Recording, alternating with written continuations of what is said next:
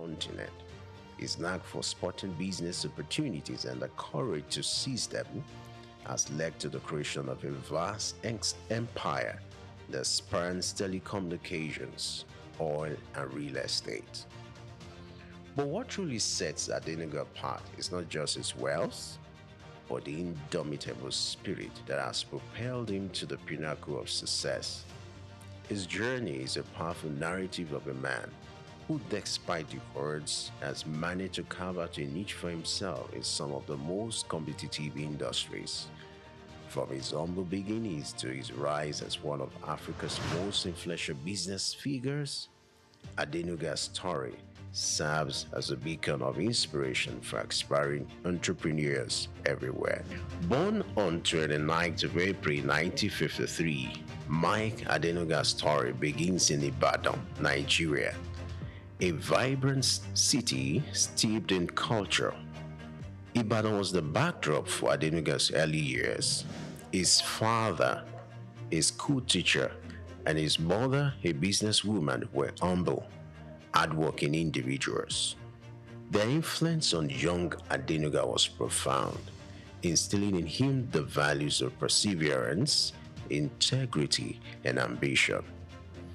Adenuga's early education took place in Ibadan, a local school where he exhibited a sharp mind and a keen sense of curiosity. His parents, recognizing his potential, encouraged him to pursue his studies with diligence and tenacity. These formative years laid the groundwork for the titan. Despite the modest means of his family, Adenuga was never deterred. He understood that the path to success was paved with perseverance and relentless work ethic. From an early age, he demonstrated a knack for entrepreneurship. His first ventures were modest, grounded, mirroring the reality of his circumstances.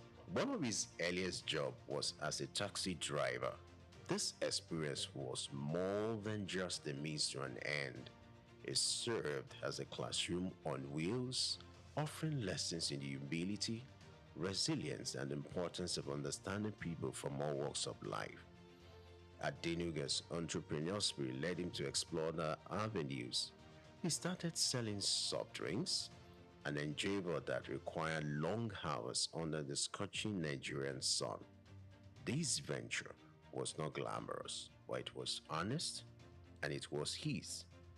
It was a testament to his commitment to hard work and his refusal to shy away from the gritty aspects of business. From taxi driving to selling soft drinks, Adenuga was no stranger to hard work. This commitment to labor, this willingness to roll up his sleeves and get his hands dirty, laid the foundation for the empire he would later build. His story is a powerful testament to the fact that success is not an accident. It is the result of hard work, sacrifice, and most of all, love of what you're doing or learning to do. His journey began with an education in the United States where he studied business administration. His journey began with an education in the United States where he studied business administration. But it was his return to Nigeria that marked the start of his entrepreneurial journey. Adenuga dove into the world of business with a daring spirit and a keen eye for opportunity. He ventured into trading of lace materials and other commodities, a business that was booming at the time. His ventures were diverse and often bold, including the distribution of Coca-Cola within Nigeria. These early business pursuits were not without their challenges, but they provided Adenuga with invaluable experience and a taste of what was to come. However, the road to success is often marked with unexpected twists and turns. For Adenuga, one of these came in form of a military coup in 1983. This event shook the nation and its effect reverberated through the business landscape. It was a setback that would have derailed his ambitions, but Adenuga was not one to be easily deterred. In the face of adversity, he demonstrated tenacity. He weathered the storm, navigating through the tumultuous period with an unvailing determination. It was during this time that Adenuga began to lay the groundwork for what will become his future empire. He was building a foundation, brick by brick, on which he will erect a business dynasty that will span across several industries. Regarded as a titan in the telecom industry, Adenuga is the mastermind behind Globalcom, Nigeria's second largest telecom operator. Under his visionary leadership, Globalcom has grown exponentially, connect billions across West Africa and beyond. In the oil sector, Adenuga holds the majority ownership of Corn one of Nigeria's largest oil exploration companies.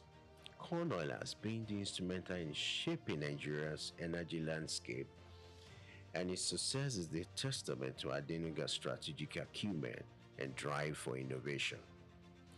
When it comes to wealth, Adenuga's net worth is nothing short of impressive. The billionaire businessman ranks high on the Forbes list of Africa's richest people, rubbing shoulders with the likes of Aliko Dangote. In 2003, Adenuga revolutionized Nigeria's telecom industry with the launch of Globalcom.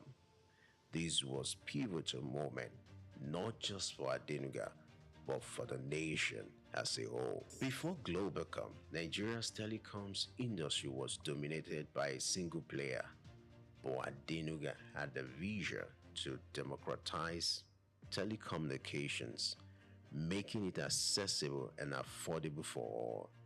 Globalcom entered the market with a bang. The company was innovative, offering unprecedented services like per second billing, which was the first in Nigeria. This level of innovation was a game changer, challenging the monopoly of the existing telecoms giant and forcing competitors to step up their game.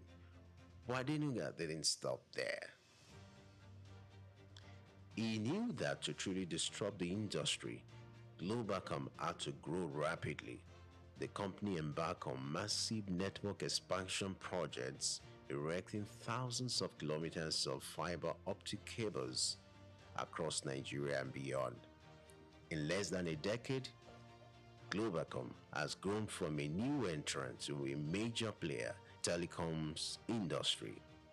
Its services reached millions of Nigerians, even in the most remote corners of the country. Adenuga's entrepreneurial spirit didn't stop at telecoms. In fact, his business acumen was put to the test in a whole new arena where he took over Cornell, Nigeria's first indigenous oil company. Under Adenuga's leadership, Cornell expanded beyond its initial operations, becoming a frontrunner in the Nigerian petroleum industries. It now boasts a strong presence not only in exploration and production but also in downstream operation, such as the marketing of refined petroleum products. Yet, Adenuga's ventures didn't stop here. With a keen eye for lucrative opportunities, he delved into the world of real estate, immersing a portfolio of properties that span the globe, from commercial buildings in Nigeria's bustling city centers to luxury residences in some of the world's most sought-after locations. Adenuga's property investments are as diverse as they are extensive. Banking, too, has felt the Adenuga's touch. He has been instrumental in shaping the industry, contributing to its growth and stability.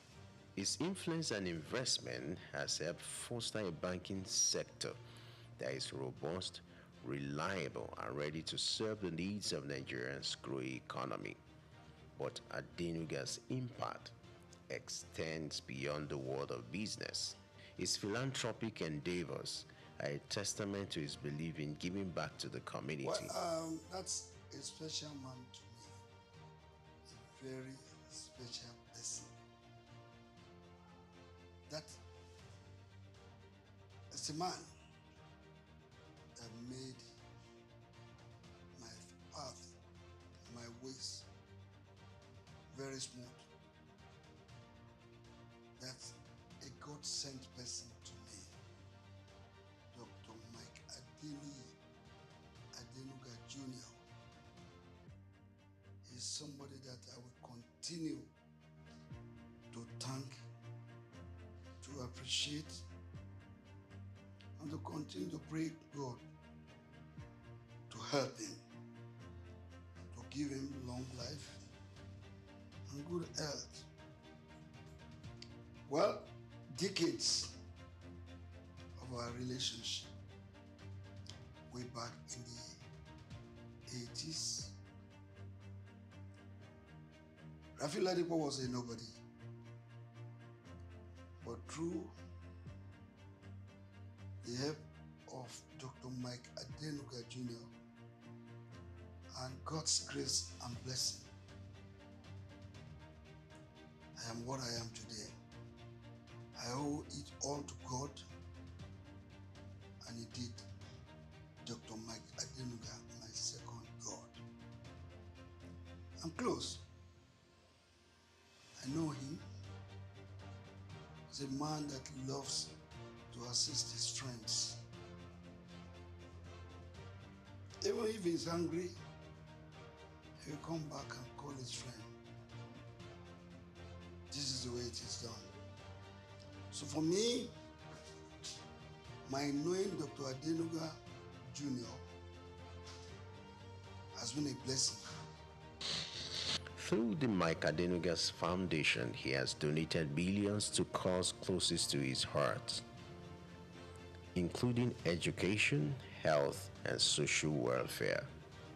He has funded scholarships, built schools, and supported hospitals, underscoring his commitment to improving lives and empowering future generations. In essence, Adenuga's business journey is not just about creating wealth, but also about creating value. Several years back, the Nigerian League had no sponsor. And it took me less than 1 hour to get Dr. Mike Adenuga Jr. understand that he needed to help our football to grow. I just called the then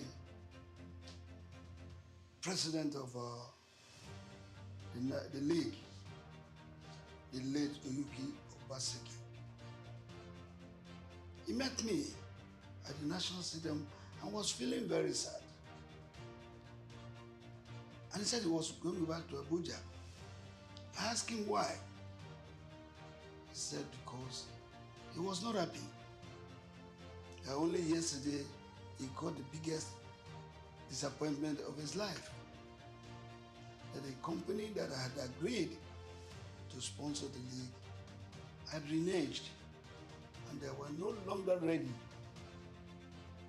to sponsor the Nigerian league again, unless they cut the agreed amount, the initial agreed amount between the National League and their company, unless they cut it into two. And he asked, how will he now prosecute the league? I said, you can't prosecute the league.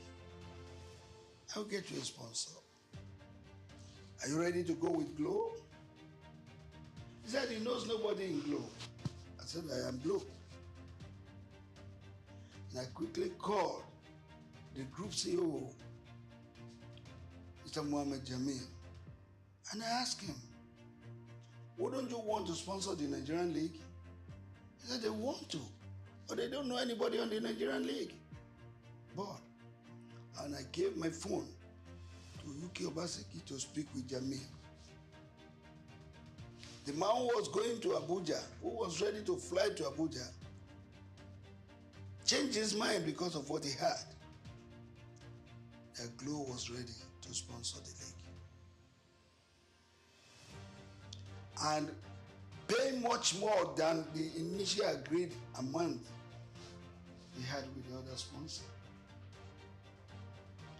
That agreement took just 24 hours. And Dr. Mike Adenuga paid a sum of 610 million naira to sponsor the league. And of course, every year, there is always an increase of 10% recurring. So that was how the Nigerian league got sponsorship through Globacom.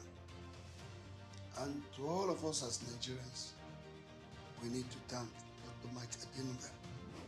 His diversification and expansion strategies have not only multiplied his fortunes, but have also contributed significantly to Nigeria's economic development, job creation, and societal welfare.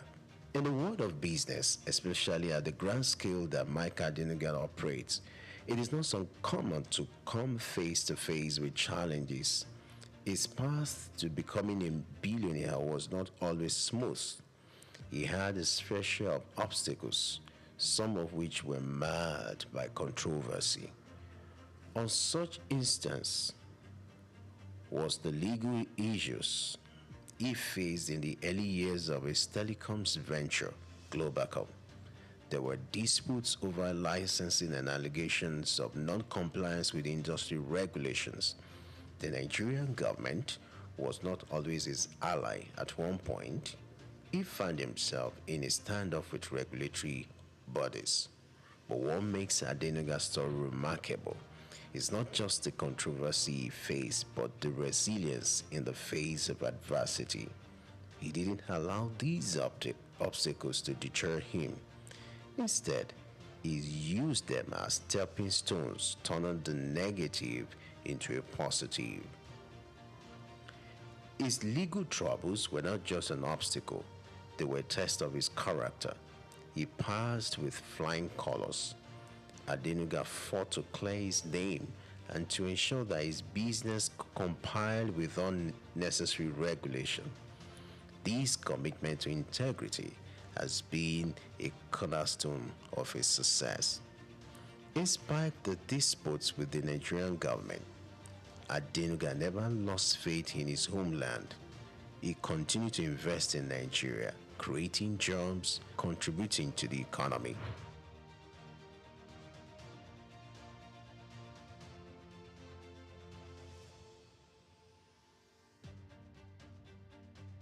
Indeed, the path to success is never easy.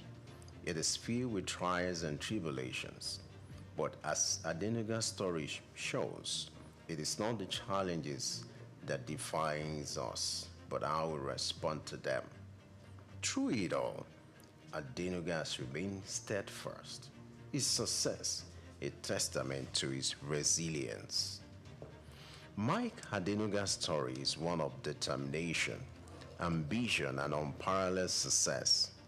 As we delve into the legacy he has built, we uncover a narrative of resilience and visionary leadership that has left an indelible mark not only in Nigeria but across the continent and the world. His journey from taxi driver to billionaire magnate continues to inspire a generation of entrepreneurs who dare to dream and strive for success against all odds. Adenuga's contribution to the Nigerian economy are monumental. His businesses, from telecoms to oil and gas, have created thousands of jobs, fueled economic growth, and contributed significantly to the country's GDP. His generous efforts, too, have transformed lives and communities, further cementing his legacy as a leader who not only builds businesses but also uplifts society. The respect for Adenuga is universal. From world leaders to business leaders, many acknowledged and admire his entrepreneurial acumen, his relentless drive, and his unwavering commitment to excellence. His name is synonymous with success. And his story is a testament to the power of vision, hard work, and tenacity. Mike Adenuga's story is a testament to the power of ambition. His journey from the humble beginning of taxi driving and petty trading paints a vivid picture of what tenacity can bring. He treaded the paths of uncertainty and risk, but his unyielding spirit guided him through the challenges. His ascent to the pinnacle of success, becoming one of Africa's wealthiest individuals, is an inspiration. But they look at like singing one song. It's a miracle walking God. It's a miracle walking God. He's the Alpha and Omega. It's a miracle walking God. He loves him.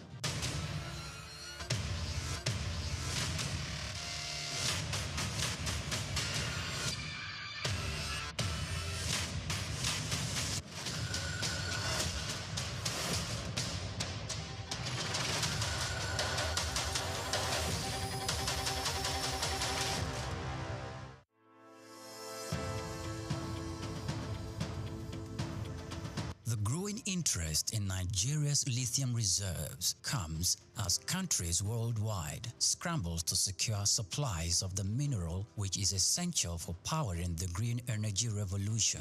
In this special report by Bayo Olaoye, the need to harness this resource for growth and development is examined with the evolution of electric vehicles and renewable energy storage systems. Lithium is a key component in the production of batteries for electric vehicles and renewable energy storage systems, and Nigeria is positioning itself to become a major player in the global lithium market. Nigeria's vast lithium reserves, valued over $34 billion, is no doubt attracting world attention, while lithium factories are springing up in different parts of Nigeria already. The attention of the international mining industry is also focused on lithium because it is critical raw material for the production of solar panels and electric vehicles. Analysts predict that global lithium market could grow robustly over the next decade, driven by the rapid adoption of electric vehicles and renewable energy technologies. Data from a global future market insight showed that the lithium mining industry has emerged as a cornerstone of the clean energy transition, driven by the skyrocketing demand for lithium-ion batteries. The surge in lithium demand is driven largely by the electric vehicles market, which accounted for over 70% of the global lithium consumption in 2024, according to an Iranian-based research firm. With countries such as the United States, China, and members of the European Union pushing for next zero emission by mid-century, lithium demand is expected to escalate further. The federal government, indeed, the Ministry of Solid Minerals Development, should intensify efforts geared at renewing and resuscitating the viable lithium industry in the country to its full potential. As Nigeria diversifies its economy into other sectors, the lithium industry offers hope and expectation that this sector would earn more revenue for the country. Nigeria should not just watch with folded arms, but must strive with the political will to develop and strengthen the country's vast lithium reserves.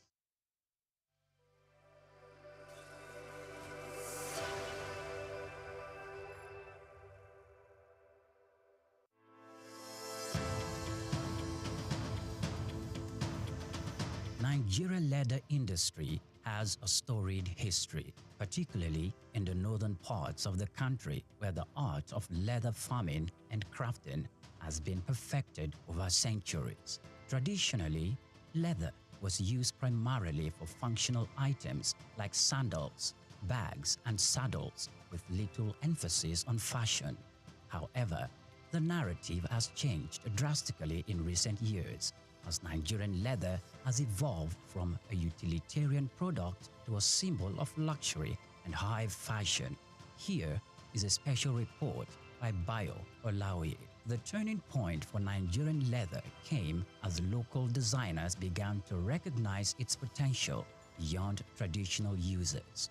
they started to experiment with new designs, creating products that appeal to the modern consumer while maintaining the heritage of craftsmanship. The result has been a wave of leather products that are not only functional but also stylish and desirable on the global stage. One of the key factors driving the revolution is the exceptional quality of Nigerian leather.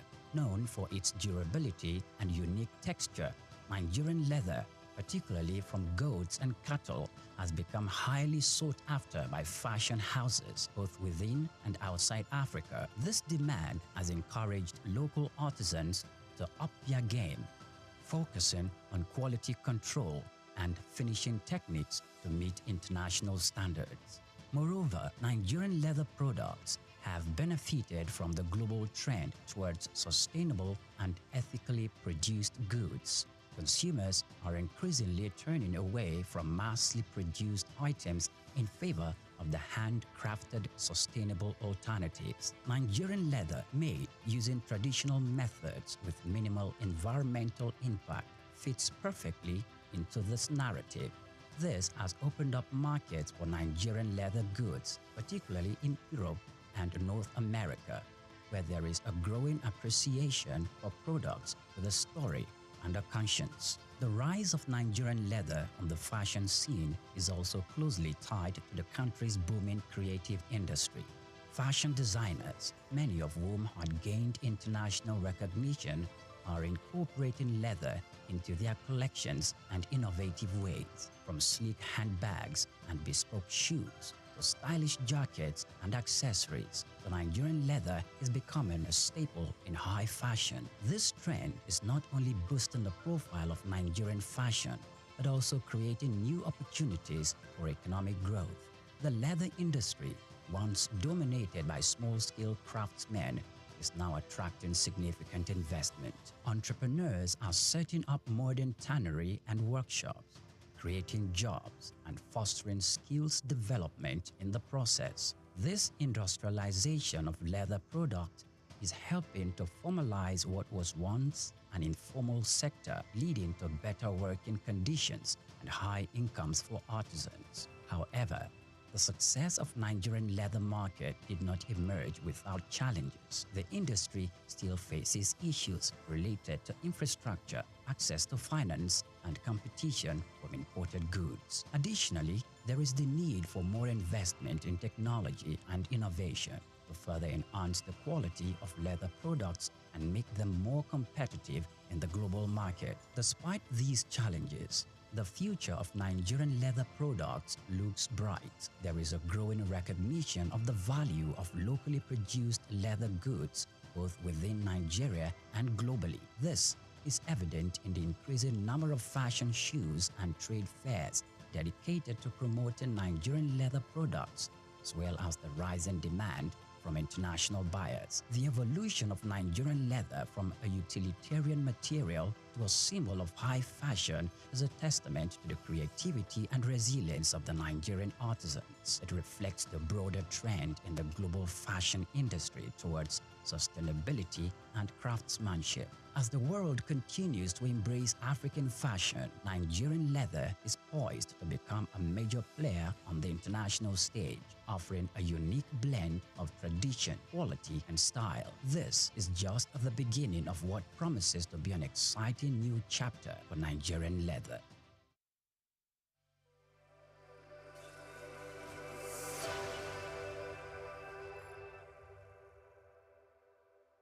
Muhammad Yunus was born on the 28th of June 1940 in the village of Batwa, Chittagong, a British Indian colony which is currently known as Bangladesh. He attended Lama Bazar Primary and Secondary School in his village and passed the matriculation examination into Chittagong Collegiate School, where he ranked 16th out of 39,000 students. After his graduation in 1961, Yunus joined the Bureau of Economics as a research assistant and was later appointed lecturer of economics at the Chittagong College. During that time, he also set up a profitable packaging factory on the side. In 1965, he received a Fulbright scholarship to study in the United States, where he obtained his PhD in economics from the Vanderbilt University Graduate Program in Economic Development. Between 1969 and 1972, after his keen education excellence of apex heights and proportions in the United States, he returned home and was appointed professor of economics at the University of Chittagong. He was eventually appointed onto the board of directors to the United Nations Foundation, where he served for 33 years. When Bangladesh suffered a famine in 1974, Yunus felt he had to do something for the very poor. In his country, he founded the Grameen Bank. His motivation was to create economic and social development for the very poor, giving long-term loans to those who wanted to start small enterprises to pay back when they can. The aim to help was to get many of them out of poverty. For this, he was awarded the Nobel Peace Prize in 2006. Muhammad Yunus is a recipient of numerous international awards for his ideas and endeavors, including the Humanitarian Award in 1993, World Food Prize in 1994, Independence Day Award in 1987, Bangladesh's highest award, the King Hussein Humanitarian Leadership Award in 2000. He was also awarded the Volvo Environment Prize in 2003, Nikkei Asia Prize for Regional Growth in 2004, Franklin D. Roosevelt Freedom Award in 2006, as well as the Souq Peace Prize in the same year. All humans are born entrepreneurs, he would always fondly say. His heart showed through his everyday life.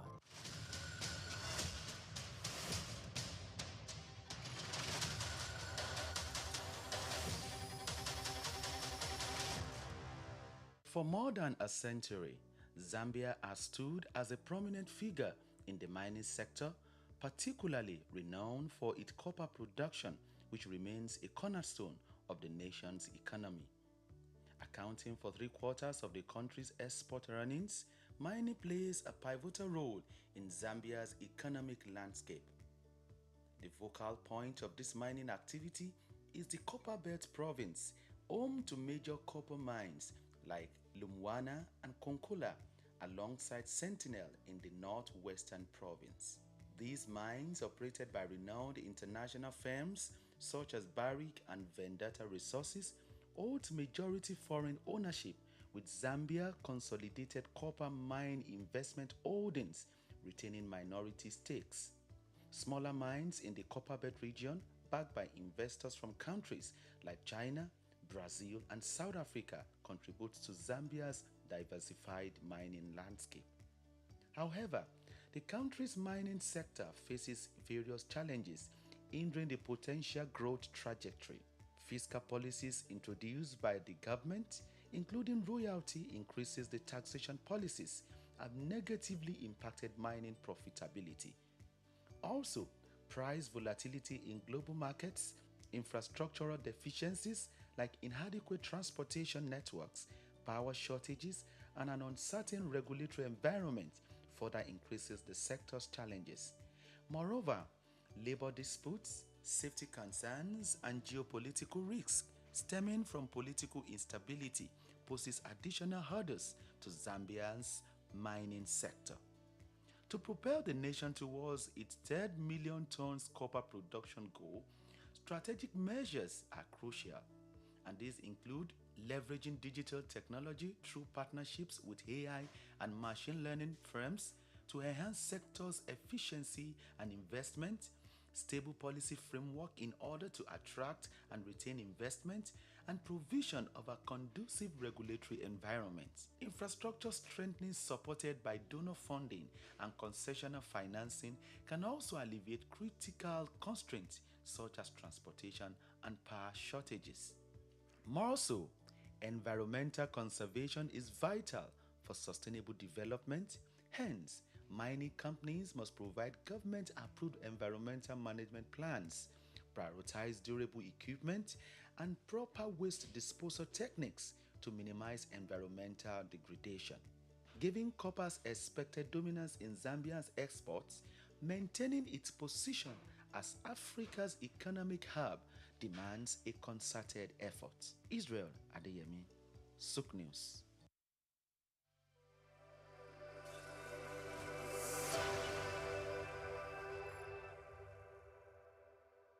Cashew nuts, ranked among Ivory Coast top cash crops, play a crucial role in the country's economy, generating substantial revenue and supporting livelihoods across the country. As the world's leading exporter of raw cashew nuts, Ivory Coast contributes an estimated $800 million annually to its economy and also serves as a vital source of income for over 410,000 families, particularly in rural areas where few other opportunities exist. Cashew trees flourish in Ivory Coast northern regions, including Bondukau and Savannah, known for its high-quality nuts and extensive plantations, just as Worondogu and Bagwe in the north central and northwest are also emerging as key producers. These regions not only drive Ivory Coast cashew production, but also support local livelihoods and economic growth.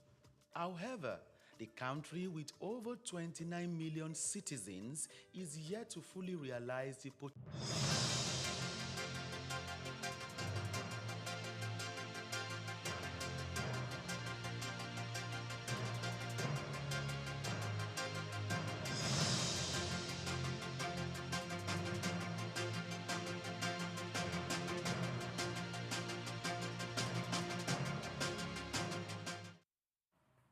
And here we are again in your face to bring you the front butters on Souq News TV. I'm Blessing Aichi. This is Wednesday. We've come midweek so far in the last week, the last full week of the month of March 2025. I run with two gentlemen who are brilliant, who are energetic and passionate about bringing change to Nigeria, to Africa, and across the globe. Are you passionate about bringing change? That means you're the right audience for the show, because we tackle critical issues just so positive change can happen. Dr. Dausa Osamanze and Priyu Kumali are here with me this morning. Doc, good morning, sir. Good morning, Blessing. Like Jeff Bezos says, you can be grinding for 4 years with no result. But all of a sudden, in the 5th year, you change the entire world. So the power of not giving up is real. Yes. And I think we should keep trying. Yes, consistency is it. Priyu, Yes, how are you doing today? I'm okay. Good morning to you, Doc. I like the word you used, the power of not giving up. Well, if you are a Nigerian, Oh, so even go to Yoruba side. if you are a Nigerian, Expressive. if you are a Nigerian and you give up on yourself or any of your aspirations, I think you need to be checked again. Your DNA needs to If be really checked you are again. Nigerian, because Nigerians are resilient people. Yes. Oh yes, we're not rubbing it in your face if you are not Nigerian, but we're saying that resilience is needed in everything you do in life so that you can actually keep pushing until you get the achieved results. There's a lady who always warns me that she wants to steal something from me, but today she didn't succeed in stealing anything. She only succeeded in wearing a collar that's close to mine. I'm talking about that lady that always says, I bring you something you don't want to miss. Swift Aderita. Swift, good morning. Blessing, good morning. You don't know yet. You see, I have security around you already. I'll put some people on You mean you. you have spies around The way it's going now, any color you want to wear, now also be twinning. I'm blocking that camera right now. Blocking it. Good morning, doctor. Good morning. I've missed you. And as usual, you look like you are going to visit the president. This suit is amazing. I need the connect. Wow. Okay. Priya, good morning. How Good you morning doing? to you, Swift. Thank you Should so I much. tell you why he looks this way? Yes. Don't worry, I'll tell you behind camera. Brother of the groom. Of the groom. Good morning, Nigeria, good morning, Africa, and good morning to you that took your time to watch. And they say that today is the last Wednesday in the month of March, and so you should work towards achieving all your goals. It's not over until it's over. Welcome to something you don't want to miss. My name is Swift Aderito, and of course, this is the news told in a toned-down manner, so let's jump right into it. My first story. They say no matter how fast a chicken can run, one day the owner will catch up with it. I'm talking about some people who have been caught. The National Security and Defense Corps in Ondo State Command have said they have uncovered an illegal crude oil reservoir in the state. This is contained in a statement by the spokesman of the command, DSC Daniel Ademinebo, who said that, or who made this available to newsmen on Tuesday in Akure. Ademinebo said that the illegal crude oil reservoir was uncovered during a joint operation with the Nigerian Army and other security services. He added that the reservoir was hidden in a forest in Ilaje local government area of the state. Story 2. Oyibo people all over Nigeria are suddenly trying to claim they are from Ekiti State, as the federal government has announced plans to take strict action against illegal migrants into the country from August 1st. To allow compliance, a 3-month grace period will be given from May 1st to August 1st, during which the new expatriate administration system will be implemented before enforcement begins. The Minister of Interior, Dr. Olubumi Tunji Ojo, disclosed this on Tuesday in Abuja during a meeting with the Nigerian Employers Council. He also warned companies obstructing the Nigerian Immigration Service from performing its duties, stating that the government will no longer tolerate any company that tries to prevent them from carrying out their duties, and will face strict action and would not be tolerated. My final story. Of course, this is another movie loading. Workers of the Nigerian Railway Corporation have written to the Managing Director, Kayode Okpeifa, the Nigerian Labour Congress, and the corporation's workers' national body called for a discreet investigation into the crisis between workers and the management of the Corporation of Business Arm.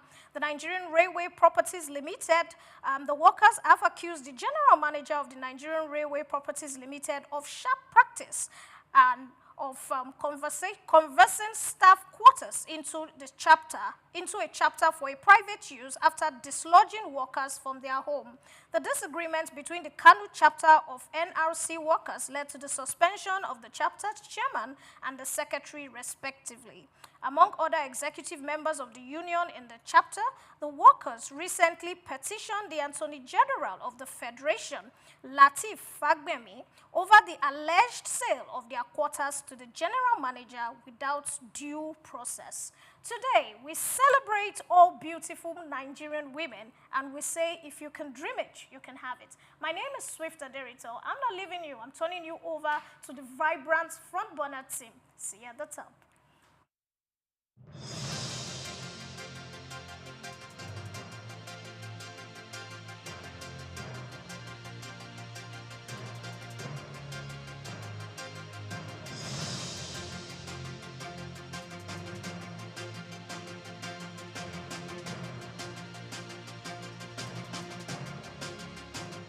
My name is Shino Gbadegeshi. I'm the CEO Gozi Micro Insurance. Continue to watch Souq News. Adenike Adeyemi, Executive Director of Faith Foundation. Keep watching Souq News. My name is Shepherd Michael Adewale Onofuye. I enjoy you all to always watch Souq News TV. Hey everyone, Majuli Obaje here representing Gigi. Keep watching Souq News, okay? Stay updated with Souq News. My name is Aton Kame. I am the head of MSME Banking. Please keep watching Souq News and stay glued to Souq News. I recommend that more and more people should watch Souq News because they deal with business news. Hi, my name is Amaka Wokolo. I am the director of the Faith Institute at Faith Foundation. Keep watching Souq News.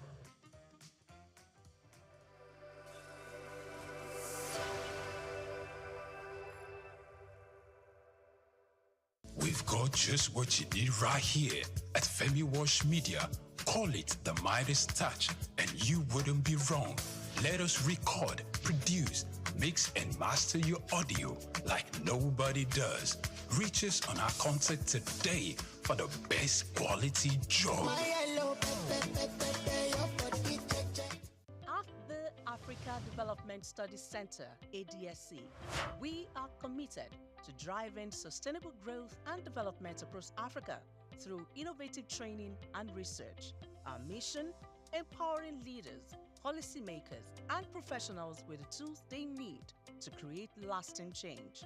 With customized training, dynamic research programs, and study exchanges on leadership, management, and other critical development topics, ADSC offers a platform for exchanging cutting-edge ideas and global best practices. We provide comprehensive services in research and consultancy, capacity building and training, education programs, publishing, and knowledge sharing.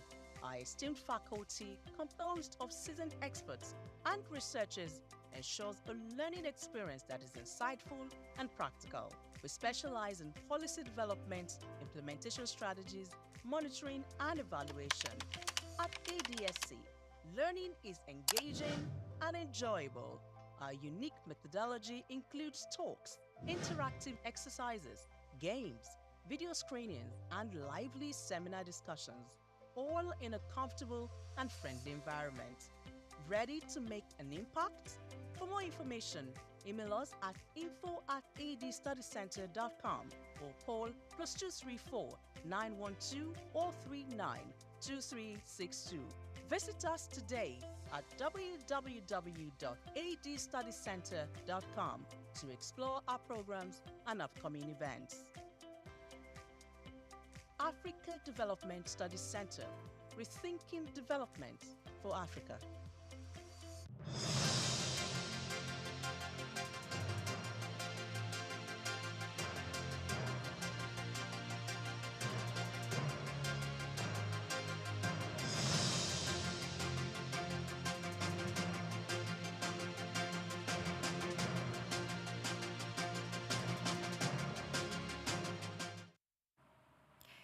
Many thanks for staying tuned to the front burners on Souq News TV. So, during something you don't want to miss, there's a story that really caught my attention, and that's the story of foreigners, but using the way they're called on the street, like local language, Oyibo people claiming they're indigenous of Ekiti State. That story really caught my attention. I was wondering really how, because we can see you clearly, your physical features tells you're not. Now, even if you stayed long enough to become a resident, but to claim you're indigenous, it's a good thing though when they want to stay, because perhaps they've been enjoying some progress and maybe the companies that some of the expatriates are working with favors them, and so they want to stay in Nigeria. But it just sounds funny. I don't know if it sounds funny to anyone else. The way Swift Aderito puts it, like Oyibo people claiming they're from Ekiti State, not just from any other place from Ilaje.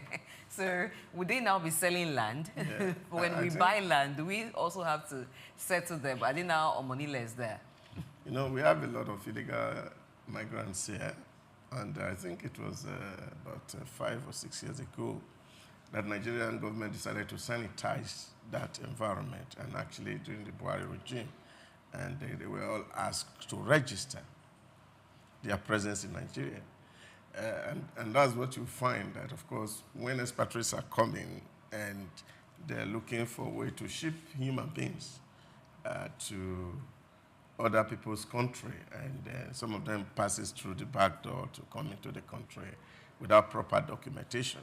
And that really poses some risk. But of course, you know, it's like the same story everywhere. When you see raid happening elsewhere, and you see how your people too are running and looking for hideout. So they could become a hideout.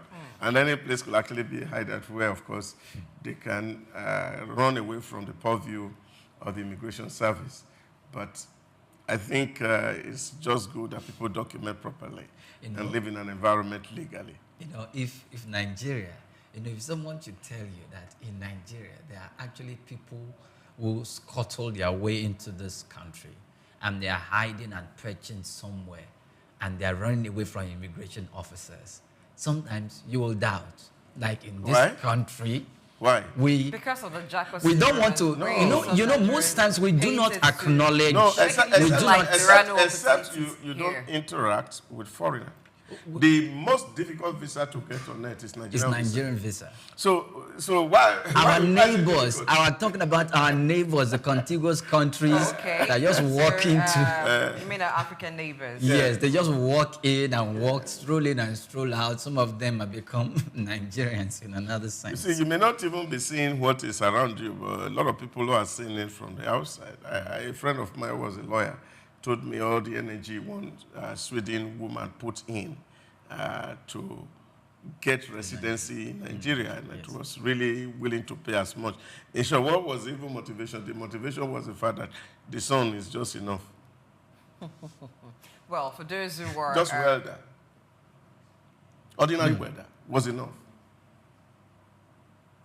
The son of the woman. The welder's son. Oh, okay. The son. That's what she was. She's coming from. For her to stay around. And yet some persons would complain, it's too sunny, can we have rainfall? Okay. When you have rainfall for a while, can we have sunny? Sun, please? Human beings. God bless Nigeria. Indeed, human wants are insatiable. All right, moving on to some stories that made it into the news. We'll begin from a very interesting one that has to do with shipping companies bleeding developing countries $11 billion in lost taxes, according to a report. So up to $11 billion in potential tax revenue is slipping through the fingers of developing economies each year due to tax loopholes exploited by global shipping giants, according to a new report by Opportunity Green.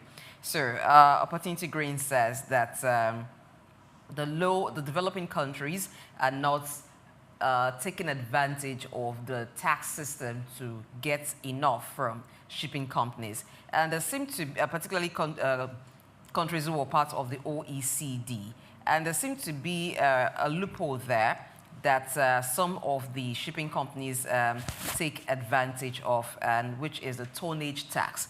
Taxes paid on the ton of whatever shipments that the shipping companies carry rather than profit. So companies that are making huge profit and paying tonnage tax, is like the tax is not able to get enough because of the tax system that some of these countries operate.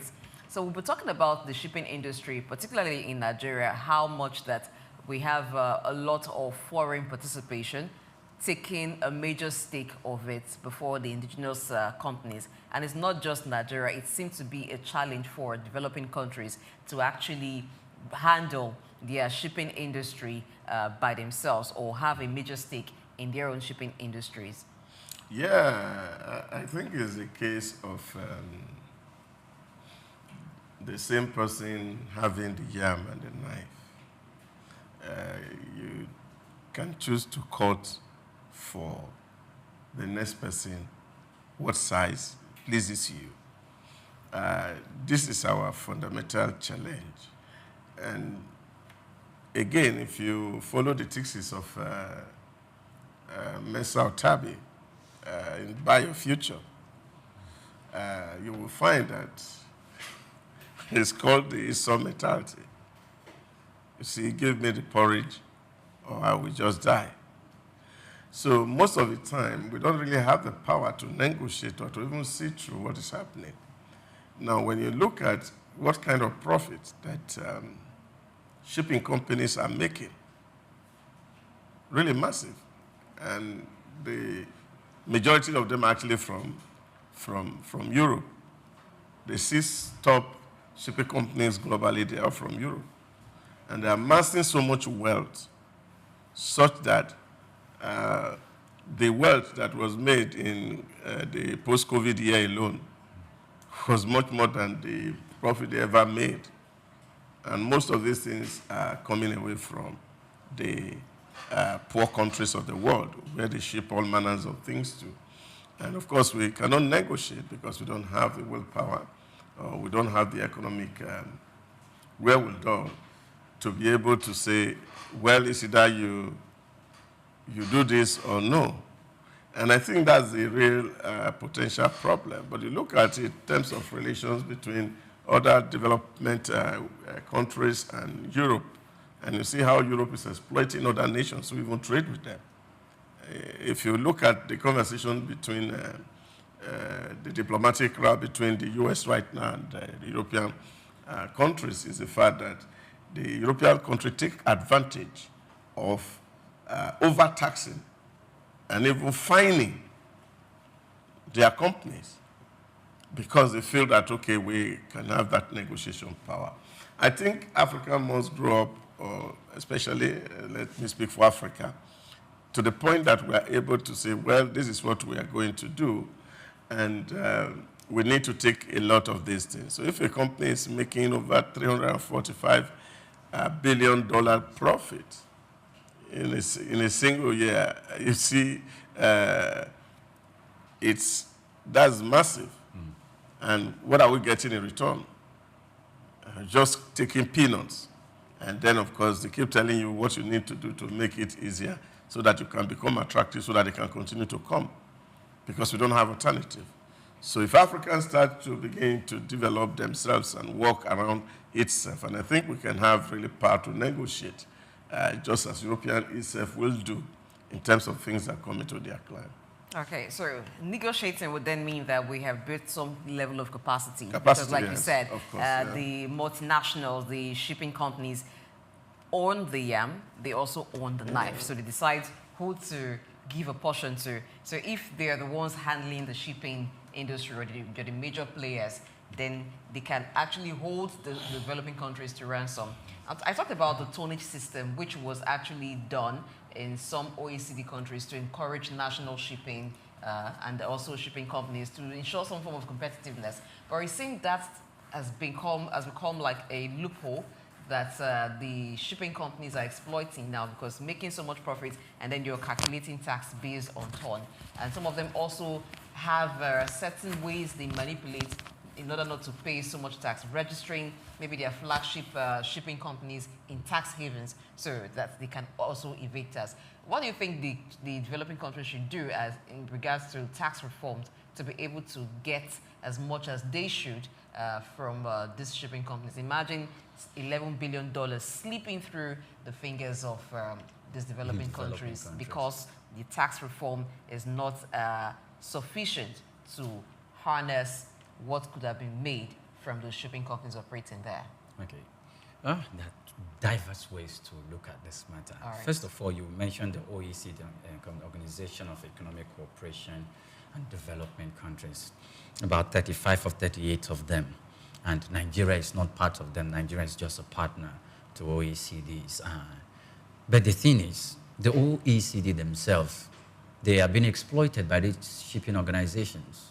And they've not been able to review the tax or the laws, the regulatory framework that should be guiding maritime activity and the shipping. $340 billion within the space of 2019 to 2023, and that is just profit alone. That is profit alone for those organizations. So if we look at that, and I look at the body language of the OECDs, including the developing nations of Africa, for which Nigeria is one of them, I intend to just look at a few things. 10 of these shipping organizations, 9 of them are European countries, and they are domiciled, their headquarters are domiciled over there in their countries. They ship and they make this profit. But when we look at the shipping and the maritime industry of the developing countries who are the receiving end, let us look at the maritime sector in some of these African countries. Egypt, when we talk about maritime fleet, Egypt has about 4,000 ships plying the Mediterranean Sea, and they have about 31 seaports. Second, Nigeria has about 28 seaports with about more than 800 ships. Owned by fleet. Nigeria? Well, ownership, I'm not certain, but we have more than 800. Liberia is another hotspot that has quite a large fleet of maritime, but they only have 4 seaports. Angola, about 21 seaports. And we have African countries. So, and the reason for that is not far-fetched. Egypt is close to the Mediterranean Sea. And since maritime and shipping activities are what, give the nations or places a nation strategically, most especially African nations, strategically to deal with issues of trade and development and be able to have the environment or the maritime infrastructure to receive all the goods, all the products that are being imported from these developed countries into Africa, which are then, shipped into the inner cities that bring forth development. And this moves from both just products to machineries that facilitate manufacturing and development. Now, if Nigeria falls under the second cadre in shipping and maritime in Africa, that means when we look at the entirety of shipping and maritime in the continent of Africa, between number 1 and number 5, Nigeria is there. Even though we can then categorize by fleets, then by the number of seaports, because if it's by the number of seaports, we come second. If it's by the number of fleets, we come second. Because if it is by the number of fleets also, we are like 5th in the world. Fleets, let's look at ownership number of of ships. Because the ownership of the fleets will determine what power you have to even regulate the sector. Well, you have provided an environment. There is a market. If there is a market that requires certain products that need to be ferried across the Mediterranean Sea, and that market is in West Africa, a majority of that market by way of population, Nigeria is in the advantaged position.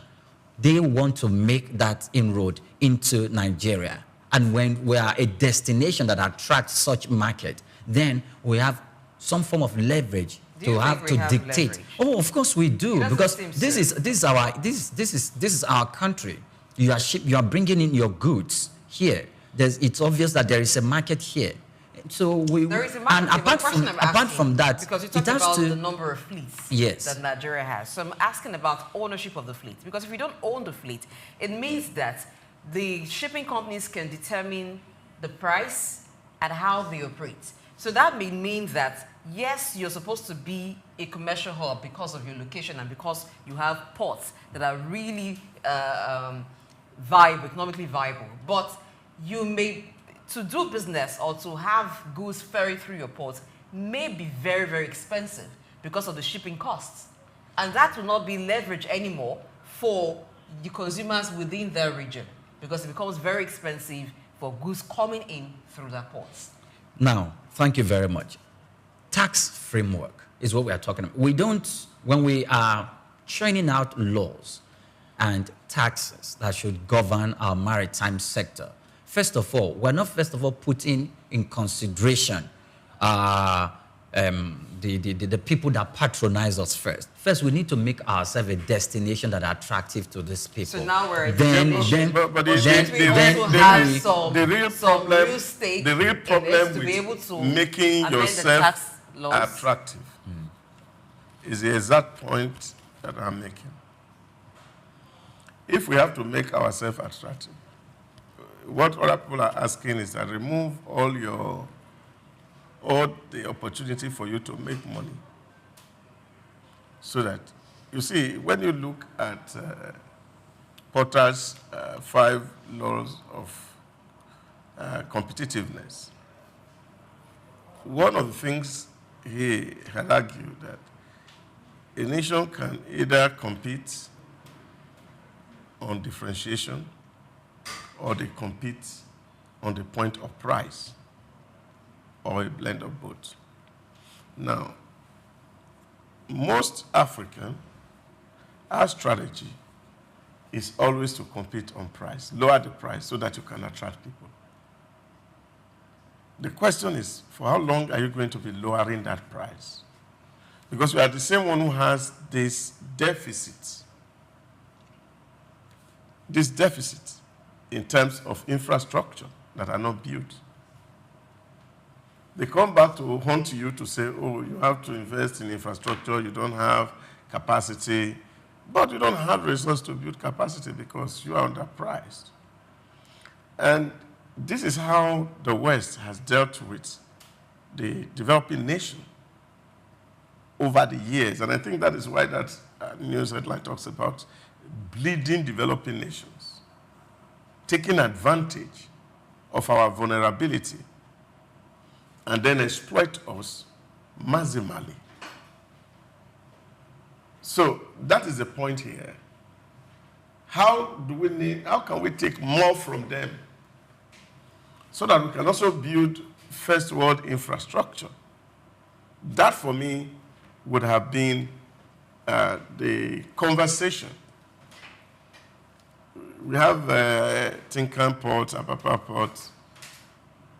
Infrastructure has not been upgraded since it was built. Same level.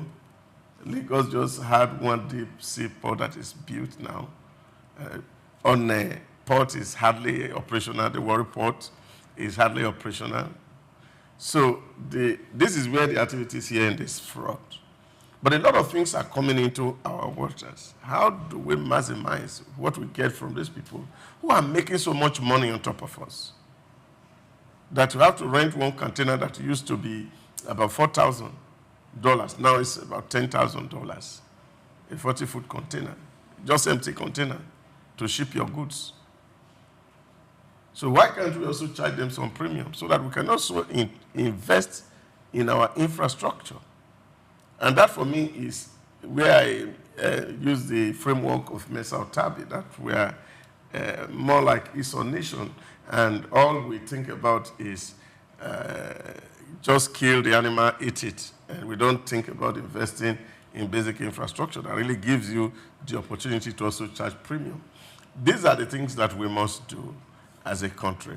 We need to invest in our basic infrastructure and then, of course, use it as a basis for negotiation. But the problem is that when you get to a negotiation table with an empty stomach and you are pressed for food, otherwise you will die, just like the story of Esau in the Bible says, give me this red porridge or I will die. And what use is birthright to me? So that's what we're seeing with African nations, that many of us see that, oh, birthright doesn't mean anything to us. So if I die, what will be the use of the birthright? We will not necessarily die. It's for us to be able to do our things well and see how we can invest in basic infrastructure, and then we'll be able to actually charge premium for some of the things we do. So I feel it's us thinking inward. Okay, so that's why I was referencing taxation. You know, if you look at all the shipping companies that were mentioned, recently when the Nigerian customs came out to increase some form of tariff on importers and exporters and shipping, and a particular shipping company, is it the CAG and CGM, which is like a French company that's into shipping. It is one of the 4 major shipping companies in the world. It is also among the shipping companies that was mentioned in this excerpt. And it is saying that that means it's part of the companies that carted away those $340 billion profit. In 4 years. In 5 years, 2019 to 2023. And Nigeria, since it is also domiciled here in Nigeria and other African countries, it is part of that chunk. So Nigeria should look at all this and go back to the drawing board. Now, remember that those who were complaining were the local businessmen, because they went ahead to increase. They told them Nigerian customs had increased that. The NPA gave an increase, citing that they've not done that for quite a number of years, and they need to upgrade infrastructure on the port. So they went up and increased theirs too. Now, we are, with that number, with that amount of profit that these shipping organizations are taking away from Africa, from the continent of Africa, because about $174 billion, that means almost half, if not a little bit more than half of that $340 billion was taken from less developed countries. I don't think that's a profit they will want to forego because we review our regulatory and tax system to tax them a little bit more because we need to have something to upgrade the level of infrastructure in the maritime sector in Nigeria or in other African countries. I don't think that's a level of profit they will want to just throw aside and say, oh, we'll stop doing business with you. No. Then we have to empower our local shipping lines to make sure they take care of that. Just the same thing that is happening in the aviation sector where Festus Keyamo is really making relationships with Canada and with other European countries to make sure that there is, with one ticket, you can get to more than 3 destinations, or you can get a straight flight from Lagos down to a place like Canada and to other countries where it didn't exist before, using the BASA instrument that governs the airspace. So we should emulate that, and it should be replicated in the maritime industry. And instead of the government, because it's going to serve as a tax haven for the administration, for the government to really tap into this, the maritime sector. If we do not do that and we are only focusing attention on other aspects, I think we'll be on the losing side. Imagine losing out $11 billion. And with the strategic position that Nigeria is, I took a little calculation to look at the $11 billion. If converted to Naira, that's about 16.8 trillion Naira. And if it is in 4 or 5 years, that's about $55 billion. And if we convert that, then we're having about 84 trillion Naira. Imagine Nigeria having about 30% of that chunk of 84 trillion Naira because of the strategic position that we occupy when it comes to maritime in the African continent. Yeah, but you see, the thing that is not measured is the fact that this is taking advantage of the loopholes in our laws. Yes. And rather than us focusing on the major things that happen, we see one week, one trouble.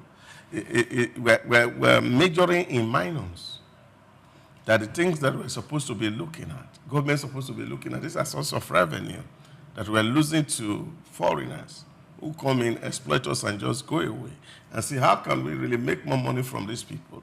We don't think about that, and so we keep fighting ourselves and over VAT. Spend huge energy. Even the one over politics is worse than even the one on the VAT. And like I said, really, because, you know, the feeding bottle economy that we run is the one that actually is it. Everybody just wants, at the end of the day, you get something at least to share. But people are not looking at where more money can actually come in. So I think that we need, as a people, to strengthen our tax laws and regulations so that we have to modernize it as time changes, to accommodate for new opportunities that I imagine, so that we're not losing out at both ends. It's not just enough for African countries to go out and be begging money. We have seen that, yes, we may not be celebrating Junta here. The young man in Burkina Faso has demonstrated that it is possible for African actually to do some things without necessarily relying on foreign power. We saw him turn down a decision by Saudi to come and build mosques in his country and say that's not what we need. People need schools, they need hospitals, they need good roads. They don't need more mosques. We saw him turn down loans from IMF. I said, I don't need it. There are so many things we can commercialize within our environment that give us money. And I think we need more African leaders who would be bold enough to actually look at these people in the face and say, well, if you want to do business with us, come to the table and let us negotiate. But not negotiating from the point of weakness, which has been the bane of African industrialization. Sir, this Open Opportunity Green Report says that if the tax system in developing countries, if the tax system in the shipping industry was fair, governments of those countries would have gotten $42 billion. Yes. And that would be able to take care of food aid program and some other aid programs that they are depending on foreign agencies to provide sponsorship for. Now, I'll talk on the commercialization of the shipping industry. You know, you're talking about the number of fleets that Nigeria has. So let's make the distinction between Nigerian-owned vessels and Nigerian flagged vessels. Yes, there are Nigerian flagged vessels, meaning that these vessels have been registered to operate within Nigerian maritime industry, but Nigerian-owned vessels are not that much. That's why we have a lot of foreign companies being the ones majorly operating the Nigerian maritime industry, because we don't own those vessels. They just operate here. So in terms of Nigeria's contribution to the global maritime industry, it's very low. So we need to invest in that segment. We need to invest in that segment of our economy if we are to be able to harness the gains. Yes, it's good for us to review the tax laws. And there are also some international tax laws that may make it difficult for certain companies for you to get more tax for them because they've registered the headquarters of their companies maybe in tax havens. But there are still a lot that can be done. There are loopholes that can be closed so that more taxes can be gotten. But for you to even negotiate, you still need to develop your own capacity so that while you're negotiating, it is not negotiating from a standpoint of from a disadvantageous position that they are holding you to ransom, because if you are asking them to pay more tax, or if you're reviewing the taxes, because they control the markets or they control the industry, then you can't do much. But if you're also able to improve, even if it's just domestic cargo, you're able to cover that aspect significantly, then you'll be better able to negotiate. Because this sample was done on 139 global shipping companies. So it's a lot. And for the report to state the countries that are losing out, it means that this needs to change for developing countries to be able to gain. If you have companies that are operating within your waterways, they are benefiting a lot, doing business, ferrying, and sometimes even extracting your resources, your maritime resources, that you are unable to extract because you do not even have the infrastructure.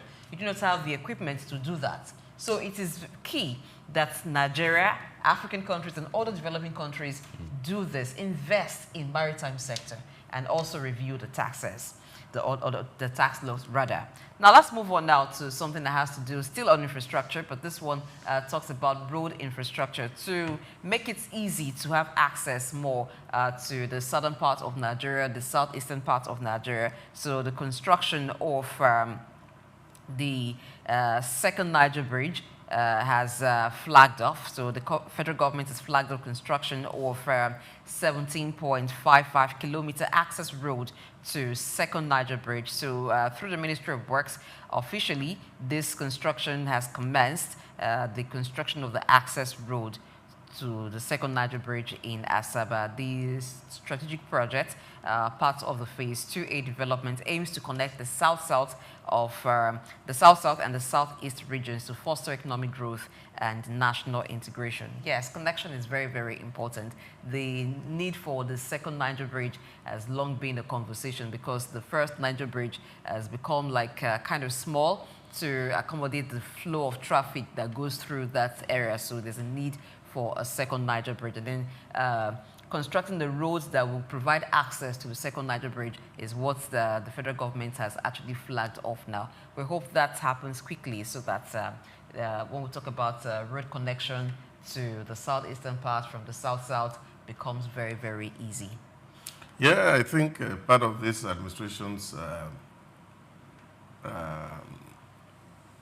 blueprint of development is to create some legacy projects that, of course, will last for a very long period of time in terms of opening up the Nigerian space. And I think we need really more roads as a country because access is critical. If you see other nations and see the interconnectivity between the roads, because it also goes a long way in actually easing the pressure of pricing. You can imagine that if I'm going to be going to Onitsha, for example, and I'm stuck in that bridge for 4 hours, I'm running petrol, and then of course I have to find the cost of that petrol from commuters at the end of the day.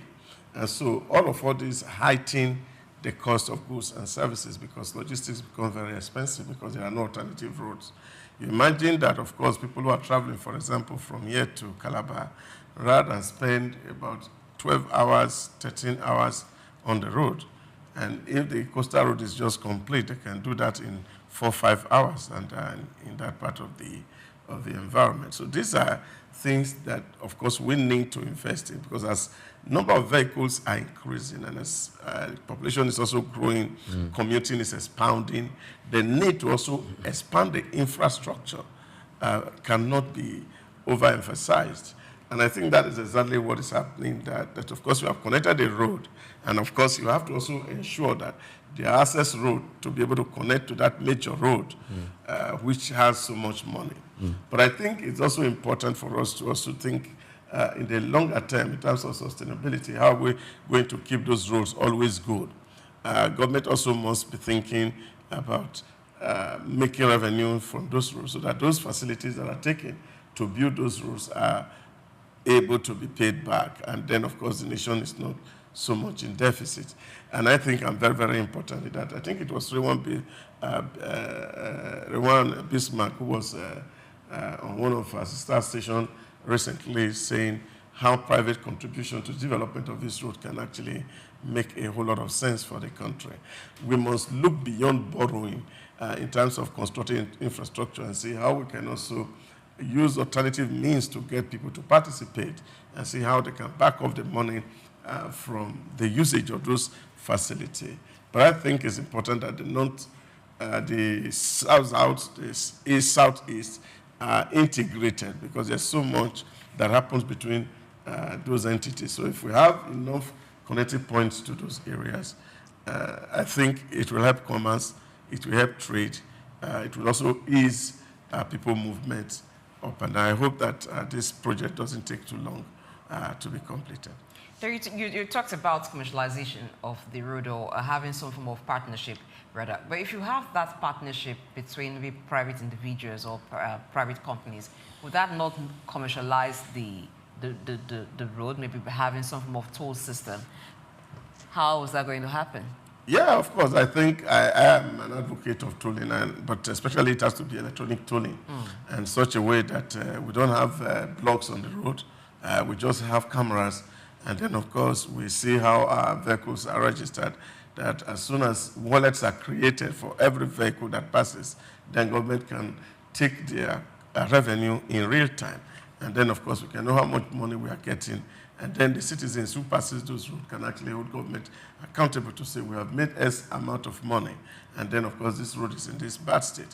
So these are the things that, of course, give our rights and duties as citizens, that once we do what we're supposed to do and do them very well, and ensuring that these monies are not entering into private pocket, then, of course, we can have better facilities. We can build much more road. I can but continue to use the UAE example, the project Souq, that is earning them over 800 billion annually. Now, you can imagine how much that money is and see why that environment keeps developing. For every single car that passes through the toll, of course, 4 dirham is taken. And that 4 dirham means so much to the United Arab Emirates government. And they are making so much money from the road, and they are building more infrastructure that they are now even oversaturated with infrastructure. I think we can just copy and learn from these nations and then do copy those best practices and do things well. And then, of course, we all have the benefit of a proper logistics, and then people don't waste too much of energy having to travel. Yesterday, I was traveling to Imo, and somebody was saying, look, we have wasted so much time because of the delay of the aircraft.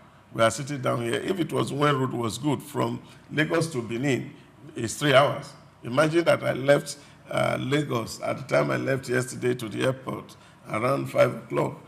By 8 o'clock, I'll be in Benin. By 10 o'clock, I'll be in Owerri. So I don't need to even fly if the roads are good. And I think these are the things that government really needs to understand, that, of course, people have alternative, and even the cost of flying will reduce because see, people have the road alternative.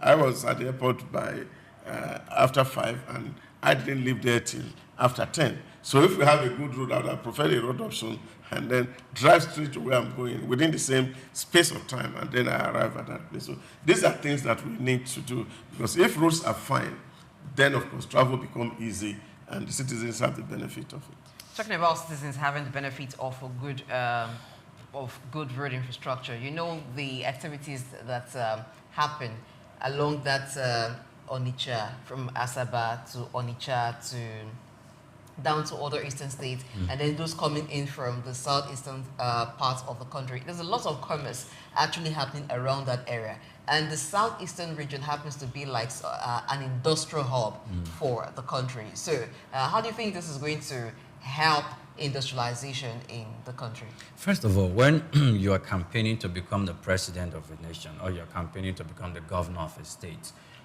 there are instruments with which you can work across board to bring about the fruition of your agenda, whether it be the state government, the federal government as the national government. And I think we should also start holding on to the garment of our representatives in the green chamber, in the red chamber, and in the House of Assembly of the states too, because they sold some things by way of manifestos to the people that when you vote me to become your representative in parliament, I'm going to carry out, fulfill X, Y, Z.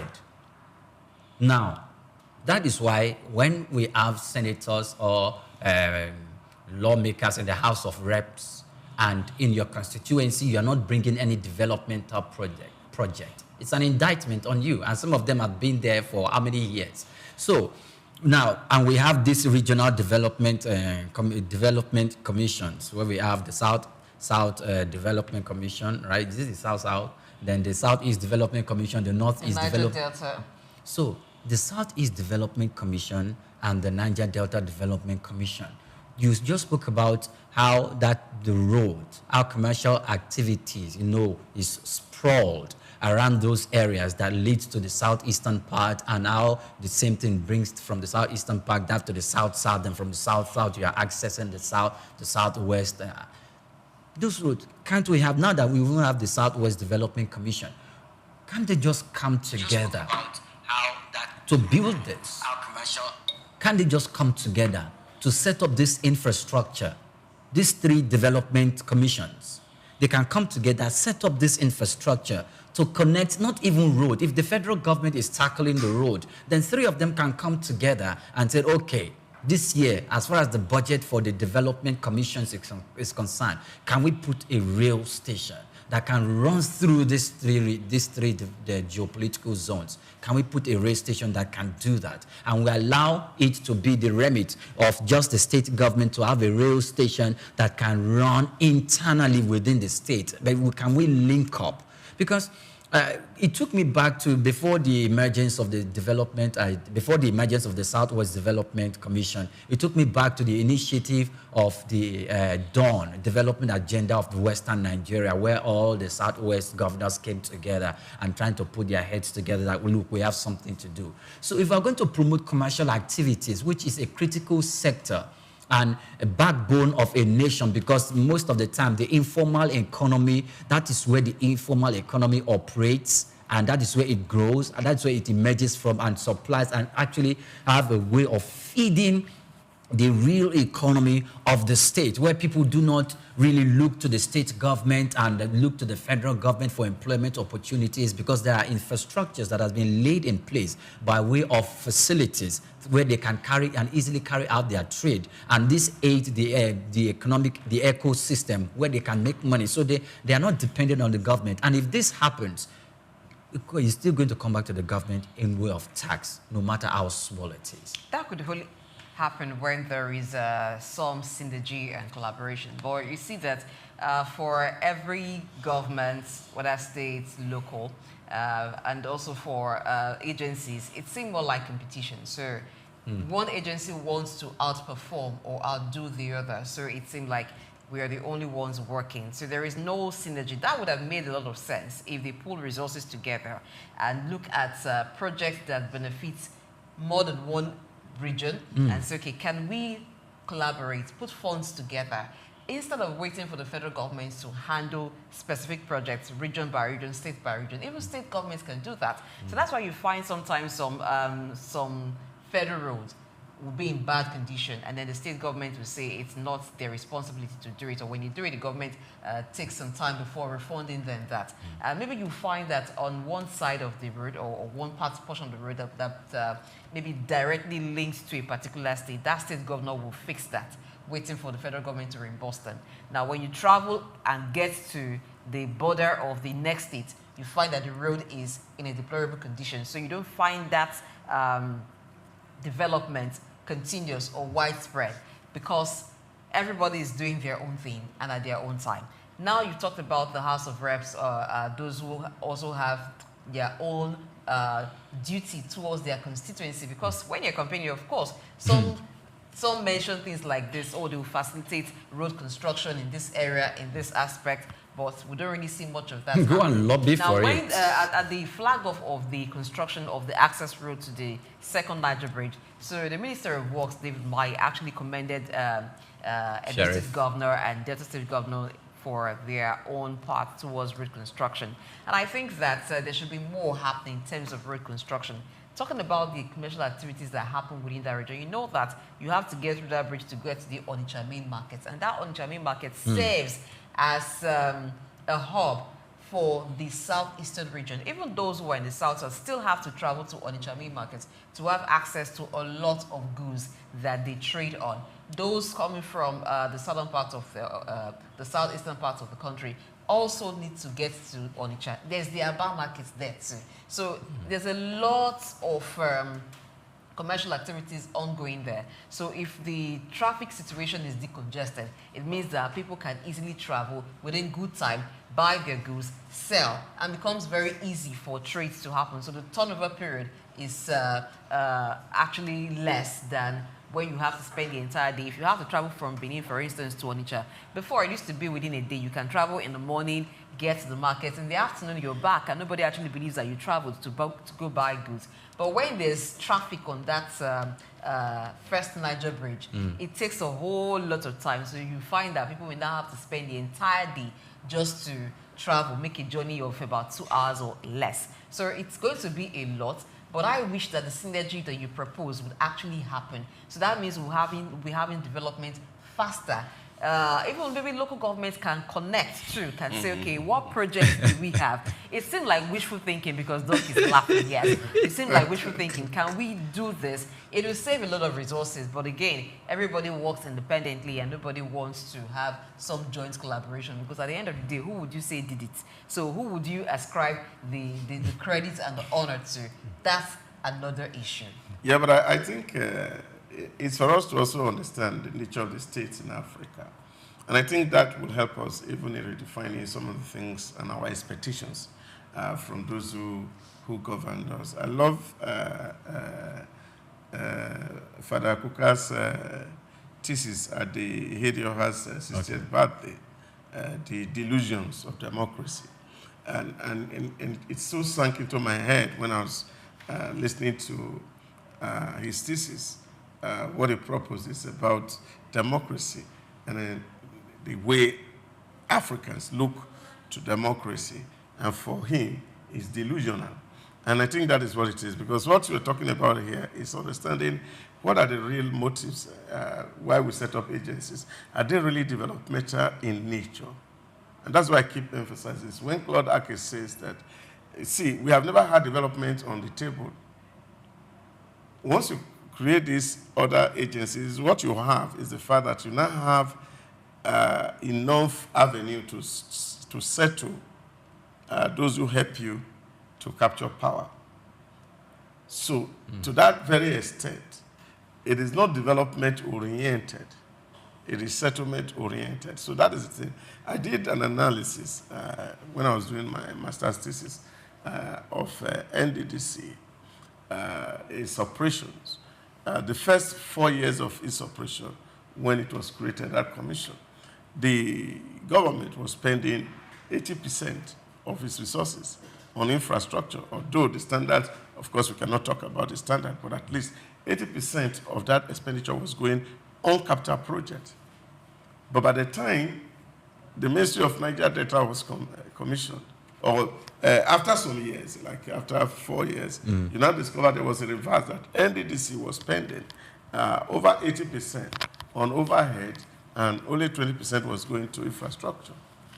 So that's also you are going to see, whether it's the northeast or the southwest or the northwest or northeast development commission, because the whole idea around it is the sharing of the national cake and how much more gets to our region and who gets that really, but not what gets into the actual development of the entire space. And I think this is where, as citizens, we need a lot of enlightenment and consciousness so that we can see how we can actually deal with the issue of party politics in Africa, that we are not going to be expecting one man to bring his money to develop a party, and at the end of the day,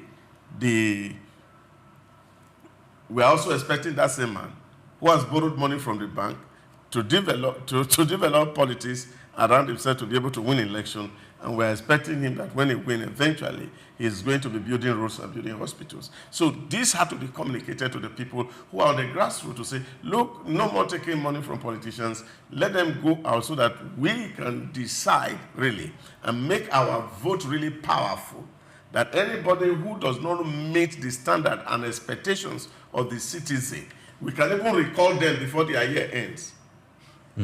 Okay. Yeah, because the power lies in us, because if we make this process work, that the power is in the hand of the citizen, anybody, therefore, who aspire to lead their people must understand that, look, this is a burden.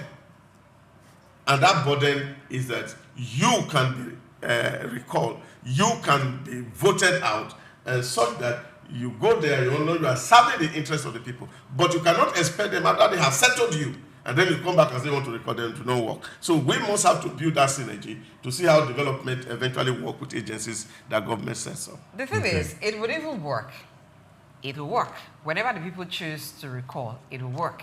But we also know that the process of recall have now been politicized. So it's when a particular, maybe honorable member serving in the House of Representatives or a senator has erred or stepped on toes that they should not have, then the same constituents are used to recall them.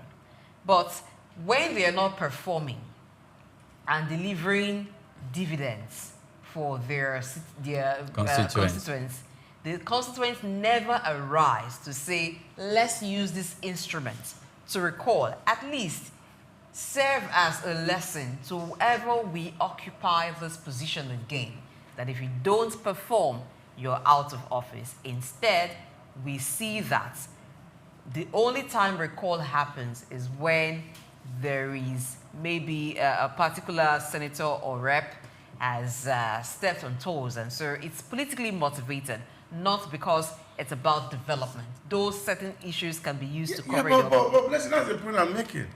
Registration of political parties.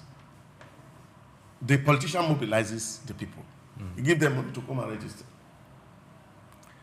Verification exercise. They spend money. Voting. They spend money.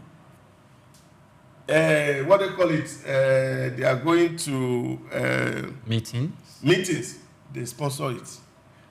Now, all this is driven by one man, including those recall processes you are seeing. It's not that the citizens wake up one day and say, oh, we want to recall somebody. It's just that when politicians are having conflict, they want politicians sponsor the other. Go and mobilize people. It's using his money. So the people, and why is because the distance between the states and the people is so large that until we bridge that gap, and the only way to bridge that gap is when we as individuals, we as followers of the people, to say to them, look, politics is supposed to be developmental. It's not to profit one person. Therefore, we don't need your money anymore. What we want is that we want representation. So now, when the citizens now begin to own the process of representation, that it is no longer one man who is coming to bribe them, to help them advance their career, you will see changes will happen. All right. So in which case, we can hold this representative accountable and say, look, this thing you didn't do well, and therefore we won't send you back again. So everybody will be working hard to come show report card. But as long as the big man is this the one who is mobilizing, you know what mobilization means? So, all right, okay. so let's hope that. Please, let me quickly drop this. I know, sorry. When you talked about participatory democracy or representative democracy that you spoke about, one solution that I think that we should adopt, just the way it is the responsibility of those who are contesting for political office to present manifesto and say this X, Y, Z are the projects and the things, the initiatives I want to carry out. The citizens should take it upon themselves in their constituency through the civil society organization to write out their desires and what they want a senator or a member of House of Reps coming to represent any senatorial district or constituents that, look, Mr. Contestants, these are all what we wanted. These are these things we wanted to be addressed in this our constituents, in our constituency. So if you get into office, these are the things you should be talking about, not the one that you have. Of course, your party has, but at least you should attend to these because we are the people living in this constituent. And if by chance you refuse, you deviate from these terms of reference, we are going to wield and invoke our instruments of recall. And we'll make sure we do that to get you out of office. I think we need to make an example of any senator, and I'm not referring to the current senator who is having a back and forth. I'm referring to any senator who deviate, who misrepresent his or her people in the National Assembly by not bringing the dividends of democracy by way of infrastructural development. What I'm saying to you, and I think you are speaking of the ideal situation, but the truth of the matter is that those who are involved, I can tell you that they are not representing the people. You must take that one simple. Let's not make democracy in Africa look simplistic. Those who are there, they don't represent any interest. They bought their way into the office. So it's business. So you cannot buy your way into an office and say you are responsible to the people. Yes. So when we flip the card, that the people now become the sponsor. They become the sponsor of who represent them. Then you can be talking about full representation. Then we can actually be speaking about democracy in Africa. All right. So for that to happen, it will mean that the party structures have to change. So where parties are waiting for one candidate to buy form for 100 million naira, and you're waiting for the candidate as well to sponsor campaigns, that has to change. There has to be structure where those who are members of the parties have their contribution, have their financial contribution towards it, so that it is not one man who has put in maybe $1 billion or almost $1 billion, millions of naira into the electioneering process. At the time they get there, it becomes business, so they have to recoup the funds that they have put in there through any means. And then during election, when they've shared 5,000 naira vote buying, when they bought the votes of people, it becomes very difficult for the people at the end of the day to even demand for those things. And even when they're demanding,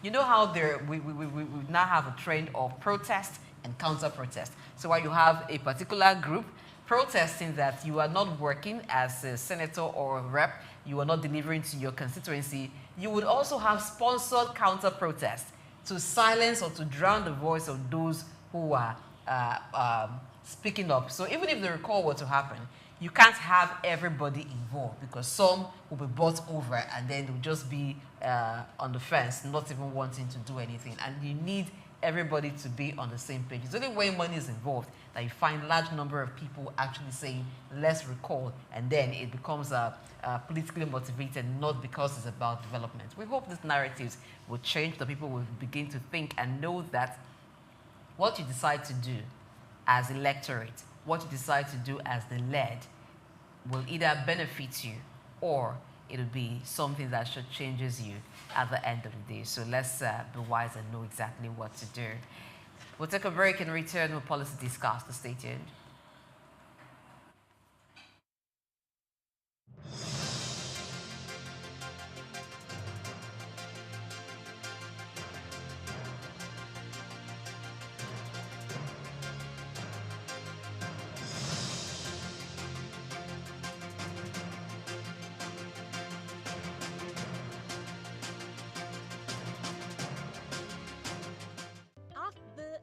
Africa Development Studies Center, ADSC.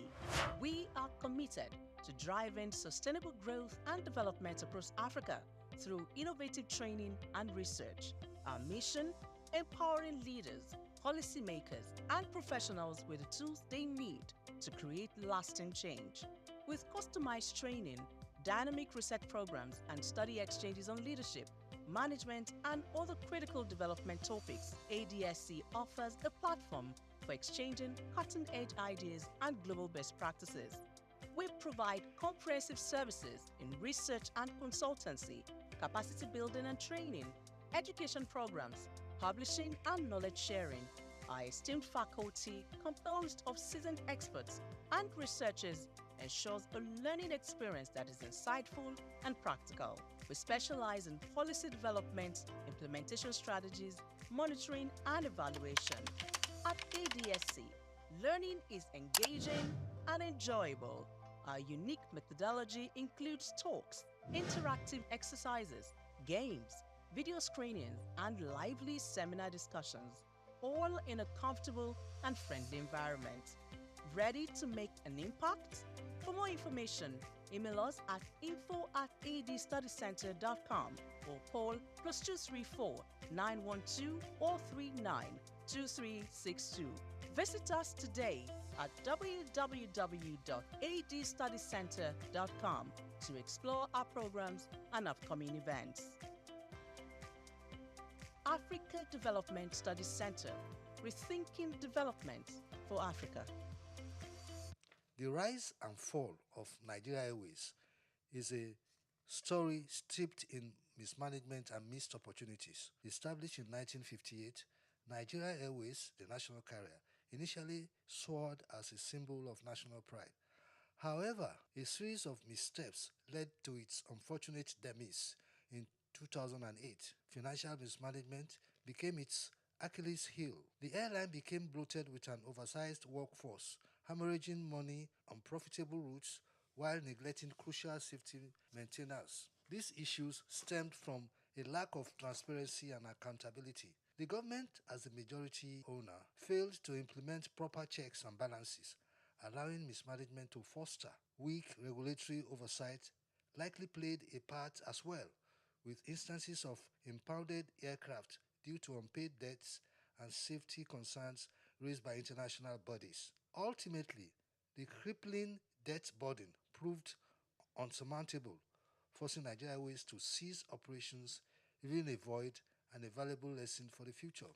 This lack of transparency and accountability isn't unique to state-owned airlines. Several privately owned airlines have also suffered the same fate. Effective corporate governance, including robust financial management and adherence to safety regulations, is essential for any airline to succeed. The broader lesson here is the critical role of corporate governance in the aviation industry.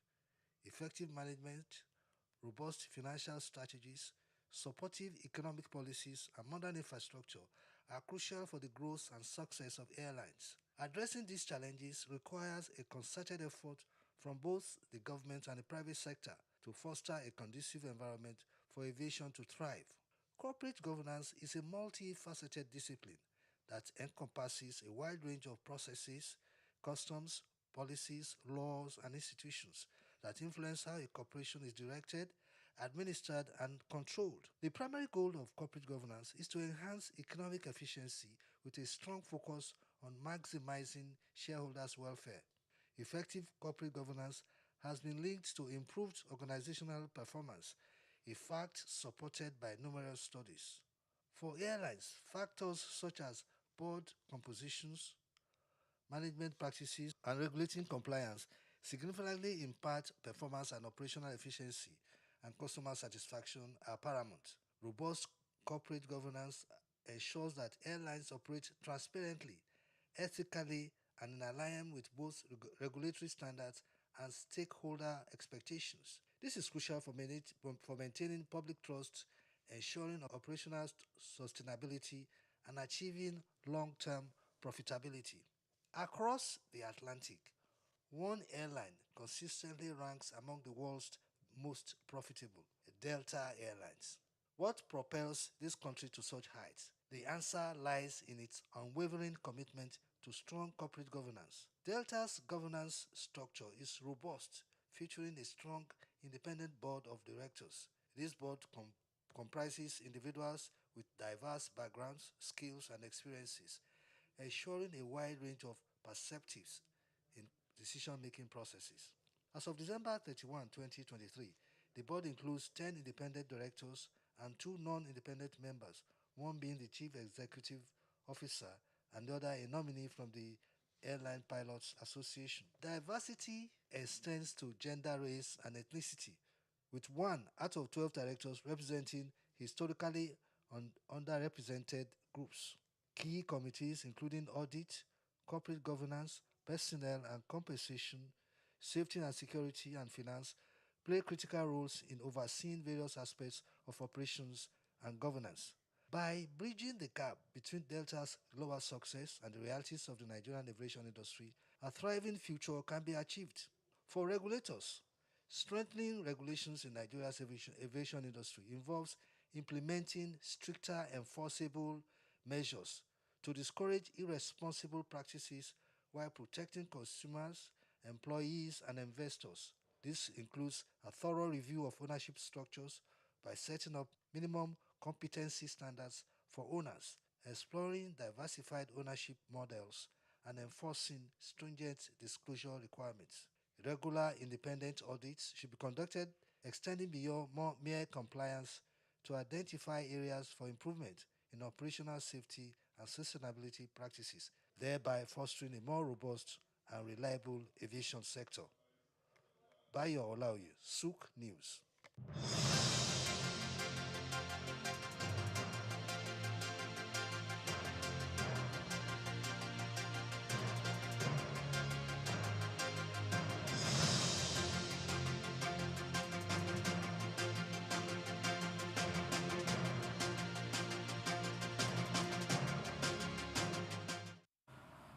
Many thanks for staying tuned. There's going to be a new Export Trades Administration System (EAS) that will take place for 3 months, beginning from May to August 1, as the federal government says it is ready to clamp down on illegal migration in Nigeria. And some companies have been fingered to be part of those who are guilty of this. So the Nigerian Immigration Service was talking about how some companies try to distort, try to prevent the Nigerian Immigration Service from carrying out their function regarding assessing the immigration status of some of their employees who are expatriates.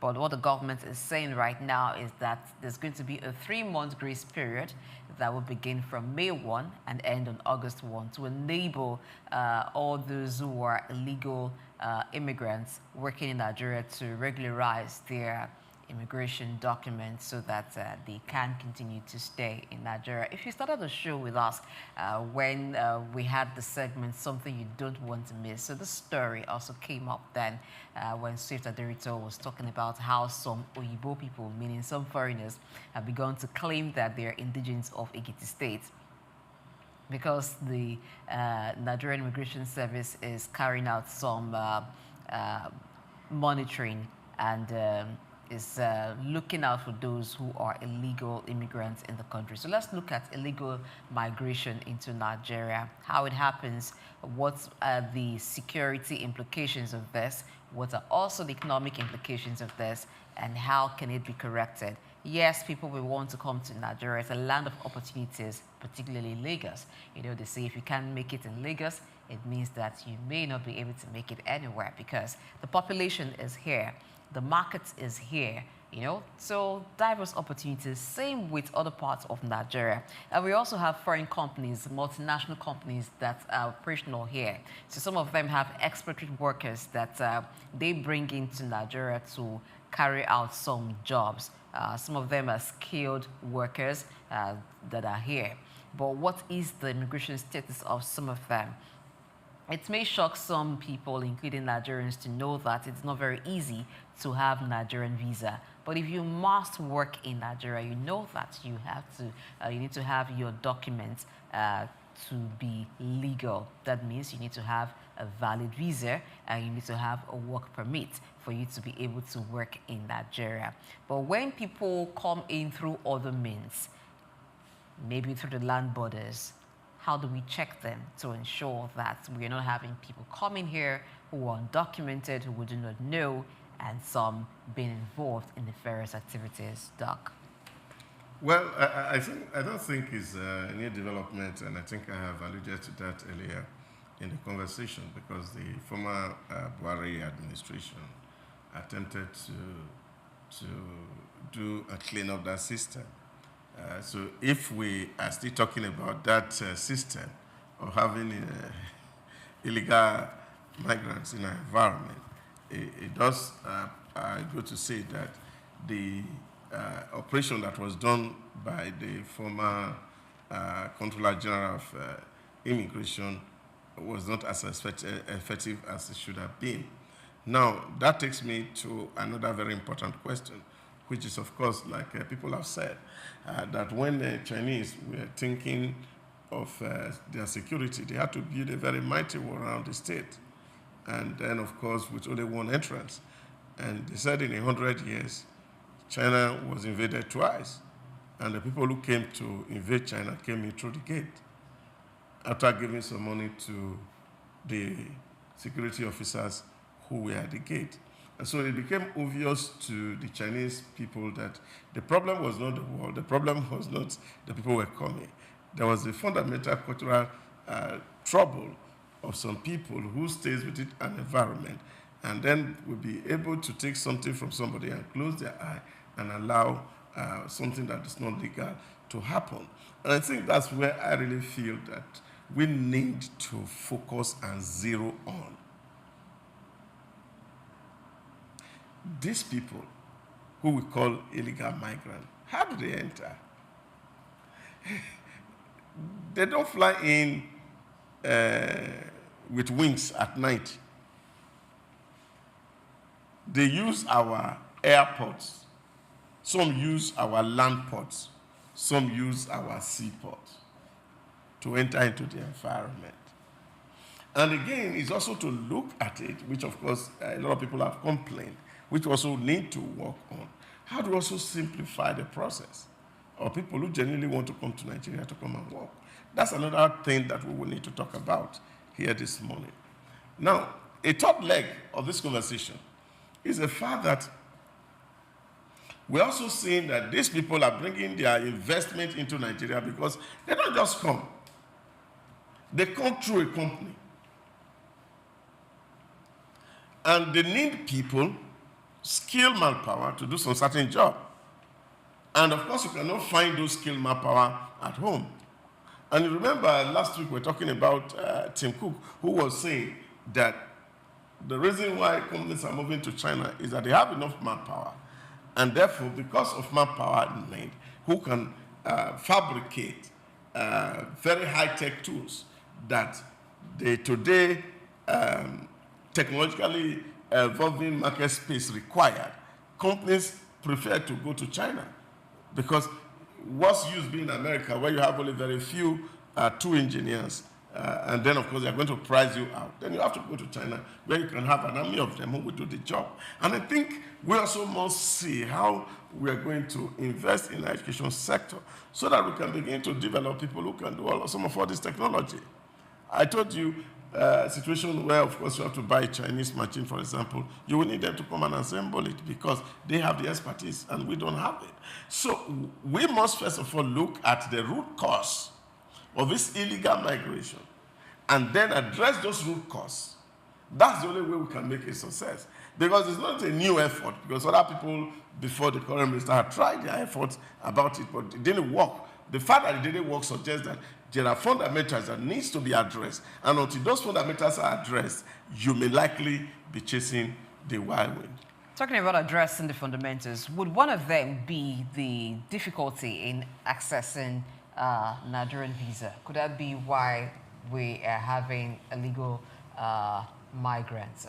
Some persons will want to cut corners, yes, that's one. But if it becomes too difficult to have access to a thing, does that not create the problem where more people would want to cut corners because even accessing it officially is very, very difficult? Okay, so we at home, what are we seeing? What are we looking at? You know, sometimes you have Nigerians complain a lot. And I'm not beating Nigerians up for complaining because we deserve better as a people. And it is the responsibility of the leaders to create that ecosystem that will facilitate that level of development. So, Nigerians, there is this at the peak of the time where Nigerians were crying foul of kidnapping, banditry, terrorism, and how even some foreign climes like the United States of America will give out, read out. There's this statement that they will put out telling their citizens all around the world, do not go to Nigeria. Or if you go to Nigeria, there are some spaces or places that you need to avoid. Yes, travel advisory. There are some places you should go to. There are some places you should not go to. But go to the airports. You see them in droves coming into the country. And you'll be asking yourself, these same people where you say there's kidnapping, they kidnap white-collared people and they're demanding for money and all of that. They are coming into this place and these are business people. What did you see? What did they see? There must be something that they are coming for and they are coming to make their money here. But the thing is, sometimes in the aspect of illegal immigration, I don't know how long they spent to get the Nigerian visa. But it's an hurdle, and whenever they got it, they want to come. That's good, and I think the government should maintain that standard because we are not hindering them. To make it difficult? No, it's not to make it difficult. It's to make it pricey. Really? Something worth it. If the Nigerian jackpot from this place and is celebrating there, so they should celebrate it. Feel like, finally, I got a Nigerian visa. Okay, now let me ask. Bless I'm not him. cutting it. I'm asking you because you say you want to make it pricey or to make it like a prize at the end of the day that we're seeking. Yes. So do you think it's about that? Does it necessarily have to be too difficult? Do we have to create bottlenecks just to, in quotes, make it look like a prize? Is that what we need? Does that add value to us or create a problem? Are there bottlenecks that perhaps should be removed? I do not say at this moment that because of the hurdles that one needs to go through to get Nigerian visa, that is hindering business development or hindering businessmen from coming into the country to do their business or from coming to carry out developmental activities. But no. Do you think it's a challenge? And I don't think it is. I don't think it's I don't think it's something that is a bottleneck that is, that's actually one of the critical things that Nigeria needs to do to open the space. I don't really think so at this moment in time. However, we have many manufacturing hubs in Nigeria, most of them owned by Chinese, by Pakistanis, and other people. The thing is, they bring in their workforce. Some of the management positions, the technical positions, they are brought into this country. From they are foreigners. Most of them are foreigners. So, and remember, there's an existing law that in the management cadre of any organization, a foreigner company that is owned by foreigners, the management cadre, there is a quota system that Nigerians are supposed to occupy. We need to have the relevant agencies to make sure that they check up these organizations to make sure that this quota is filled up by Nigerians. And if we are bringing foreigners in the guise of expatriates to come work, in the name of these expatriates are coming to work and there is absence of anybody, or there's absence or there's scarcity of persons in that area who are indigenous people or indigenous company that do not have those skills. It's quite rare, and I would not say that to be in all cases. Now, recently, the Honorable Minister of Interior, Olubunmi Tunji Ojo, and one other minister were, sued together by a specific company. They were taken to court because there is this law this law that they are proposing at the moment, that look, we are in a bid to try and protect Nigerian professionals, and in defense of the local content law, we are going to be imposing a $10,000 fine or a $15,000 fine for the amount or the number of expatriates they are bringing into this country. And that fine is going to be for a year. It's not a fine, it's more like a fee that you need to pay for employing expatriates to come and work in Nigeria, most especially if you can find able hands of such people in Nigeria who have such technical skills, and you bring in expatriates, you bring them into this country because they are now coming through the name of the company. They do not go through the arduous task of filling some information that may be required individually, like you are requesting for an individual visa to come to a country to come and work. And they are pushing that law, and their intention was that we need to maintain the local content development law in Nigeria. We need to protect the professionals in Nigeria so that expatriates do not come and take all the jobs away. And this is similar to what President Donald Trump is doing in America. No. There are two different things. And they are not similar at all. And I think we should put them into perspective. Take, for example, for a very long time, America has encouraged immigration through their visa lottery program to deliberately move in young able-bodied men who will walk into America for free.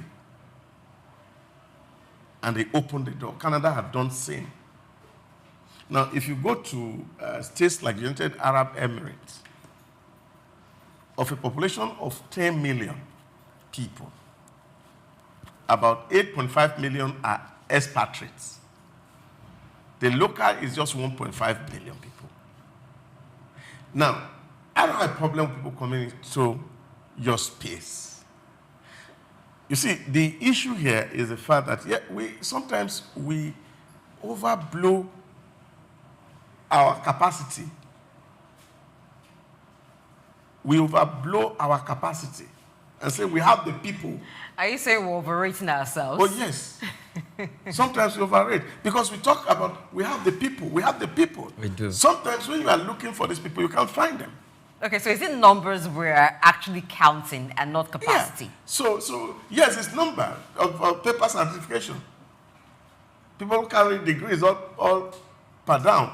Oh, we have produced 20,000 engineers, electrical engineer in 1 year. We produced 50,000 marine engineer in 1 year. You are a good Nigerian doctor. See, you are a good we need Nigerian. Nigerians who are actually able to work in the marine sector. We need Nigerians who are able to build vessels and ships. We need Nigerians who are able to assemble and build cars. See, this is where we have to talk about developing capacity. Now, why I don't have issues with a whole lot of things we talk about. I was talking to somebody recently and said, look, Nigerians don't really realize where our problem started. That our problem started with the indigenization policy, which Obasanjo introduced while we had issues with share BP. And of course, by that action, they decided to take over all the companies. And we didn't have people with the right hand to run those companies. The miners left. The people who were running the airways left. The one who were running the electricity left. The one who were running telephony services left, and all of a sudden we became on our own. And all of this infrastructure, we have run them down. So we must understand that while we are advocating that, yes, we need to build capacity, we also must know that there are other people, whether in Europe, whether in America, whether in Asia, are also requiring manpower from other regions to build their environment. My own is, if we have to build, it's not about people coming into Nigeria. It's also understanding that we must also be strategic and tactical in terms of who comes into Nigeria and what they are coming to do. That for me is where we need to actually leverage. Sometimes when you go to embassies and you see the number of queues of people who go there every day paying 50,000, 200,000 to seek appointments, and it's not even a guarantee that the visa will be given. And after you go there, they say they didn't give you, and they say you can appeal the case. That appeal is another money you pay. Can we be as organized So that even when people are going to come into our environment, even if it's only the money we are making from visa application enough, will also be enough. But then we must prepare the groundwork for some of all these things to work. But a fundamental factor, which of course is the first issue I raised, is the issue of the fact that people come into Nigeria, not because we don't see them coming, but because some people who are supposed to be the checks are compromised to a very large extent, and they allow this illegal immigration. Yeah, one of the issues also, which Father Kuka also raised in that the delusion of democracy, was the fact that when you look at the Singapore pay system, is the fact that Lee Kuan Yew deliberately put so much resource on the ground for their civil service and political office holders, so that most people have enough to meet their daily need. You understand what I mean? Yeah. People have enough to meet their daily need. They are not struggling to go elsewhere. And then, of course, also make that you have a first-rate facility on the ground, that we don't need necessarily to send our children abroad. I was eavesdropping on a man who was so angry yesterday, and he was complaining to somebody else that, look, he needs money right now, that the son is in Canada going to school. He paid $1,000 every month for a hostel. And then, of course, now in June, he will need to pay $18,000 for school fees. And I said, wow, my God. So how can we? He said, because I need to give my son a good start. I need to give my son a good start. Now, if this person is a public officer and he doesn't earn that kind of money, he must find ways to make that money.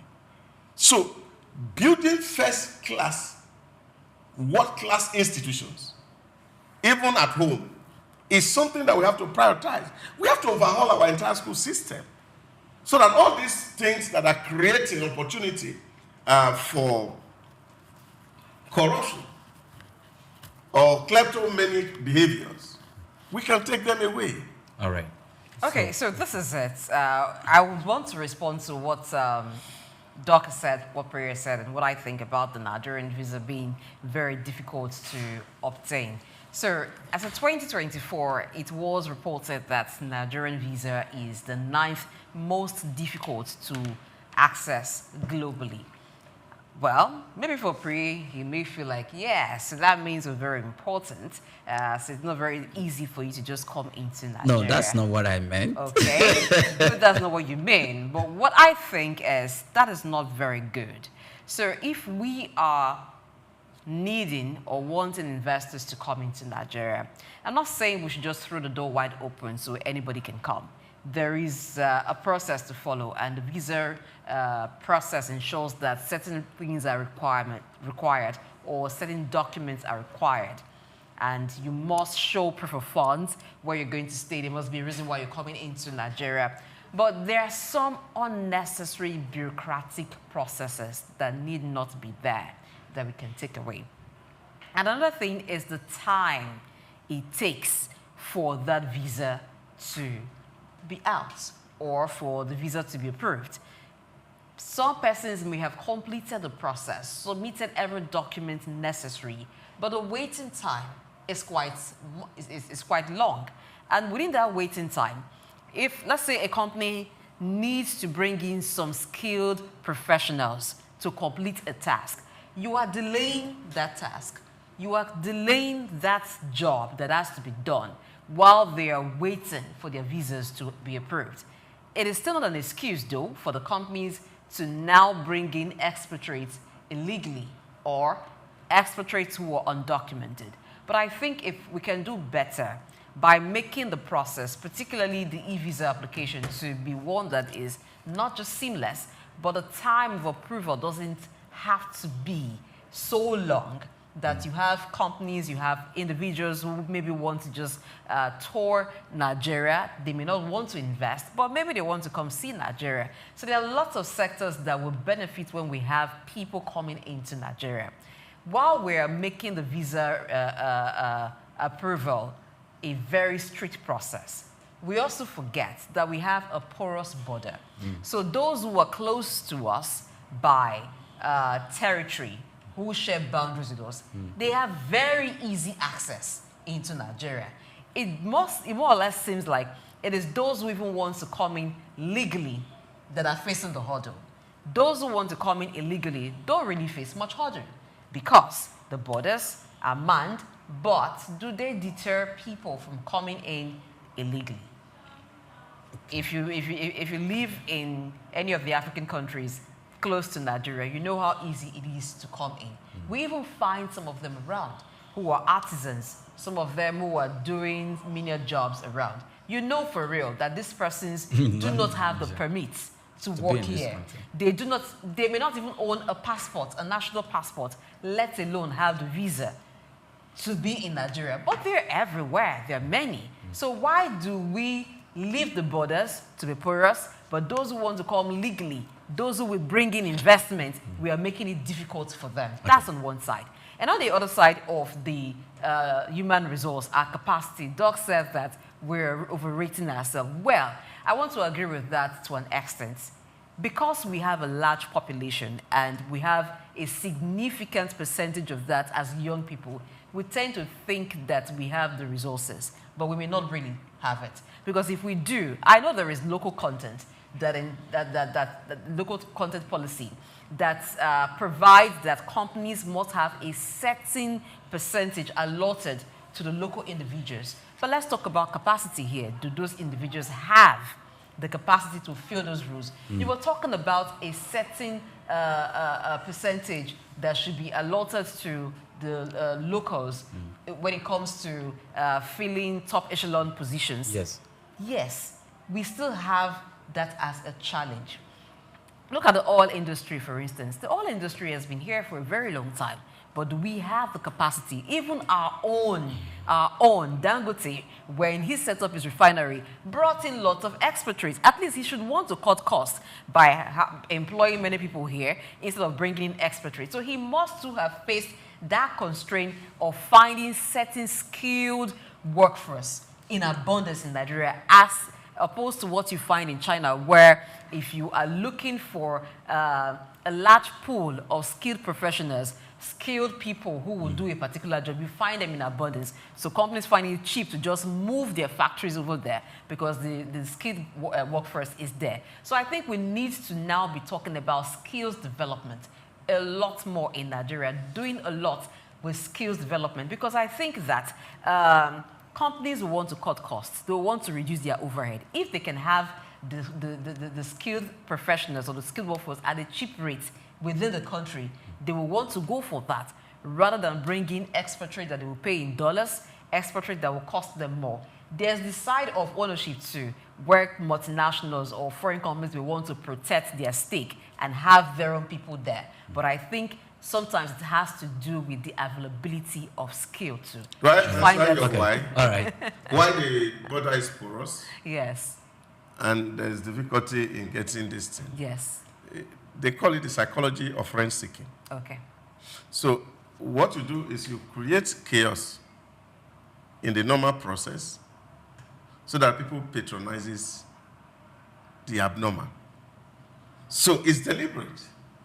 That's why I'm saying that, you see, beyond the rhetorics, we must also look at the intentions in the heart of people who do some sad things.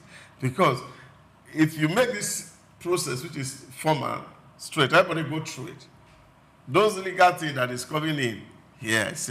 So, but when you make that place complex, and people are considering the time, the resources that is going to be wasted, waiting for the right process, they will not seek rent. So what they do, they create a confusion. So you're not looking, if you are desperate, you are looking for express. And then, of course, you have to pay express for somebody to help you facilitate so that you can get something. And that's why you find in most of our institutions, even including the reverse court system in Nigeria, you find touts everywhere around them. If you go to our airport, you see touts around. If you go to our immigration, you see touts around. If you go to our custom, you see touts around.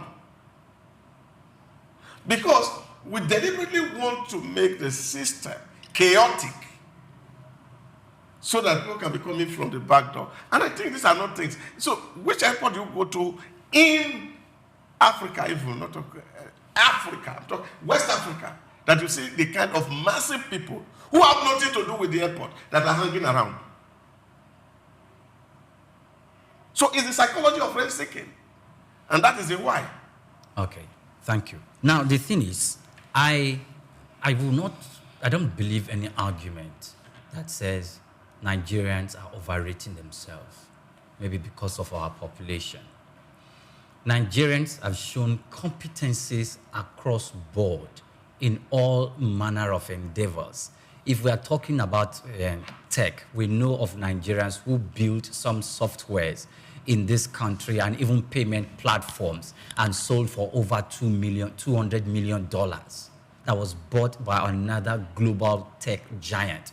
We are aware of Nigerians who did that, and that's just one. We are aware very well that Nigerians are even bailing the cat when it comes to tech and fintechs in Africa. Little wonder we have the position that Africa itself and the African Union has given to us. Now, I have no doubt about that. Recently, between 2012 and 2023, about 11 years apart, the Nigerian Navy has built about warships, about 3 warships. So the Nigerian Navy has built about 3 warships, one fuel barge, 1 water barge, 1 houseboat, and 6 agricultural boats. That's in 11 years space. The Nigerian Navy has that capacity to build that ship. And if we are to understand what comes with building warship, it also includes building the technology that will drive the instrument of war, manipulate the instrument of war, wield that instrument of war by using that ship itself. Now, if it's in agriculture, that's an industry in itself. And the Nigerian Navy is showing competencies. You're laughing. I think you agree with me. I don't even know why I'm smiling. But let me let you think. It's showing competencies in that regard. So, and I want you to know, I also want Doc to know that the way sometimes Nigerians can hide behind some organizations, to jackpot out of this country, that's the way foreigners too, who have establishment here, will hide and bring in some of their expatriates from their own countries to come and work in Nigeria. And some other expatriates, or in the name of expatriates who are coming into, there are laws we need to protect. We are not saying do not come. Of course, Nigeria is open for businesses to come on. That's what Nigeria wants. The current administration wants that done because our drive for foreign direct investment and all of that. But the thing is, there are laws we need to regulate. We don't need to make our country a dumping ground. As we speak, I always reference Donald Trump, even though Doc said it's not the same thing. He's accusing Venezuela. He just imposed a secondary tariff in Venezuela. Why? Because he felt that whoever, even people that are going to be buying oil from Venezuela, he is going to impose a tariff on them because he felt Venezuela is part of the Latin American clans that are bringing in hooligans into the United States. That's just part of it. So now, if people are coming to the United States, the president wants them to be economically beneficial to the United States and not to constitute nuisance in the country. And even at that, he is even trying to protect some of the employable positions so that American first can really take root in the country.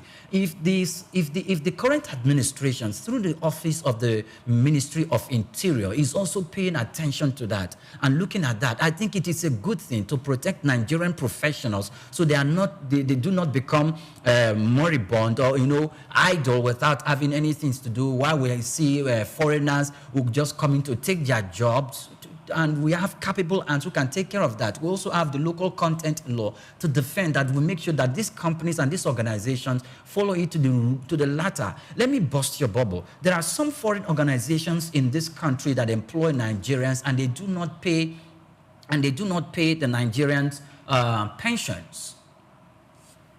Even though we know that there are Nigerian organizations that equally does that too, but foreign organizations employ Nigerians, because I've had that experience. The Lagos state government and the Federal Inland Revenue Service had to be coming to that organization where I was working at that particular point in time to make sure that they start paying pension to the staff. And that whenever they come, the expatriate or the white people, no, the Chinese, the Chinese people will leave the organization and tell the Nigerians who are in the executive, who are in the management position, to go and respond to the Federal Inland Revenue Service, to the Lagos State Inland Revenue Service and or the PENCOM officials to go and respond to them.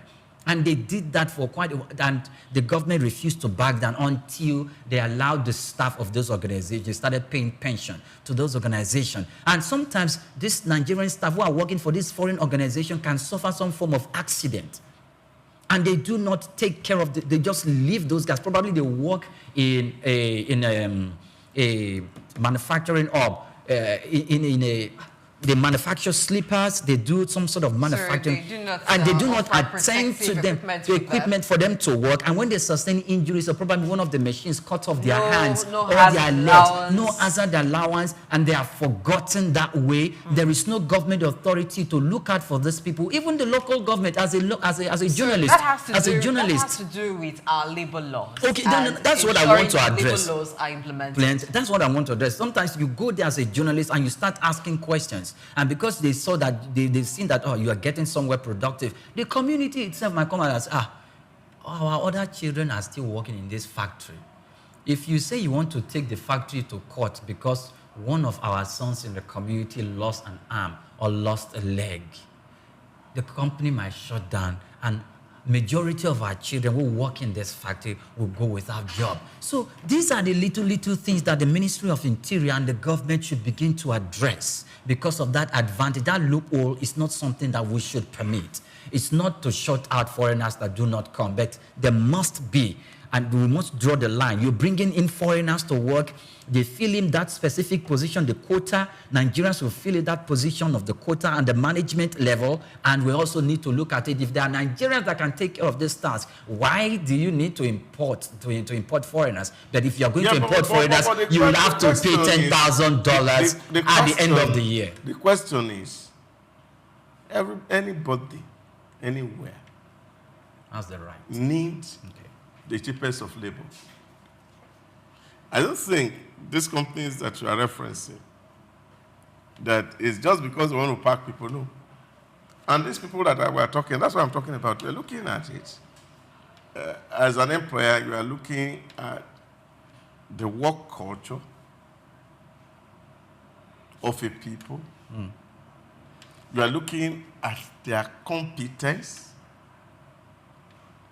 I told you, when you give a Chinese to come and work, they are working because the work culture is massive. But is it just about work culture? Oh, it is. It is important. With a single T like this, they are working like machine.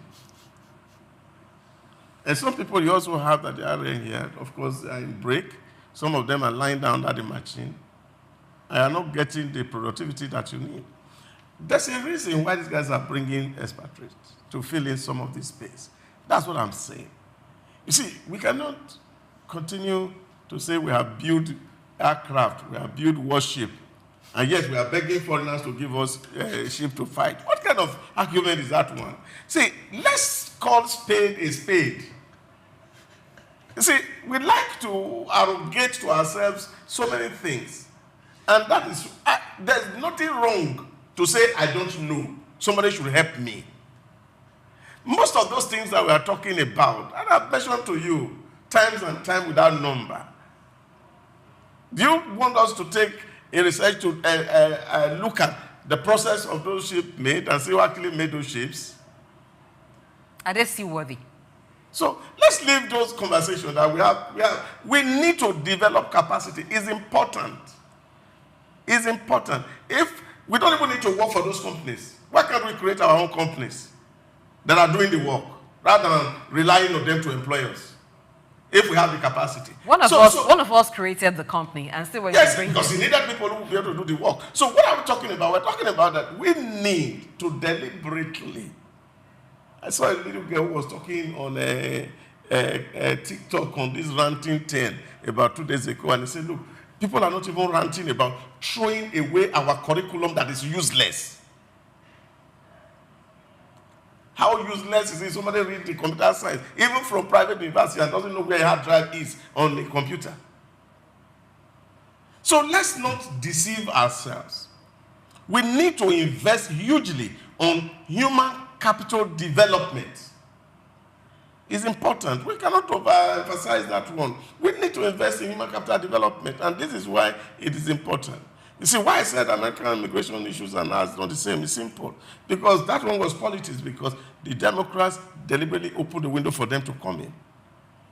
And there was a purpose for it. So he sees the election in it, and they say, you are compromising our security. So that is Democrat-Republican war. And what we're talking about here has only politics in it. It has purely productivity as its driver.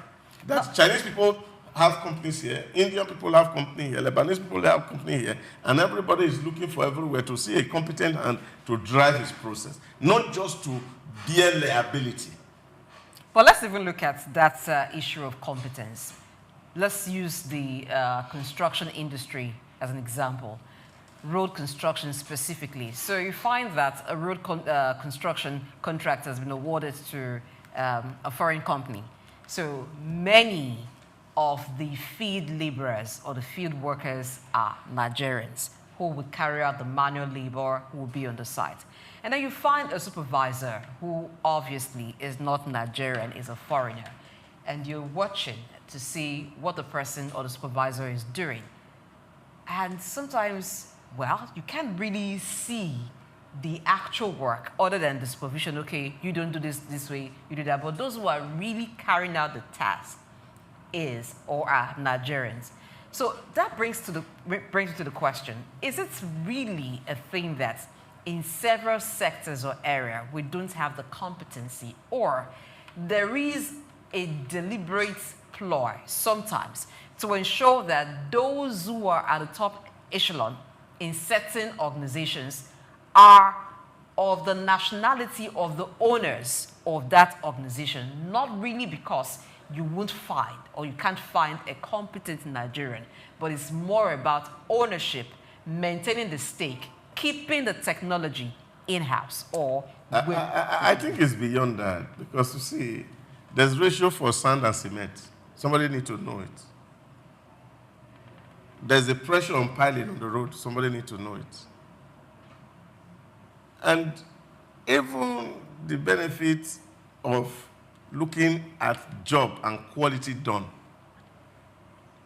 you can compare the one that is given to local contractors and the one that is given to foreign contractors that are supervised by local foreign people and the one that is supervised by the foreigners. So when you look at the quality... just to ask, when you look at the quality and you find that the one done by the foreign company is better and the one done by the local company is not as good, would it be that the local company is not because they don't have the competence, but they chose to have weaponized incompetence just because they want to save more money as a result of corruption? No. Beyond saving more money. Beyond saving more money. So it's an actual incompetence issue. Yeah, beyond saving money. It's not about money. And that is why you see, if you want to do a very good job and a job that is going to last, you have to find a foreign company to give it to, because of course they have the expertise. So we must not trade around this. The truth of the matter is that we need an institutions that are working. And I think that is why we must begin. And I think, and I have said it several times, the starting point for any revolution to happen is the intellectual base for that revolution. So if the intellectual or the philosophical background is not solid, a revolution cannot take place. So whether it is a political revolution, economic revolution, or industrial revolution, for it to happen, there must be a strong intellectual base to these issues. And I think this is why we're talking about it. There's nobody who has money to train his child today that wants to train in this place. Who would deliberately say, okay, I want my child to learn something, and it is this place.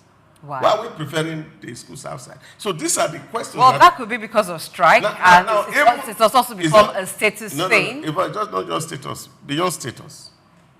Beyond status.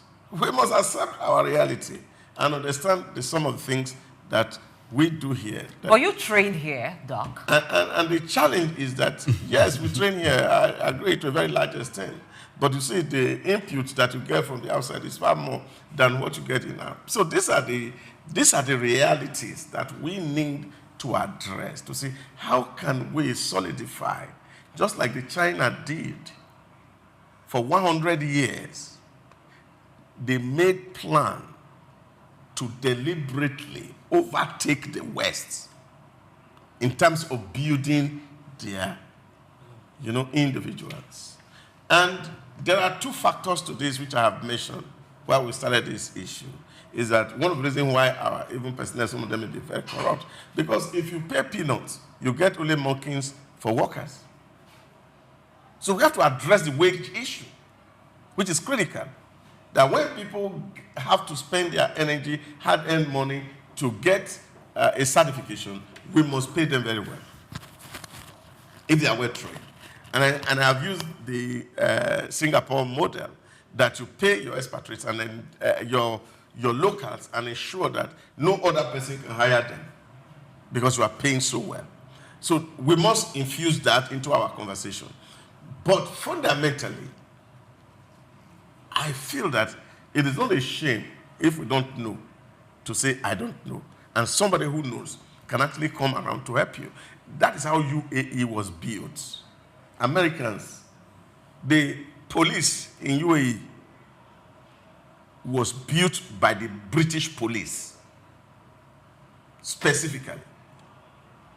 And they were in charge. And Emiratis were seconded to understudy them. So it's just like build, operate, handover. So there's nothing wrong. But we have to tidy up those agreement ends so that when people are coming in to help us grow capacity, our locals can learn from them. And then with time, they can begin to fit in that shoes.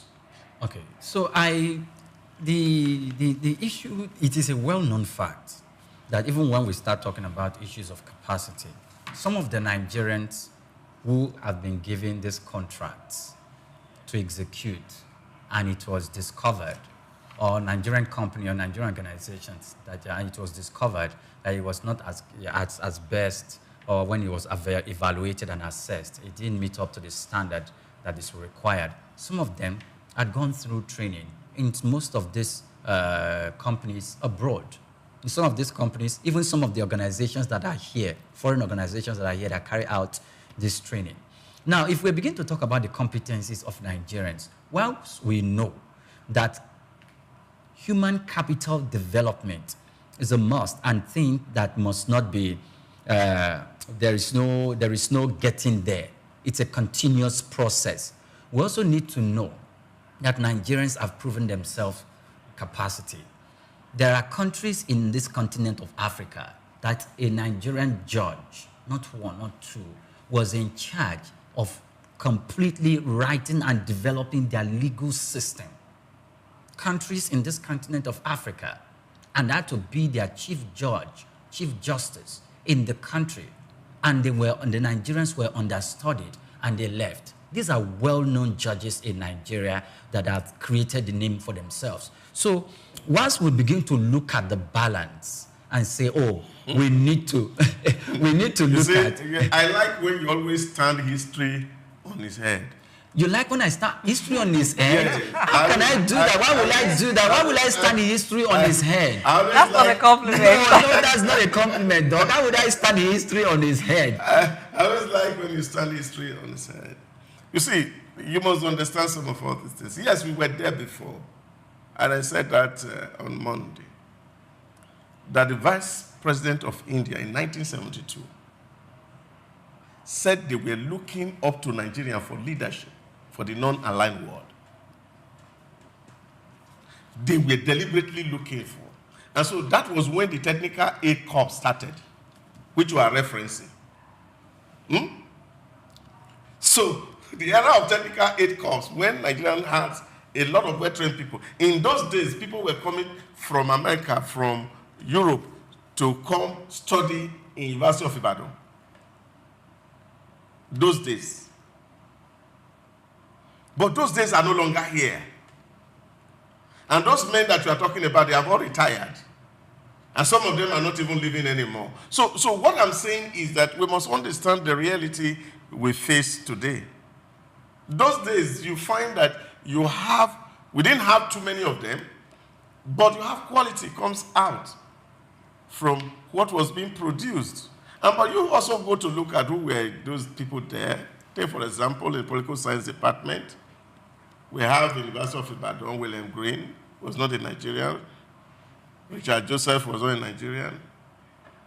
And that's why I said to you that many people feel that the day in 1976, when Obasanjo came with the indigenization policy, that we started to nosedive into the abyss we find ourselves right now. That's the point I'm making. And so you must look at it historically.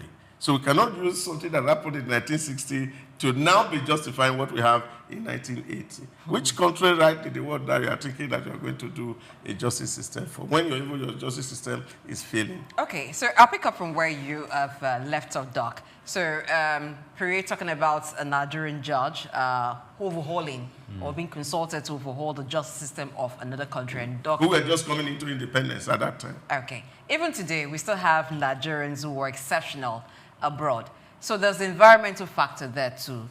Not as if we don't have competence enough. There are areas where we have competence, but environmental factors will suffocate that competence or make that competence not to be seen. There's also the wage factor too. So people want to do the work commensurate to their wage. They may have the competence, but because they feel that the reward system is not sufficient or is not commensurate, they would rather do shoddy jobs. But when they move out of this environment where they feel the compensation is adequate, then they bring out their best. And two, there are other factors that may hinder us from actually getting true competence. Do we even know what we're looking for sometimes? Yeah, but do we even have a competent way of evaluating competence? You interviewed Dr. Sunday Adelaja. Yes. And he told you, when he got to Russia, that when he saw the environment to learn alone, he told himself that if he didn't succeed here, it means his cost. Yes, there is that. Now, that is the point that I am actually emphasizing. We need to invest. And I said it, politicians don't think investment in human capacity building because they see that the gain cannot be immediately seen. If we must get out of this place where we are talking, this table where we are talking, we need massive investment in our educational institution, research institution. Yes. And that is the only way we can pioneer technology, not just consume technology. Because what we're doing right now, which of course Oga Priye is calling competence, is that we are consuming other people's technology. But we need to be pioneers of technology. Priye, you are in it today. We have executed competence in other sectors that doctor is refusing to acknowledge. Okay, I don't think doctor is refusing to acknowledge. I think what he's saying is that there's a whole lot that can be done. So rather than us focusing on the numbers that we have and seeing the numbers as strength, we should be creative in utilizing the numbers by ensuring that they are well equipped with the right skills to competitively actually take over the market. India is doing a lot in terms of labor outsourcing. They're actually the #1 when it comes to labor outsourcing. So we have the population as well. We can focus on human capital development. So, you know, there's a level a particular thing becomes so obvious that even the blind cannot deny. So when we have that capacity built, for the foreign companies or the multinational companies that would, for many reasons, want to prefer expatriate if they find that the labor is here, the skilled workforce is here in abundance, at a point, they can't deny that fact. They just have to use the labor. We won't be looking for it elsewhere. I think that's the point that Doc is making. I want to add will be cheaper to use, really. Yes. Imagine if Dangote, all those expatriates that Dangote refinery had to employ, if many of them were of Nigerian nationality, then it means that more benefit for the Nigerian economy because they have families who are dependent on them, so the money would spread around. This talk about having a new expatriate system beginning from May 1 was done when there was a meeting with the Nigerian Employers Consultative Association. So let's just use this medium to appeal to the Nigerian Employers Consultative Association and also the Ministry of Labor and Employment to actually scrutinize more what happens with Nigerian employees in foreign companies, even in local companies. The rights of Nigerian workers should actually be protected, and the working conditions should be fair, should be conducive for workers, where they are supposed to be provided protective equipment to ensure that they do not become victims of hazard. They are protected from the hazard. That should be done. And when hazard has happened or where hazard has happened, then there should be compensation as duly stated by the law. We have a labor law that we should ensure that that labor law is implemented to protect Nigerian workers. Wrap it up here and just say to those who have come into Nigeria irregularly or illegally, yes, you have 3 months period to actually regularize your stay in Nigeria, your immigration status, because the Minister of Interior says after that, it will no longer be tolerated. And lastly, to those who are at the border, the Nigerian Immigration Service that man the borders, ensure that while we're also doing it on the other side for companies and for those who want to invest, people do not just stroll into Nigeria without passport, without work permit, and some of them take to illegal means, take to evil things, take to acts that compromise our security. Let's also ensure that we cover that aspect. We'll go on a break. When I return, we'll be looking at investments in Nigeria.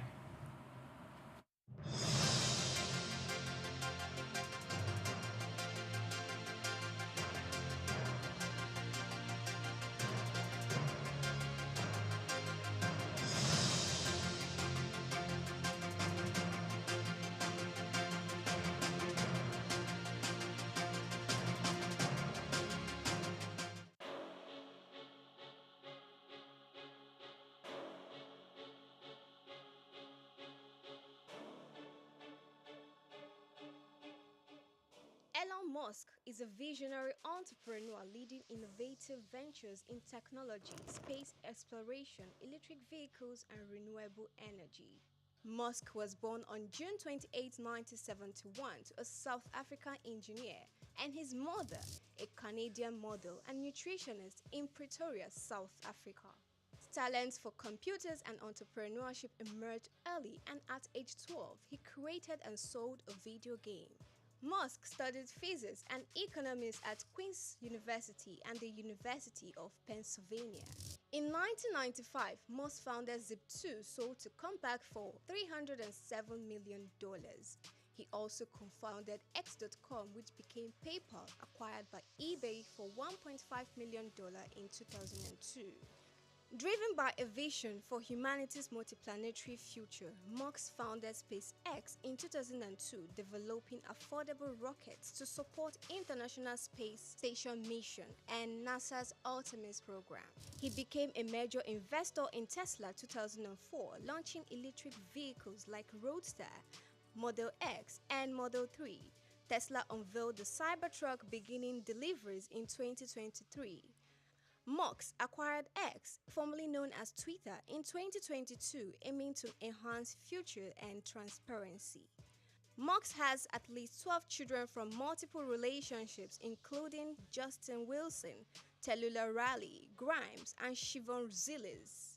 Through SpaceX, Tesla, and other ventures, Musk shapes technology and innovation globally, and his influence extends beyond business into politics and culture.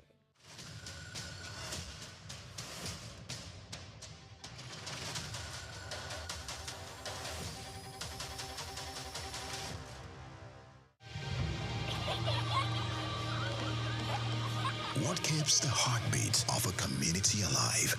Is it the courage to create, the power to connect, the vision to transform? Well, it's all of these and more. It's a symphony of ideas, innovation, and industry. But where do these stories come alive? It's right here on The Isle, 104.9 FM, the station where dreams meet action and growth finds its voice. The Isle, 104.9. Business, economy, development. Stay tuned.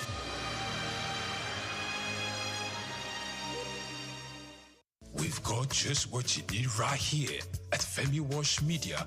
Call it the Midas Touch, and you wouldn't be wrong. Let us record, produce, mix, and master your audio like nobody does. Reach us on our contact today for the best quality job.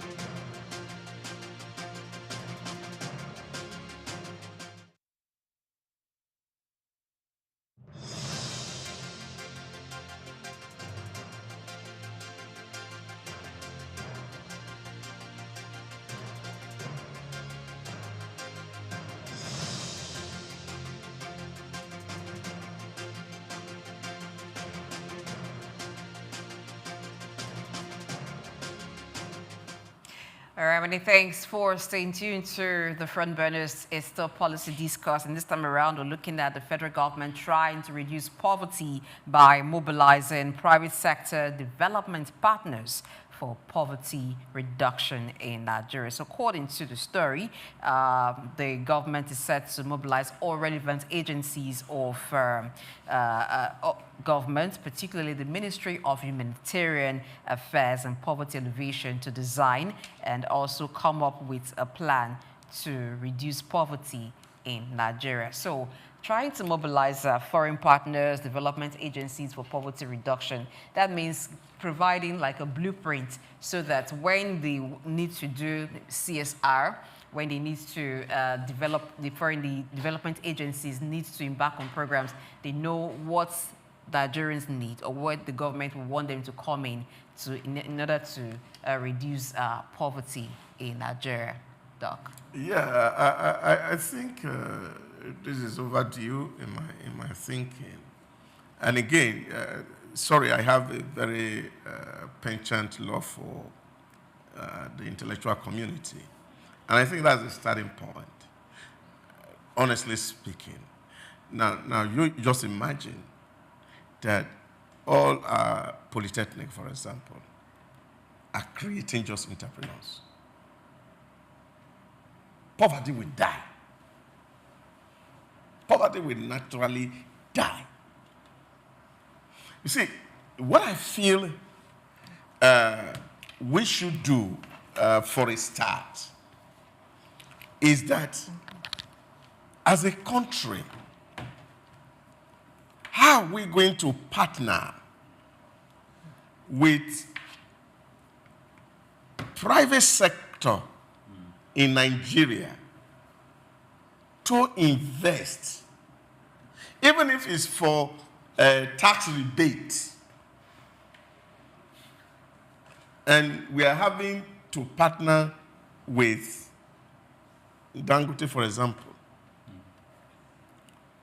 to invest heavily in producing the manpower his industry needs from the Federal Petroleum University in Delta State. Or we are talking to Olam to invest in the Federal University of Agriculture, Umudike, or the one in Abeokuta. So that the burden of funding education actually leaves the government. We appeal to successful Nigerians to have research chairs in our universities. Now, that will go a long way in producing very skilled entrepreneurs who will multiply in their thousands. And that takes people away from the street. See, we can't be talking about conquering poverty, creating jobs of some 7,000 naira for people. It will not work. If you take some 7,000 to the market, what will you buy in 1 month? Talking about a month? You should be talking about a week or two for a family. For a family, what will you buy? Even for an individual. It will not. It can't pay rent. It can't buy food. It can't buy clothing. I think we should just take this humanitarian thing, all the conversation. The government is itself deliberate to see how we're going to ensure, empower people, so that if a polytechnic, for example, are producing just entrepreneurs, then these entrepreneurs will be able to recruit hands. And then we have artisans that are ready, who are going to say, okay, this 77,000 payment, we can take it away. Let's put it that everybody is taking 5,000 per hour of work. Just like they are doing elsewhere. If you go to UK now, people are paid per hour. Somebody is working for 5 hours, you know that £12 times 5. That gives you £60. So you can multiply it for 1 month. So I think that's where we should be, so that we can create the incentive for people to work. Handout cannot solve our problem. So when we are thinking about taking people out of poverty, we must be thinking scaling up the population with the requisite proper skill. Everything has to be organized. Everything. Look at our driving school, not properly organized. Just go, take a view around the environment. Common driving school. And driving, for example, is even an international skill. Yes, it is. In UAE, all the out here drivers, they are coming from Philippines, some from Uganda, some come from Ghana, some come, because they hardly will take a Nigerian to drive. And if you have to drive in UAE, you have to go through their driving school. Because something is wrong with what we are doing here. And so that's why I see all manner about driving on the road. I'm just talking about taking driving school. Then you come, for example, into the building sector. The masons, the artisans, those who do POP. See the way even Togo has organized their artisanal environment. Look at Ghana here. So we must get to that point as a country that we deliberately certify people to work. When you are counting steps, you see, no measurement. And so the finishing of the things we do are very poor because people have not been properly trained or skilled to do some certain level of work. And I think it is in those areas we must be thinking about collaboration. And if there's anything government want to do about welfare, of course, they can partner with some places of worship so that people who are really tired, dead, hungry, they can give them food. I don't think we really need the ministry to do some of all these things. And I think the main core ministry can do some of all these things. So for me, is that investment must go to skill acquisition. And when we are talking about skill acquisition, it must be in critical areas. For example, we need good masons who will be able to understand the water, sand, and cement ratio so that our buildings are not falling down. So even if it is vulcanizing along the road. Mechanics. Also mechanics. Yes. So we need to invest and see. We don't need to have those things around. We look at where it is working It's either we send people out, just like Lee Kuan Yew did in Singapore, or we bring expatriates in here, and it's helping us reproduce these skills. And then you find that poverty will lead the environment. It's natural. Okay, so let's look at the internally displaced persons camp, the IDP. So when we talk about reducing poverty, so because of insurgency in mostly the northern part of Nigeria that has led to the creation of internally displaced persons camp, you have lots of people there. And those camps have been running for quite some years. Some of them came in as children, but today they are teenagers, and some of them came in as teenagers, today they are youth. We need to look at that as well. So we have the Ministry of Humanitarian Affairs and Poverty Alleviation.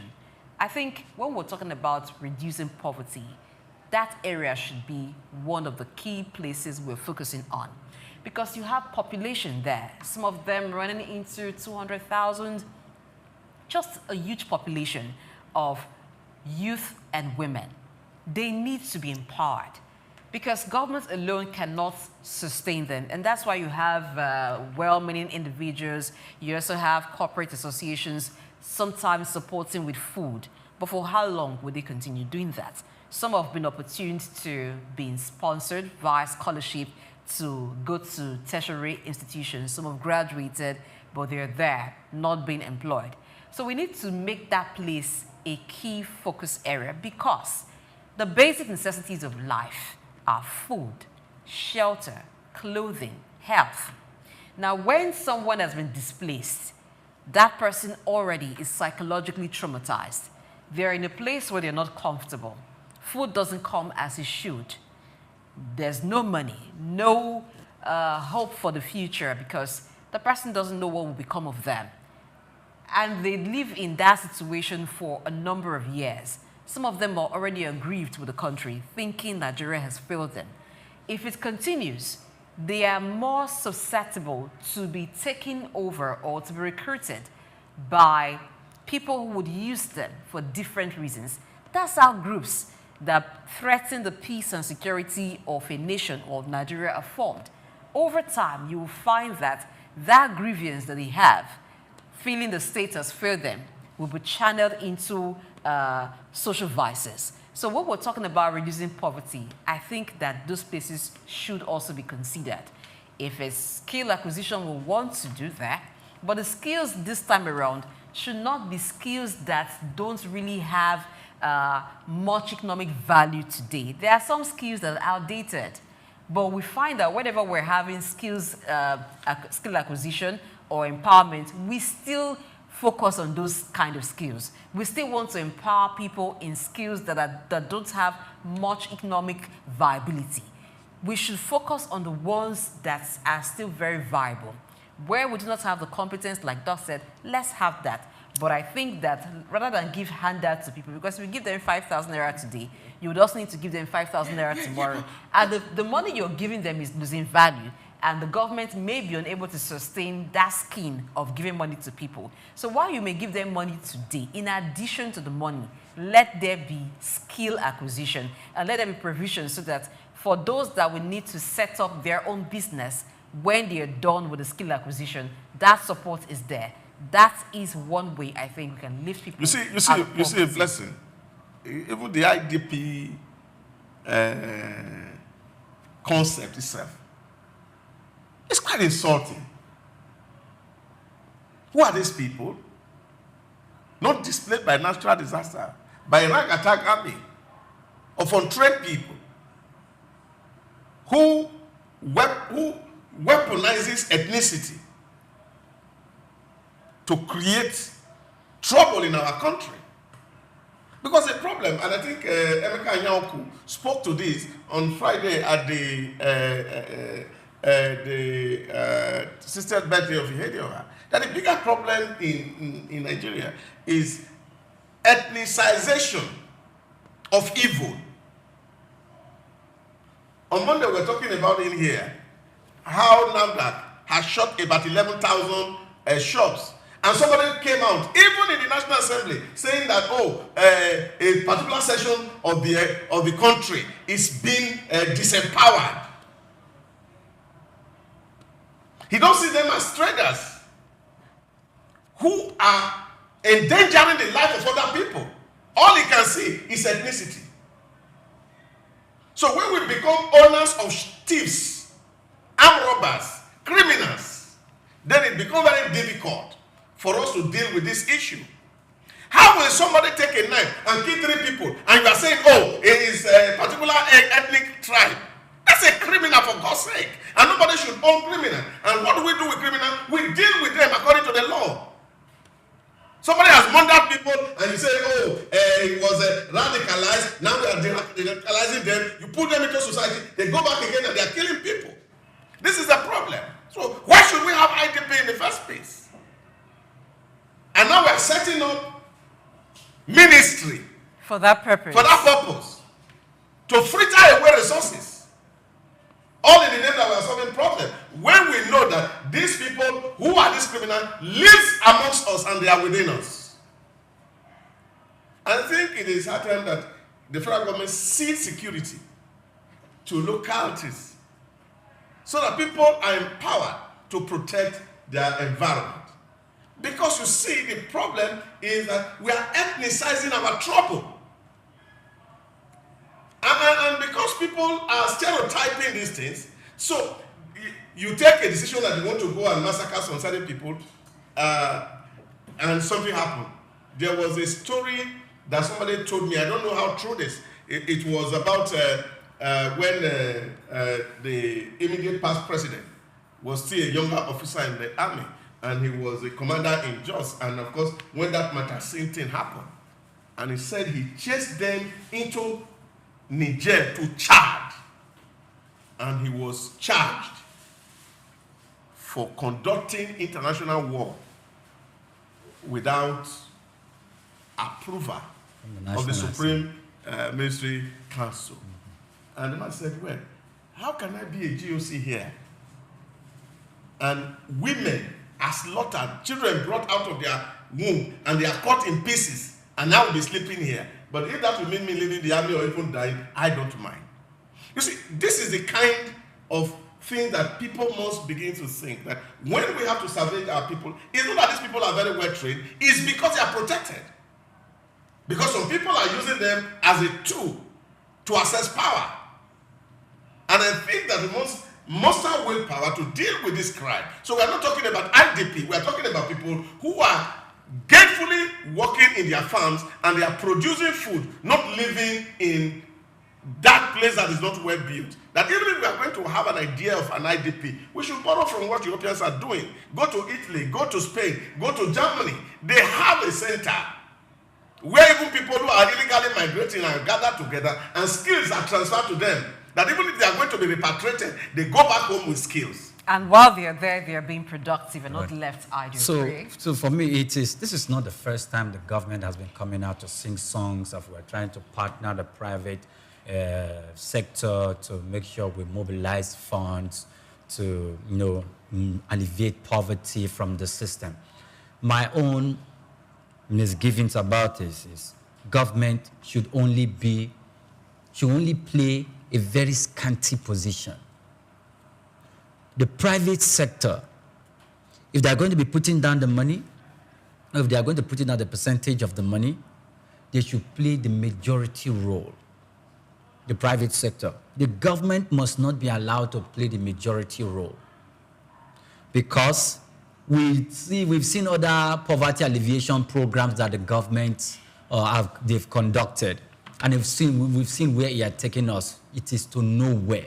But if the private sector are going to be the drivers and are the main actors in this, then we know that they are going to set up a map, a roadmap, and training templates for the people they are going to train to make sure that these people are going to be self-dependent in the next 2 years, in the next 18 months. They're going to be self-dependent. They'll be able to cater to the needs by virtue of the training that we are going to give them and the start-out pack or money that we are going to give them to establish themselves. Not the one government will start to use as a way to achieve political points and to secure elections come 2027. All right, so let's hope that this time around the right thing for the people will be done and more Nigerians will be lifted out of poverty. We'll go on a break. After that, it will be time for Post and Perspectives. Yes, we have to hear from you.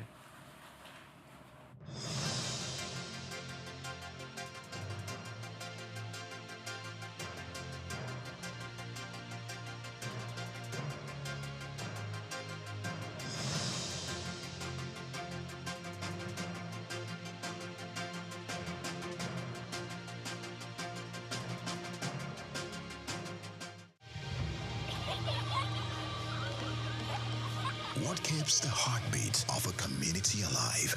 Is it the courage to create, the power to connect, the vision to transform? Well, it's all of this and more. It's a symphony of ideas, innovation, and industry. But where do these stories come alive? It's right here on The Isle, 104.9 FM, the station where dreams meet action and growth finds its voice. The Isle, 104.9. Business, economy, development. Stay tuned.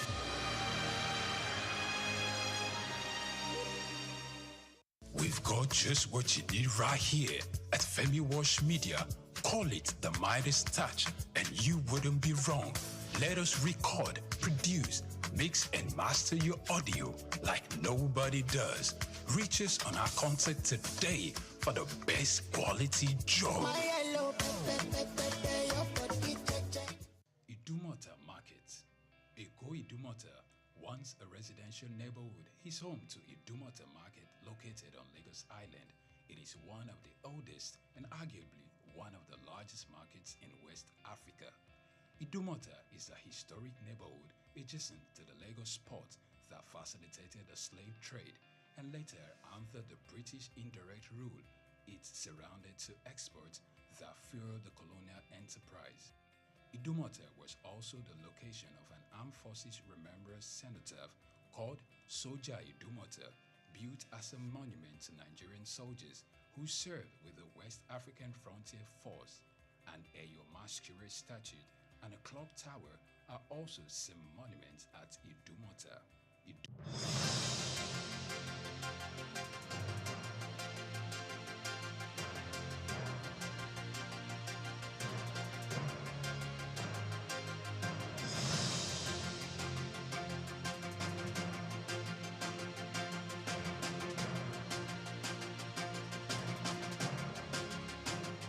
And welcome back. My name is Swift Aderito, and this segment is called Posts and Perspectives. The idea is to get what you say on social media, read it out, and say thank you for always being with us back to back while we, are burning out the issues on the front burner. So let's jump right into it. One of the things that was discussed was the FG begins clampdown on illegal migrants August 1st. And of course, no offense. How are you doing? I love the name. You say you are learning from Donald Trump, Abi. Continue. We will continue. And the next person has to be MT. And MT says, Honorable Minister, this illegal migrants operation should specifically go for those vandalizing our nation's infrastructures like the drainage covers, aluminium materials in other bridges. Those are popularly known as iron condemn. They are non-Nigerians. Wow, thank you for the information. And of course, the next person is Johnson. And Johnson says, that's better. At least they will leave open some employment opportunities for jobless Nigerians. Coming to you, Priye, I was scared because of your complexion that I hope we don't have to find out. Are you really, first question, are you really Nigerian? I am a Nigerian from Delta State. Warri Southwest local government Nationalized area. or you were born Nigerian? I was born here. And Because do not let my surname deceive you. Krumale means warrior elite. It is very Nigerian, please. No, it's okay, it's okay. Good. So the question we're asking you is somebody is saying, if you chase the immigrants away, it will create some job opportunities. Do you see it that way? Well, it's somewhat dicey chasing because when I was having this conversation, and doctor was slapping me here and there like this. I was saying that, look, I do not agree with doctor's position. Doctor's position. Oh, you because to slap him, you need to get not literally, actually. So it was like I was saying that, look, please, I support the move of the Minister of Interior and the position that, look, we have able hands of Nigerians who can take care of some of these jobs that organizations will go and import expatriates to come and work. Because if they do that, the Nigerians who have the technical skill will be left without the jobs. In that particular case, the minister said, look, if that's the case, we are going to make sure that each expatriate in your organization, we are going to pay $10,000 at the end of the year to the Nigerian government, between $10,000 and $15,000. If you don't want to do that, then you have to make sure that you employ local Nigerians who have that capacity to do that. And indeed, we have many Nigerians who have that capacity. Paystack, they were developed by Nigerians, and they sold it out for $200 million.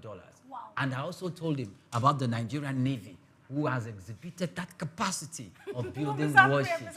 I'm coming to this. So, you know, those of you from Niger Delta, especially Blessing, we know that the Portuguese first came to that area, and a lot of you, there's a mixture of blood. So if they trace it back now, some of you may not, like Blessing, you know.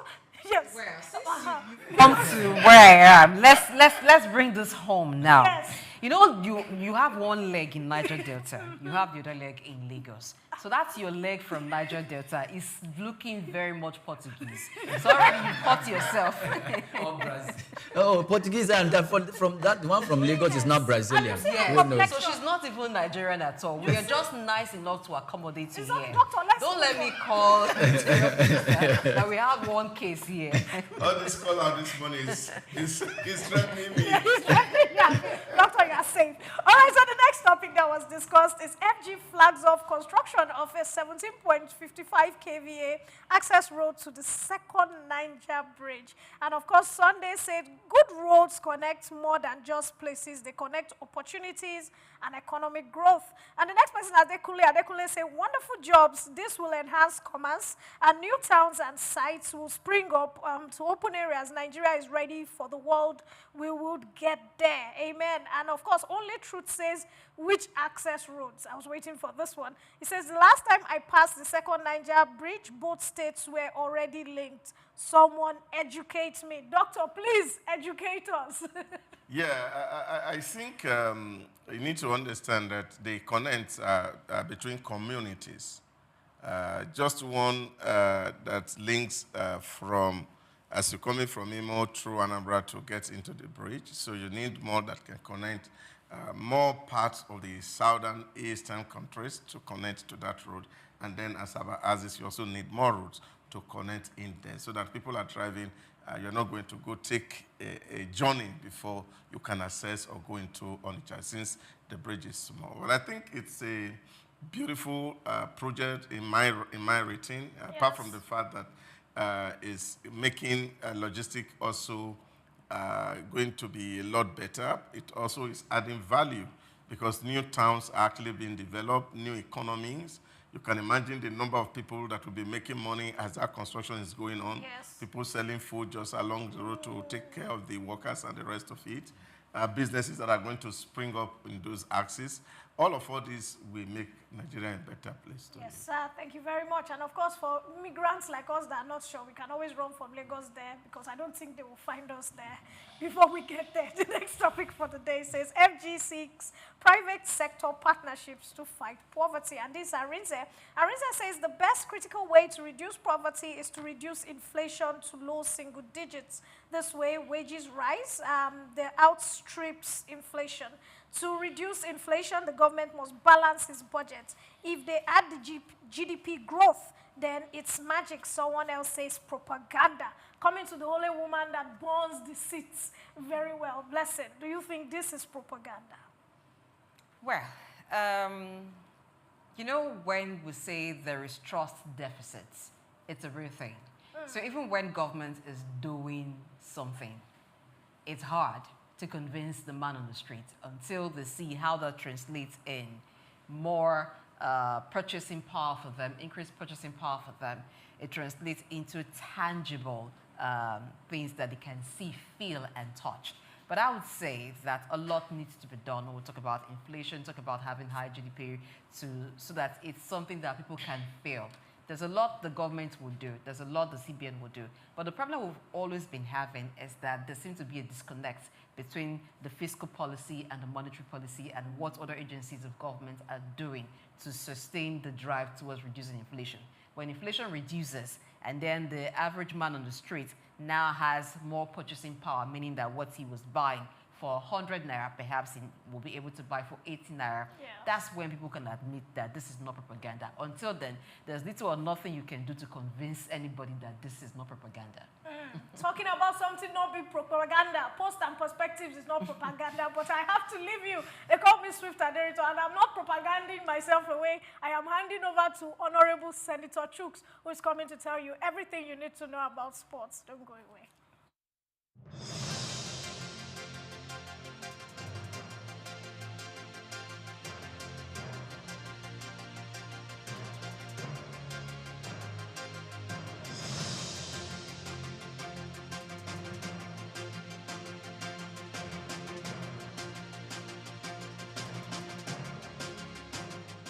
Tafawa Balewa Square, TBS.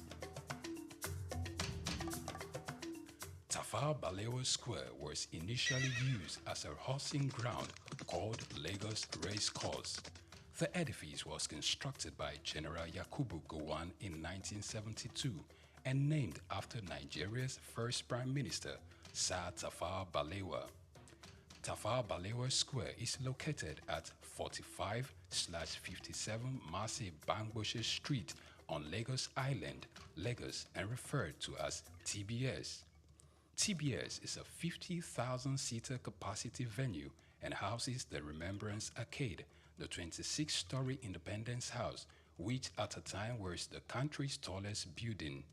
When Lagos served as the country's seat of government, the National Assembly Complex was within the TBS. Also in the square are the National Broadcasting Commission Office, the Nigerian Hydrological Services Agency Office, shopping centers, travel agencies, restaurants, car parking lots, and a bus terminal. Tafawa Balewa Square is adorned with beautiful statues of white horses and red eagles, symbols of strength and dignity. Our historic neighbors include the King's College and the Holy Cross Cathedral. Tafawa Balewa Square hosted some of the country's memorable events such as the Independence Day in 1960 when Nigeria gained independence from Britain, the Armed Forces Remembrance Day, which is celebrated annually on January 15. The edifice is a national cultural asset. Tafawa Balewa Square, Souq Enlightenment.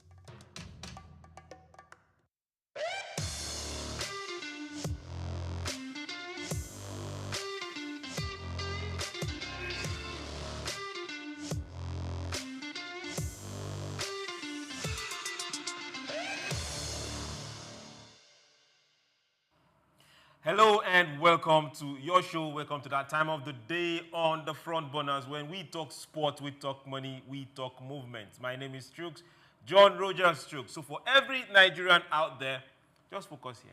Let's leave yesterday and talk about today.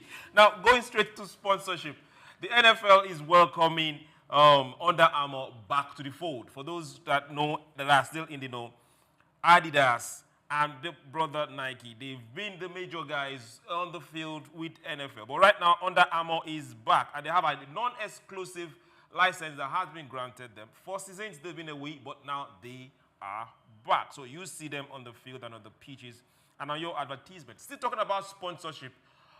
Rugby South Africa, they had a reorganization, and the Springboks sponsorship structure have told MTN. Now, they are the major sponsors. You see them on the shirts. So, for 8 years, they've been there. For the next one, they won't be there. So, we wait to see who is going to take it up. Or will MTN come back and double the fee? We just don't know. It's all about money. Call my bluff, I add more money, or I get someone else. Let's see what's going to happen. Now, let's get straight to football. Now, team marketing, team management, that big marketing organization. They are within a touching distance of 750 million euros. That's for this UEFA sponsorship target. 3 years circle, and they are almost there. For those that are wondering, they are selling out the last secondary sponsorship rights, and it looks like they will go above that. We look forward and wish them the best. When you see sports marketing and them making the right things and right decisions, they make the profit. Now, for those that remember Platini and the elder brother, Sepp Blatter, they've had this corruption case that have turned their heads and the entire world has been talking. Those in FIFA and those within UEFA. So this is the second time that they've been cleared of that charges. A Swiss court did that just some few hours ago. We say congratulations, but those that know. If you're a whistleblower, keep blowing. If you have something else that we don't know, tell us. So for that, corruption charges is somewhere in the coolers as we speak. Now let's get to the qualifiers for yesterday. The Super Eagles were deflated in capital D. So that happens when you have an opportunity, take it. For other countries, Ghana is still flying high, South Africa is still flying high, and they top Group C to be precise. This is 6 points now. So as we speak, Nigerians are looking for abacus, not calculators anymore, and we wish them the best. My name is Souq, John Rogers Souq. We'll do this again tomorrow. Bye.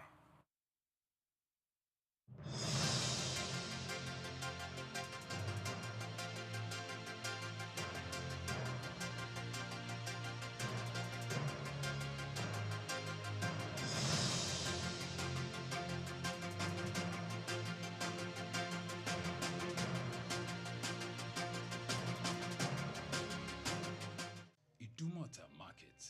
Eko Idumota, once a residential neighborhood, is home to Idumota Market located on Lagos Island.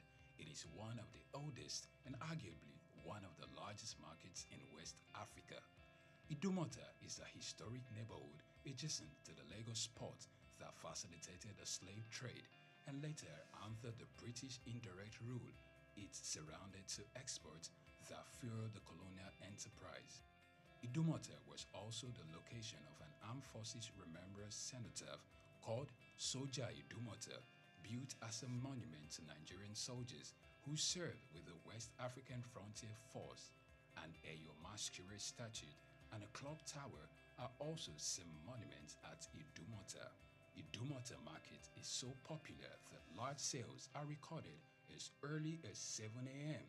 The market is made up of hundreds of locked-up shops occupying several multi-story buildings, with some measuring about 5 or more floors. In 2010, the Lagos State government demolished some illegal structures in order to improve vehicular and human movement in and around the markets. During weekdays, the neighborhood of Idumota is densely populated by shoppers, traders, and bus passengers. From the Carter Bridge ascending into Lagos Island, passengers can see the neighborhood before disembarking at their final destination. Idumota Market accommodates the substantial inflow of imported goods. The bulk of import from abroad are routed first through Idumota and then on to other markets through Nigeria and other West and Central African countries. The energy of private Idumota traders and wholesalers facilitate this activity, where millions of US dollars worth of wholesale is exchanged daily. Idumota Market, Souq Enlightenment. Broad Street. Broad Street, situated in Lagos Island, is steeped in Nigerian history. Once the biggest financial hub of the country, it housed the headquarters of major banks, linked to CBN, the stock exchange, and the loads of lender companies. Broad Street is a historically significant street. It has played a central role in the development of Lagos and history, an important commercial and administrative center for the British colonial authorities. It was also a home to some of the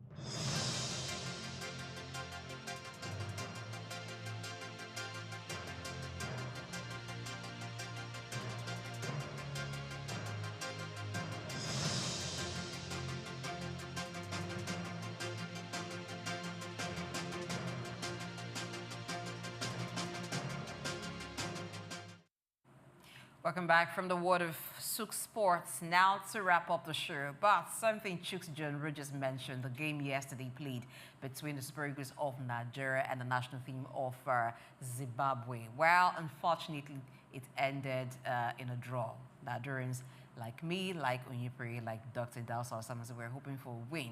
I did actually hope that this time around we would not need to have calculators to know what the points will be at the end of all matches played, so that we know if Nigeria is going to qualify for the 2026 FIFA World Cup or not. But it looks like history again has repeated itself in a very, very sad way. We hope at the end of the day, hopefully, Nigeria gets to go for the 2026 World Cup. Otherwise, just wait and prepare for the next after that.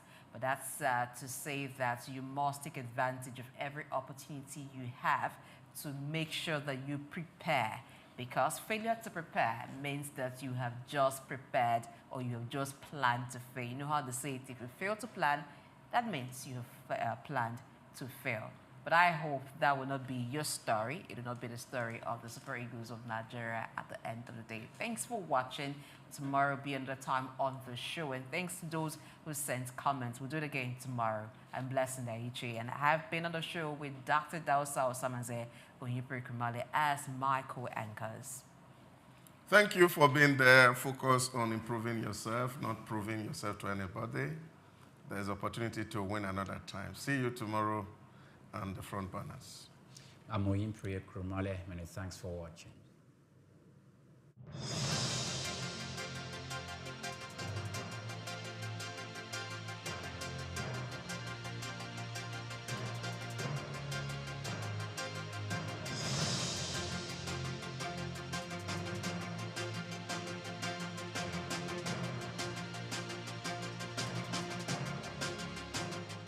We've got just what you need right here at Femi Wash Media. Call it the Midas Touch, and you wouldn't be wrong. Let us record, produce, mix, and master your audio like nobody does. Reach us on our contact today for the best quality job.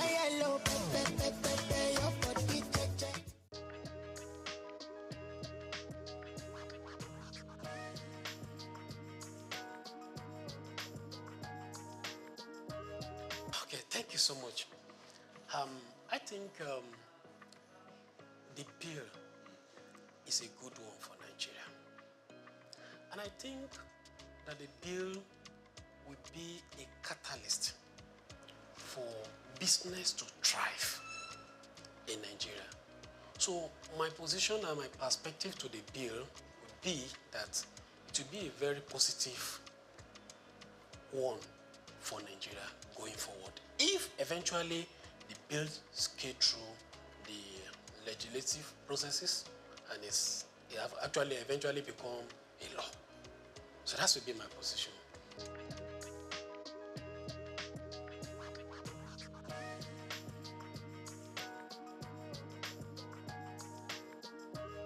Thank you.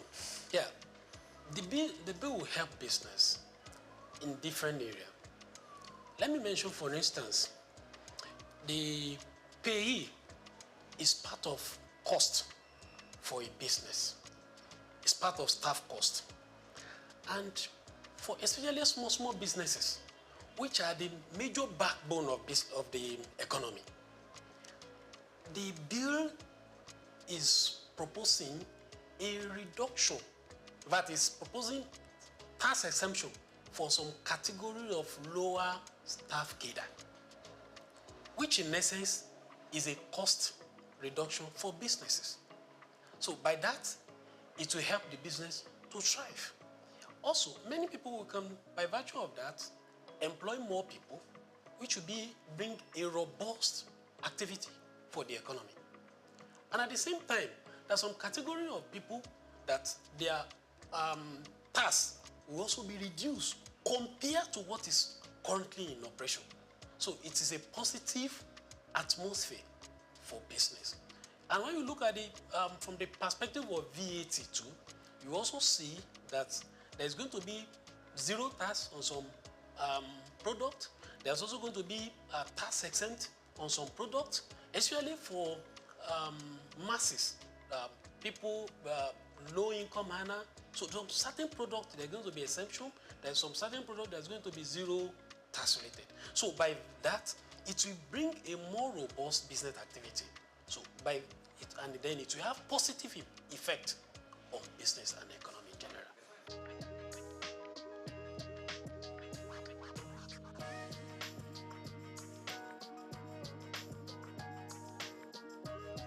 Yeah, the argument is important. It's very, very important. But when you look at it, fix and fix, the small business, it will encourage more small business. And also, even the 50 million turnover is not a small thing for business, though it is still small relatively to the economic activity. Then, but it is a plus, right?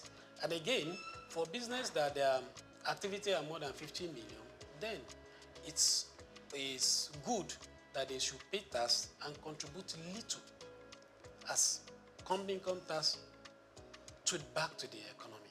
Now, if their taxes are used judiciously, then it will bring more infrastructure to the economy.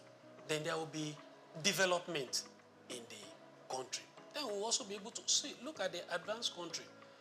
We envy them, we look at them that they are infrastructurals in places, then these things are not cheap. They are not cheap. So, but the main focus for now is that is in a positive trend. It's a positive trend. I encourage that the bill should be passed and the implementation then should be followed so that it will bring a positive effect to the economic generally and the business will thrive going forward.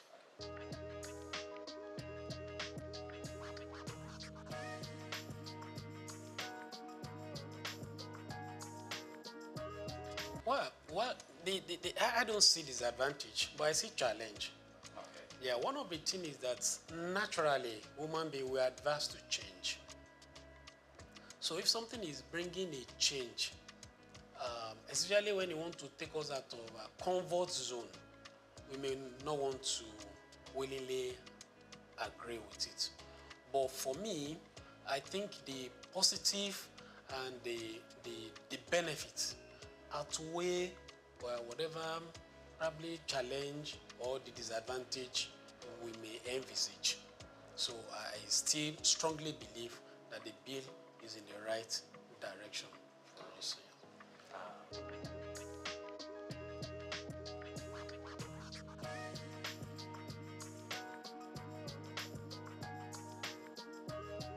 Oh, okay. I think from the angle of the value added tax, what I would like to say in that area is that it will help the lower income earners because, like I mentioned earlier, that there's some products that's going to be zero rated, which means that there is not going to be tax VAT on them. There are some that are totally tax VAT exempted.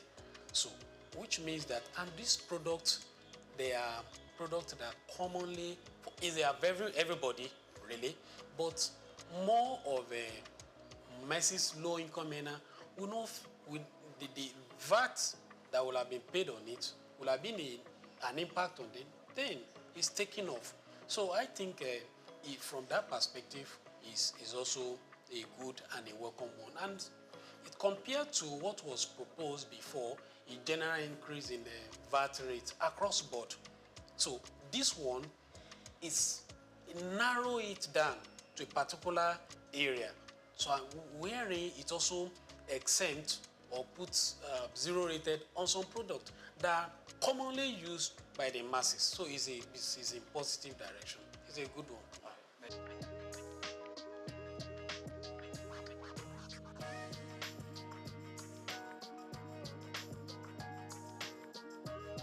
Yeah, okay. One, from the tax perspective,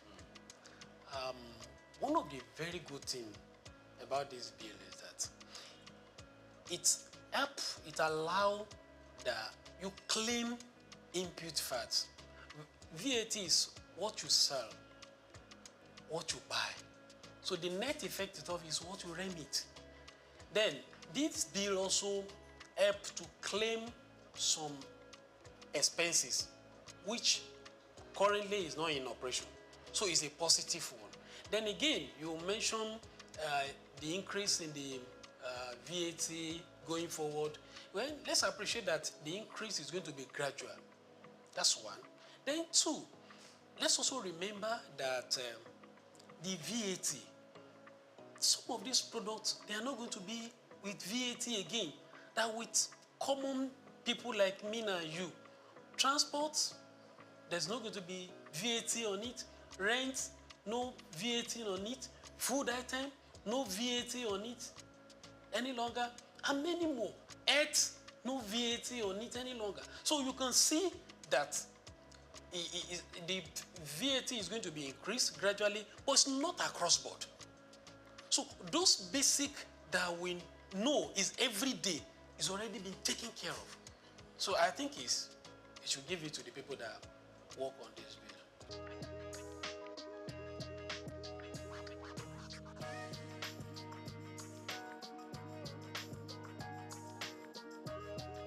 Okay, thank you so much for that angle and the question. I want to say that Federal Inland Revenue Services, they are really trying. And I can tell you, there's no system that doesn't have its own challenge. But FRS, they are trying. And they are moving from those days of Alanok. Now we have tax promise. You can do your filing right from the comfort of your office. You don't need to visit their office, except there is a challenge. Right? So, they are doing well, but they are not yet at the best. So, and there is room for improvement. They are already deploying technology. So, what they need to do is to scale up and up to the task. But currently, they are doing well. So, they just need to improve.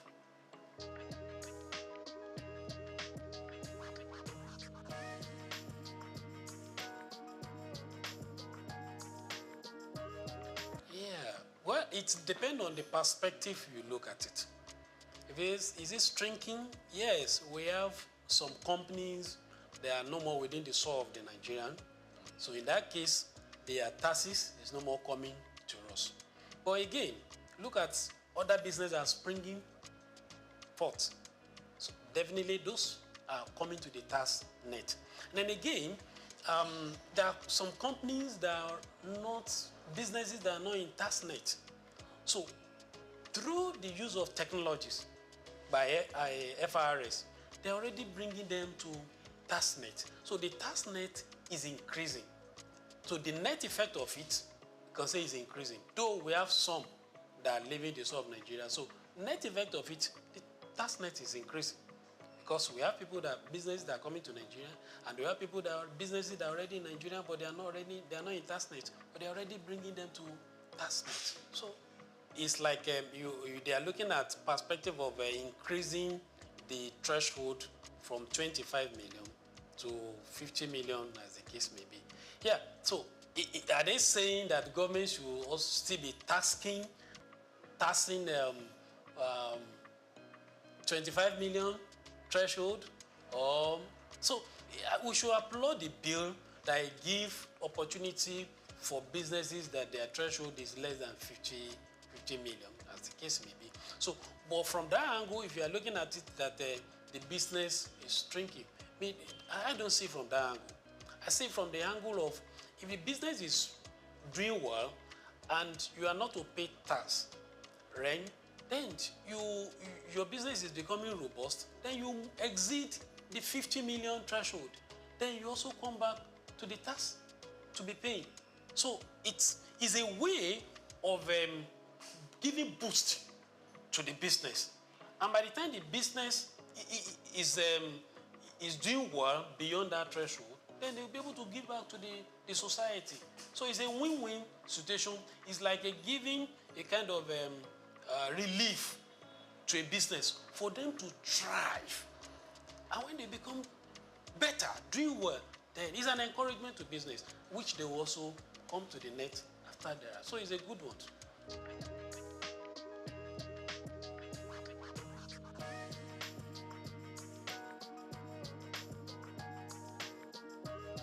The chairman of the year. The chairman. Souq. Yes. How would you assess his performance so far? Yeah, I think Mr. Sakios is a reformer. Yes. Looking at the step he has taken after assuming the office, and also see that he's somebody that is listening. He has a close relationship with the former chairman of FRS. Probably he has learned some of things from him, challenges that he faced when he was there. So I think he's helping the current chairman. And if you look at the revenue they are getting, they are meeting up with the target. And at the same time, if you look at the staff, I don't see much of issues, challenges within them. So those are the indices that you can look at from the performance of a leader. Look at the staff that is leading. Look at the target, the businesses also. Are they fairly? So I think he's doing well, but he can do better.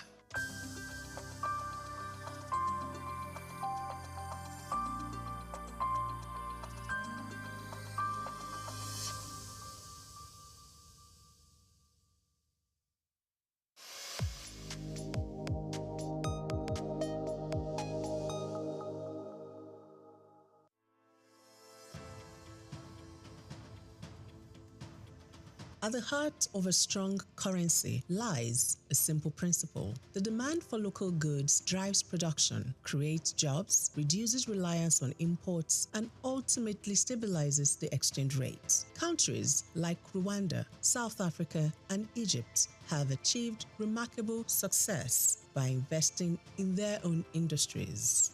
Rwanda has built a textile industry that competes with foreign imports. South Africa has developed a powerful automobile sector, and Egypt has excelled in agribusiness exports. These nations have strengthened their currencies by prioritizing local production, consumption, and exports. Nigeria, with its vast resources, stands at the threshold of a similar transformation. When Nigerians buy locally made products, fewer dollars flow out of the country for imports, preserving foreign exchange reserves. As local industries become more competitive, they can also expand exports, particularly under the African Continental Free Trade Area, bringing in foreign exchange and strengthening the naira.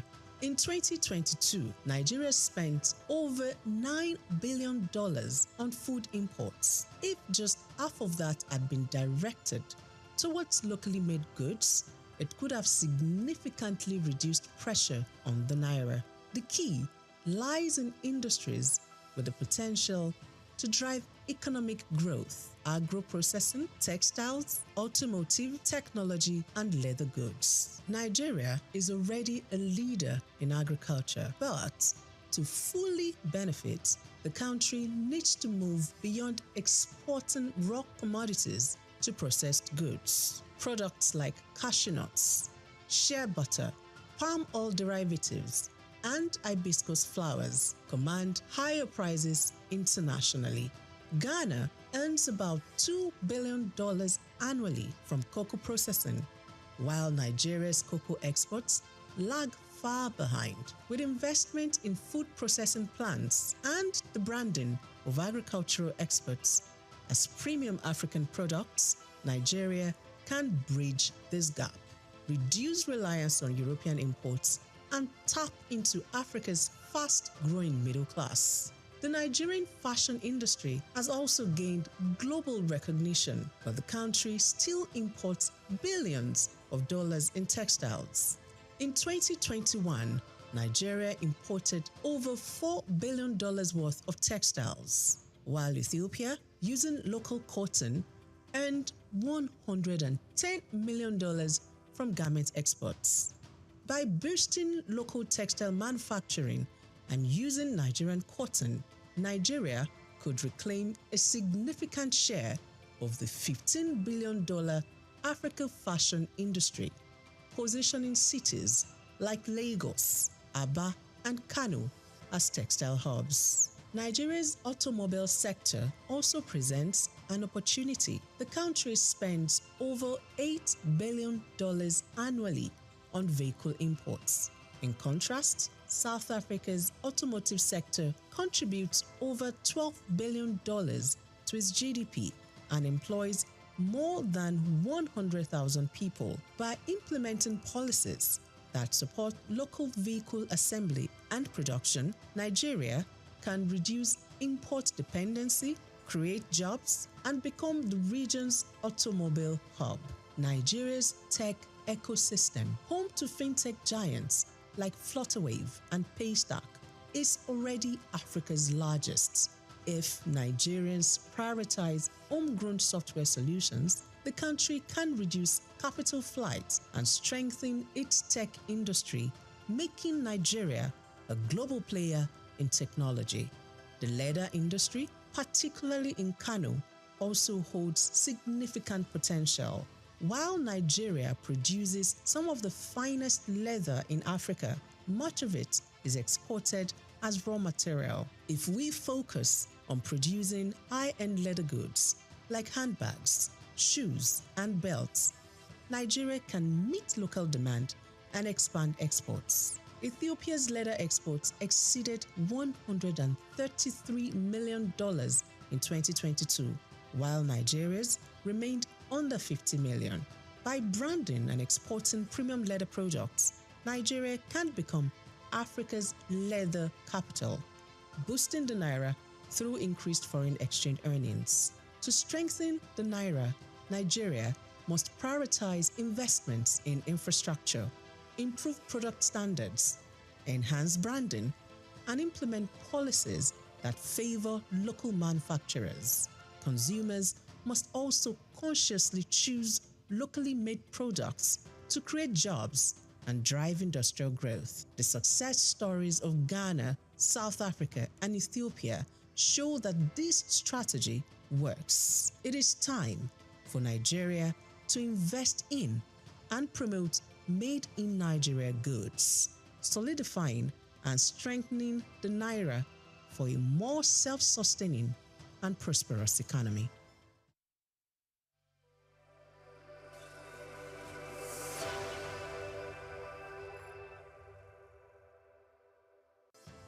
Nigeria, rich in traditional and cultural heritage, is intentional about promoting history and retaining cultural values.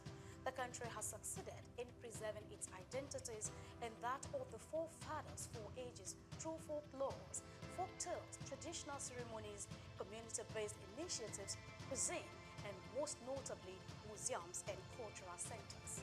These institutions serve as invaluable repositories of history, ensuring that future generations remain connected to their roots and appreciate the diverse cultural tapestry of the nation.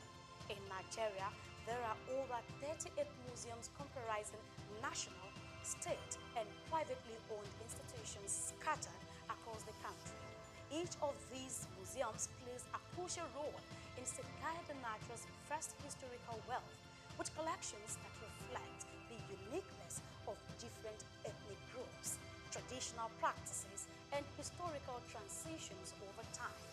In Lagos, the National Museum, located at the center of the city in Onikon, claims a notable collection of Nigerian art, including pieces of statuary, carvings, archaeological and ethnographical exhibits, among others.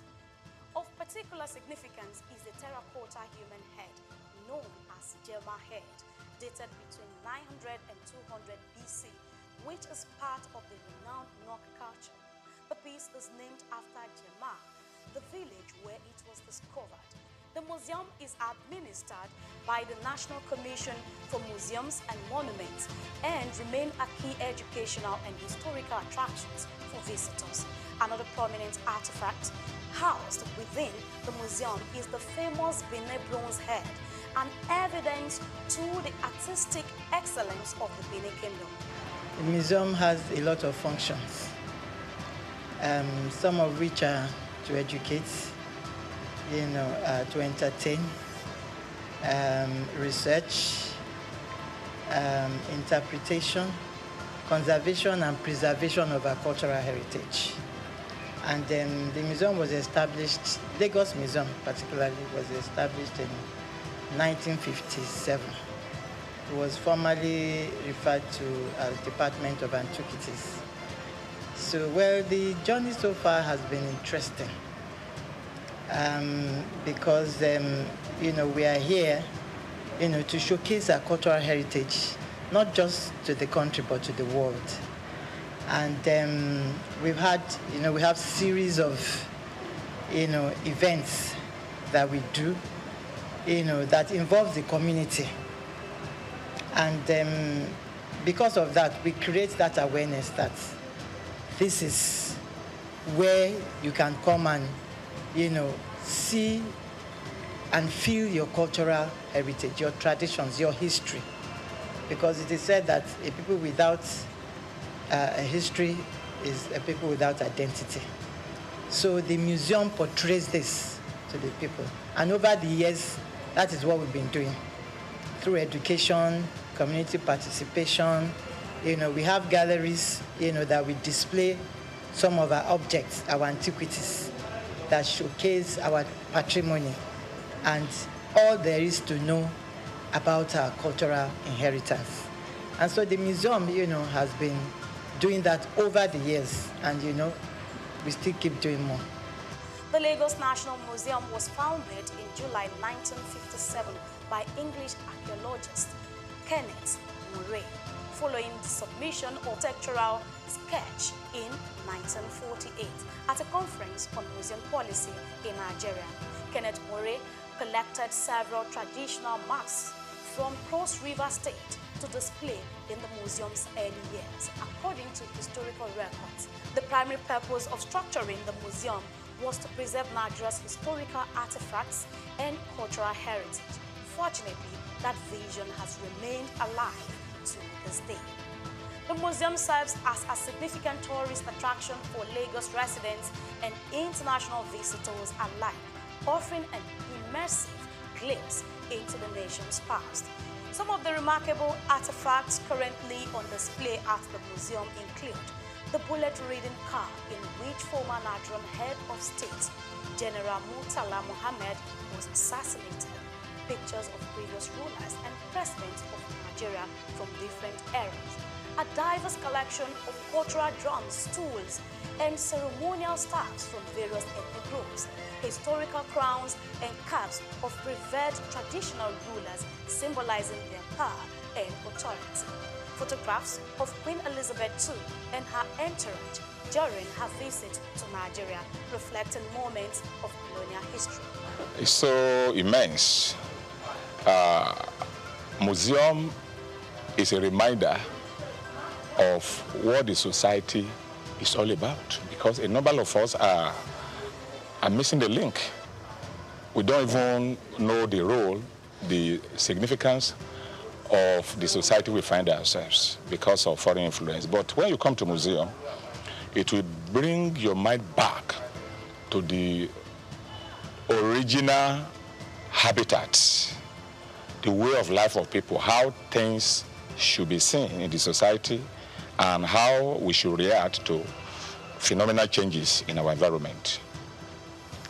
Basically, we'll be doing this work of educating the general public, not only Nigerians, over 20-something years here, and the impact has been so tremendous.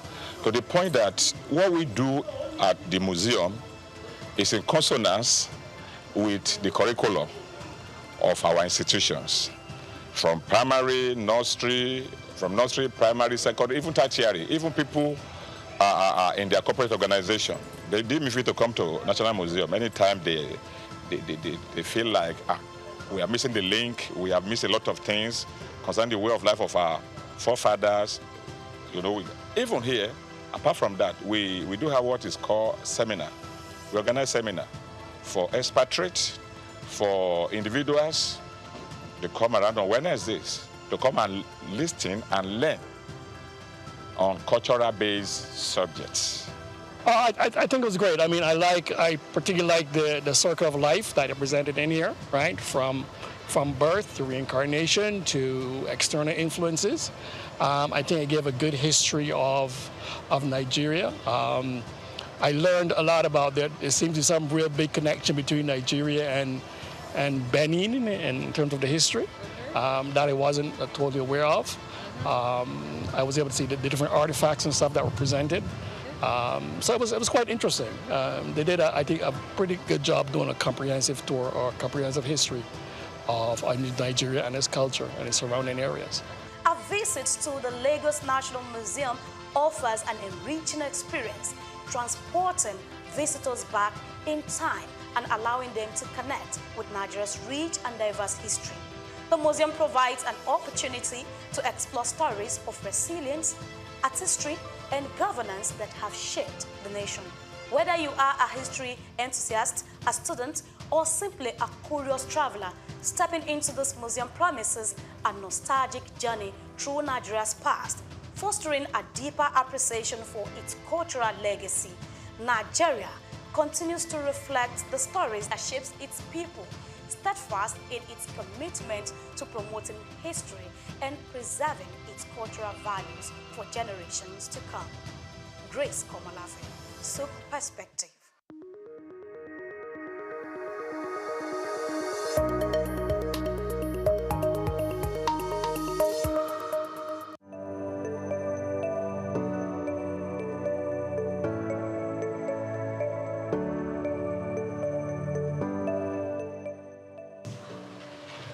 Directors, President, Nigerian Guild of Editors, distinguished editors, ladies and gentlemen, good morning. Mr. Chairman, as part of your engagement to engage with various stakeholders, you have met with various groups, and another critical group that you are meeting today are members of the Nigerian Guild of Editors. Of course, you had a meeting with NUG where they selected journalists from states of the Federation, where you share your vision and also seek for their support. It's the same thing we are here today. Editors, before you is the chairman of the ICPC. Before becoming the chairman of ICPC, he was the Commissioner of Justice in Jigawa State. And he has a vision that he intends to unveil, or he wants you to help him so that he achieve this vision. Dr. Musa Ali San is currently pursuing a vigorous restructuring of the ICPC that requires your support, your understanding. And that is why I came to Lagos purposely to meet with you and to seek for that support. Distinguished editors, I present you as one of you. I present you the chairman of ICPC and Dr. Musa Ali San. Mr. Chairman, you are welcome, sir. The management staff of ICPC, distinguished ladies and gentlemen, I'm really happy and delighted to be in the midst of these distinguished Nigerians. And I have to say that we at ICPC, we really cherishes and greatly values the partnership with you all, because we know that you are really great and valuable because of the role which our Grand Norm has given to the media. And there is no doubt that your dedication to exposing corruption and enhancing our efforts has been crucial in fostering a more transparent society. And our decision to come here today is part of our determination to strengthen our partnership. That's why this breakfast meeting is not merely an event, but a reaffirmation of our shared mission to combat corruption and uphold integrity in Nigeria. And your support for the ICPC in delivering its statutory mandate, including its robust activities and initiatives in fighting corrupt practices and other related offenses in Nigeria, is really commendable, because you have been really helpful in enlightening Nigerians about the problem of corruption. And I'm personally filled with gratitude that the media has continued to positively boost the ICPC's anti-corruption public communication efforts. Your investigative reports, analysis, and overall dedication to truth have helped in exposing corrupt practices, because there are a lot of stories that you published which help us in our investigation. And most of these stories, they have led us to discovering some massive challenges that is facing, or that are facing our public sector. And if I may recall, there is one whereby it has to do with our youth. A contract supposed to be executed for the benefit of our youth, but the humongous amount of money was diverted. And it was as a result of one of you we discovered the challenge. So I thank you for the contribution. As we salute your commitment to the crusade against corruption, ICPC under my leadership is really serious to ensure that sustenance and heightening of our collaboration with you. And the media is not merely an observer, you are a frontline partner in the fight. And over the years, ICPC has adopted a strategic communication approach in line with Section 36 of the 1999 Constitution as amended, and Section 27, Sub 4 of the ICPC Act. And these laws ensure the protection of suspects' rights while remaining strict, diligent, and stern in our actions. And ICPC will remain resolute in propagating the rule of law and protecting human dignity. And also, ICPC under my leadership prioritizes the protection of whistleblowers and the integrity of investigations. And transparency is a cornerstone of our work, and we will continue to provide verified information through official channels, which include press releases, newsletters, and our digital platforms. May I quickly review some of our engagement last year? Last year, because I was the Attorney General, and I rallied my former colleagues, we had a meeting in Abuja whereby we look at the challenge of corruption at subnational. We reviewed the problems and also agree that we need to work together.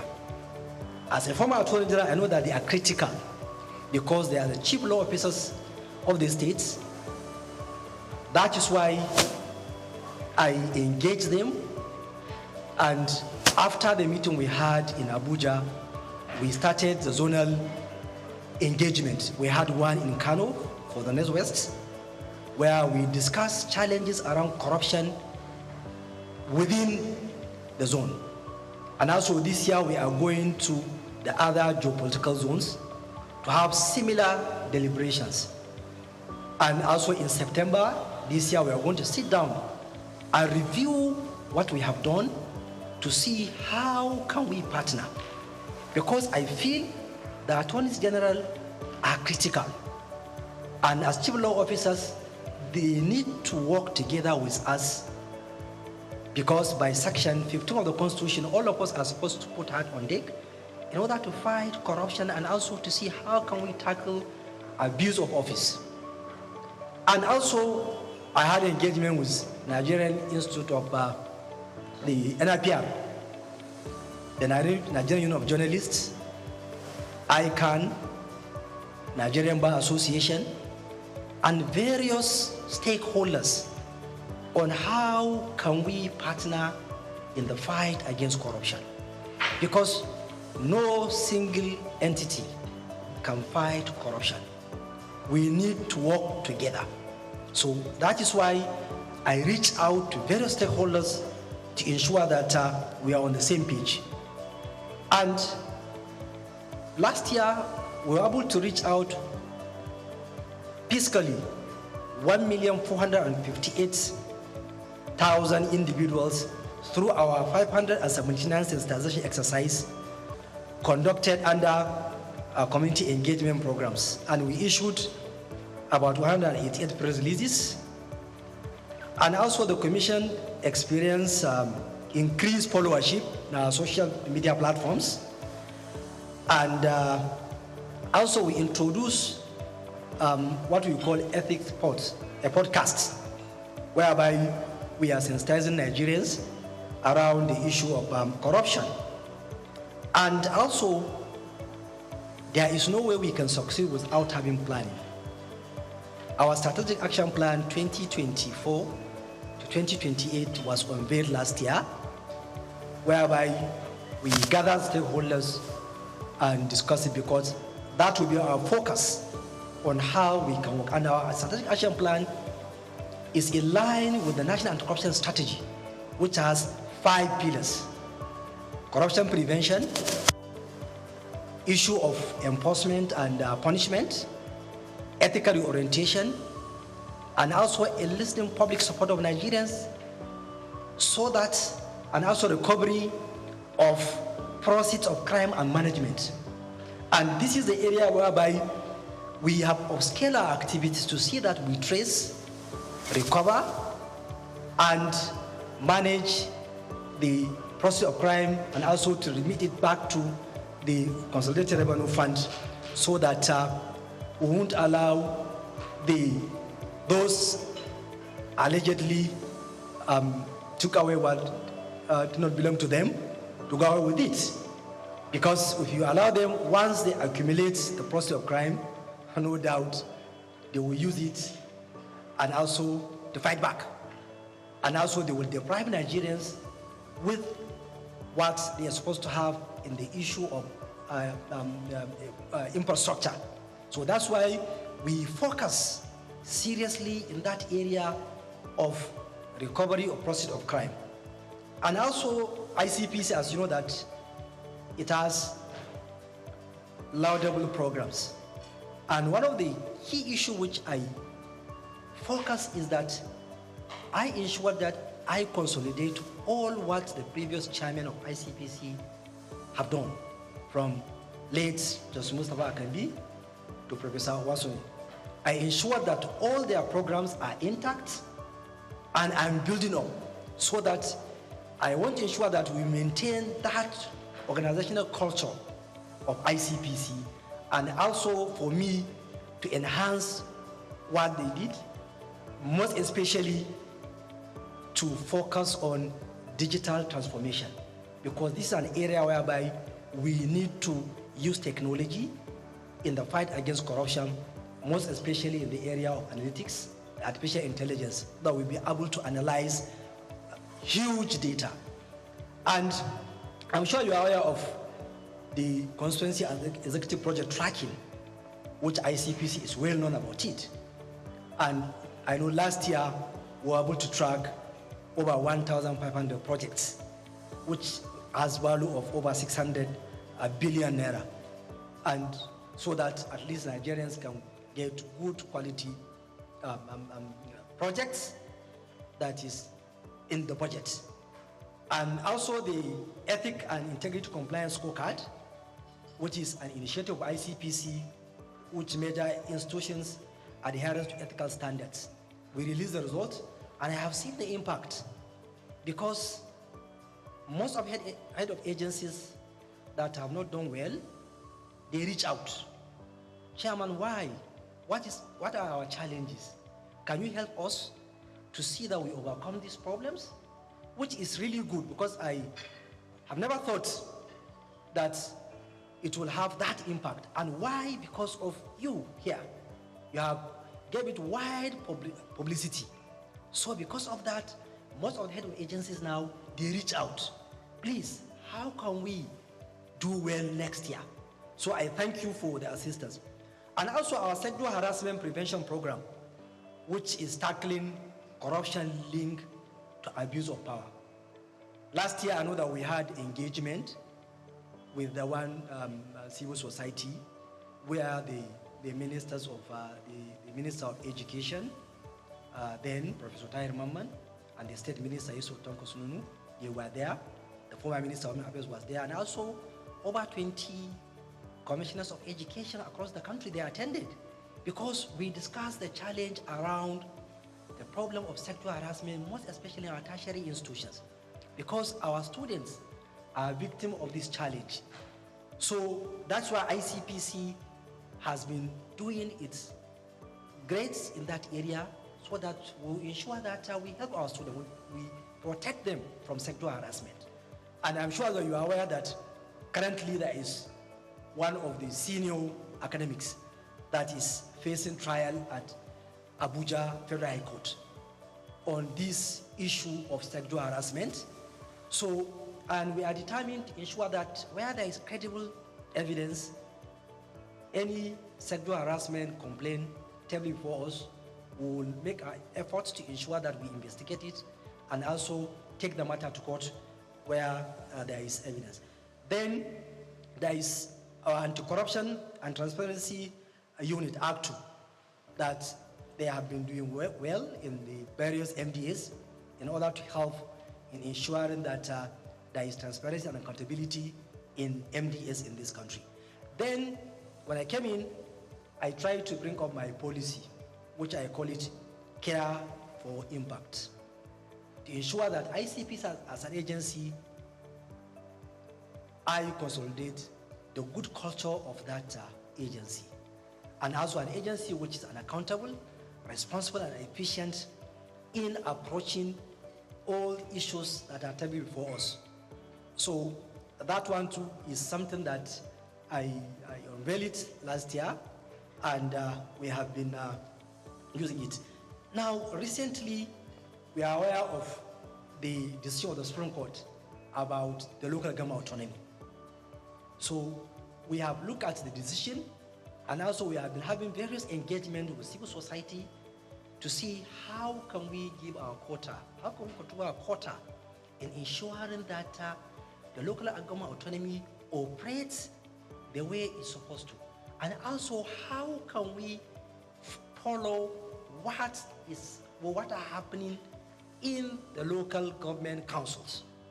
And we are trying to bring up what we call corruption prevention program for local governments, whereby we'll monitor activities at all the 774 local government areas in this country. One problem we notice is that in this era of technology, there are only 7 local government areas in this country that have functional websites. So we feel that is not right. So we will now try to see how can we use technology to force the local government council to make information available to Nigerians so that Nigerians can follow what they are doing. you also, the editors and other media stakeholders, can be able to follow what are they doing, so that we will monitor if there are issues, questions can be asked. We too, we can follow, because we don't have the enough manpower to go over all the 774 local government areas. But we feel technology can help us. And we know that practically, I don't think there are procurement processes in our local government councils. This is an area where we need to look at. And also, we will ensure that there are mechanisms around control of corruption, around the issue of finances of local government councils. So we will team up with the media, with the civil society, to ensure that information are available. Nigerians know what is happening, so that at least it will reduce the challenge of corruption at local government level. Last 2 weeks, we are in Gombe, myself and Ola, the chairman of the EFCC. And we discussed around the challenges at local government level. So, and we are determined to ensure that we focus there, so that Nigerians at the local level can get the dividend of democracy. And even recently, we have been facing challenges around the issue of this local government autonomy, because there is even one caretaker local government chairman whom we charged to court, because after the decision of the Supreme Court, they continue, or he continue to spend government money to award contracts, despite the fact that the Supreme Court said, look, stop. And also we know how challenging this issue of local autonomy has been since 1999. But ICPC as an agency, we will ensure that by virtue of Section 287 of the Constitution, we have the power to ensure that the decision of the Supreme Court is implemented fully. And also, I'm appealing to those who are making attempts not to comply with the decision of the Supreme Court to please desist. Because Supreme Court is the last court. Once it delivers a judgment, we must comply. That's what is rule of law. Because ICPC will continue to monitor and investigate, because any caretaker local government chairman from 11th of July 2024 who spent public funds, who award contract, that is corruption, because you don't have the mandate. And also the Apex Court has already spoken, so we must comply. Now, in my 1 year in the office, there are a lot of international engagements which ICPC engage in. And in one of the engagements is that last year in September, we had an event in Beijing, China, whereby there is Global Network. Global Network is a coalition of over 200 anti-corruption agencies across the globe from 124 countries.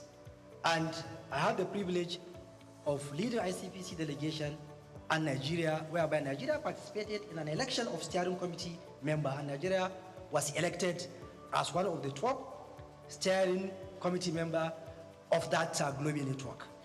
And also, one area which I made mention that we have been focusing is the issue of asset recovery. Asset recovery is really area whereby we in Africa, we must focus on it, because we have seen how our own resources have been taken outside the continent, going to the global north. So that was why at the African Union level, if you may recall, in 2015, there is Thabo Mbeki high-level committee, whereby the heads of state of African countries agree that there is need for a forum of asset recovery practitioners in Africa. And the processes of bringing up the forum, it was last year that the forum was established in Ethiopia, Addis Ababa. And I was elected as one of the representatives of West Africa, whereby we met in Arusha, Tanzania in November, whereby I was elected as the interim chair of that forum to try to galvanize the 55 African countries and corruption agencies to ensure that we come together to see how can we help Africa to recover and repatriate stolen assets that are kept somewhere else. And we agree that, look, apart from slavery, which is our own human resources that was taken to other continents, there are a lot of stolen assets of Africa outside the shore of Africa. And we know what is happening. Whenever you want to trace and recover, the experts outside Africa will charge you huge amount of money to recover all professional fee to recover those stolen assets. So that was why we say, no, we need to come together as Africans. Let us identify our experts within the continent. If we need somebody to trace, Nigeria doesn't have the expert. It can look for Ghana, Kenya, or any other African country. Do you have the expert? Yes. So that's why we are coming together to see that we trace, recover, and repatriate the stolen assets. Also, we'll keep on raising this issue of stolen assets at various fora, because the United Nations Convention Against Corruption has already backed the issue of stolen assets that we need to recover it. So this is an area whereby that I'm chairing now, and we are trying to see how we will make efforts to see that it has seen the light of the day. And distinguished editors, we know that corruption thrives where there is silence or in silence. But your voices are the ones that can shatter that silence. Your role in shaping public perception and holding institutions accountable cannot be overstated. The more Nigerians see what you write, what your opinion about this issue of corruption, the better for us. Because they will be enlightened, they will know what is happening, they will ask questions, and that will put us on our toes. That will minimize the challenge of corruption. Because we at ICPC, we are trying to see how can we use our mission to diminish corrupt practices through our public mobilization, our own doggedness in investigation, and also to ensure that we follow rule of law. We will be patient in investigation. No matter how long it will take, we will do it slowly, but surely we will reach our destination. And also, we at ICPC will ensure that we deepen our own relationship with you, the media. And I'm appealing to you to come to our aid. Try to understand the terrain we are working. It's not easy terrain. Whoever worked within that corruption cycle will know that it is not easy, because it is an area whereby you are fighting those who are already determined to continue to pilfer our resources. It's an area whereby those who engage in corrupt practices are really determined to peddle information that are not correct in order to try to bring controversies so that to divert the attention of the main issue. So fairness, hearing from the other side, is what will help us to discharge our mandate. And ICPC, for the past 25 years, has consistently maintained ensuring that there is fairness and the fair hearing, and also we do not engage in anything that will bring damage to people because of allegation against them. We will continue to ensure that we will be fair. If you ask questions, we will answer. And like I said, we are appealing to you to reason with us. because of the terrain we are operating, which I know I don't need to elaborate. So that is why there is no way we will not come close to you. There is no way, because we need you, because Nigerians need to know what is happening. That will project the good image of our country. That will make foreign direct investment to come into our country. That will make our youth to have job. We know what is happening in this country. We know that a lot of youth are roaming on the streets looking for job. And the youth are the future leaders of this country. So, and it is through you, by helping us to propagate our activities and also to bring issues that will project good image of this country. By doing that, we'll make Nigeria great, and also will tackle the challenge of our corruption. And conclusively, I want to emphasize that you mean a lot to us, and that we count on you as dependable partners in ensuring that Nigeria is corrupt-free, and also I'm sure that partnering with you will continue to help ICPC to move forward, and also ICPC will continue to record achievements, and we hope that the aspiration of Section 15 of the Constitution will be realized, where Nigeria will be a country free from corrupt practices and abuse of office. Thank you so much. Money and property last year, and I even know even this year too, we recovered some amount of money and also property. Even currently, we are tracing and marking some assets in one of the states where some people diverted public funds. Even this morning, I know that there is an amount of money which we recovered from the diversion of public funds. So we are talking about both the fixed and movable property. That's if you are talking within Nigeria. Even abroad, it is the same thing. Although during my time, ICPC did not recover any assets from taken outside the shores of Nigeria. But I know that we are collaborating with one of the African countries about money that was brought into Nigeria from that country. We are tracking and to trace the money so that we will see how the money can be taken back to where it was brought in here. So this is what I can say. And some of the issues you raise are part of the problem.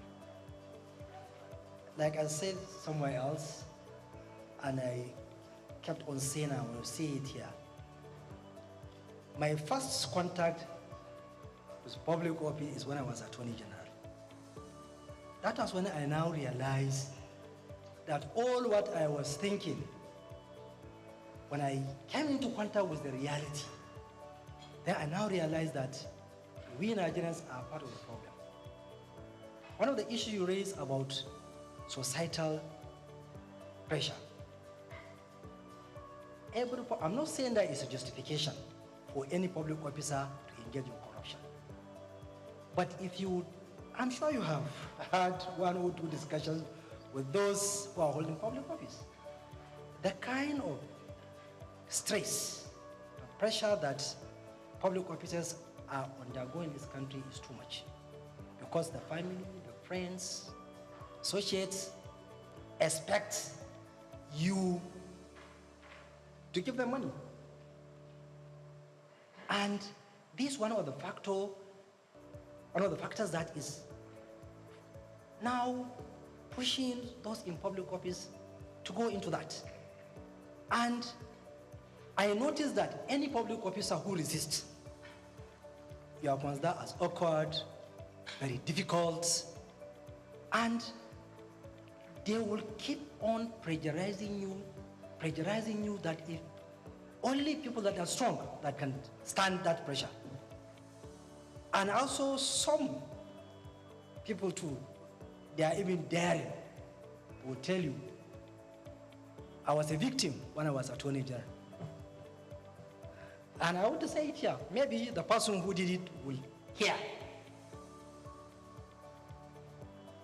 an issue which I say, look, AG, we want you to do this thing. I say, sir, it's not even in public office, it's not even a public officer. I say, sir, I can't do this thing because my conscience will not allow me to do it. After they put pressure from different angles, okay, you are a young man. How? I don't want to destroy your career. And I say, sir, my career is not in your hand. It's in the hand of God, my Creator. And I left. What followed, it wasn't pleasant. I had to battle for more than 1 year of series of blackmail, from one blackmail to another, just because somebody wants to get money. And you can only get that money through me. And I was put under intense pressure to succumb, which I did not. What followed was I was put under serious stress. Now, the second problem is there is this theory. Whenever the corruption, if you look at it, if the benefit is high, the risk is low, people will keep on to engage. If people know that if you engage in corruption, it is really highly risky, you will lose your reputation in public. People will never consider you as somebody who has reputation in the society. People will be careful.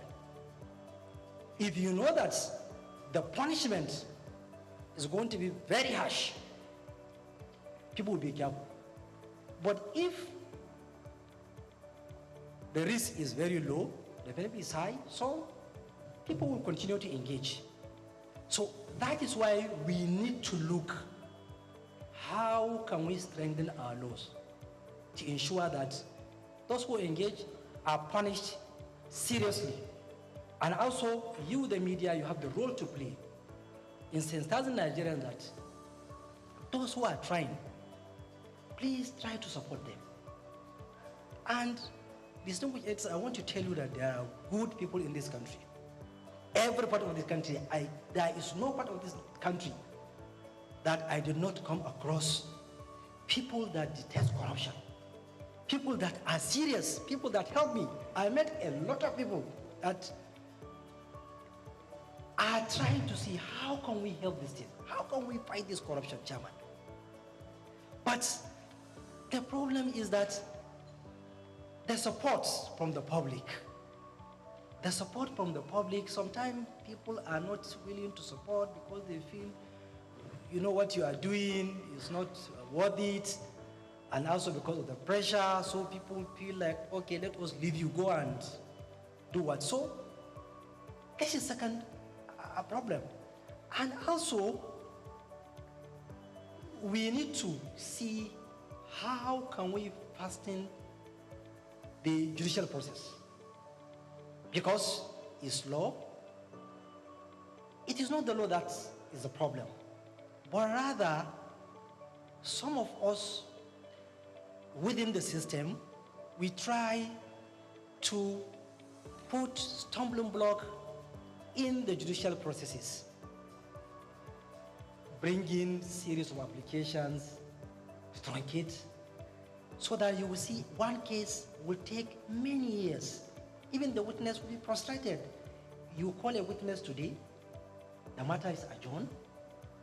And I'm not saying that it is the fault of the judges. No, it is all of us, the lawyers, and also other stakeholders, that we know if your client has an issue, as a lawyer, you know, because once you look at the facts and the proof of evidence, you'll be able to know that my client has an issue. Okay, how can we help him to face justice so that all the process of justice, the court and the system should be fair to him? But you will see that that slowing down is also another factor. That you will see somebody engage in corruption. When you take him to court, it will take many years.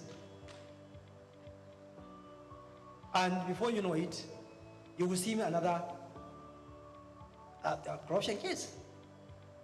And also another problem, especially in the public sector, I now notice, is that our public service rules also has a problem, because it has given a leeway that people engaging in corruption, there is no specific provision which provides that, look, once you are engaged in corruption, you should automatically be dismissed.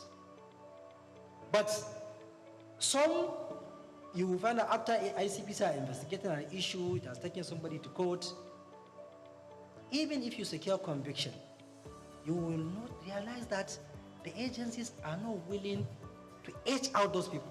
They will leave them to continue working. Because I feel any public officer that is convicted, he is not supposed to continue working in public agency.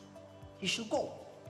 If the Constitution will say that conviction of embezzlement and fraud attracts disqualification for a certain period of time, I think there is need. Any convict should not be allowed to work within the public service. It should just be aged out. And that is why now, as chairman of ICPC, we are now going to exploit the Code of Conduct, Bureau and Tribunal.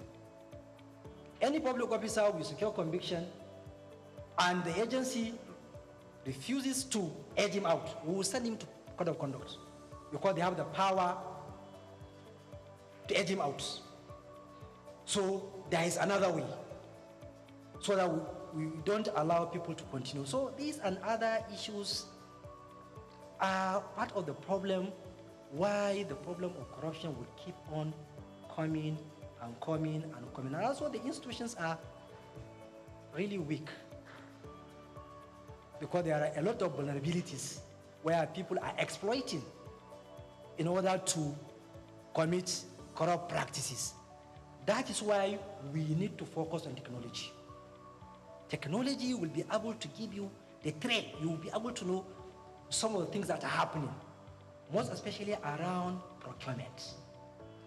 This is an area whereby there is serious problem because of the laxity and the challenge around that. So that's why you will see that almost you will be seeing issues around procurement be raised in public sector. So this is also another factor that is bringing this issue of corruption to keep on going. And also there is international dimension too.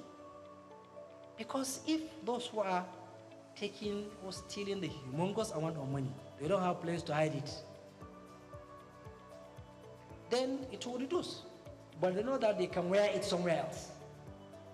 And those countries, I keep on saying, when you say that we have challenge of corruption, why are you keeping the process of crime in your country? Why can't you turn them back? This is process of crime. Please take it back to your country, because there is United Nations Convention Against Corruption. And it is a global legal instrument. But you will find out that when they wear the money outside the country, there are a lot of technicalities. MLA, other things that you will be frustrated because the legal mechanisms are made in such a way that it's even very, very difficult for you to recover. So if they know that they cannot take it somewhere else, I think the problem might reduce.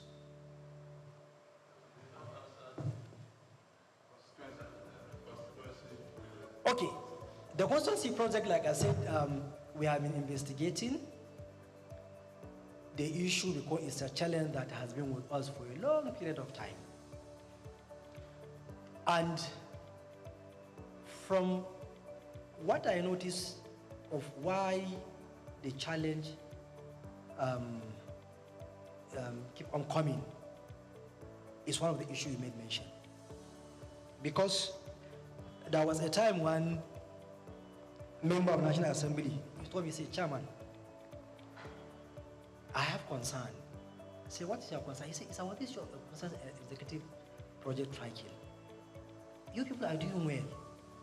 But I know why this issue will keep on coming. On that day, he was telling me the challenge he was facing. There was burial in his hometown. You need to contribute.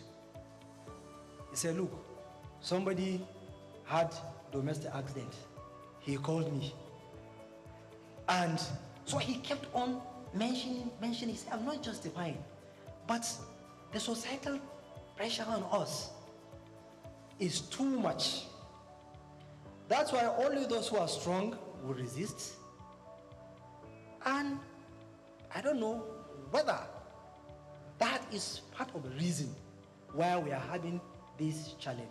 And to be frank with you, we have noticed areas whereby some of them did not execute the project.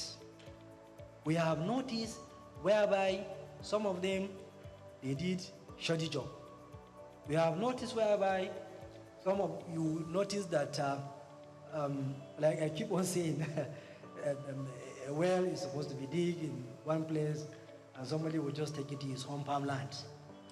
We will see whereby street lights, instead of to be installed on the streets, somebody will put in his house. So these are challenges that are keep coming. And I know that there is one of the newspapers last year, they made a front page story that ICPC has failed to tackle this challenge. And I know that we have been doing our best. And we did a lot because we have recovered a lot. And even currently, I know that there is somebody who is facing trial. A charge will file a charge against one of the former members of National Assembly. The former member is facing trial because of diversion. And also, we know that we have been going to ensure that if you do not execute the contract, you must go and do it. I know that there is a state whereby an ambulance was diverted. We ensure that it was taken to the hospital. I know where a lot of things. And that's why the strategy is good, in the sense that let us recover the proceeds of crime and put it into use. Because if you keep on filing charges and all these things, you will spend many years in court while the actual project will not be executed. And to be fair to them, if you confront them, you show them the proof. Honorable or distinguished, this is a project you're supposed to execute, you do not. Please direct the contractor to go back to site, or contractor go back to site. They go back. And recently, those who are being used, the contractors, I have been hard on them. If you allow money to be diverted through you, we are going to charge you now. You want to refund that money because you allow yourself to be used as conduit pipe. So we have been doing that and we have recovered a lot. And if I may say that the societal pressure, in my view, is one of the challenges, and also the weakness of the institutions. Because, to be frank, some of the heads of agencies, they allow themselves to be used in these challenges of constituency project. Because if the head of agencies insists, once there is a contract awarded, that contract must be executed to the latter. Or you insist that you're not going to allow anything to be inserted in your budget, which is not out of your mandate. So if we will do that, then this thing will minimize. But if the head of agencies allow themselves to be used, then this thing will keep on happening. And ICPC, all the corruption agencies, we don't have the capacity to follow all the projects. That's why you, as the media, you can expose. The public too, they need to follow their project, on your project. If there's a project which is supposed to be done in your constituency or in your sector district, it was not done, raise it. And I don't think there is any public officer that you confront him with evidence that this amount of money was appropriated for a particular project and you do not execute. Please go back and execute. You will not say, no, I'm not going to do that. I hope I have answered. We are doing it in such a way that we don't disrupt the financial system. So we do it in such a way that we don't allow you to continue with illegality and committing crime, so that we will save the banking system and also the public sector fund. Then on issue of Dubai, like you made mention, in my speech I made mention of proceeds of crime. And I alluded to the fact that the international legal regimes, the various laws of countries are the problem. Because for me, I kept on saying in various fora of anti-corruption that look, if somebody steals our money and take it to your own country and you keep it, why are you telling me that we should come together and fight corruption? Why? Because you know, because you own, there is no your money in my country. So that's why you are saying we should join hands. Why I have traced and point out to you, this is the public funds taken to your own country. Why can't you give us our own? But because of the legal regimes, sometimes it's tedious, it takes a lot of time, and there are a lot of, it's not even law alone, there are politics, there are diplomacy, so it is something which is even outside the realm of anti-corruption agencies alone, because you need a lot of stakeholders. I know recently there are countries that I am the one who have been following that, look, let us sign an MOU with you, because we have noticed our funds are being taken to your own countries. And they agree. There are some 1 or 2 countries that I know that we are about to complete sign an MOU because of what we have noticed. Also here, as a media owner, I here with my team, we have a radio station and also a television station. I want to commend your efforts. For you to meet with the media shows you are transparent. It shows you are accountable. I don't have any question to ask you because I'm part of the team. It is not cheap to fight corruption. It's very, very expensive. Fighting corruption is also very, very complex. It's not as easy as we used to say it. It is only the person that is wearing the shoe that will know where it pitches is. So I commend your efforts and I pray for more grace, that God should color your efforts. Everything is in your favor, the age, the energy, you have the capacity, and you have the right team to help you to drive it. You have the right team to drive it. Finally, I have this advice. You can't do it alone. You need to also rely on the outside team to help you to drive your dreams, your plans, and goals, especially in the area of the media. I suggest maybe you could have something like a strategic media public enlightenment committee. Comprises, of course, the media team as well, stakeholders. You have a committee who also help you spread your good news. Also help you spread your good news either in the public sector, in the private sectors, and all that. Because if you say you want to work with media like you would like to work to, it's very, very expensive. But when you have the committees, selected committee, media team, editors, and also for the private sector and public sector, they will help you to achieve your dreams and goals. So you have our support, and like I said, God will color your efforts. God bless you, sir. Thank you. Angry ones and the pastors. Let me just add to your to-do list. I had 2 questions written down, but after Ikechukwu gave his lecture, I decided to calm down. You talked about, before I round up, and thank you for coming, judges advising you to go settle out of court. The biggest problem, one of the biggest problems with corruption in Nigeria are those judges. Recently, I think it was the Chief Justice of Nigeria who said election cases constitute about 70 or 80% of the cases they have in their docket, which suggests that election cases are very lucrative for them. So you have to put your searchlight on the judiciary. Then number 2, your constituency, the legal profession. Please, MBA has, from all accounts, a vibrant lawyer, Afam Osigwe. Engage, collaborate with him. MBA too has to deliver. Plea bargaining takes place and judges advise you to go settle out of court. It's because the judges too are corrupt. The appointment and promotion mechanism on the bench is also corrupt. Search the NJC.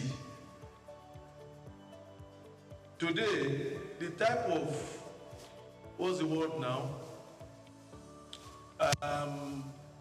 Corruption in terms of judicial promotion in Abuja is huge and impacts on the quality of judgment delivered.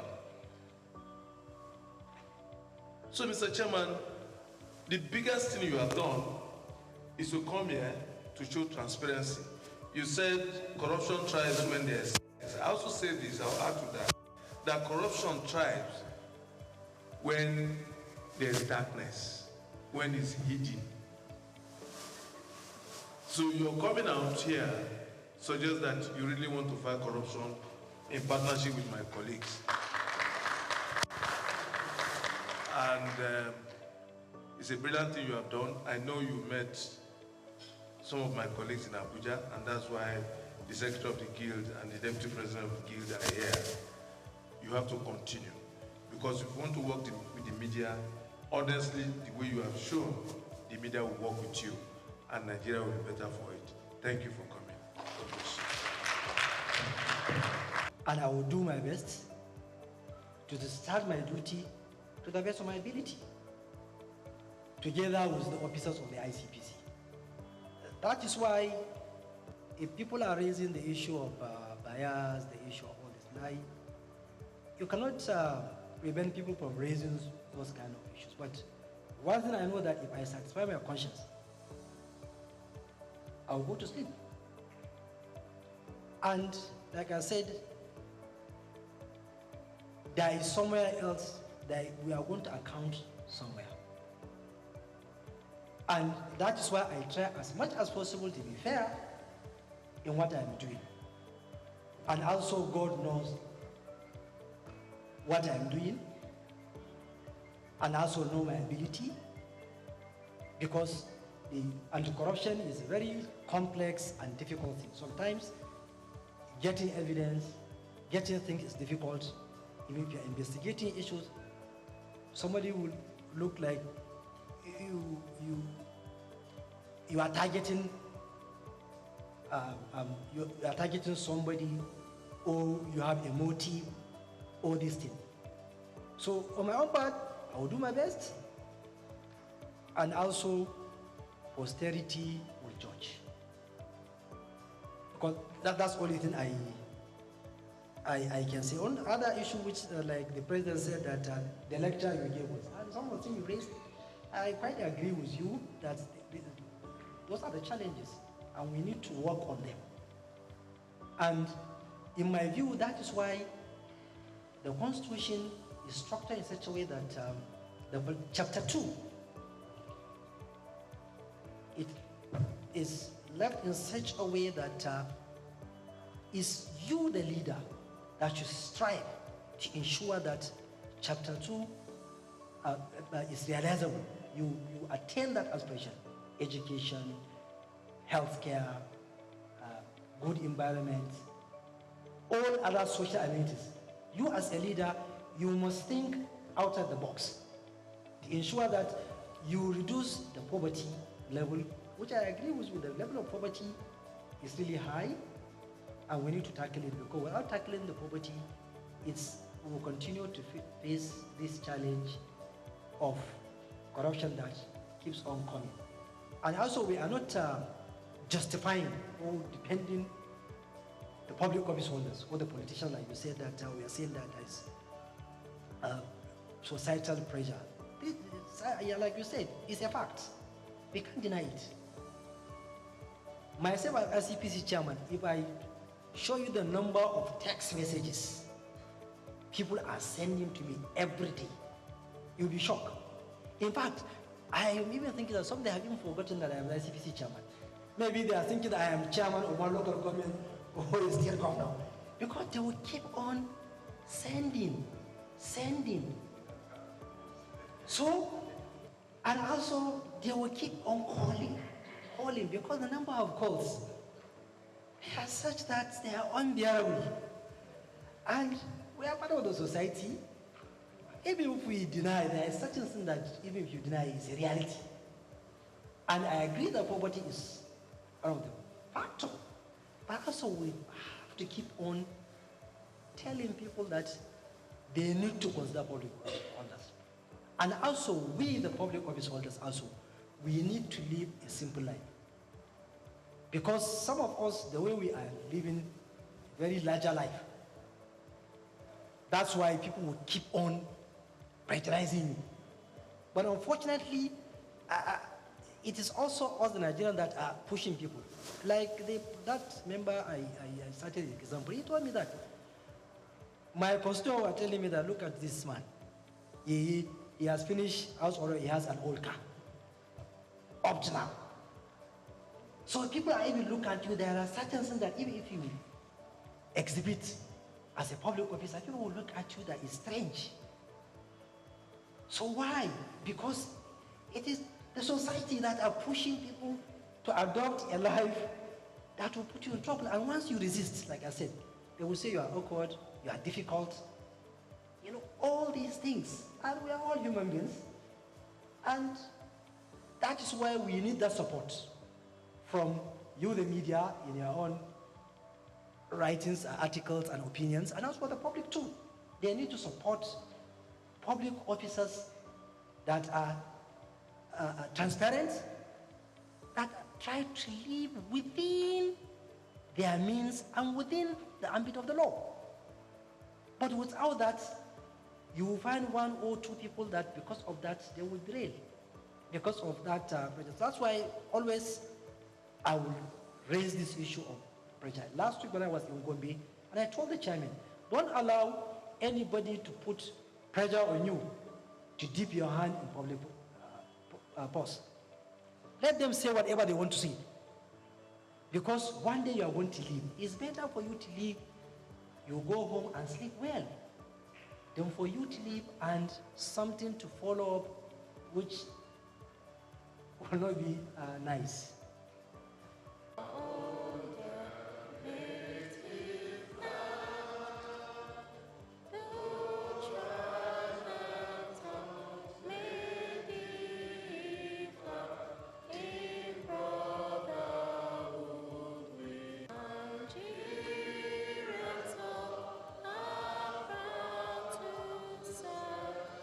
Our sovereign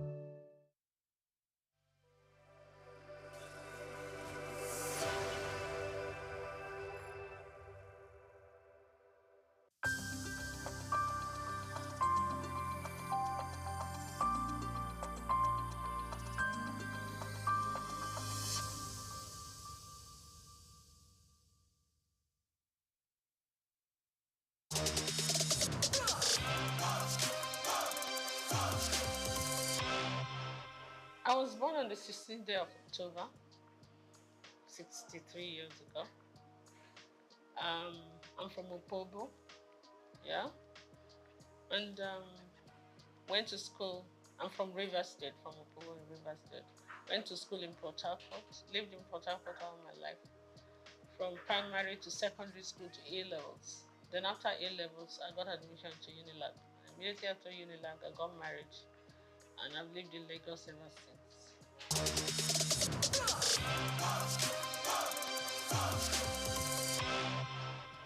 Well, it was fun for us because me and my husband were very young. My husband was 25, I was 21 and all that. But we learned on the job. We were friends. We were friends for 3 years when I was in Unilag, university, and we came out, we got married. So we're like children that just got married. But I had my parents. My parents were his very good friends. So when I get naughty, he would report me to my parents. When I didn't know these kind of duties were demands of somebody's wife, they would tell me this is my responsibility. I'm like, nope. I will agree to some, I will not agree to some. But I mean, it was fun. We had our ups and downs, but kind of pushed through it. And then the children started coming, and it was a different ballgame.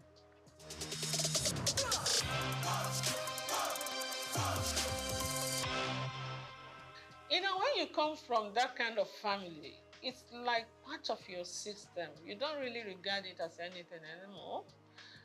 But sometimes I get the shock of my life because there was a time my in-laws came to Opobo for one ceremony, and I saw the king, and he gave me a hug and he gave me a pick, and they were like, whoa, the upper Benin won't even shake your hand, you know, as a woman. I'm like, okay. I mean, it's the same family, you understand? So we're used to that. I think we take it for granted.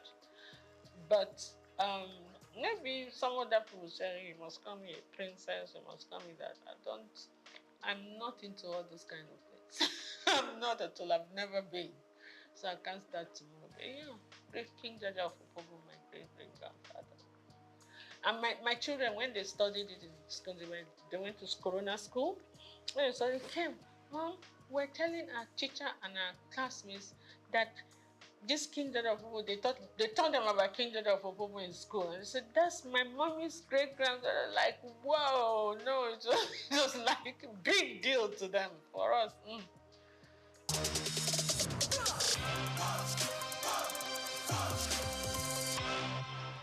Absolutely, upbringing. Upbringing and my personal choice too, because you could be brought up one way and choose to go another way. You understand? One of my philosophies in life is like this. You're not the tallest in the world, you're not the shortest, you're not the prettiest, you're not the ugliest, you're not the richest, you're not the poorest. Oh, of course, get with it. Do you understand? If you're looking for beauty, there are more beautiful women than you say. If you're looking for ugly, there are uglier women. If you're looking for tall, you're looking for it. So what is it? Do you understand? You didn't come into this world with anything. You're not going to go with anything. So just be grateful to God for whatever you have or whatever you are. Work towards improving on it, improving your relationship with God Almighty and improving your relationship with your fellow human beings. That's my philosophy in life. So what's the point of carrying all the air and chips on your shoulder? It makes life heavier for you.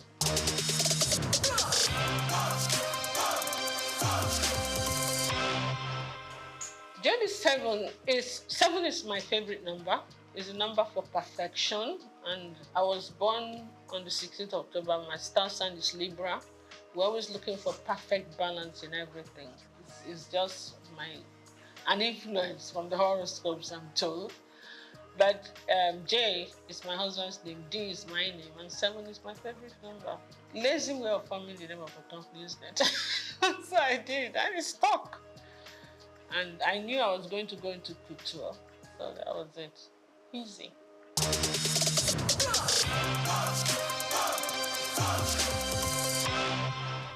I was a victim of circumstance. I keep saying it.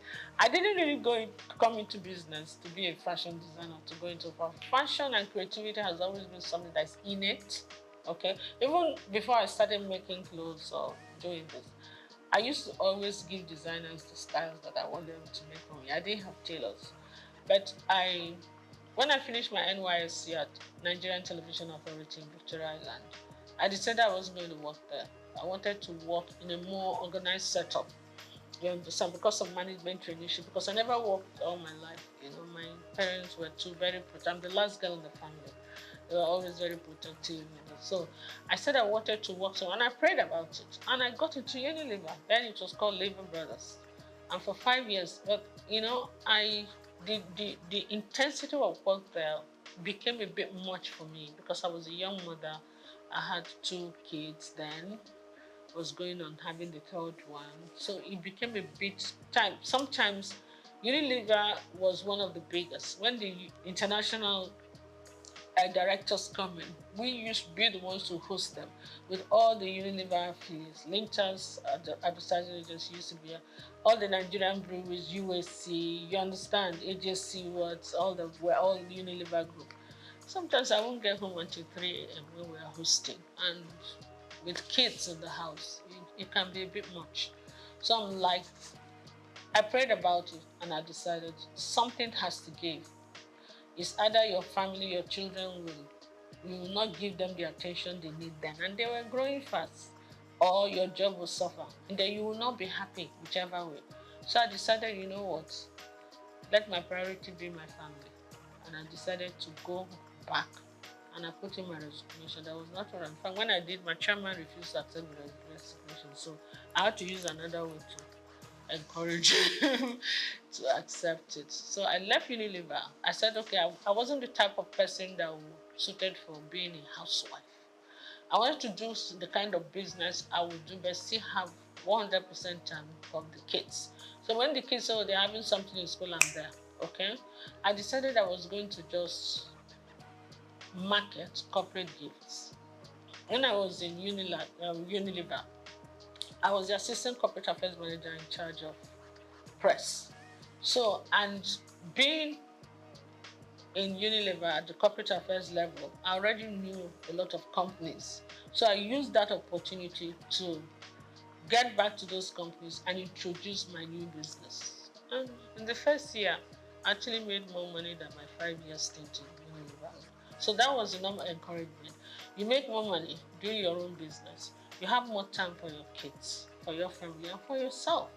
And you travel quite a bit because you have to go and buy the corporate gifts. So it was a win-win. Then, a few years down the line, the president, Olusegun Obasanjo, came in and said they were doing backward integration and they were going to stop the importation of all this corporate gift and a lot of other things. So we were actually forced to look inwards. And when we started looking inwards, that's when it hit me that apart from Big, that was being produced by Eleganza, we're not really manufacturing anything in Nigeria apart from textiles and maybe I think Eleganza was doing food flask or something. And which corporate body do you want to give as end of year gift? So what we had to do now, because a lot of my clientele were like Shell, Chevron, I started looking inwards. I said, okay, if I have to do something, I can do beddings, pillowcase trimmings, table covers, table placement, napkins with fabrics like Ashok and Adira. I can do jute bags, It came to me. So I had to go and buy one machine and employed one tailor. So sometimes they will call me. I did some samples. So even in Abuja, when they were going to have, like I remember the West African Women's Affairs, they had a conference. So they wanted jute bags. And we had about 1,000 or 2,000 jute bags. And that was quite nice. Plus, apart from the end of year activities. So that's it. But after those periods, you have periods of lull. Like you're not using the machine and the tailor. You have to be paying tailor for doing it. I'm like, why am I going to these people to make my clothes? Tailor, oh yeah. This is the style I want. I started first by giving some of my clothes, repeat it. You did well. So I started designing. I could sketch very well. I was a science student in school, but I could sketch really well. So I was sketching will do well. And sometimes when I wear the clothes and I go to supermarket, some women will just call me, hey, I really like this thing you're wearing. Please, where did you make it? I'm like, okay, I'll give you the address. I give them the address. They started coming. Before I could say that, within 1 month, I had over 50 women I had to make clothes for. And the one tailor was no longer enough. I had to employ 2 others. That was how we started. From 2 to 4, then I had a whole factory before you could see that. I started making school uniforms, started doing all kinds of things. And then some of the magazines, like Genevieve magazine, looked around like, are you sure you make this outfit? I thought you were a broadcaster. I thought you sell. I said, yes, I did. So I did some photo shoot session for her. And I modeled the clothes, actually. And whoa, I started getting calls from Paris, from the UK. I did DC Fashion Week. I was just, and they will pay your ticket, pay your hotel, please come and showcase for us. Some will even say, please come and open the show for us. Some say, we want you to close this. I'm like, okay. There are places that I would never have thought of going to, like Burkina Faso. They will buy me the top fashion designers that would, when the Alfadi does this thing once every 4 years. Alfadi in Niger. The Niger government sponsors it. He calls all, including Elisab, every international designer, they will go, especially the Moroccan ones, those North African ones, Indians. So they invite one designer from each country. So they used to call me to come because of what I used to work a lot with Ankara and Ashok, and I do international acclaimed, how would I put it, couture outfits with Ankara, big hats, funny looking, structured clothes and all that. So that was how it went, And I did all the magazines. I've won all the awards. So after a while, I started thinking of concentrating on exports. In the process of doing that, my husband took ill. After 2 years, we lost him. So when I came back home, I gave a lot of things a lot of thought. My kids were still in school. My daughter got married. She was in Australia already. And then my kids, my 2 boys were still in school. So I said, look, this fashion design group is not going to pay school fees in pounds sterling and dollars. So I said to myself, you know what? Why don't you give the man hours to the industry, the family business that were yielding the most income? That was how I started kind of just saying, you know what, let me just minimize it a bit. My core clients were still coming. So I kept the tailors, my experienced tailors that worked with for years. I kept them. I kept few of them.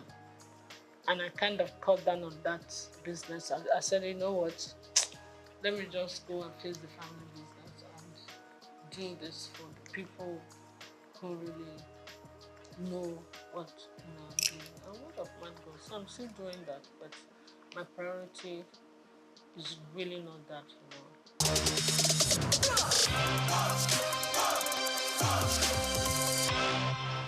When you look at me the first time you see me, you see a fragile woman that don't like to sweat, that's spoiled, that like to be kept. I'm like, what?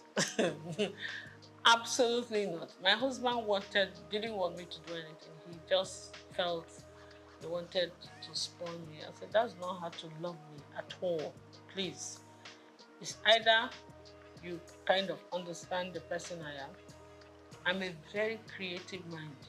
This mind has to keep working, or I'll make life miserable for you, What I will advise, even women who are willing to work, you don't even do one job.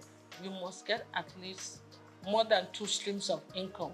Otherwise, you will not make ends meet. That is the truth of today's world. You understand? Then those ones that want to be kept, no matter how wealthy your husband is, wealth is not static. Some people start today. When they retire, everything goes downhill. Some people mean well. They love you. They want to take care of you. But nature calls. They part ways. Some marry other women, some leave, some die. You understand? So anything can happen. I will advise them, everybody, try as be as independent as you can, financially independent. I think you actually have earned more respect when you do that. And then also, when things don't work out too well for the husband, no matter how rich you are, you don't have to put him through too much stress. You can take care of yourself, you can take care of yourself, you take care of him, you encourage him, but let him not feel that the world has come to an end. You know, a man feels happy when he knows that his back is covered, even when he's not making it. You understand? It doesn't make him lazy, it makes him very grateful. Yeah. So I will advise everybody, get something doing. Do something that will enable you earn good income if you can. Do something that you also enjoy doing.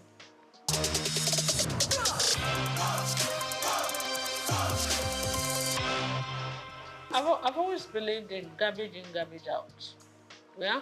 Garbage in is the stress abound. You cannot control that.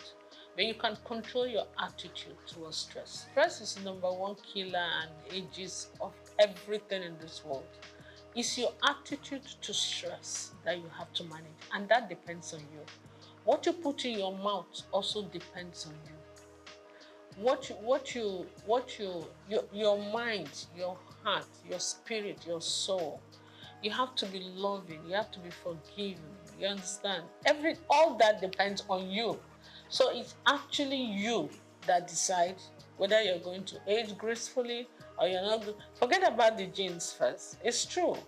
You understand? Some people are so malicious. When you offend them once, oh my goodness, they will carry it in their chest and the chest will be expanding and they won't sleep well and they begin to have problems. Meanwhile, the person you're angry with does not even know you exist. It's crazy. So for me, it's just be free and take life easy. Take it as it comes and always be grateful to God.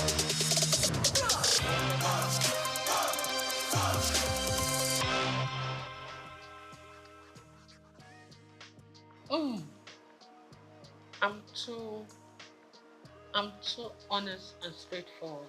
It's either I will be killed immediately or because I will tell you the truth no matter whose house is God. I don't think I can play politics. I'm not a politician at all. I am a very straight shooter.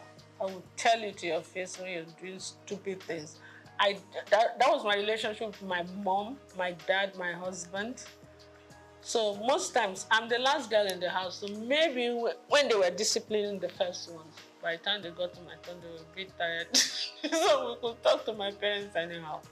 But I don't do it to create whatever. I just feel that if anybody worth talking to, is worth talking to with honesty and integrity. And when you want to play politics, they will see something that is black. They will say it's yellow. I can't do that. For the love of me, I can't. So politics is not my call. And because of that, they will not allow your creativity to come out, your sincerity. What's the point?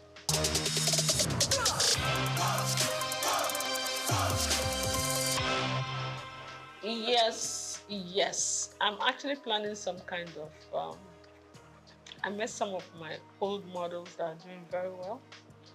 And you know, when you deal with a lot of these girls, some of them have traveled with me to Niger. Sometimes they'll tell you, bring 2 of your models. You know, some of them, we have very good relationship. We're going to do a reunion one of these days. It will be fun. And they are all calling, when are we going to do this? I say, don't worry, we'll get a reunion done. Because we need to revisit the fashion industry, see how things are going. They're doing well. The new ones are doing well. And I just pray that the environment will not discourage them, you know.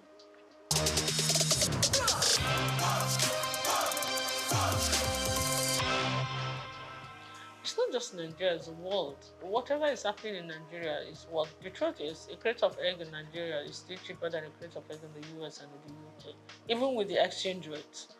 So it's not just Nigeria, the world is experiencing some kind of. The way I see it is like the pangs of birth before the child finally comes. You know, that intense labor. And then when the child is born, everything is calm and beautiful, everybody's happy. I think we are just towards the end of the labor pain.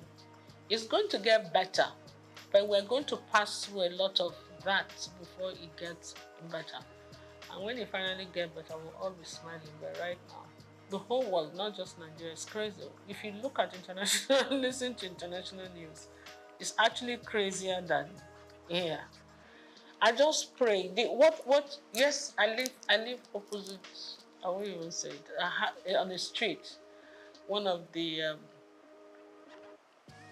big men that live on that street, his birthday was yesterday, and the whole street was filled with beggars, hungry people. It was really crazy. I felt so bad. We were pushing each other, killing each other, fighting just to get a plate of jollof rice. It was very sad. It didn't used to be that bad.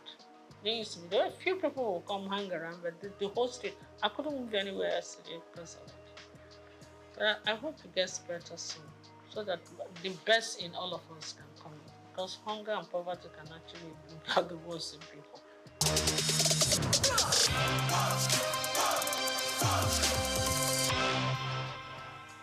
Naturally, yes. I have an NGO that I do. What I do, I take girls, young girls that are not able to complete school because of poverty, and I educate them. You understand? I try to pay school fees, help people, and I believe in education a lot. Yeah, because I don't believe in giving you the fish. I believe in teaching you how to fish. I have few of them from my place come stay with me. Some of them are able to stand the discipline. Some of them are not able. So the ones that are able to stay and they do very well. Some of them I train from a distance and they do well. So I've had university graduates, I have the levels, I have all kinds of things.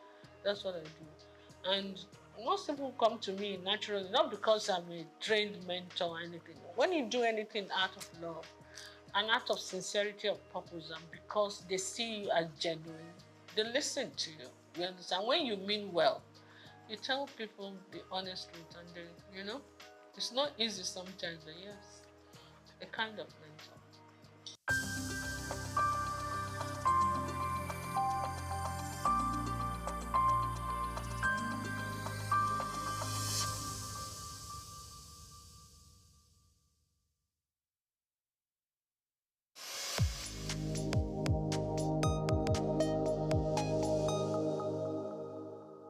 Hello, Nigeria. Hello, Africa.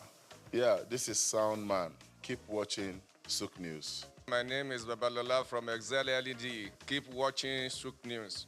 My name is Shepherd Michael Adewale Onofuye. I enjoy you all to always watch Souq News TV. Hi, I'm Tom Boggaballs, and please keep watching Souq News. Wale Seriki, SLG Lagos Island East. Souq News, keep out watching them and keep a lookout for them. They're up and coming, and we're proudly to be affiliated with them. You alone where they make me go crazy. This your love in the cool of my brain. You're my medicine, I need you all day. Yo, it's Blackface Nigeria, and you're watching Souq News TV. Keep it locked on this dial, don't change it. You know what I say? Blackface Nigeria, love no bad. Palm oil has long been a vital component of Nigeria's agricultural heritage, with roots tracing back to pre-colonial times.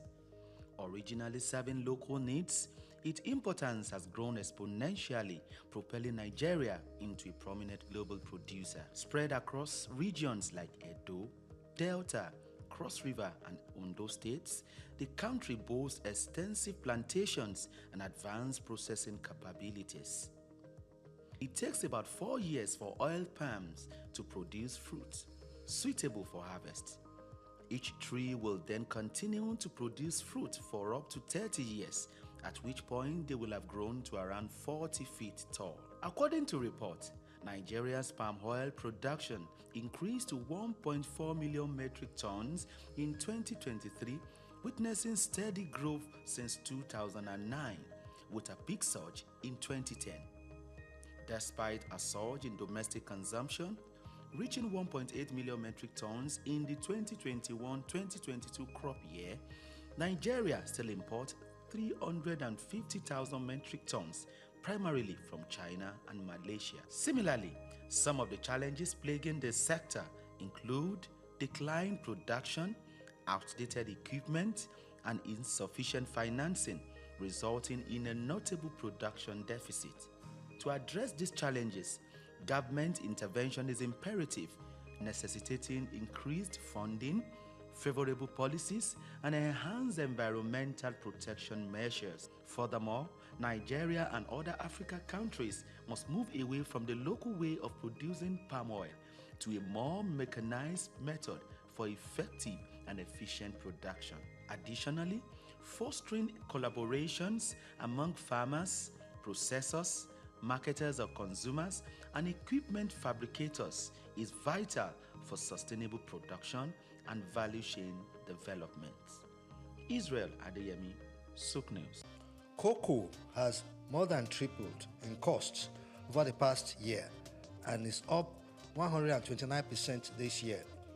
The rise in cocoa prices is likely due to a global cocoa shortage. Climate change-induced drought has ravaged crops in West Africa, which contributes around 80% of the world's cocoa output. According to the International Cocoa Association, global cocoa supply will decline by almost 11% over the 2023-24 season. The world produces nearly 6 million tons of cocoa beans each year, and consumers may begin to feel the impact of this shortage by the end of this year or early next year. Nigeria's cocoa earnings in the first quarter of this year surged by 279%, driven by a sharp increase in its prices in the international market. Data from the National Bureau of Statistics (NBS) indicates that in the first 3 months of the year, the value of cocoa exports totaled 408.66 billion naira. This represents an increase of 279% from the 179.5 billion naira recorded in the first 3 months of 2023. When compared to the preceding quarter, total cocoa exports increased by 138% from 117.29 billion naira recorded in the preceding quarter.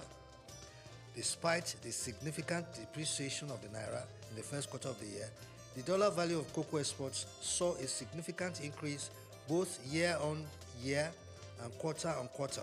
There was a 63.3% increase in the dollar value of Nigeria's exports between the fourth quarter of 2023 and the first quarter of 2024. Using the closing rate of the dollar to the naira at the end of December 2023, cocoa exports for the period stood at $188.83 million. This increased to $312.19 million at the end of the first quarter of 2024, using the exchange rates at the end of March. Year on year, the dollar value of exports in the first quarter of 2023 stood at $223 million.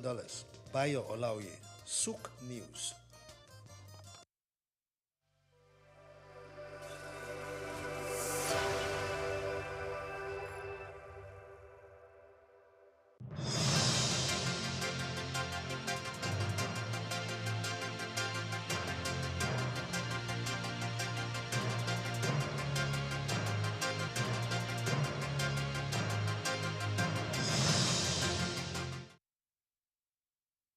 Very good afternoon to you. Many thanks for joining us on the Midday News right from the center of the city of Lagos, the commercial hub. I'm Oyinpriye Krumale. Let's begin with today's top stories. Oil marketers protest sale of petroleum products in dollars. Collaborative mapping report identifies weakness in research commercialization. And the Economic Community of West African States restates commitment to legitimate motor insurance in Nigeria.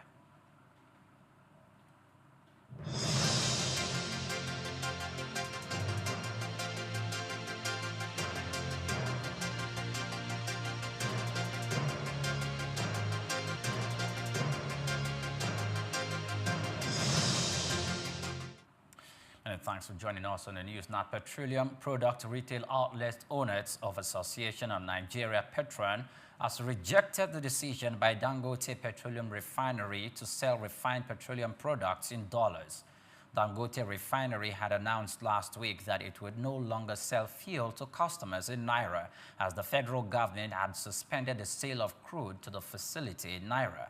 The refinery has also intensified the export of fuel to foreign nations, exporting about 2 million barrels of aviation fuel to the United States.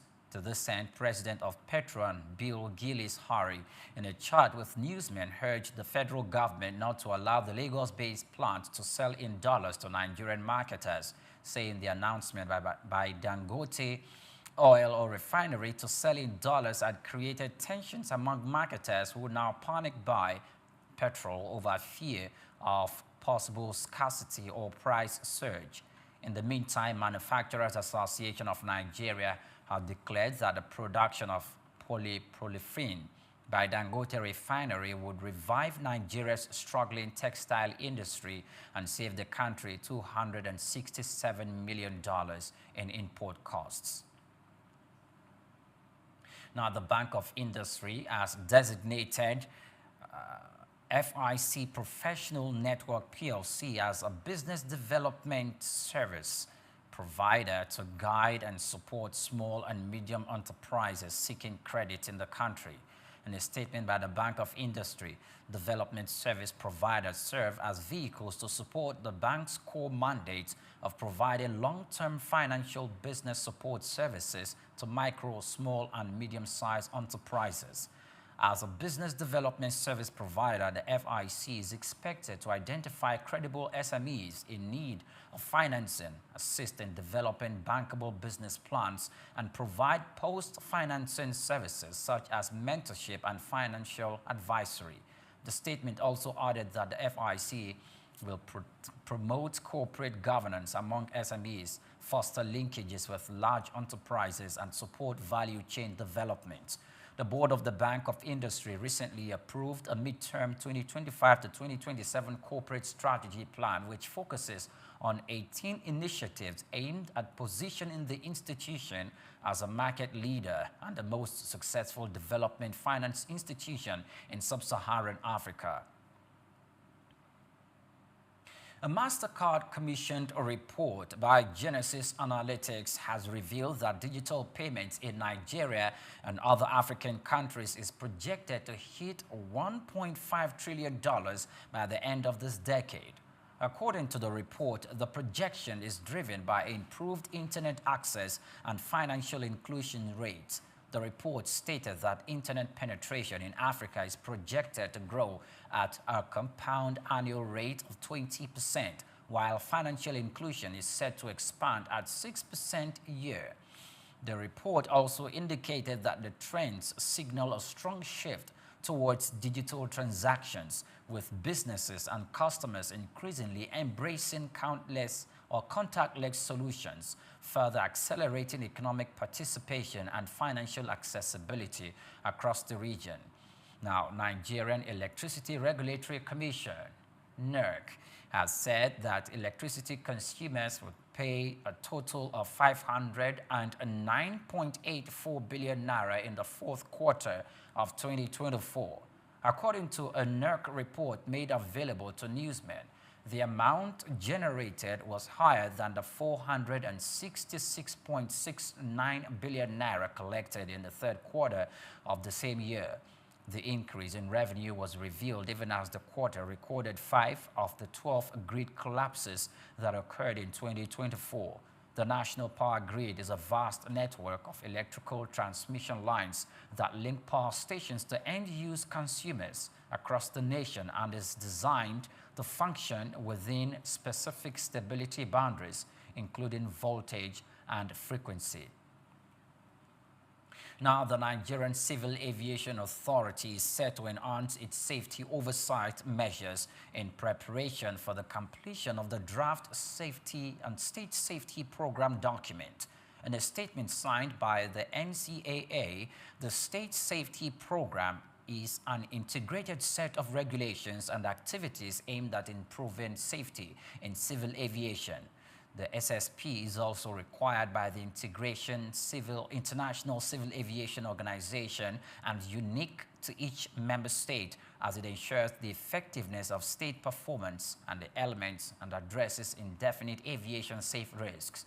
As part of the process to develop the SSP for Nigeria, the Nigerian Civil Aviation Authority is hosting the ICAO, the West and Central African Region Office of the African and Indian Ocean region, and a planned state safety program for assistant mission to Nigeria. You're still watching the midday news. We're going to break. We'll be back with more stories. Do stay with us.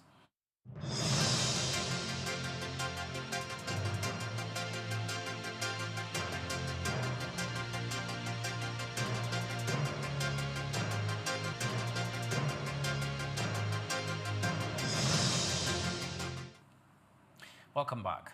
The Nigerian Impact Investing Research and Industry Collaborative Stakeholder Mapping Report has identified fragmented efforts and weak commercial pathways and a lack of coordination among research institutions as major weaknesses within Nigeria's innovation ecosystem.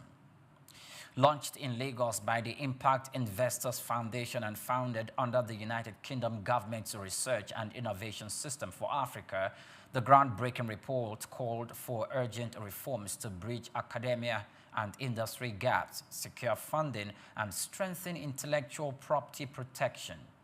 The study identifies a disconnect between research output and commercial application, hindering Nigeria's potential for innovation-driven economic growth. The report also added that limited private sector engagement and unclear commercialization guidelines deter potential investors, identifying other challenges to include persistent funding deficits, restrict necessary infrastructure upgrades, and stifles sustainable innovation.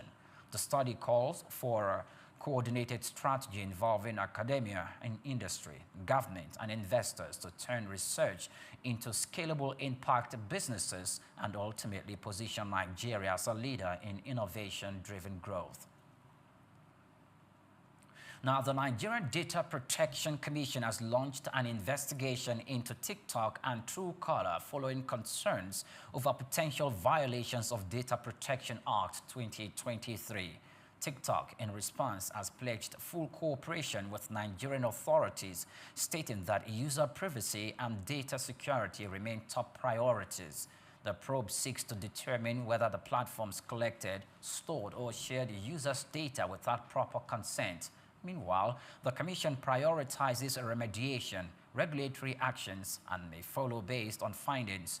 Globally, TikTok has faced scrutiny over its data practices, with past allegations linking its operations to China's government. Countries like India have banned the app over security concerns, while European regulators continue to investigate potential data transfers. Efforts to obtain response from Truecaller remain unanswered as the probe continues. Now, moving on, the Nigerian Labour Congress and affiliate bodies have intensified efforts to secure full bargaining rights for domestic workers, emphasizing that they must be recognized as former employees under Nigerian labor laws. This comes on the heels of a bill to domesticate the Domestic Workers' Bill of Rights in Nigeria, sponsored by Honorable Akin Alabi, which has passed its second reading in the House of Representatives. The proposed law seeks to ensure fair wages, better working conditions, and legal recognition for domestic workers who are regarded as one of the most vulnerable labor groups in the country. To this end, the Nigerian Labour Congress and its affiliate unions are working to ensure the passage of the bill to allow for improved working conditions for domestic workers. Meanwhile, trade unions have called on the Organization for Economic Cooperation and Development to ensure that the development cooperation policies prioritizes decent work, workers' rights, and poverty reduction. At the Trade Union OECD Development Assistance Committee Forum 2025, union representatives from across the world engaged with the Organization of Economic Cooperation and Development DAC delegates and development experts to push for a development agenda that strengthens labor protection and economic security for workers. Now, workers of the Nigerian Railway Corporation, NRC, have called on the Managing Director, Kayode Okpeifa, the Nigerian Labour Congress, and Corporations Workers' National Body to conduct a discreet investigation into the crisis between the workers and management of the corporation's business arm, the Nigerian Railway Properties Limited. The workers had accused the general manager of the Nigerian Railway Properties Limited of sharp practices and conversion of staff quarters in the chapter for private use after dislodging the workers from their homes. This agreement between the Kano chapter of the Nigerian Railway Corporation workers led to the suspension of the chapter chairman and the secretary respectively, among other executive members of the union in the same chapter.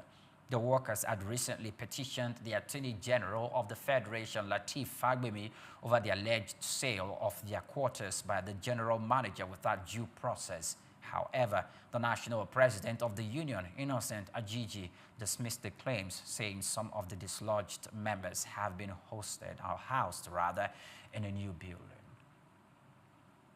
You're still watching the midday news on Souq News Television. We'll go on a break. We'll be back in a moment. Do join us again.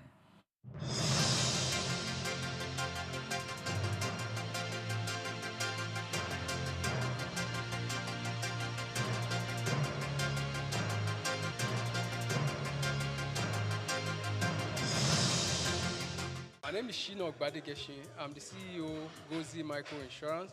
Continue to watch Souq News. Adenike Adeyemi, Executive Director of Faith Foundation. Keep watching Souq News. My name is Shepherd Michael Adewale Onofuye.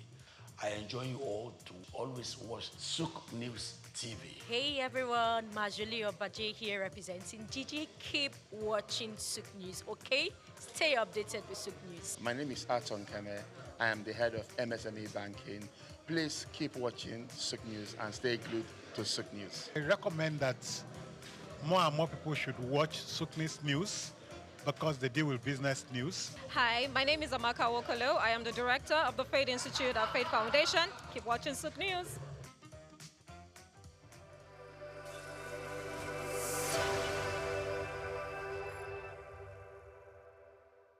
We've got just what you need right here at Femi Wash Media. Call it the Midas touch, and you wouldn't be wrong. Let us record, produce, mix, and master your audio like nobody does. Reach us on our contact today for the best quality job.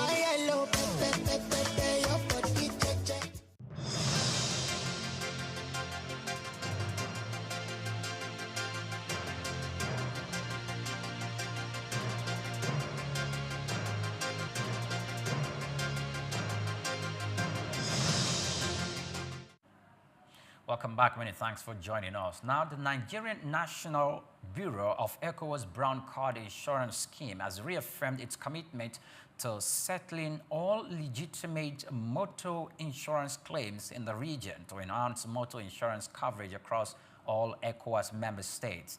Chairman, Nigerian National Bureau of ECOWAS Brown Card Insurance Scheme, Kunle Ahmed, stated this at the opening of a bilateral meeting between the National Bureau of Benin and Nigeria. The ECOWAS Brown Card Insurance Scheme was established under the ECOWAS Protocol to provide unified insurance coverage for third-party liabilities, facilitating free movement of motorists across the region.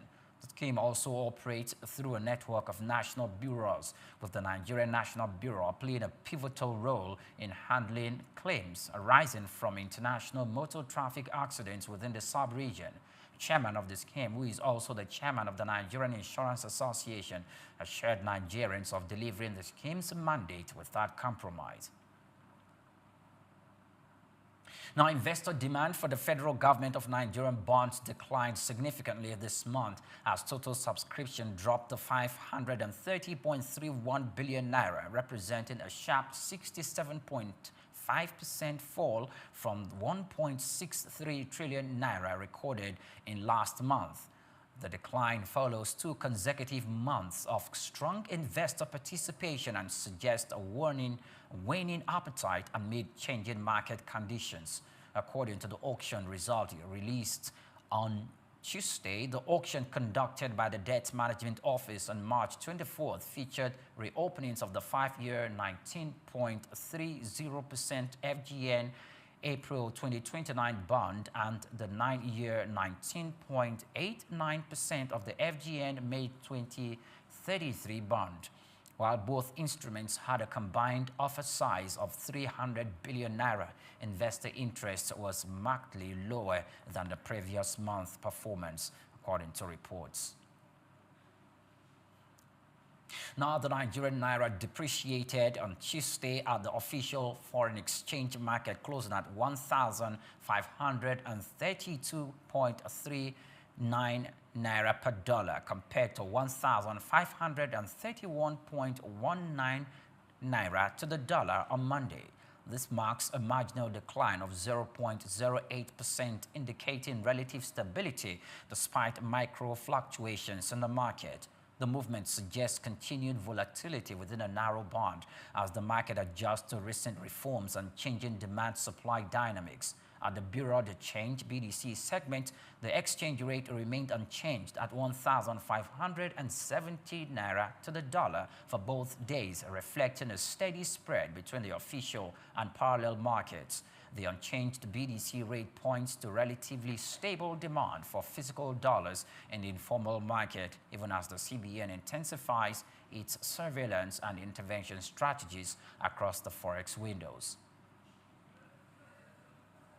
Now, Nigeria's chances of qualifying for the 2026 FIFA World Cup suffered a blow after the Super Eagles were held to a 1-1 draw against Zimbabwe in Uyo on Tuesday. Victor Osimhen put Nigeria ahead in the 74th minute, but the visitors equalized in stoppage time, denying the Eagles a crucial win.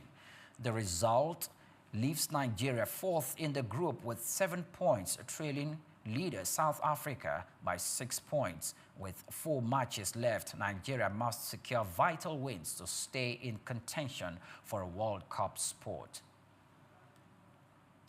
Now, that's a wrap on the news. Many thanks for watching. Do well to follow us on all our social media platforms at Souq News TV. And Oyipriye Krumale, do have yourself a great afternoon.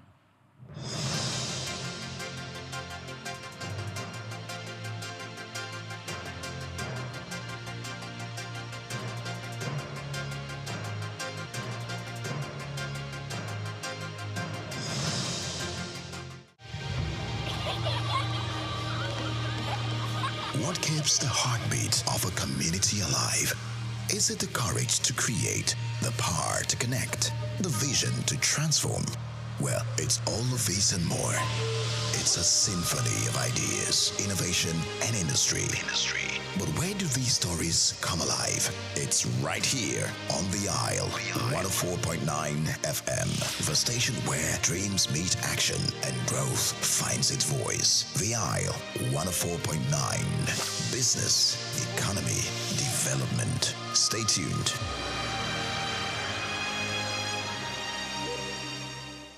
At the Africa Development Studies Center, ADSC, we are committed to driving sustainable growth and development across Africa through innovative training and research.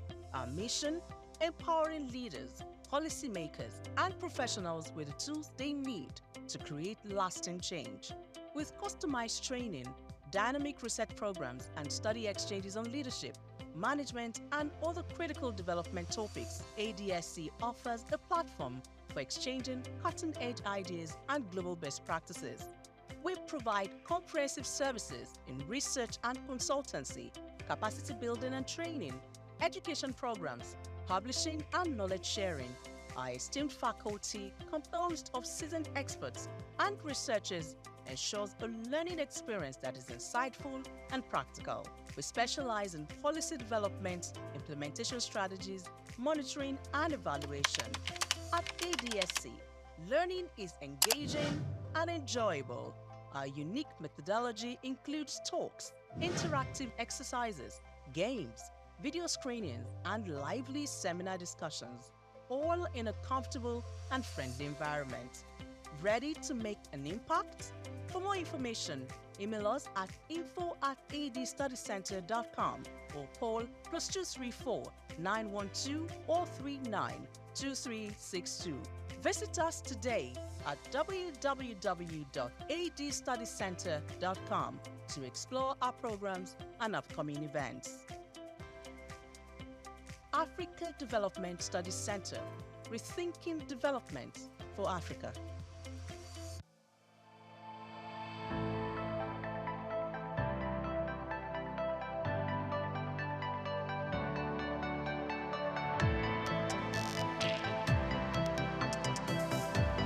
When we talk about women, we don't just see individuals. We see stories of strength, resilience, and limitless potential. Women are the backbone of families, the drivers of economies, the nurturers of dreams, and the forces behind change. From boardrooms to farmlands, from classrooms to innovation labs, they continue to shape the world in the ways both seen and unseen. As we celebrate International Women's Day, we bring you remarkable women across diverse sectors, sharing their thoughts on growth, capability, and the challenges women face, not just external barriers, but also the silent ones, like societal conditioning and the limitations often placed on their ambitions. My name is Grace Komolafe, and it is a special celebration of the International Women's Day.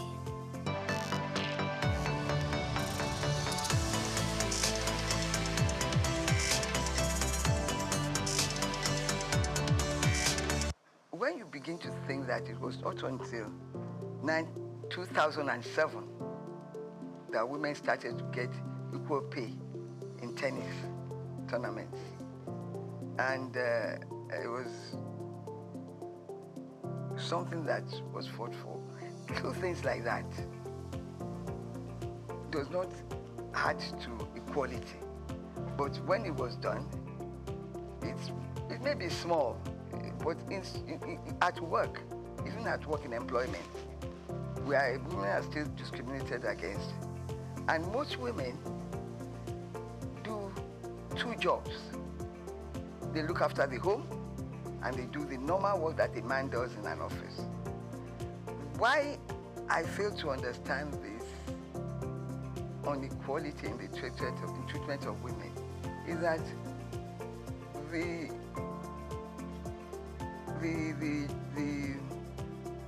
work, the responsibilities in a workplace is not reduced for women, even though we do not want to be paid the same salary as men. It's a fight that has continued, and in that area, I think we need to do more to push for more recognition. Women have contributed immensely to the society. The men that are now resisting equal pay were brought up by women. So that's what I do not understand, that they can think like that. We continue to push.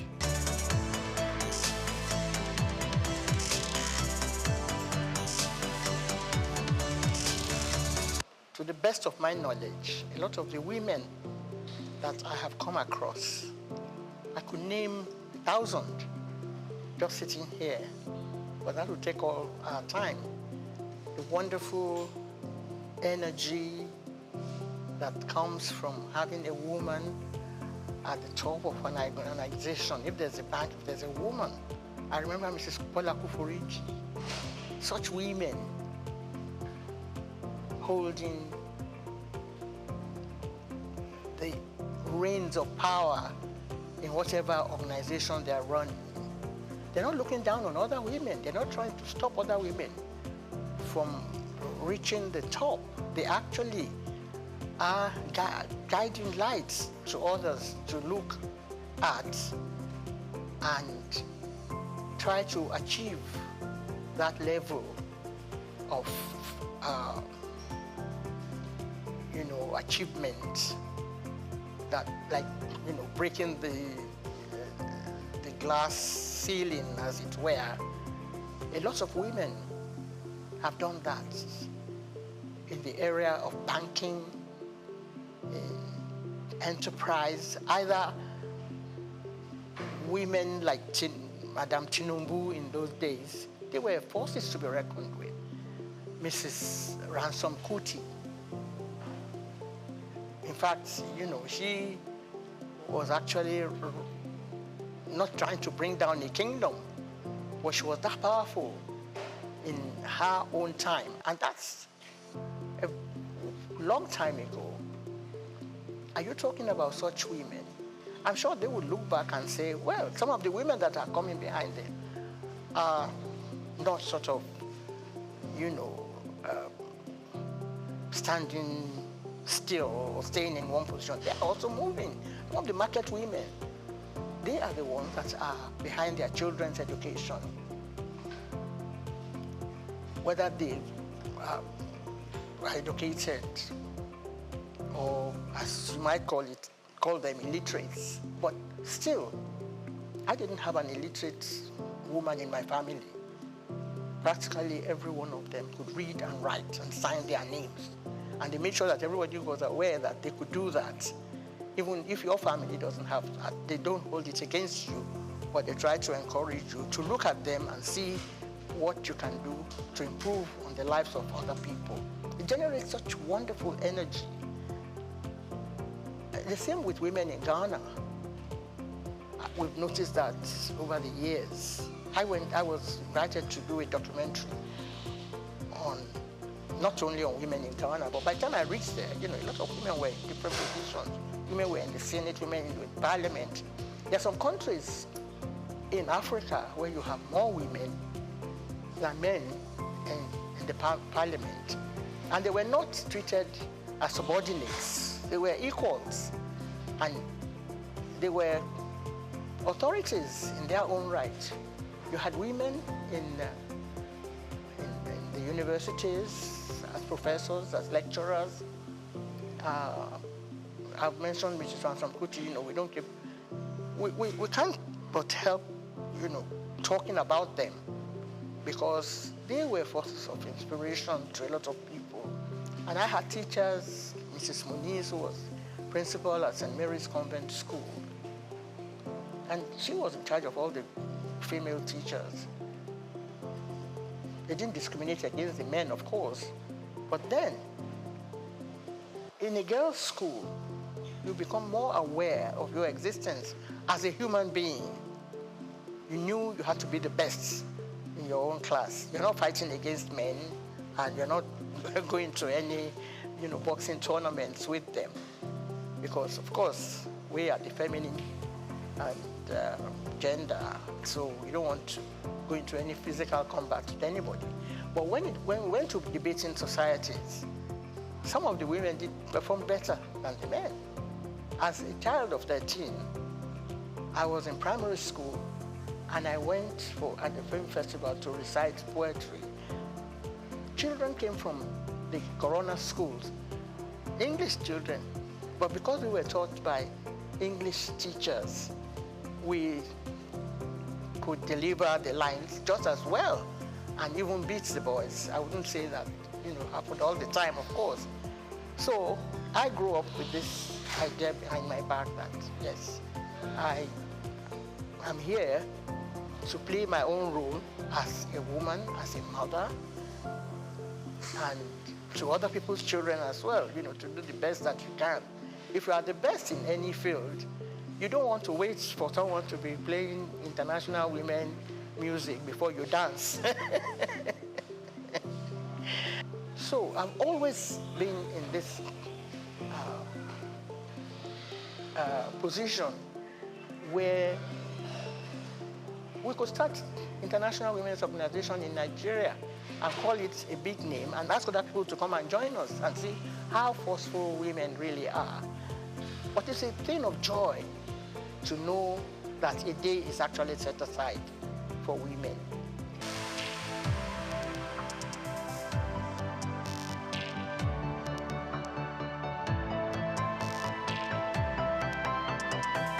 Happy International Women's Day. This year's celebration of the International Woman has been themed Accelerate Action. It calls for intentionality in taking steps that promotes gender equality. At its core, it means creating policies that will not only accommodate women, but policies that would recognize women and recognize their unique contributions to the society. And also, it's a call for the activation of every such policy that has been created, because it is in the activation of such policies that we see a truly transformative society. Now, this is a clarion call for the government to promote policies that recognize women as caregivers, leaders, change makers, and trailblazers. Also to recognize a woman's unique contribution to the society. It is in the recognition of these policies that a society can truly thrive. Now, this is also a call not just for the creation of the policies, but for women to be involved in the process of creating such policies. That is when we can truly ensure that all the objectives of such qualities are met and are achieved. The true progress of any society lies in dismantling barriers. The true progress of any society lies in embracing a woman's unique contributions to the society. Now, this is a call to the woman out there. The world needs your voice. The world needs your courage. Your dreams are valid. Don't give up on yourself. Don't give up on your dreams. Keep running. Keep working hard. Happy International Women's Day.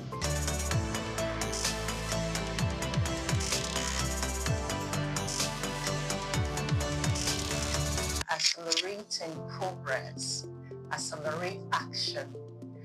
These are the words that are synonymous with 2025 International Women's Day. And we all know that for a long time, we've not been able to make significant progress. Rather, what we have experienced, particularly in Nigeria, is that things are not getting better at all. For instance, we have those 4 women in the Senate. That is a far cry to where we're coming from. So there is every need to take intentional steps in order that we'll be able to accelerate progress. Now, there are several ways to do this. For me, we need to come to the realization that we've got a part to play. And through my investigations, I've come to discover that as women, we hold ourselves deconditioned. What do I mean by that? Over the years, through social, through cultural, through religious means, we have been conditioned in a particular way. We've been told what to do, stereotype, biases, discriminations. We've accepted all of those things, and there are norms within and outside of our environment, including our homes. And so most times, we're leaving a lot of things undone. We're in complete denial of what we should do. For us to be able to accelerate, for us to be able to make progress, we must come to that realization that we've been conditioned in such a way that we really can't make progress until we decondition ourselves. For instance, in different gatherings, I've asked people to refer to me as chairleader and not chairman. But the truth is, for a lot of our women out there, they still prefer to be called a chairman. And I think that that is part of the conditioning that we need to revamp, we need to refocus, we need to address. If we're able to address this, the next step for me is for us to advocate for effective and efficient justice system. In our courts today, if you have a case of domestic violence, if you have a case of rape, the justice system almost denies you justice. Not only that, it takes you a very long time And we all know that justice delayed is justice denied. Again, there are no proper investigations. Our police officers treat domestic violence as a family matter rather than an offense that needed some address and justice. And so we need to advocate, we need to demand, be it through riots, be it through petitions, be it through strikes, we need to demand that effective and efficient justice system will have to come to play. And for me, finally, the third important strategy that women need to adopt to accelerate progress, action, is for us to massively train our children, particularly the boy child. Because when we talk about mentorship is not only about being on the queue for people to learn from you. Our actions, our inactions forms mentorship shadows for young people. And so we must go back to the children. Right from the kindergarten years, we must come up with a structure.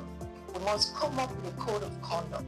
We must educate them in such a way that by the time they are teenagers, by the time they are young adults, they understand what it means to respect. They understand what it means to ensure that the dignity of the human person, particularly the woman and the girl child, are properly observed. We need to train them on family values. We need to take them away from the crises within our environment and our society. And all of that needs training.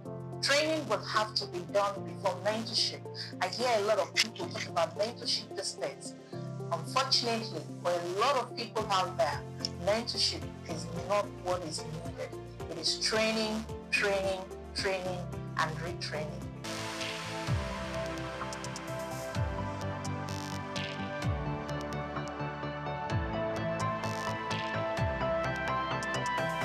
Fortunately, in Nigeria today, the federal government does not discriminate in terms of salaries. Whether you're a man or woman, you get the same salary scale. And you are promoted on equal basis. Kudos to the federal government, to Nigeria for that. But in the private sector, things are different. In some companies, this is the areas that we have to work on, because the job content is the same.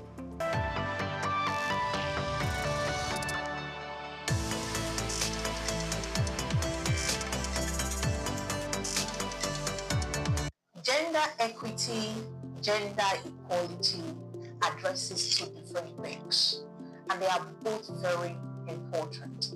So when we talk about gender equality, we're saying that you give a level playing field for every human being to participate in. That is what gender equality means. Now, whether there are some nuances as to the physical ability of a man and a woman, that is secondary. That's not what is in question. What is in question is open up the field. Do not bring biases. Do not discriminate. Do not stereotype. Just ensure that the field is clear. For instance, in our political arena here, you find that a lot of men will prefer to have meetings in the midnight, forgetting that as a woman, she may have a responsibility to take care of the children at home. So why don't you put up an even playing field for everyone to participate? Now, gender equity is also a very important terminology that we should all understand and operate. When we talk about equity, what we're saying in essence is that there are certain things about both genders that makes them very unique. And because they are unique, we need to apply certain extra measures in order that everyone benefits from any system. What do I mean by this? For a working model, our office needed to understand that she might need a daycare within the office structure. To bring us a child into the office, she should be given a bit of time to take and look after that child before coming back to work. That is what gender equity is about. So it is not suppressing, it is not perhaps elevating the woman above the man. That's not what equity is about. It's about balancing. It's about understanding the peculiarities of these two genders and ensuring that they are both carried along for the betterment of all. Thank you.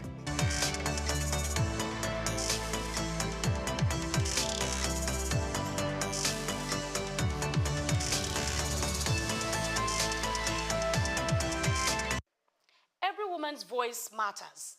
Every woman's dream is valid. And every step taken towards ensuring women have the freedom, opportunities, and the supports to thrive is a step towards a more balanced and progressive world. As we wrap up this special celebration of International Women's Day 2025, let's reflect on the theme: for all women and girls, rights, equality, empowerment. It's not just a message, it is a commitment to fostering a world where women don't just participate, but lead, inspire, and redefine possibilities. Grace Komalafe, Souq News Television.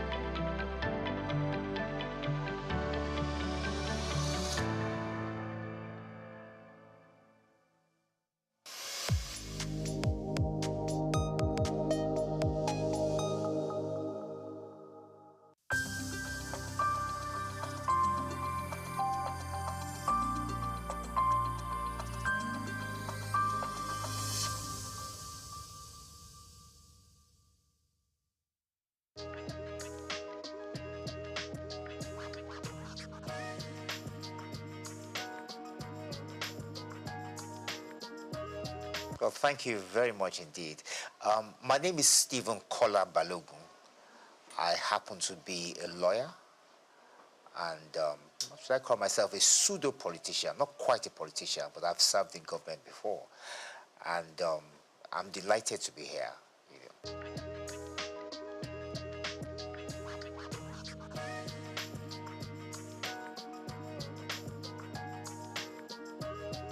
Well, thank you very much. Well, yes,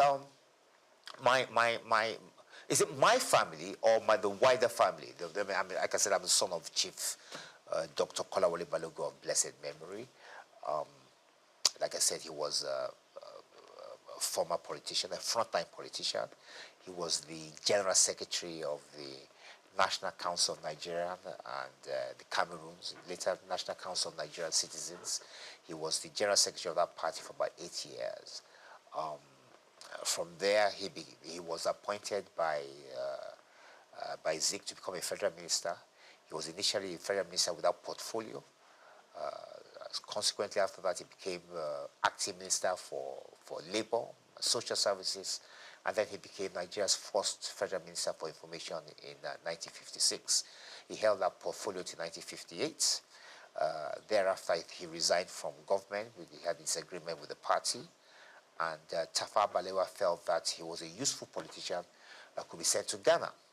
And he went to Ghana to find out what was Ghana was a bit ahead of us in terms of politics at the time. I think it's fair to say they got independence just before us.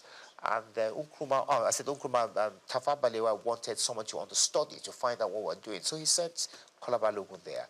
Initially, he was commissioner, and later, when we gained independence in 1960, he became High Commissioner. Shortly after that, when we became independent, he yearned to come home. He wanted to take part in the the new political atmosphere at the time. He asked the Prime Minister to relieve him, to let him come back, and he did come back home. And immediately he took up the position of being chairman of the National Shipping Line. That was the position he held on to until the military struck in 1966. But even then, when the military did strike in 1966, he still continued. I think General Debayo of blessed memory invited him to join his cabinet, and he served as a commissioner for about 3 years or more. I think he was commissioner for health and was commissioner for education. Later, he also became chairman of the sketch group of companies as well. And that was about it. I think after his stint in government, he decided to go and do a PhD at the University of Ibadan. And then he went back into private legal practice. And then he started this agitation for the creation of Osun State. He and a few others set up the movement. He was the chairman of the movement. And then to the glory of God in 1991, Osun State was created. And that's it. Tell us about mommy. Well, yes, my mother. Well, in those days, the women were not so much in the forefront, But my mother has been my bedrock. She stood by me, and she has backed me in most of the things I've set out to do, And she's still alive. She's 89 this year, and she's still doing well, and she's still and your wife going and strong. the kids? Yes, my children. Yes, I have 3 girls, 3 daughters. My oldest is 31. She studied at King's College London. She did reasonably well. She got a 7th class upper. Proud of her. She's an art curator today. And I have twin girls as well who are also in university now, that they haven't graduated yet. One of them is in Oxford University. She's studying history and politics. And the other is in Cambridge University. She's studying human, social, and political sciences. So, yeah.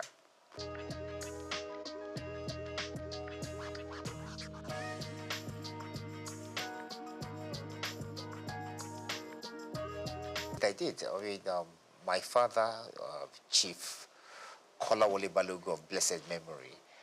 Yes, he was in the first cabinet in the First Republic, the first ever cabinet Nigeria had, and he served as the Federal Minister of Information and Research. As a matter of fact, he happened to be Nigeria's first information minister. Later, T.O.S. Benson, of course, became the independent Nigeria's first information minister, but independent Nigeria. But Nigeria's first ever information minister happened to be Chief Kolawole Balogun of blessed memory.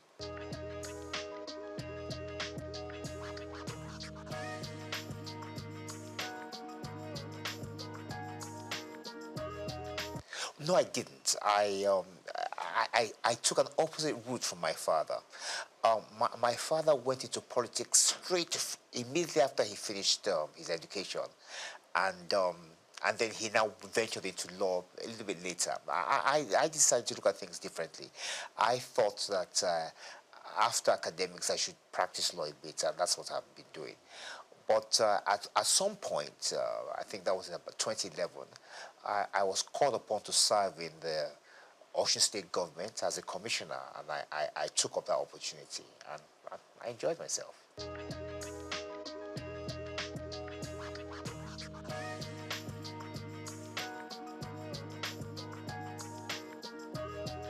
Well, I am in the sense that I'm 65 years old now, and I think it's fair to say that we belong to, well, I won't say the first set, but one of those who benefited from Nigerian education. I schooled here. I went to secondary school in the West. I went to the University of Ife, went to the Nigerian Law School. And I think it's fair to say that all the schools at that time were of high quality, produced top quality students who went on to make names for themselves, not just here in Nigeria, but also abroad. I think we still do that now, even though the standard of education has dropped. The sad thing about it is that Nigeria could have been a lot better in terms of the potential, because Nigeria does have a lot of potential. We do have very brilliant young men and women, you know, and I just think that if we had invested more in education, that we could have, the sky would have been the limit, actually.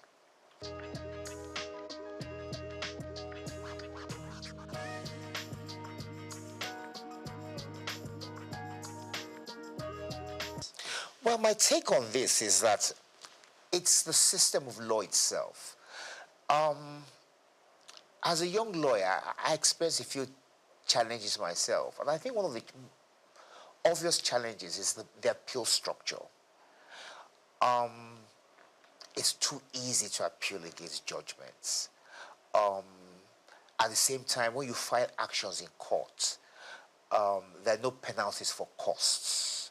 In other words, I can file a frivolous action. I could insult you, as an example, and then you could sue me.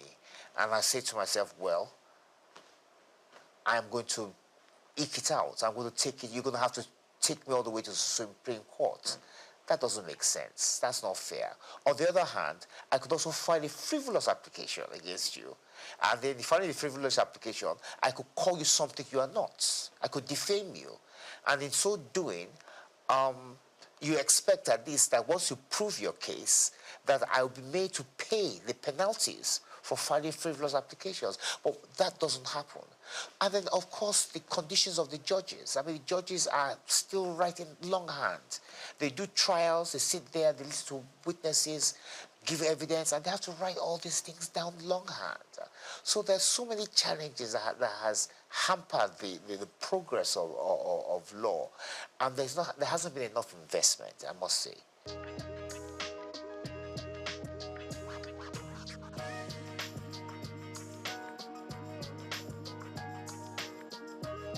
Well, I agree with that, and I'm going to give an example as to how that I think we could possibly do that.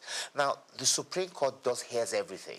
It's the final court in Nigeria, so they're going to hear issues related to criminal law, civil matters, constitutional matters, as you know, all these matters that's got to do with elections, and so on and so forth. As a matter of fact, when we have an election cycle, the legal system slows down because the judges are hampered. They're too busy listening to the various appeals from the various states and the federal government to do with the elections. So as a consequence, the other matters to deal with shipping, banking, criminal law are put on the back burner. I think we need what you call a constitutional court, whereby which the judges in the Supreme Court are divided. So you have those judges whose responsibility it is entirely to deal with constitutional matters, and then you have another set whose duty will be to deal with shipping, banking, civil matters, criminal matters, and so on and so forth. So I believe it's high time Nigeria has a constitutional court to try and aid the Supreme Court with the workload they have, which is, quite frankly, quite a bit.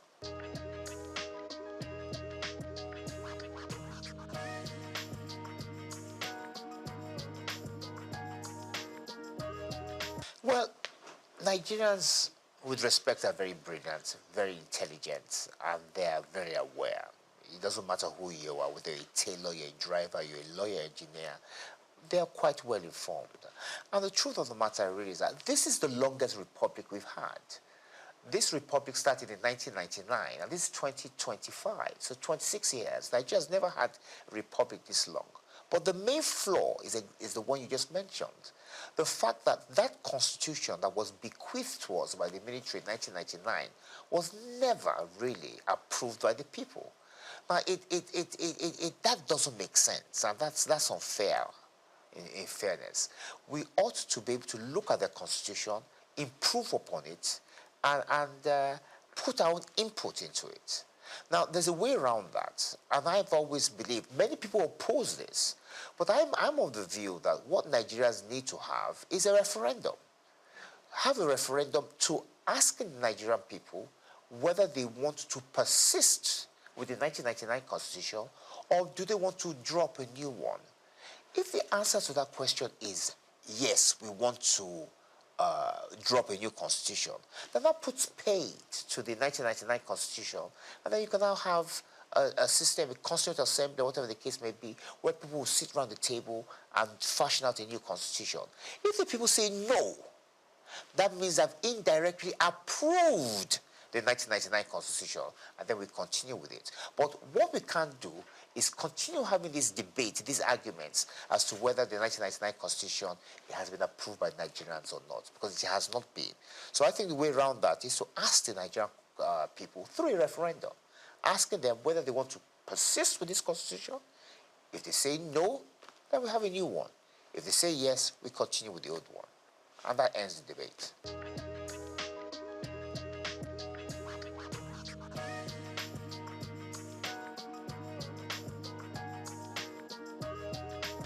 Every system has its merits. Every system has its advantages and disadvantages. To some extent, the presidential system of government has an advantage. It has the advantage in the sense that it has brought government nearer to the people. So the people of Osun, from where I'm from, for instance, now, have their own state. Same thing can be said, it's been replicated across the country. However, the drawbacks, the disadvantage is the fact that it's extremely expensive. Now, look at Nigeria, for instance, now. We have 36 state governments. So that means we have 36 governments in Nigeria. If you add the government of Abuja, if you add the federal government, that's 38. Now, each one of these governments have some form of legislature, judiciary, an executive as well, local government, civil service. It's too expensive. Look, in America, where we borrowed this system from, the states came together to form a union. This is totally different. We are doing it the opposite way.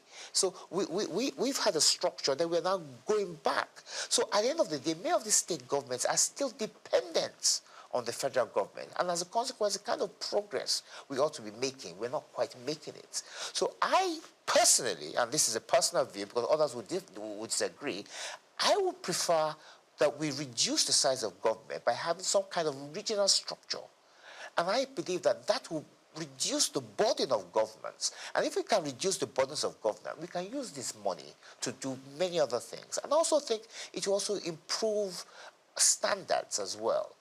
Not just standards of government or parliamentary standards or whatever the case may be, but there'll be less people involved in the political system. And that would help us a great deal.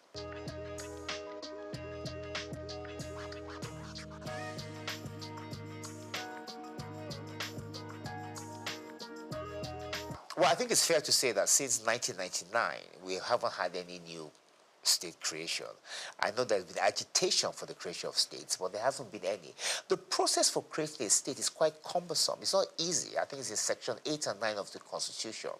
I don't think it's something we should be looking at. I think, like I said to you earlier, I think we should be trying to reduce the number of states, and I think some kind of regional structure whereby which we can monitor better what's going on rather than having more states. So I personally would not encourage the creation of more states, no.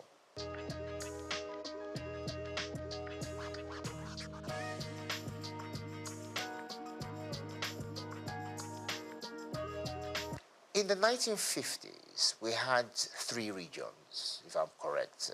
Those regions were the West, the East, and the North. We had the colony of Lagos, but if I'm right, I think it was the MacPherson Constitution, I think it is, I'm not too sure, that now put Lagos under the Western region. Now, when Lagos was placed under the Western region, lots of people were not happy about that.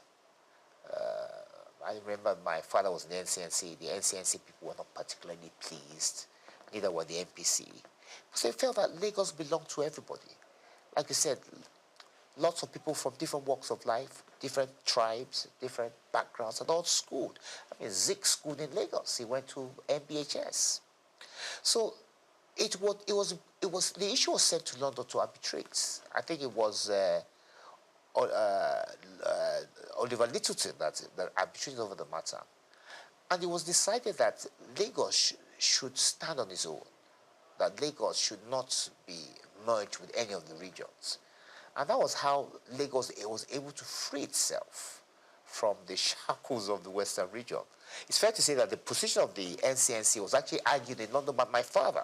That's why I'm quite familiar with this.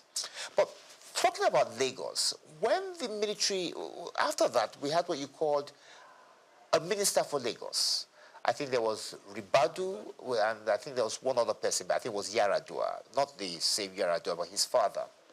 And then later after that, when the military struck, they created the state of Lagos. So the issue of giving Lagos special status has more or less been taken over by events. Lagos is a state, you know, and as a state, it's still home to different people with different backgrounds, from different tribes, and it's thriving. I think it's fair to say that Lagos is probably the most prosperous state in the country. And it's just a question of its having continued with good governance and improving the strides they have made.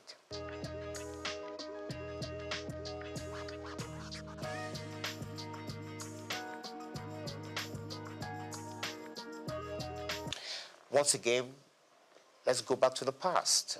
We had what we used to call the House of Chiefs, wasn't it? You know, and in those House of Chiefs, many of the members of the House of Chiefs were people, were traditional rulers, chiefs from different backgrounds, and they had a say in the running of the affairs of state. You know, it's like it was more or less akin to the House of Lords. So it wasn't necessarily the chamber whereby which the activities of day-to-day governance took place, but they could always refer issues to them. And I think that if we change our structure of governance, and if, that's a big if, then yes, we can have something like that. We can have a second chamber, which is more or less advisory in nature, similar to the House of Lords, whereby which we will have obas and chiefs and people of influence who will be able to advise government from day to day from of the experiences and the way forward, but not necessarily binding. I think that's important. Their decisions won't necessarily be binding on us, but at least they'll be able to share their views and experiences with the people.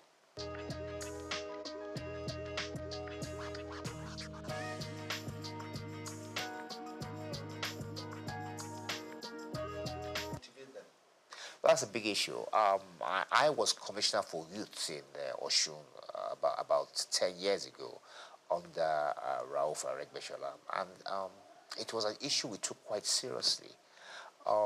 In Oshun State, we had quite a number of youths who were unemployed, and the governor thought, what can I possibly do to give them something to do, to keep them employed? So he created what we call the Osun State Youth Empowerment Scheme.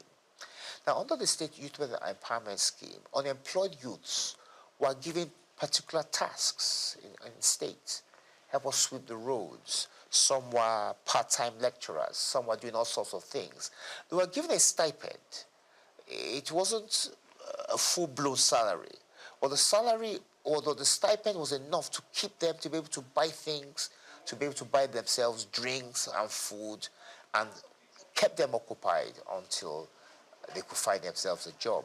And I think the federal government could follow that kind of scheme, set up a youth empowerment scheme whereby which unemployed youths are given things to do. There's so many things that need to be done in Nigeria. You know, there's so many gaps whereby which the youths can help do that. In the interim, while they find themselves something more gainful or something more permanent. So it's a question, it's for government to do. It's for government to think of a way of helping out the youths. And of course, there should be partnerships, a partnership between the government and private enterprise to try and encourage them to take on more of our youths, and not necessarily those who have schooled abroad, who they think are probably the best in terms of employment. No, we have many here who can do a good job as well.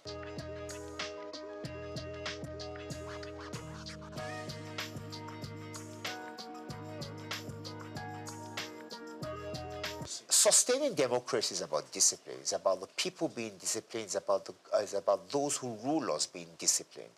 I started out by telling you that this is the longest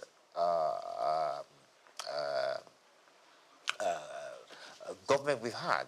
It's the longest republic we've had. We've had democracy now since 1999, 26 years.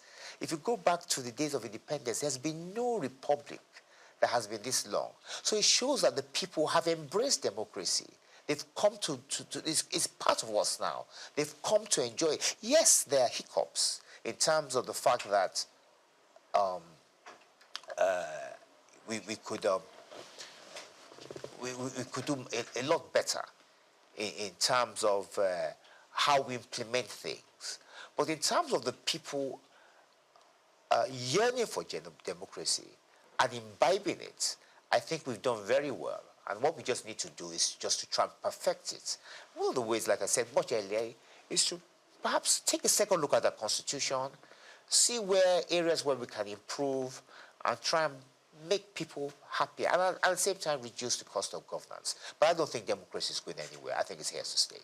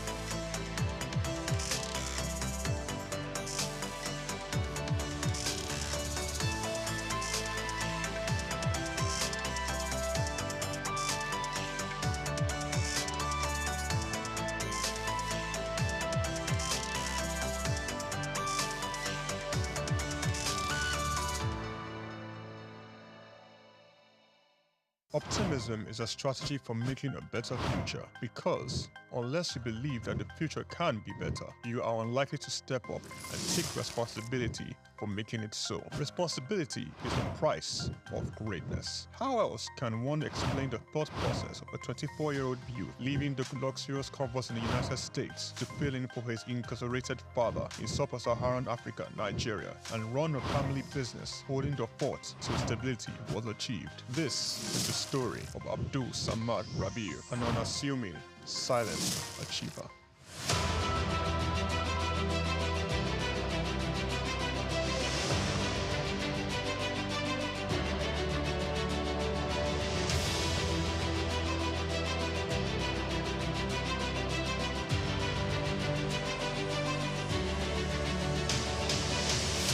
Abdul Samad Rabiu attended Capital University, Columbus, Ohio, and returned to Nigeria to oversee the family business when his father, Ishaku Rabiu, was detained by the administration of General Muhammadu Buhari for allegedly not paying the rice reports duties. Not only was his father under investigation, the family business was under scrutiny. These harsh realities of being thrust right into the middle of it all shaped the young man's resolve to hard work in silence. Abdul Samad Rabiu is the son of one of Nigeria's foremost industrialists, late Khalifa Ishaku Rabiu, founder of Ishaku Rabiu and Sons Group, a family-operated holding company with a history of investment in manufacturing, insurance, banking, and real estate. In the 1970s, the group invested in manufacturing, with its first investment being the Kano Suits and Packaging Cases Company, a factory producing suitcases and handbags. In 1972, the Bagauda Textile Mill, manufacturing woven clothes for uniforms, importing and trading in different segments of the economy, including frozen food service, sugar, and a motor vehicle and parts distribution company specialized in Daihatsu products. Abdul Samad Rabiu was born with a very big silver spoon in the ancient city of Kano on the 4th day of August in 1960, 57 days to Nigerian independence. 24 years later, responsibility beckoned. He was in the family business till 1988. Abdul Samad Rabiu following in the steps of the family business to establish BUA Bois International Limited in 1988. Solely for commodity trading, Bois International Limited imported rice, edible oil, flour, iron, and steel. The much-needed wins to his sale came in 1990.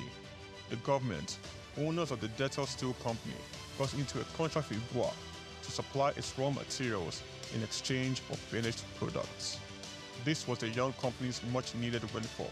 Bois expanded further into steel, producing pellets, importing iron ore, and constructing multiple rolling mills in Nigeria. Nigerian Oil Mills Limited, the largest edible oil processing company in Nigeria, was sadly bought by Bois in 2005. Bois started 2 flour milling plants in Lagos and in Kano. By 2008, Bois had broken an 8-year monopoly in the Nigerian sugar industry by commissioning the second largest sugar refinery in sub-Saharan Africa. In 2009, the company went on to silently acquire a controlling stake in a publicly listed cement company in northern Nigeria, Sokoto Cement, and began to construct a $900 million cement plant in Ogu-Obela, Edo State, completed and commissioned in 2015, which is at that time the single largest non-oil investment in South Nigeria, and had a capacity of 6 million metric tons per annum upon completion of the second line. This was followed by a new 1.5 million metric tons line in Sokoto in 2018 and another 3 million metric ton line, which commenced in 2020 and was commissioned in 2022, bringing the total installed capacity for his cement holdings to 11 million metric tons as of January 2022. Abdul Samad Rabiu is very entrenched with his family in business, having over 40 siblings. His younger brother, Rabiu Ishaku Rabiu, was the CEO of IRS Airlines Limited, an airline based in Abuja, Nigeria. It operates scheduled domestic passenger services. Its main base was Nnamdi Azikiwe International Airport. The airline was established in 2002 and started operations in March 2002 and ceased operations in 2013. Kabiru Rabiu, our younger brother, currently serves as the Group Executive Director of Bois Group.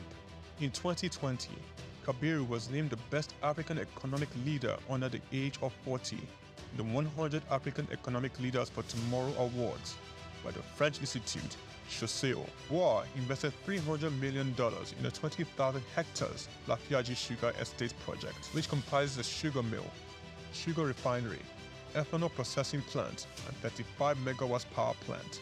The company also built an export-focused refinery in Port Harcourt, the only destination sugar refinery in sub-Saharan Africa. Abdul Samad Rabiu is constructing a 200,000 barrels per day petrochemicals refinery in Akwa Ibom State, Nigeria. The agreement was signed with Access of France in August 2020 with the refinery aimed at serving Nigeria and the West African petroleum refining needs. It is expected to be completed and operational by 2025. The privately owned Ogu-Obela Cement Company was in January 2020 merged with the publicly listed Cement Company of Northern Nigeria, where Abdul Samad Rabiu already held a controlling stake in the $3.3 billion transaction, and BUA Cement PLC was born. Abdul Samad consolidated all his food businesses in sugar, edible oils, rice, flour, and pasta milling into a new company, Bois Foods PLC. In December 2021, it was listed on the Nigerian exchange. Bois Foods emerged as a consumer goods leader in market capitalization, experiencing a phenomenal 206% year-to-date appreciation. Share prices soared from 65 naira per share in December 2022 to the current value of 379.9 naira per share as at 24th March 2024. In terms of fundamentals, Bois Foods exhibited robust financials with a 54% increase in profits to 105.6 billion naira in the first 9 months of 2023. Revenue witnessed an impressive 80.95% year-on-year growth, reaching 524.428 billion naira, and return on average equity stood at 43.42%. Despite challenges, Rabiu strategically increased his direct shares in Boa Cement by 56.37%, totaling 96.12% ownership. This move, executed on June 26, 2023, demonstrates Rabiu's confidence in his company's future growth. Boa Foods plc and Boa Cement plc companies are among the top 10 most valuable publicly listed companies in sub-Saharan Africa.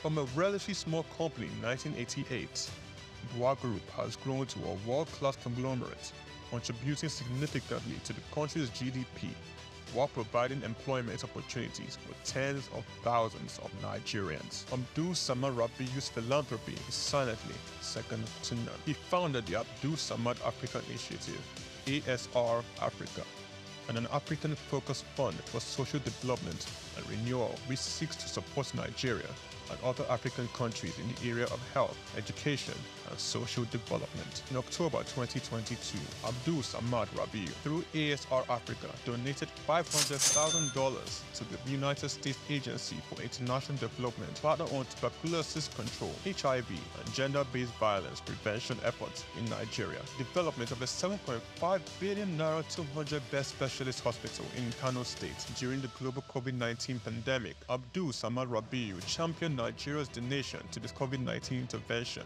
by a single individual or corporate donating, amongst other things, 1.35 billion naira to the COVID private sector coalition, 300 million naira to the Presidential Task Force on COVID-19, over 1 billion naira in cash donations to 10 state governments across the country, 70 ambulances, medical equipment, face masks, provision of foodstuffs for over 1.5 million persons in Kano, Lagos, and Rivers States. ASR Africa Initiative donated a 4 billion naira police hospital in Abuja and donated 1 billion naira each for 6 universities across Nigeria through the ASR Africa Tertiary Education Grants Scheme for infrastructural development. The beneficiaries of the 6 billion naira tertiary education grant schemes are Ahmadu Bello University, University of Ibadan, University of Maiduguri, Nnamdi Azikiwe University, University of Ilorin, and the University of Benin.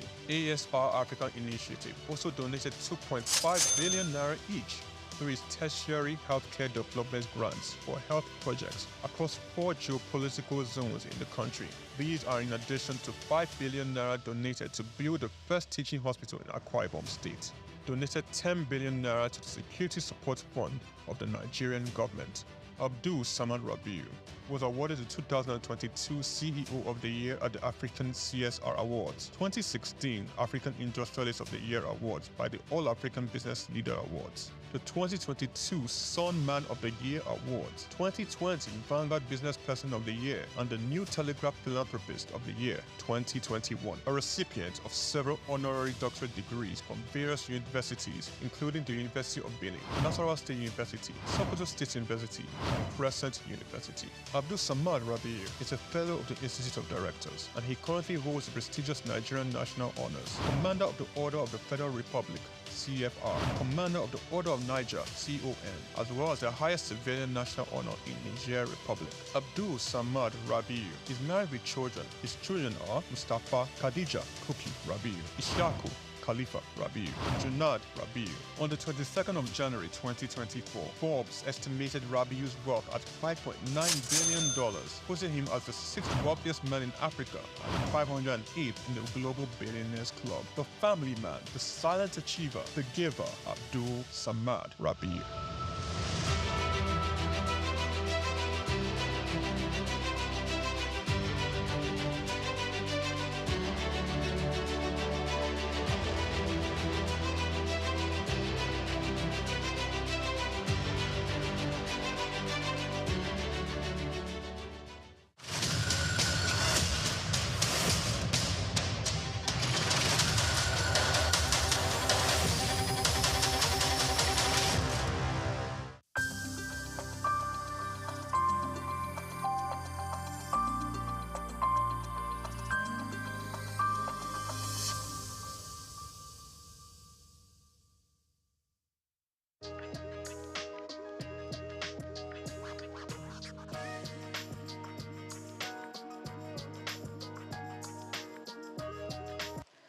My name is Muiba Wonu Folami, an indigenous of Lagos State, Ikorodu, to be specific.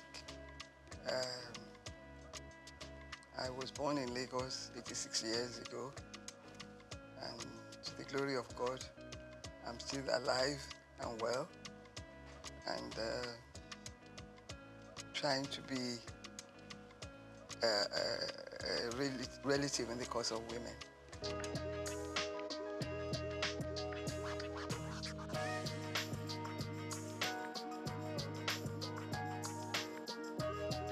I attended primary school. I started at Ansarudin Alakuru School. From there to CMS Girls School, and then Queen's College, Lagos. From Queen's College, I went to the Portsmouth College of Technology for my A-levels, and then University of London for my first degree in law. The same university for my master's degree in law. I had, between obtaining my master's and my first degree, I was in Nigeria to do the mandatory law school course. I was one of the last people to do a 3-month course before it was changed to 1 year. And then went back to England for my master's. And from there to lecture at the University of Zambia. Back to Nigeria, I was appointed by Dr. Taslim Elias, the CJ of Nigeria, to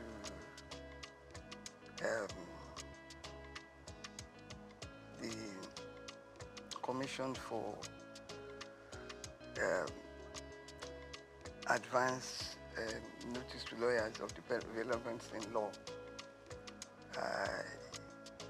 It was a commission funded by the Ford Foundation to keep lawyers abreast of the developments in law. I was a director there. Then from there, I was admitted to the Federal Ministry of Justice. After being legal advisor to many ministries, I ended up as the Director of Public Prosecutions for the Federation. And after that, whilst I was the Director of DPP, I was appointed Attorney General and Commissioner for Justice in Lagos State. After retirement, I've been involved in social work, in religion.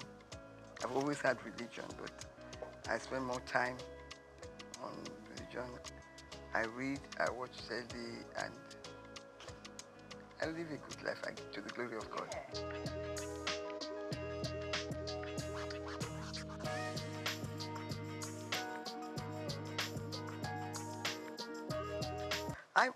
You see, when you begin to think that it was not until 2007 that women started to get equal pay in tennis tournaments. And it was something that was fought for. Little things like that does not add to equality.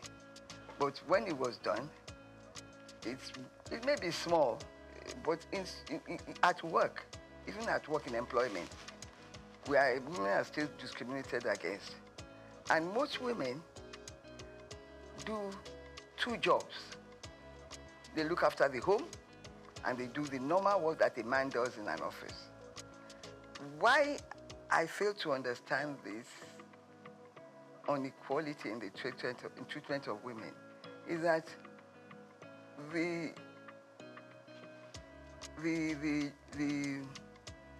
work, the responsibilities in the workplace is not reduced for women, even though we do not want to be paid the same salary as men. It's a fight that has continued, and in that area, I think we need to do more to push for more recognition. Women have contributed immensely to the society. The men that are now resisting equal pay were brought up by women. That's what I do not understand, that they can think like that. We continue to push. But how can we speed this up? By bringing it to the attention of world powers, recognition by every country of equal opportunities, equal pay. I want to know, I want somebody to explain to me the jobs that women cannot do. Yeah. They've contributed immensely. Even in the new thing, IT, we're well at par with men. So I do not see the reason for it.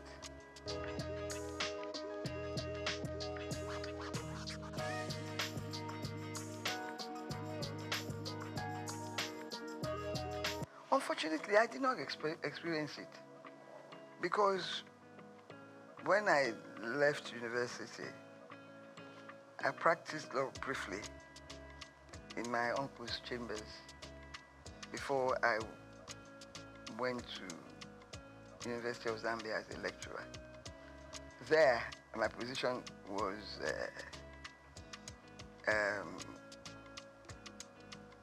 enhanced in the sense that I was a foreigner, and I got all the benefits of being a foreigner, serving in their service. Fortunately, in Nigeria today, the federal government does not discriminate in terms of salaries. Whether you're a man or a woman, you get the same salary scale, and you are promoted on equal basis. Kudos to the federal government, to Nigeria for that. But in the private sector, things are different. In some companies, this is the areas that we have to work on, because the job content is the same.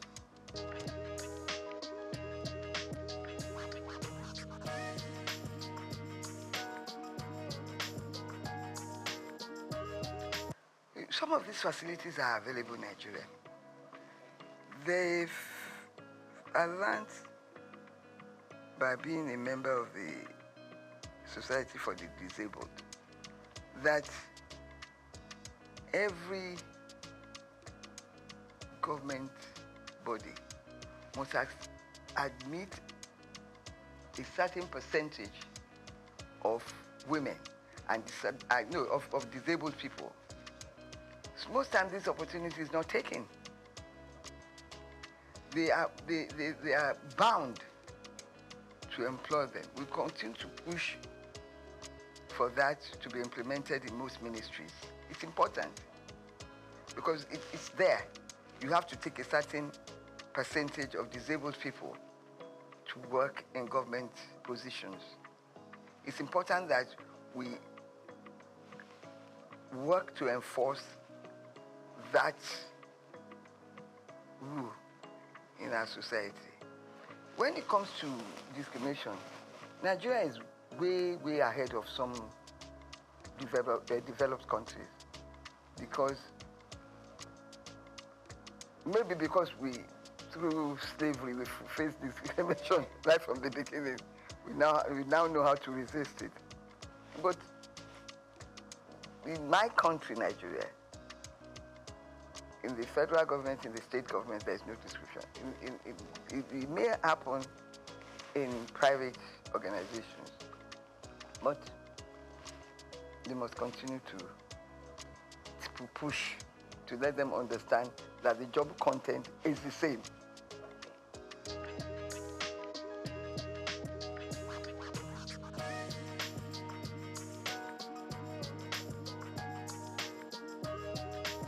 Well, you see, traditionally, under our culture, women are in the other room.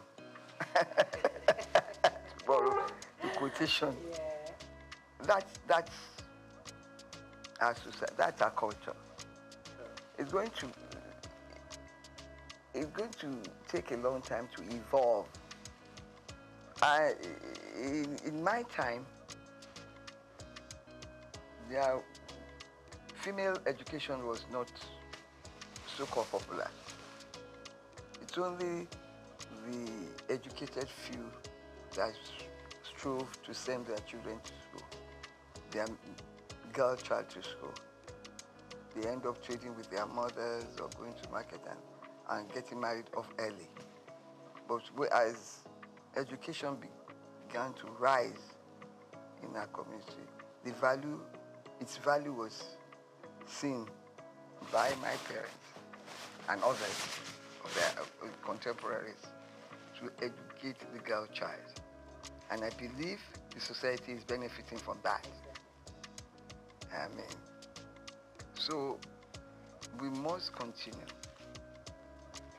to push for the education of women, of girls.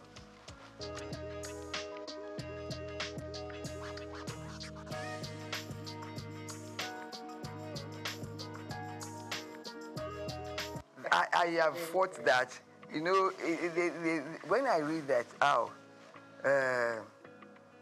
the certain state government has appointed look at our National Assembly, 4 women in the Senate. Isn't that shameful? And that is the society. We have to continue to push women up. Let these political parties know that we want women. Let us organize ourselves to continue to vote for women massively. I give kudos to our governor, Babajide Sanwo-Olu. His cabinet women is well represented in his cabinet. And I enjoy that, I love him for that. And I continue to urge him to do more. He's done a lot. I think Lagos State has the largest representative of women in cabinet.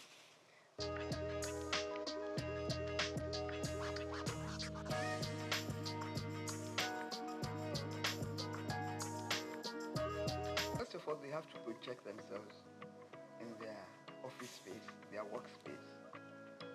Let everybody know that they are equal to the task.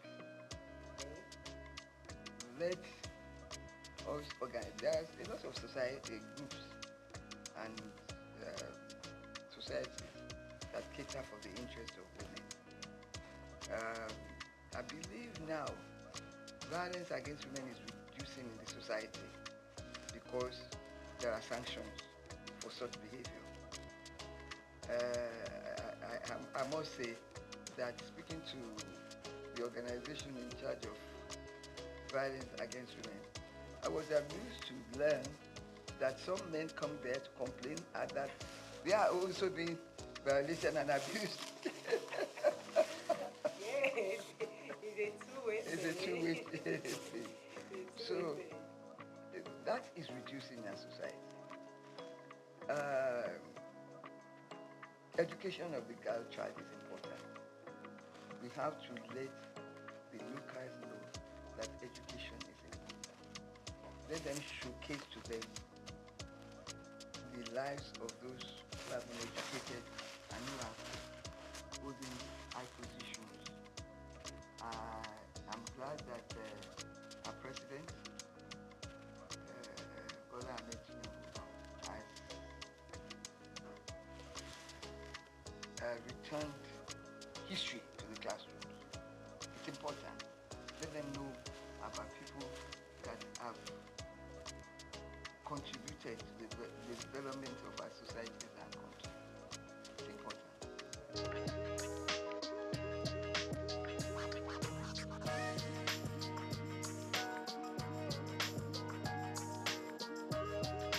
Yes, it's education. It's education. Once people are educated and they know that there is nothing a man can do that a woman cannot do when it comes to the workplace. We have women engineers, miners, and also all over. Give me a job specific. that a woman cannot do, then I've changed my views. So the moment you begin to upgrade education, let government now continue to vote more for education. I don't believe we are doing enough. There is a UN convention, and I think Nigeria is part of that convention, that a certain amount of a nation's income should be devoted to education. I'm not sure whether Nigeria is complying with that. But some states are better than others. And we must, education, I believe in education of the girl child. Some states now are taking children, girls off the street. Walking is completely prohibited. Things like that will help.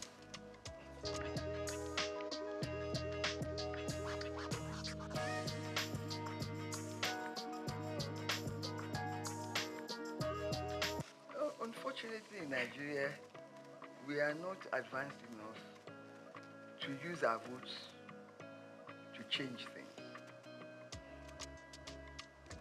We are still not voting for individuals. We are voting for parties, irrespective of performance. Education will help. And when we join other nations for the same purpose, we get results.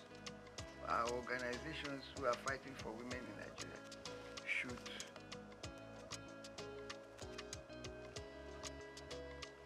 join worldwide organizations to showcase our own situation and learn. I believe that when you talk to others, you come back with ideas on how to improve things. So we must improve things by telling women in positions to show, to continue to prove that they are more than up to the task. It will not come to us on a platter of gold. We must show by our actions and behavior that we are up to the task.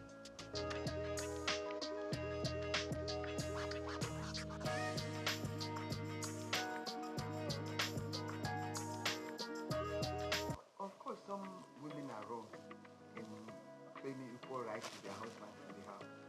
I completely abhor that behavior. Even though they are husband and wife, the man in my culture remains the head. You should be respected. You should be respected. It's only now the condition of living is so high that you join the two incomes together to run the house. In the past, it was the men that ran the house to pay for everything. Maybe some of these women are thinking that because they are contributing a quota to the development, that they have equal rights. Yes, they have equal rights on the upbringing of the children in their homes and everything. But respect is important. That will keep the home, and the children will learn and imbibe it into their own children too. Equal rights does not, in my view, mean that you can be rude, can not submit to your husband's wishes. Equal rights means something differently. Respect comes out of it. It's important.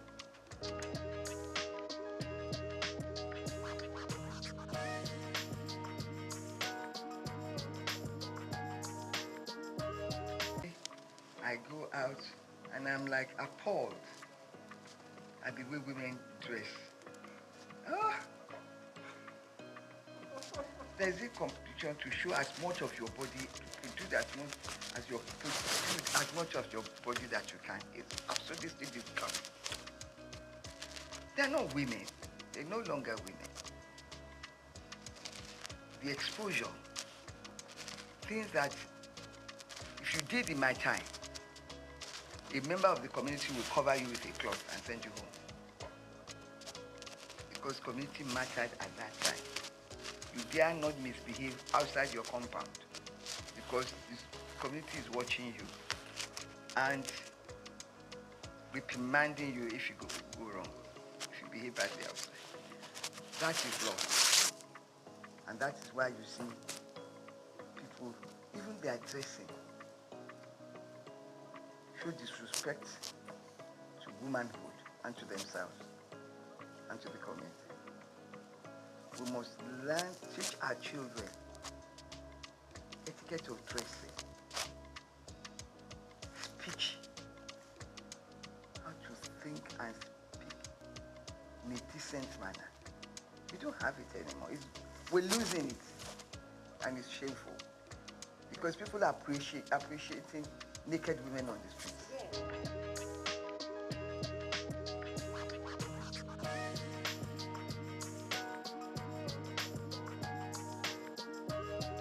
Both sides. If people dress badly and you tell them and ignore them, they won't try the next time. For instance, I believe nobody can dress to come to my house or to come to my party like a naked woman. I will turn her back. I will turn her back. So that's the type of thing that we should all do. Let the people doing this know that we do not appreciate things like this. When the society itself corrects it, we must correct it individually. We should, it does, if their parents cannot correct it, we must, by ignoring them and not allowing them to come near us.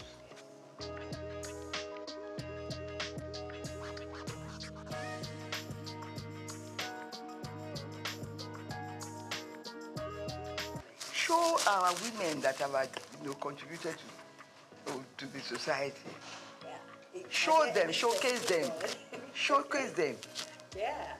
We have the first woman senior advocate of Nigeria. We have Okonjo Iweala. We have, in the UN. We have all sorts. We have what's this pharmaceutical woman. She's done so much. The younger ones are there. Little ones like Shadi Okoya is managing her husband's company and doing well. Let's encourage them. They are young. The young ones, they are working to improve the society. There's so many of them out there. We should showcase them. Let them know that we have women who are of top quality, intelligent, and well-behaved, and they dress well. Dressing well is dressing in a manner that is appealing to the eyes, not nakedness.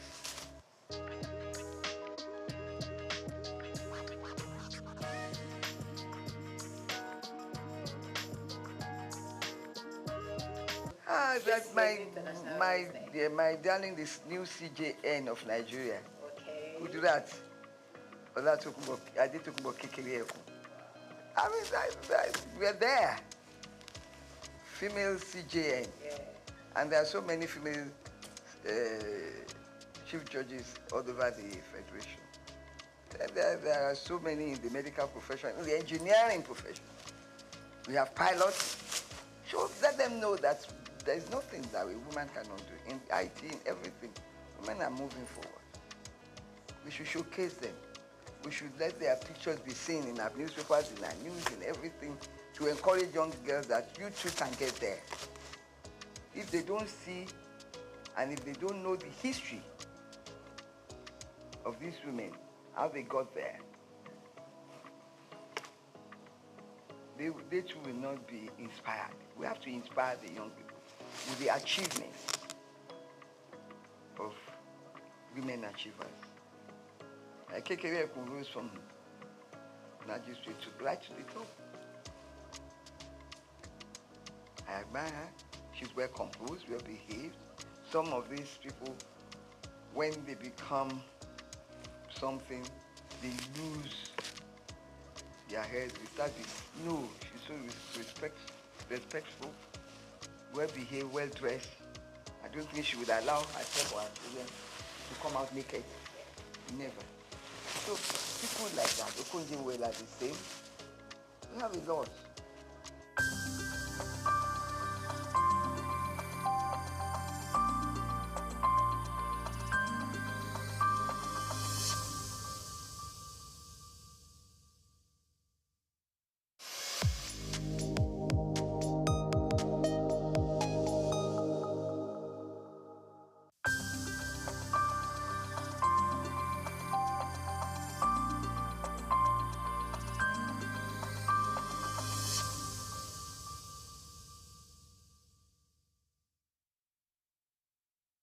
Well, you already know my name is Steve Omojafo, and my middle name is Bamidele. That was the name that my parents gave me at birth, because it was like they regarded themselves as not Lagosians. It is Providence that brought them into Lagos, and I then happened to be born here at Odo Street in Obalende. And in fact, we didn't go to Mercy Hospital then. There was a little home along Odo Street run by a very experienced nurse.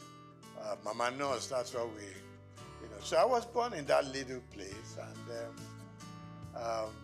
and grew up from there. Like I said, my middle name is Bamidele. My parents probably said, well, we have had you here, but this is not home. As at that time, you will go home with us. No problem. So I started off at St. Matthias Catholic Primary School on Louis Street. And I was in St. Matthias from 1953 till 1960, when we finished with our primary school leaving certificate. Then from there, an extra year at Holy Cross School. We did that extra, they call it prep class. Prepare yourself to go to the secondary school. And from Holy Cross, for 1 year, I moved on to St. Gregory's College, Lagos. Now, growing up in Lagos was one of the best things that happened to us then. Life was good, life was easy, life was safe, life was like everything that a young man could aspire to. We went to school with Scholars Bus, which was virtually provided for free. When Scholars Bus was not available, it was fun walking from Obalende, firstly to St. Matthias, and then from there to St. Gregory's College. Life was good, life was safe.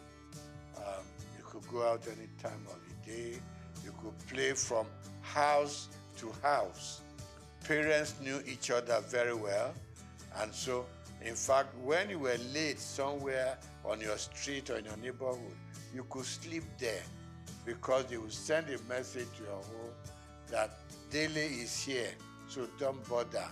The next morning you wake up, have your bath, have breakfast, return to your home. There was this community life that we all lived.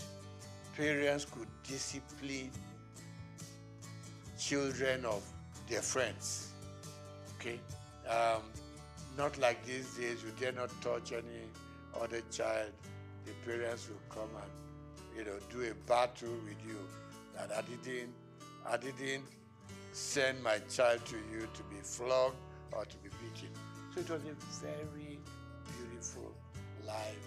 So went to St. Matthias, went to St. Gregory's College, and then from there to University of Lagos. We were brothers keepers. School was fun. Teachers were all there just to teach you. And there was no messing around. There weren't any bad habits that people could be developing along the line, you know. So that was my life growing up. So we were all walking through Balinde to Lafiaji, to Campus Square, to Tokunbo, Okekpokpo, you know.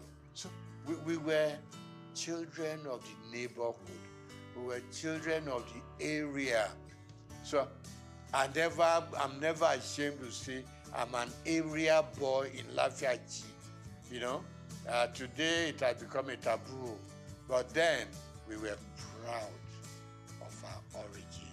We were proud of our place of birth, and we were proud growing up in the neighborhood. So today, still believe me, I get up on some Fridays, I just go to Lafiaji, I stay with the guys. Okay, not all of us were fortunate enough to go through the system. Okay, so those who, in quote, we left behind, we still, a lot of the time, we still talk to them. We still relate to them when there are problems that we could fix. You know, we help out. Because, I mean, it wasn't their fortune to be able to have gone. I know some dropped out, you know, on their own volition. But generally, we all like the idea of going to school, but some couldn't make it. But we still relate to them. We are still friends. So I'm not surprised I leave Holy Cross Cathedral and I just hear people call me my names. And I know these people are those who knew me when we were growing up.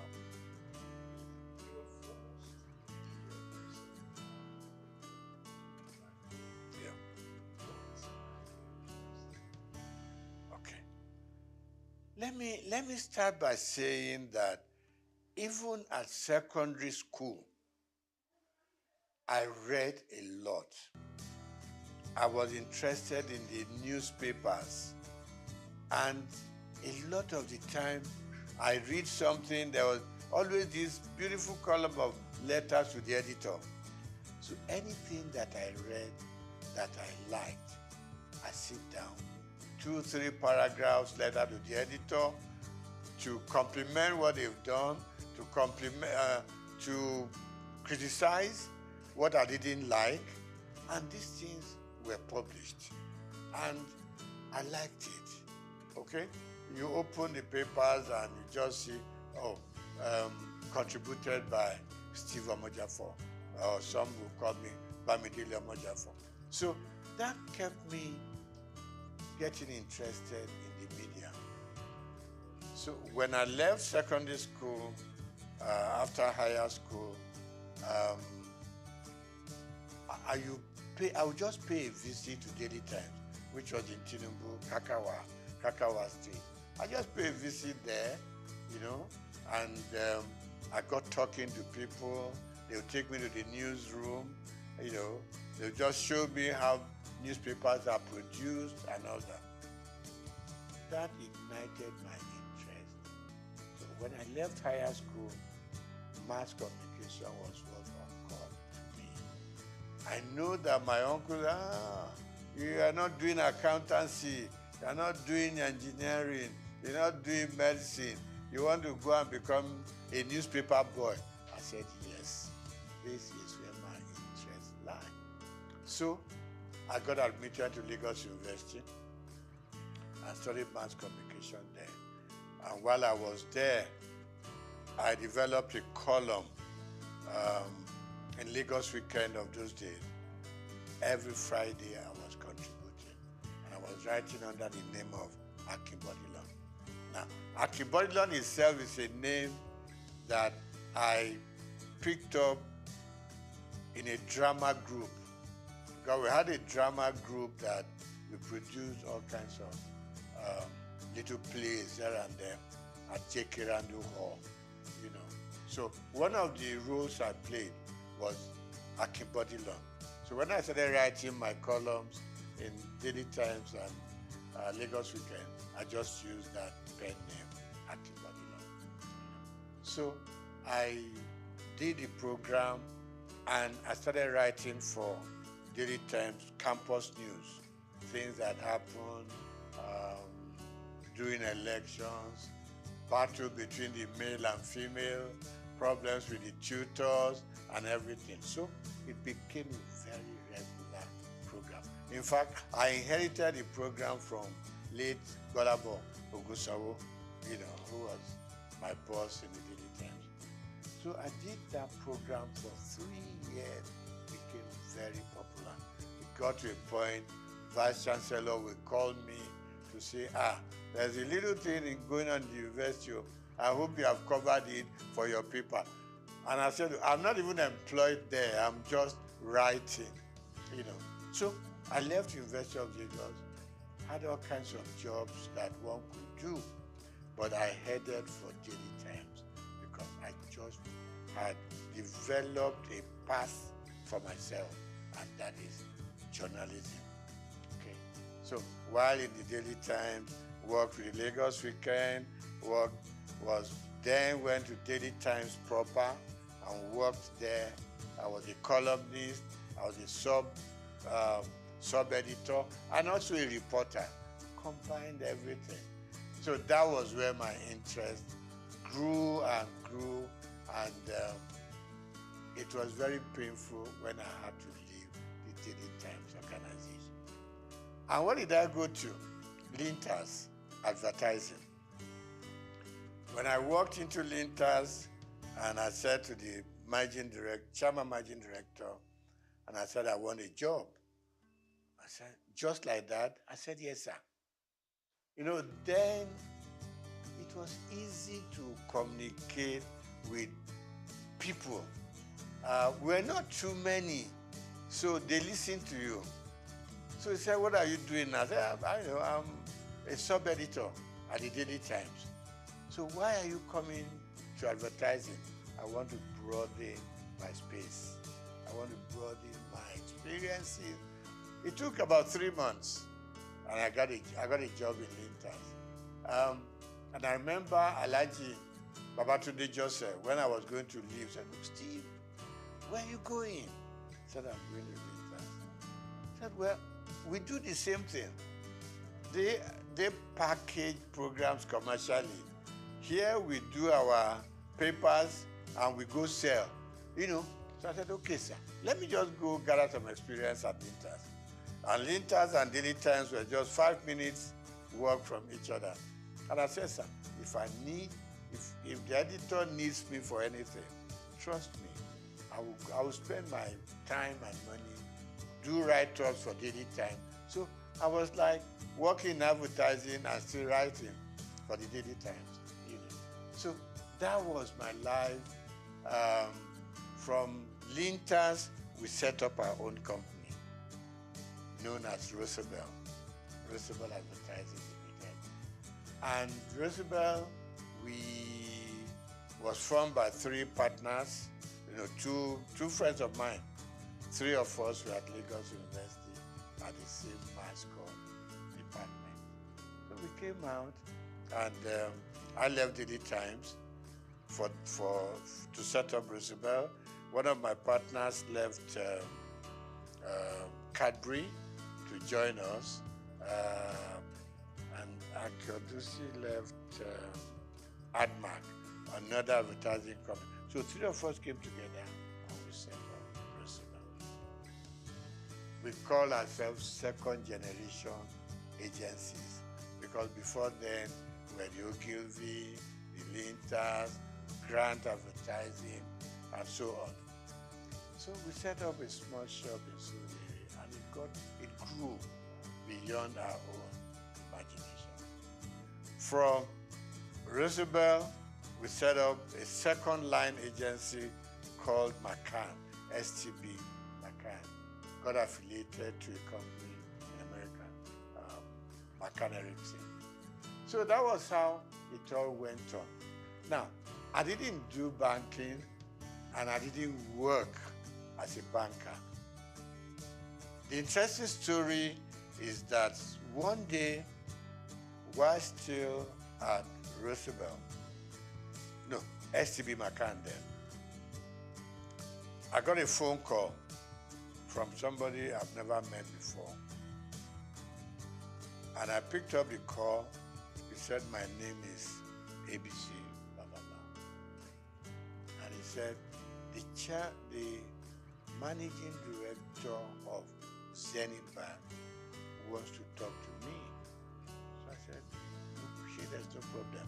I know I'm not owing any bank and all that. He said, no, he just wants to talk to you. So I picked up, he picked up the line and said, my name is this. And I said, my name is this. He said, can we meet? So I said, she, no problem. He said, no. So we agreed to meet. And it got to be that he wanted to appoint a couple of directors for the bank before they went public. And what I said to him was, I'm not a banker.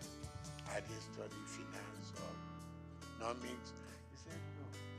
What I want from you is your name and your integrity. Nothing beyond that. That was the beginning of the story. So I got onto the board, and I learned a lot. You know, I'm somebody who doesn't get to a place and I want to show them what I know or what I don't know. You could make a fool of yourself sometimes. So for me, like the first 6 months or 1 year, was just go to the meeting, listen to them, know where they are coming from, know what the focus is, and know what the expectations are. So I picked it up from there. Gradually, I got into the system. Of course, naturally, buy some books on banking, finance, just read, you know, so at least you know how the banks operate. I've always been a customer of the banks. It is very small scale. And all I did was follow the banking trend. You know, there weren't too many banks in Nigeria at that point in time, but I followed through. And that was it. I got onto the board. And somewhere along the line, there was the policy of the central bank. The managing director had to step aside, so to say. The chairman had overspent some time regulated by the CBN.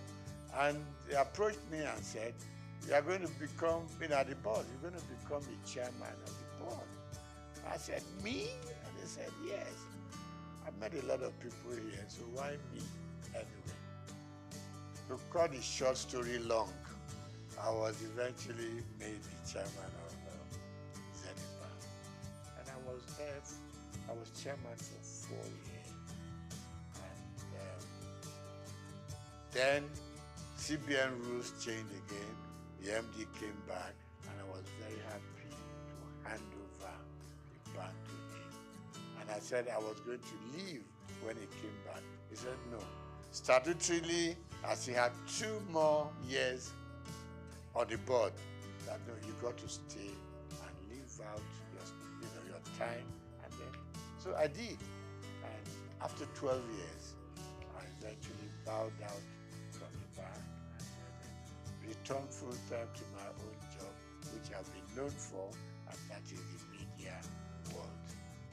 Okay, so I get invited for interviews, for programs here and there. Like you said, it's always a good thing. You have something you have learned over the years, you want to impact it on the younger ones, who are coming. I mean, my first son, for instance, went through the media scene, now in advertising, and I go on encouraging them. I retired from active day-to-day operations about almost 15 years ago. But I'm still keeping pace with what is going on around me.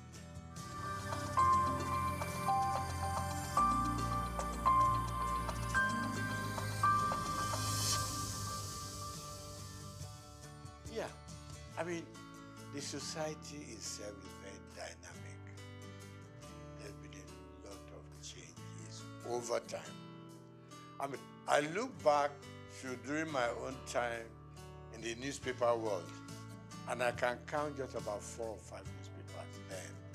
Okay, Morning Post, Daily Times, The Express, and a couple of others. So we knew each other, we knew the practice, we exchanged news information, we exchanged, I mean, if you had a news that was breaking, you know, you want to call up colleagues from other papers, we all go there as a team, right? Because stories will be written from different angles, no matter what you do, you know. So newspaper was great. And it was so good. In the morning, your byline was there, and people were trying to reach you, you know, about the quality. Quality was good. Quality was good. And there wasn't too much of freelancing in those days, the newspaper world. So you were either fully employed or you didn't belong. Same thing for radio. I mean, for instance, television I didn't do much about. While in journalism and in newspaper world, I was writing for radio, okay? Interesting stories. I had, there was a name to this program, the Oddities, Odd World. So you were picking up things that were odd. People didn't imagine what they were. It's not something that was very common. So we went on doing that. So newspapers were growing, radio was growing, television was growing, and out-of-home media was also growing. And talk about the dynamism of the system.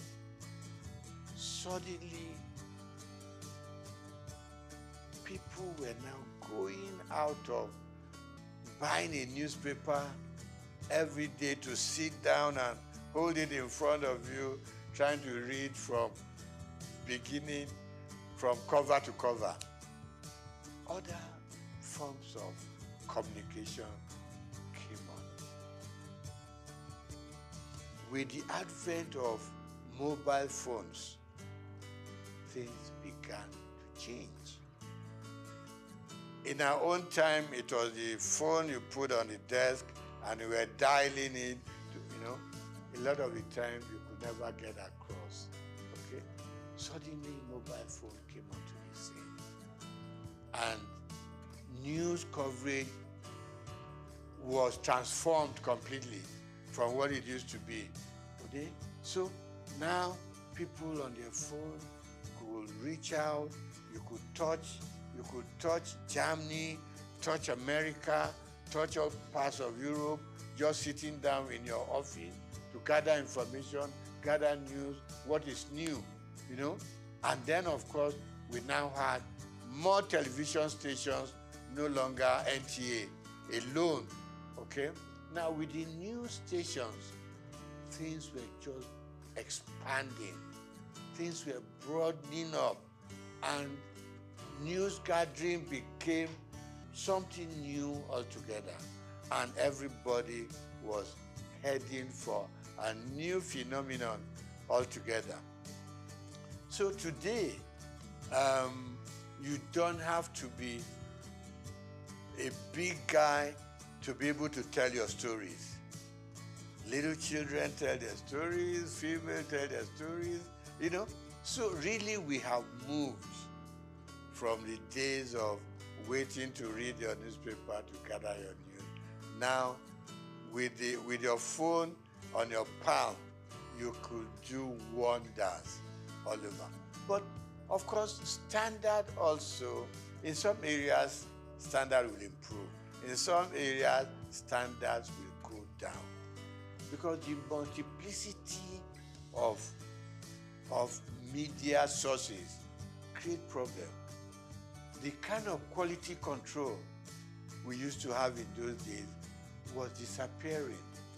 And people can build up stories without even being there to know if it is factual or not. So of course, the turmoil that we are going through in the media space now is better imagined But I still believe that for those who have structures like the one you are building up now, will enable people to know that you're going to check, you're going to cross-check, okay? I mean, we have laws that control what we say, what you do, what you publish. Of course, they are not as rigid as they should be, you know? So, in terms of content these days, you have to ensure that you check your facts so before you can believe, you know, what they are saying or make any sense out of them.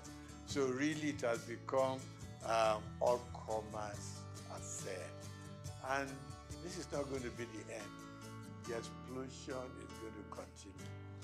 Maybe in a few years to come, we're going to have a stronger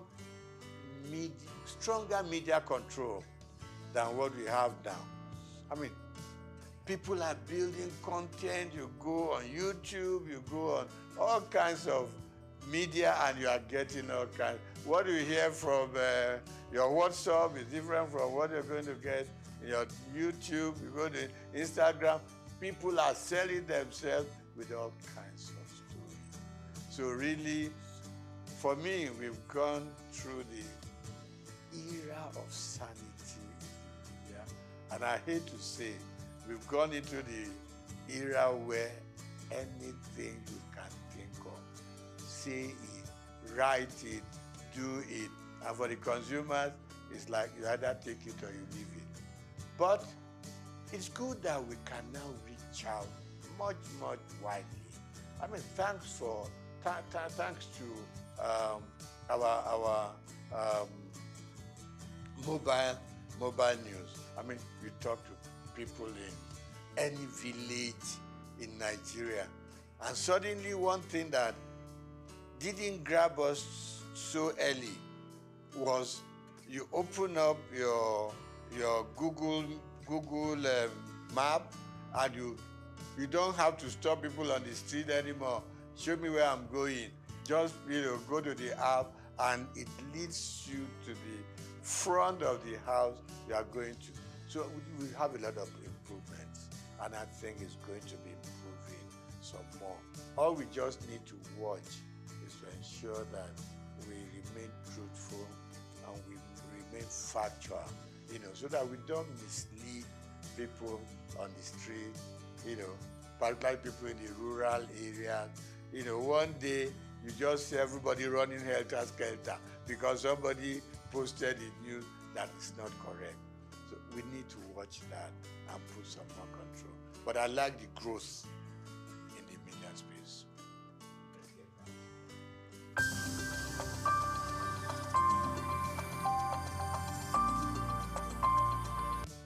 When I got into the banking sector, I saw myself more as a customer than a board member. I haven't been a journalist, which I still am. I wrote so much about what consumers or customers were going through in the banks. It was the period of tally number, Remember this commercial, where somebody carried a mat. I said, what are you carrying a mat in the bank? I want to lay down here because I know before I get my money, I will have slept once or twice and woken up, So I was very consumer-oriented. When I got into the banking system, a couple of times, my board members will ask me, are you on the board or you are still a customer? I said, first and foremost, I want to remain a customer of the bank. Who will come into the bank and get properly served? Who will come into the bank and feel like human? Who will come into the bank feel important? Because it's your money in the bank. Even if it's only 1,000 naira, it's your money. You need to be treated with some dignity and respect. And that was my mentality that I took into the board of the bank. I said, listen, I am not too happy the way customers are treated. It is their money, no matter how small. Treat them with respect, treat them with dignity. So they started listening to me after some time.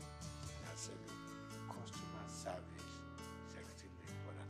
In those good old days, you will hardly hear about customer service in any of the major banks. It wasn't there. But gradually, people started being important. It was more of retail. I mean, yeah, you can deal with the big corporate organizations, but at the same time, it is these poor students, poor market women, you know, people who are out there on the street laboring hard to bring their money. So that was one area I was extremely happy that we developed that area of retail banking and being able to make the consumer the king. Okay? So that was part of it. Then, of course,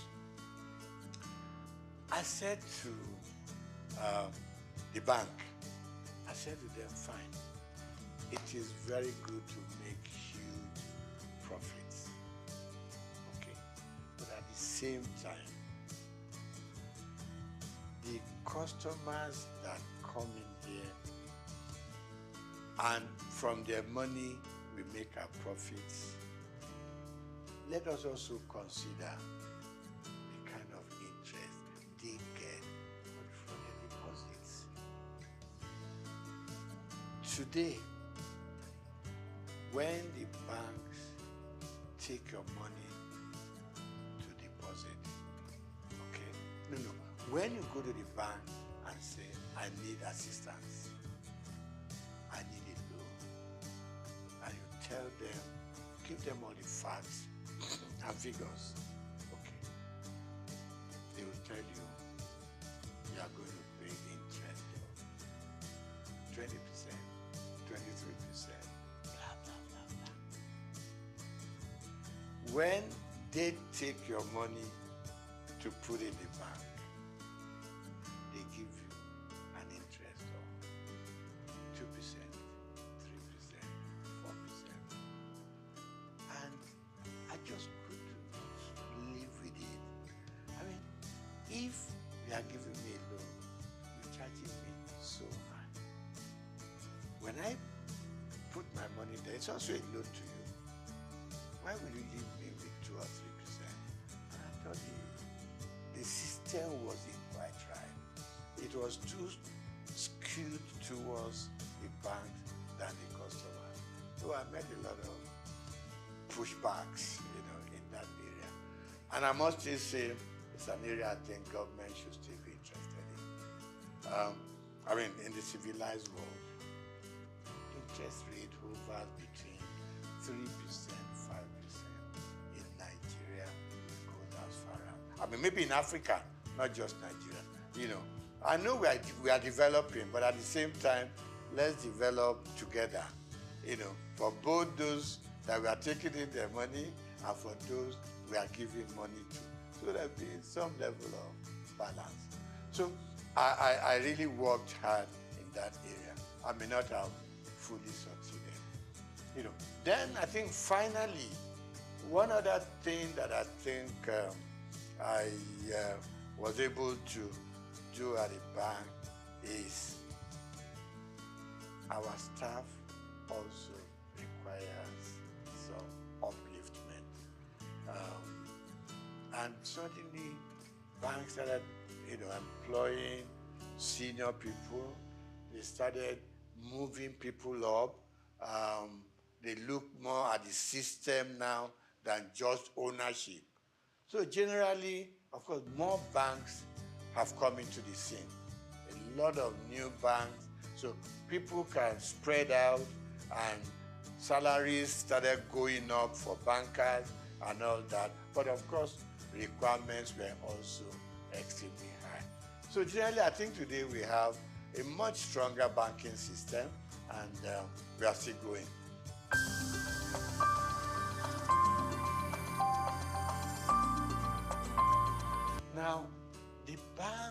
for a long time have been let loose to do whatever they want to do at the disadvantage of customers, like I started off with. Now,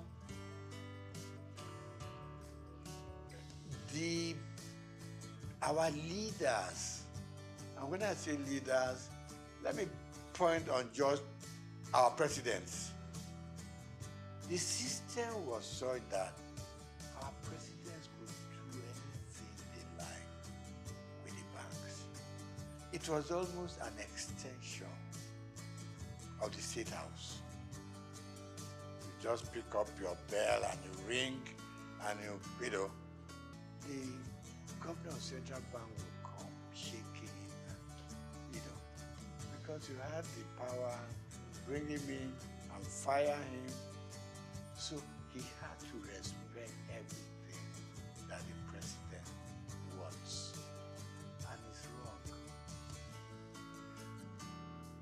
This time around, I can say, even in some parts of Africa, you couldn't run the central bank the way we run it here. All the CBN governors wanted to do, please the president, and you are free to do whatever you want to do. And it's wrong. It's wrong. I mean, take even Britain here. Have you ever heard this kind of relationship between the Prime Minister of England and the CBN? No. Everybody has his mandate. In places, in climes like that, the president doesn't call up the central bank governor, go and do this, go and do that. Exchange rate should be done. Change your policy to be done. I mean, that's part of the problem we've had in this country. So the last government and their CBN just ran this country to their whims and caprices. You leave your monetary policy. In fact, you were running both monetary and fiscal at the same time. You took the Minister for Finance, for instance, and you have no dealings with him or her. You ran their own programs for them. And you did things that they should do, but they couldn't query you because the president, had your back. So a lot of things went wrong. And the result is now here for all of us to see. So what, I mean, look at the changing of redesign, what they call redesigning of the currency. Now we know there are so many ways you should have done it. But we put politics and added it into our financial and monetary policies.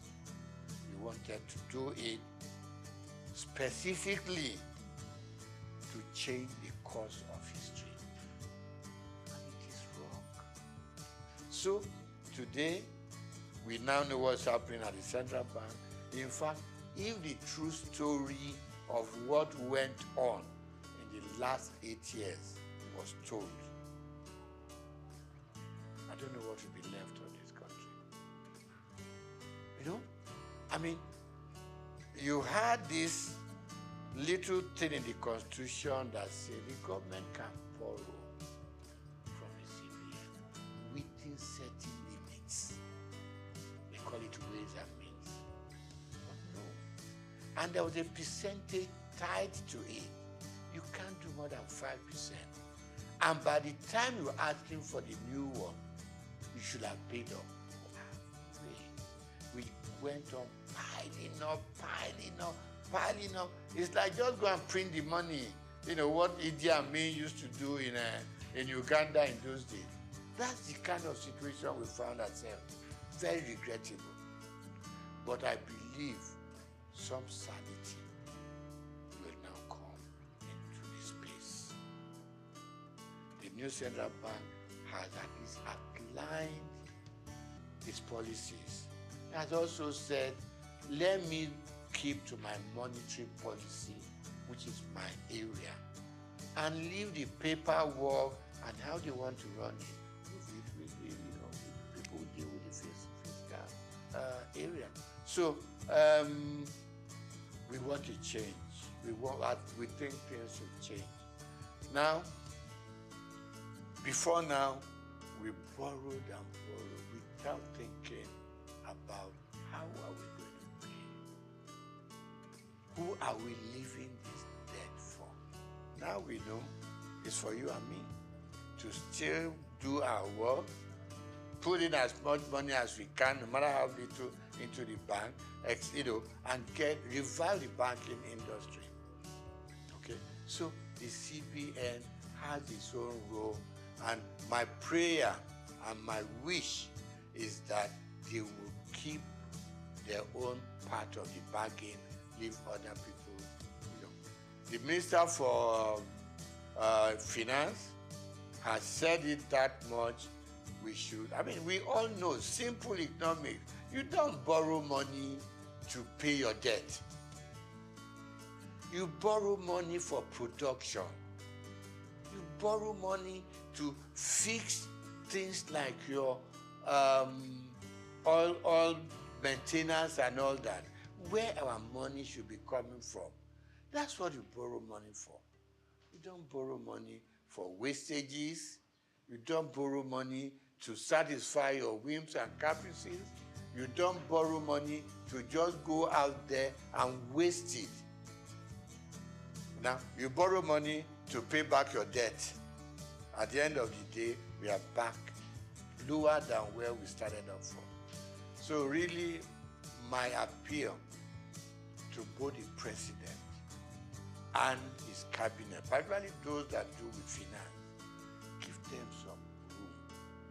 You put them there because you think they know what they're supposed to do. Give them the space. If it goes breathing down their neck, at some point, it will just be, president said so, president said. Even things that the president did not say, president said so, and it's got to be done. And we are running a country, even when you run your home, you are able to sit down with your little income and plan. Every day we are being told, if you earn this much, use this little bit, keep the rest in the bank, because you never know about tomorrow. So that's where we found ourselves, and I believe that if everything goes right, we should see massive changes from what it was, the last 8 years. We need drastic changes in the system.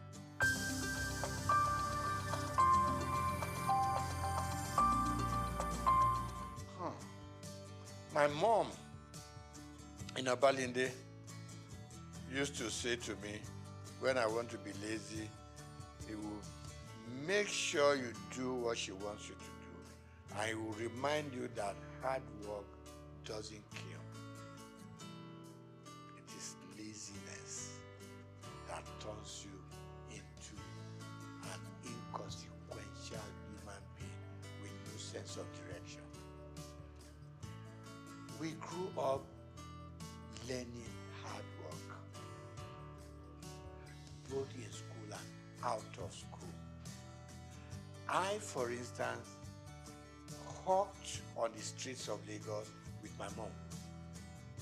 You leave St. Gregory's College, now not primary school, St. Gregory's College. You come back. My mother was a textile seller. Got it, probably went to Balogun, pick up. When I come back from school after my lunch, get a basket full of cloth, which I put on my head, and we go from street to street. My mother's carrying her tape rule and another measurement stick, and we'll go round Obalende, Igoshere, Bamboshe, Oshoji, and we were selling. From there, she graduated to owning a shop in Balogun. When I leave school, I was her accountant, so to say, bookkeeper. All the things they sold, I make, keep the records and everything. I helped her take the money to the bank. It was Barclays Bank, what was it called then? Yeah, Barclays Bank, before it became Union Bank in Balogun. So I have learned how to trade. I've learned how to make money. I've learned how to deal with customers. Plus that, I was also a bread seller. Somewhere along Strachan Street off Ibochire, there was a big bakery owned by the Lawson family.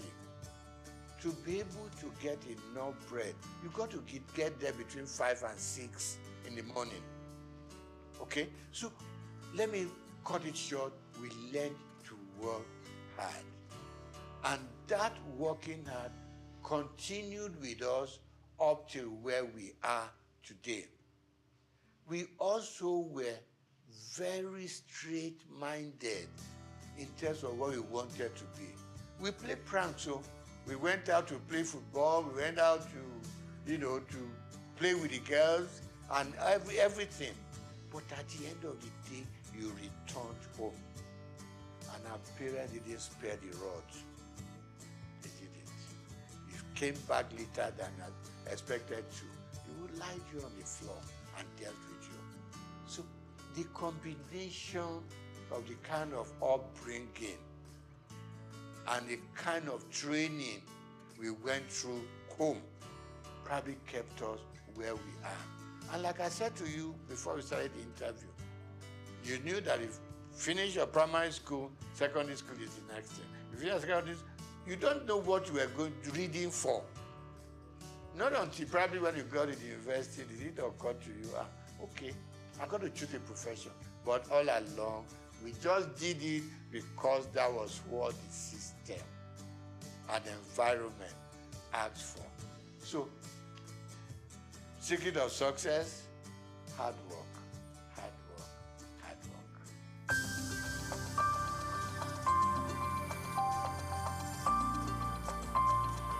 No. I had a father who was very finicky about appearance. When I lived on Igboshere Road, our church was on Louis Street, so to say, walking distance. He taught me how to wear full agbada right from primary school, secondary school. I mean, today, you just wear buba and shokoto, you go to church. Never was that happening. It's got to be full. Right. Then from there, by the time you got into, my father died while I was in university. Before then, he was always having this very thin bow tie, not this bigger one, bigger sizes now. Thin, even when his dress is khaki and khaki, he still had it on. So I admired him, but initially I was on my long time, up till a point, and I look back at some photographs we took when we were in the secondary school, and I thought, no, let me go back to those old days. Some people tell me it makes you look old. I said, I don't mind, but these days I have just acquired that fashion taste, which has suddenly become my, what do you call it? Become what I'm known with. And I enjoy it. And I encourage people, once in a while, put on your bow tie. It makes you look good, makes you look impressionable, it makes you look a serious person, and it makes people take a second look at you.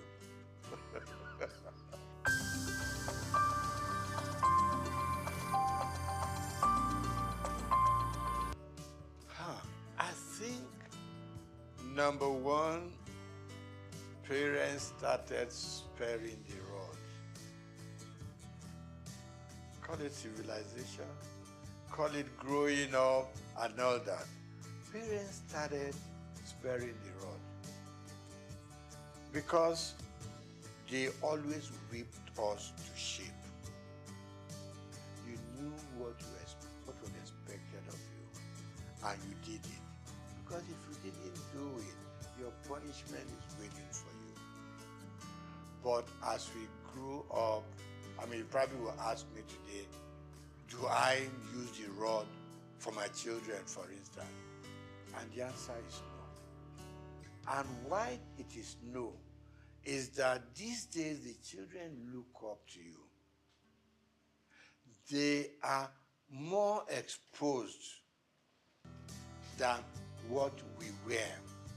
More exposed. They know what daddy does.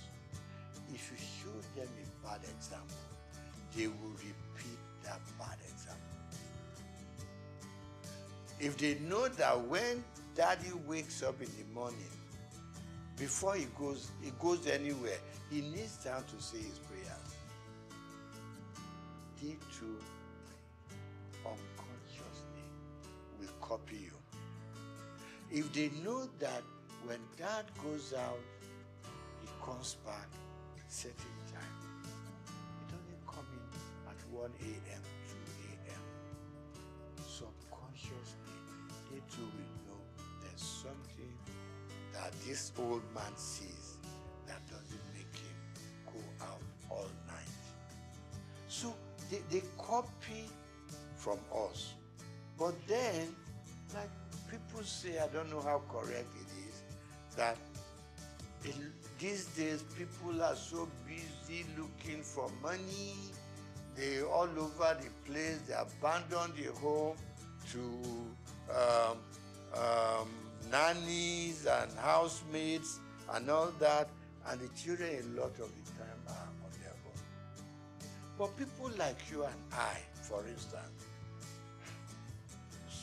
probably had housemates in the house. You see, but the work that the housemaid does, we were also made to do it. Right? Washing our plates, staying in the kitchen to see how things are prepared. They took us through it, even if you didn't have to do it yourself. And that's why you and I are what we are today. But for the modern young families, most if there's some money to back it up, no, the children don't touch a lot of housework in the homes. They can go out anytime they like. They can wear, I mean, you see some little young girls and what they wear. In fact, even to the church, you want to ask yourself, aren't their parents go to see what the children are wearing? Particularly the female. Even the guys wearing what things they don't use the belt, the trouser would just be somewhere on their hips and all that. Yeah, I mean, we want them to express themselves, but within control. So, wrapping up on that, I'm going to say, yes, we grew up under stronger control. Today's parents are so much in love with their children. They don't want to make them unhappy. You don't want to, pick up a stick and hit them. But I don't quarrel with that. But please be there for them when they need you. And don't be scared to talk to your parents. To talk to your children. No. We should never be scared to talk to them. Because they are not going to take us over. They are our children. So what you don't want them to do, communication, extremely important. Talk to them. Let them, because peer pressure is extremely strong out there.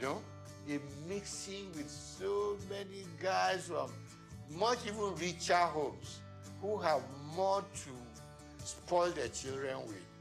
Now you are a moderate family, your moderate children have to mix and relate and go out with guys with stronger economic background, there is, there is some disconnect there.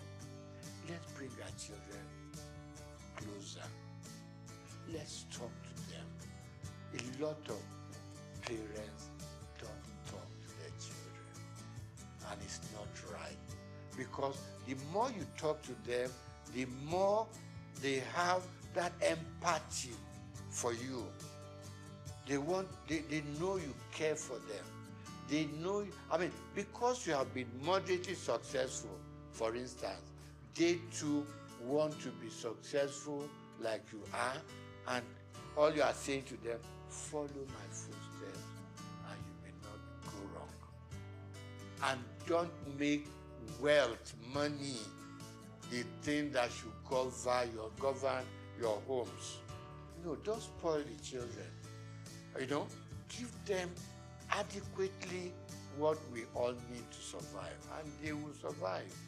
In those days, while all you needed to take to school was 1 shilling, okay? You still see children from rich homes who came with £1 and stuff like that. But let's be contented. Let's teach the children to be contented with what we have. Families are growing, society is expanding, and we can reach out to any part of the world. Now, we need to bring them closer to the home. At least up till the time that they are leaving you to go and start up there. But as long as they're still within your influence, it's very important that children and their families come much, much stronger together.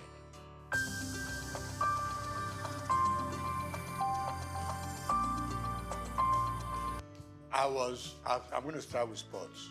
I was an avid squash player. Okay, back in school, a bit of football, a bit of tennis, and all that. But when I started growing up seriously, I loved squash. And I played squash until I was over 50. Okay, and the doctor said, slow down on squash. So today, I do my swimming. Okay, I still do my swimming 2-3 times a week. Okay, and then of course, I walk. There's this thing that keeps on saying, if all you can do is walk for 30-40 minutes a day, okay, and then of course, I'm an avid fan of football up to today. I wish we could develop a local league so that I could slow down on my European Premier League sessions. So I love football and I love lawn tennis up to now. Now, favorite color, subdued. Okay. Hot colors frighten me. Okay. And if you have to do it, just make it minimal.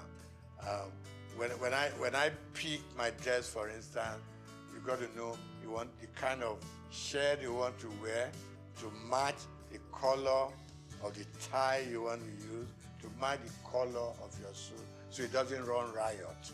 So it's extremely important. And I say to my friend, just Google it. What color matches this and what color matches that? So you don't become like a Christmas tree on the road. That was the third one, food. I grew up enjoying my eba and amala. Growing up from Obalinde, okay? So I do my eba, I do my amala. Rice, occasionally. But then these days, from age 70 upwards, the doctors are screaming, watch what you eat, what the quantity you eat. So My wife draws up a weekly timetable. Monday is this, Tuesday is that, Wednesday is that, and she manages to mix up a slightly heavy one and a slightly lighter one so that you have a good mix. With age, you cut down on a lot of things. Cut down on your booze, cut down on your champagne, you cut down on your wine, you cut down on your salt. In fact, it's like they're punishing us. But then they say that is the way to go to be able to at least live longer and enjoy more of life.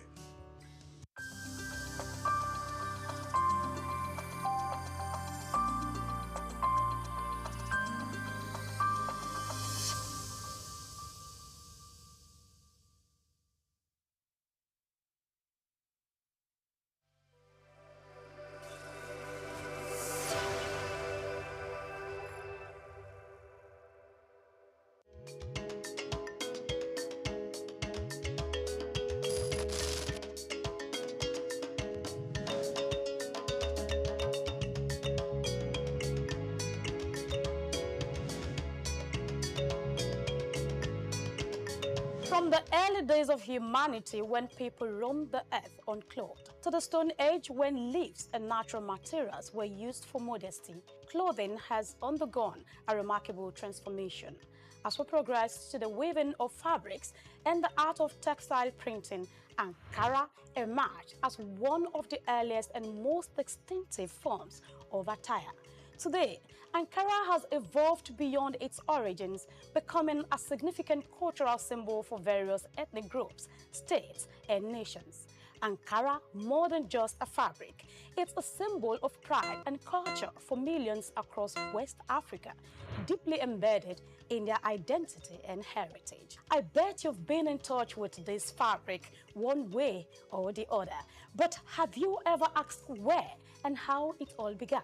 The journey and history of Ankara is what we are about to uncover, and how it became a powerful emblem of African heritage.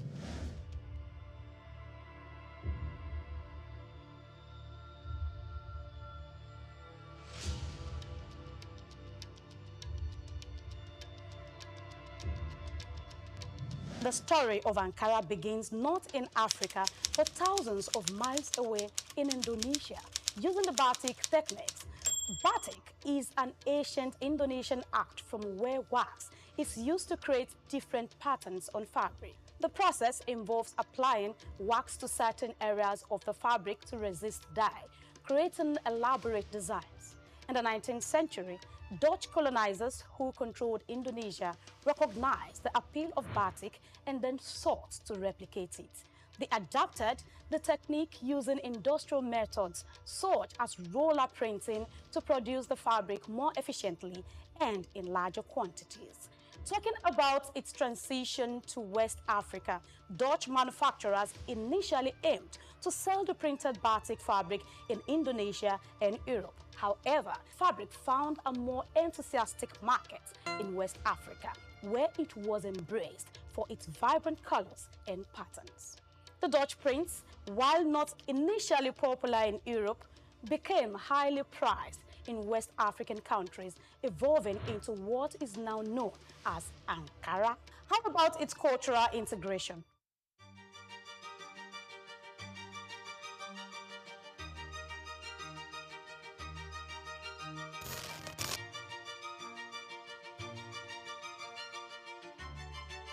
Well, the exact individual or company responsible for introducing batik to the African market is not well documented, but over time, Ankara became deeply integrated into West African culture, symbolizing various aspects of identity, status, and tradition. Despite its Indonesian origins, it is now predominantly recognized as a quintessential element of African fashion. It is clear that the adaptation and adoption of batik by Dutch traders played a crucial role in the fabric's journey to West Africa.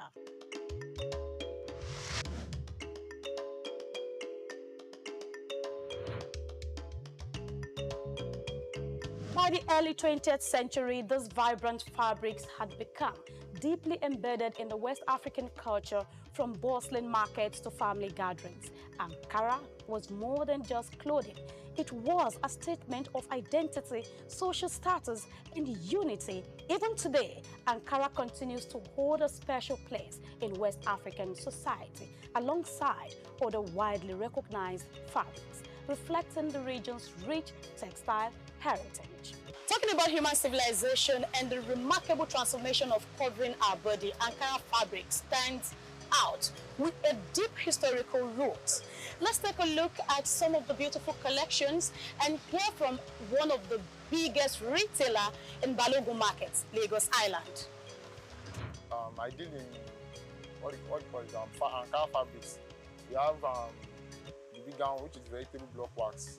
That's the bigger range. You have the medium range. There are also vegetable block wax. So those are the two types of category that we sell. We buy from wholesalers, which is on the mainland.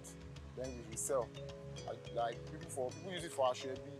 Some people use it for ready to wear, like tailors. They use it for ready to wear. And some people just buy it for maybe like a mini celebration, or in short, all celebration, all ceremony and celebration. So this one now, this is a medium high target, vegetable block wax. This is a medium one. If you touch it, you will see the texture. It's not that 100% cotton. So compared to this one is a big one. Yeah. So when you touch it, you see the difference. This big one, this medium. This is big, this is medium. Yes. That's the difference. This has more quality than this. So that's just the difference. And it's not that this one is bad.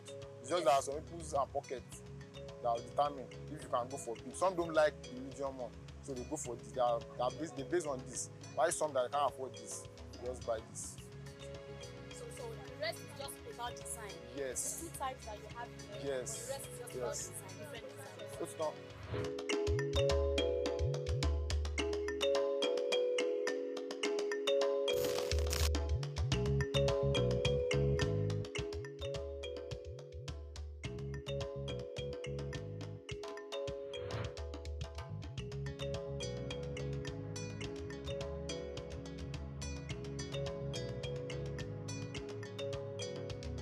As West Africa gained independence in the 1960s, Ankara's popularity soared. It became a symbol of African pride, a rejection of colonial influences, and an embrace of cultural heritage. From everyday wear to high fashion, Ankara represented a new era of self-expression.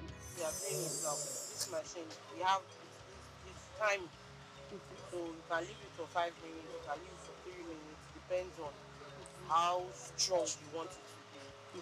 So and as long as you can keep it for that a couple of times, that's how it will last. Will last, okay. And another thing that make it fade off easily is washing machine. Oh. Yeah, when you are using a washing machine. So it should be hand washed, not. Not strong wash. You know, Ankara is not something that, especially when it's adult clothes. You know, it's not something that you rub on the floor. It's also some particular places to wash. Ankara is for both sex, male and female. And we have adopted it as an African one. Even some of our brothers abroad is taking it outside to show as an African way. A lot of people see it as the easiest fabric that you can make anything that you want out of it. That's why no matter how tough the market is, there are influx of it's going out. And you know it's not only in Lagos. When you bring it out, other people will say, Onitsha people will tell, Mara people will tell, all sorts of places. So that is how it spread. So you'll be surprised that you are sitting down here, you will see design today, tomorrow you come, you will not see it again. So there are some trends in Ankara, there are some outfit that is like, well, you can't specify now because anybody can wear anything, but you see some colors that are too sharp. You say that it's outside color. Igbos like dull color, yellowish, and you know there are some, like this one that is here now, is an Igbo uniform. That's the great start. And then people in from if you see, go to Okay. if you go to function, you see things like that. And if you go to market, it's a separate time. The price is different. It doesn't move like the others. Okay. So you have to buy with caution. Today, Ankara is not just a fabric, it's a global phenomenon, worn by millions. It graces runways from Lagos to Paris, New York to Tokyo. As a symbol of African pride and identity, Ankara continues to evolve, influencing fashion, art, and culture worldwide.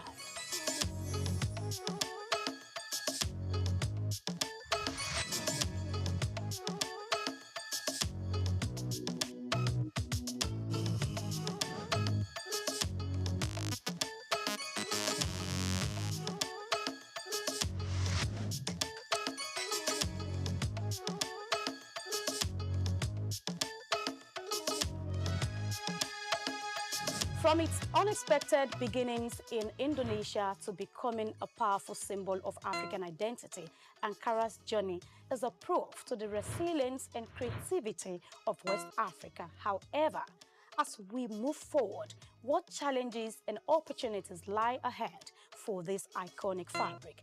Join us in the next episode as we explore the current state of Ankara production and the hurdles it faces into this global market. I am Grace Komalafe. See you again.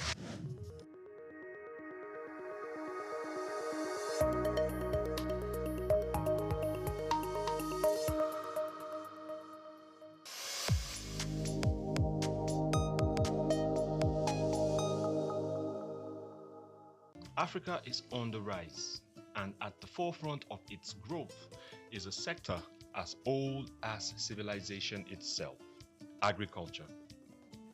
Once marked by subsistence farming and challenges with food security, agriculture in Africa is now experiencing a powerful transformation. From the fertile lands of Nigeria to the tea fields of Kenya, agriculture is driving economic growth and lifting millions out of poverty. African governments and internal investors are taking notice, pouring in resources to support smallholder farmers and expand sustainable farming practices.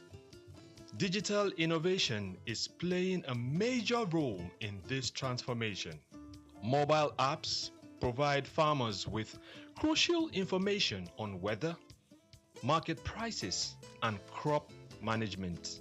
These digital tools are empowering farmers to make informed decisions, increase their yield, and get fair prices for their produce.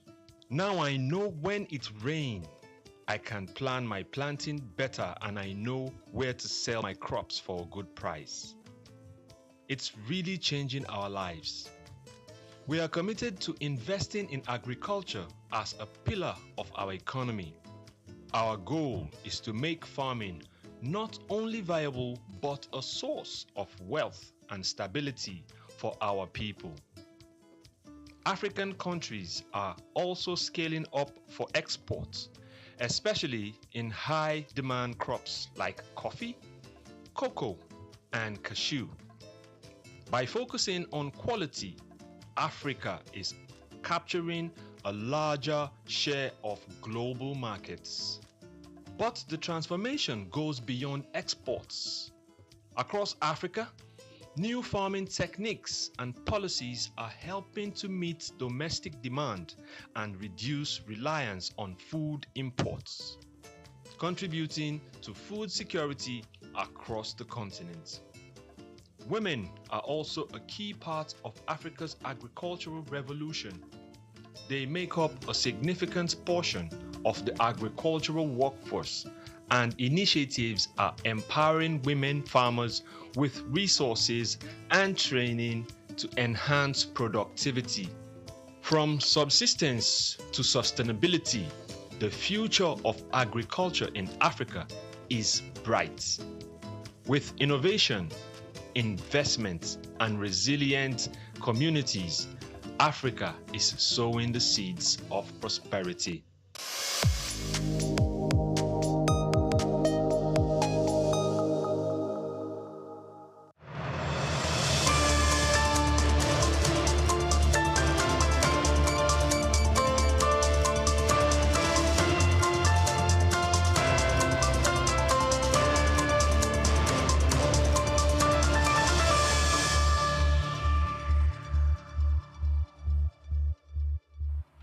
Good afternoon. Welcome to the World News on Souq News TV. I am Blessing AG.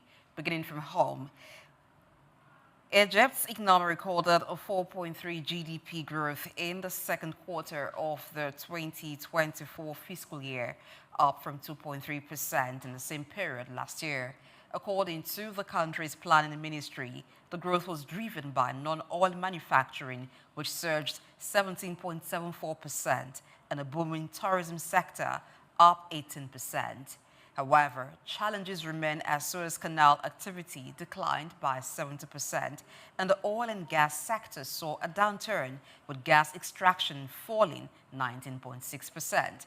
Despite mixed performances across sectors, Egypt continues to push for economic expansion, with total investment on the rise, though public investment remained below 40% of the total.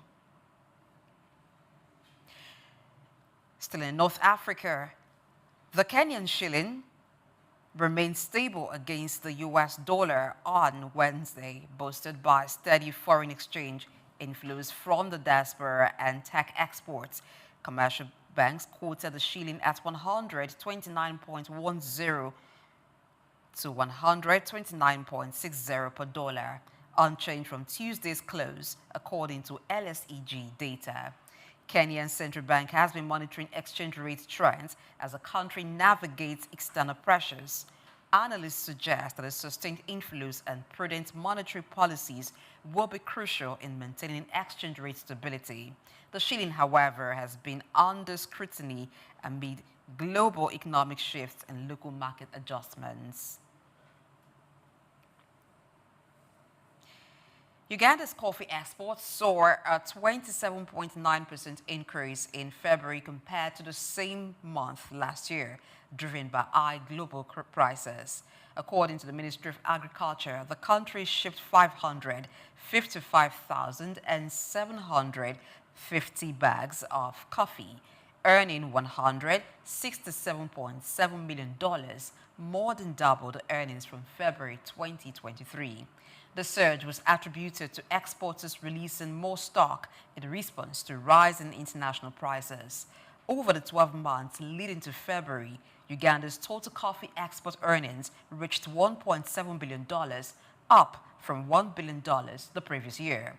As Africa's largest coffee exporter, Uganda continues to strengthen its position in the global coffee markets. Moving out to West Africa, where the Nigerian National Bureau of ECOWAS Brown Card Insurance Scheme has reaffirmed its commitment to settling all legitimate motor insurance claims in the region to enhance motor insurance coverage across all ECOWAS member states.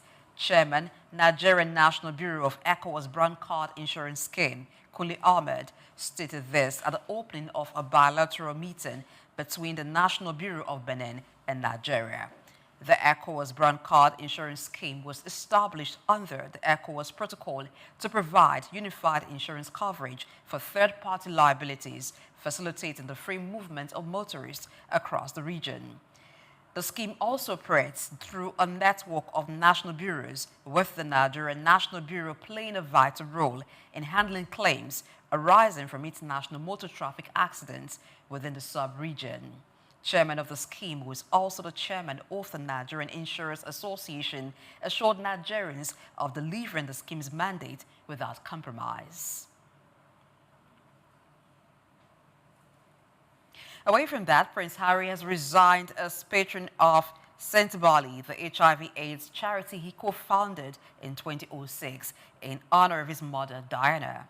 He cited an irreparable leadership dispute which follows a rift between the charity's trustees and chair, Sophie Chandoka, who is now taking legal action to retain her position. In a joint statement with co-founder Prince Siso of Lesotho, Harry called the situation devastating and affirmed their commitment to the charity's mission despite stepping down. The trustees defended their decision, stating it was in St. Bali's best interest. Harry, now based in California, has long supported African causes and previously visited Nigeria. Up ahead on the World News, UK inflation dips to 2.8% in February. Details of this and more coming your way after the break. Just stay tuned.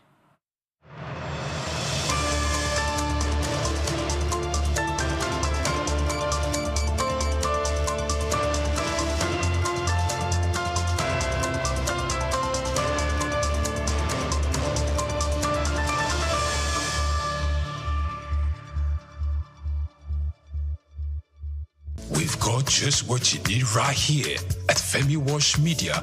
Call it the Midas Touch, and you wouldn't be wrong. Let us record, produce, mix, and master your audio like nobody does. Reach us on our contact today for the best quality job.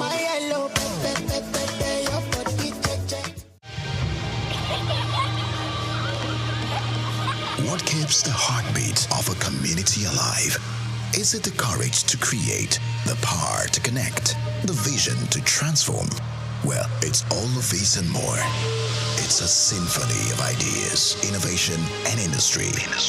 But where do these stories come alive? It's right here on The Isle, 104.9 FM, the station where dreams meet action and growth finds its voice. The Isle, 104.9. Business, economy, development. Stay tuned.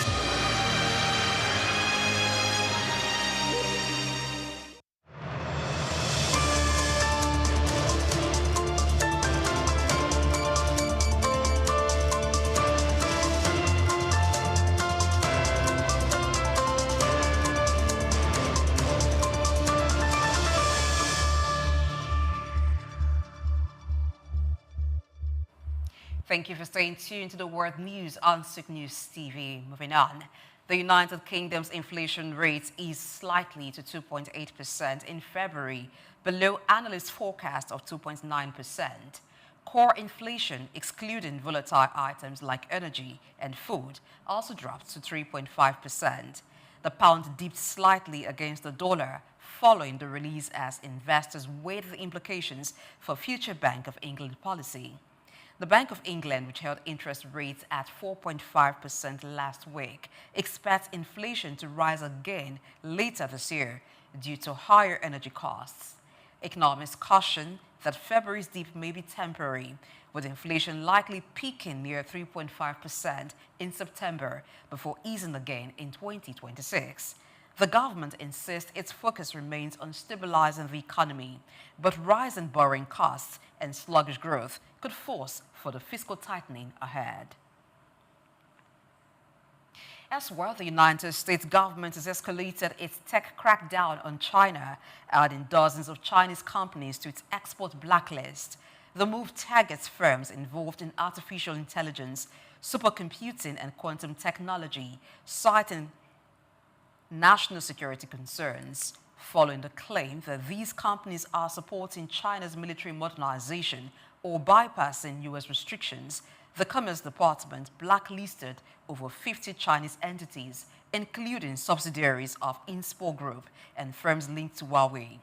The list bars American firms from supplying them with government approval, while analysts warn that the restrictions will widen, targeting third country intermediaries. China has condemned the move, urging the U.S. to stop generalizing national security. The decision comes amid rising U.S.-China tensions, with the Trump administration tightening tariffs and tech controls. Talking trades, Vietnam is set to reduce tariffs on several U.S. products, including liquefied natural gas, LNG, automobiles, and ethanol, in a move to address its growing trade surplus with the United States. The Southeast Asian nation's trade surplus with Washington exceeded $123 billion in 2024, prompting concerns over potential U.S. tariffs. According to Vietnam's Finance Ministry, tariffs on U.S. liquefied natural gas will drop from 5% to 2%, automobiles from a range of 45% to 64%, and then to 32%, ethanol from 10% to 5%. Additional reductions will apply to products such as chicken, almonds, apples, and wooden goods. The government expects the decree to take effect this month. In a separate move, Vietnam has approved SpaceX Starlink for trial operations, allowing the US-based satellite internet service to enter the country. Analysts suggest this decision is part of Vietnam's strategy to maintain strong trade relations with Washington. The tariff cuts and policy shifts come as the U.S. prepares to impose reciprocal tariffs on several countries by April 2, with President Trump hinting at possible exemptions for certain nations. And away from that, Tokyo Gas aims to nearly double its net profit by the 2026 fiscal year, but plans to expand its liquefied natural gas, LNG, and shale gas businesses in the U.S.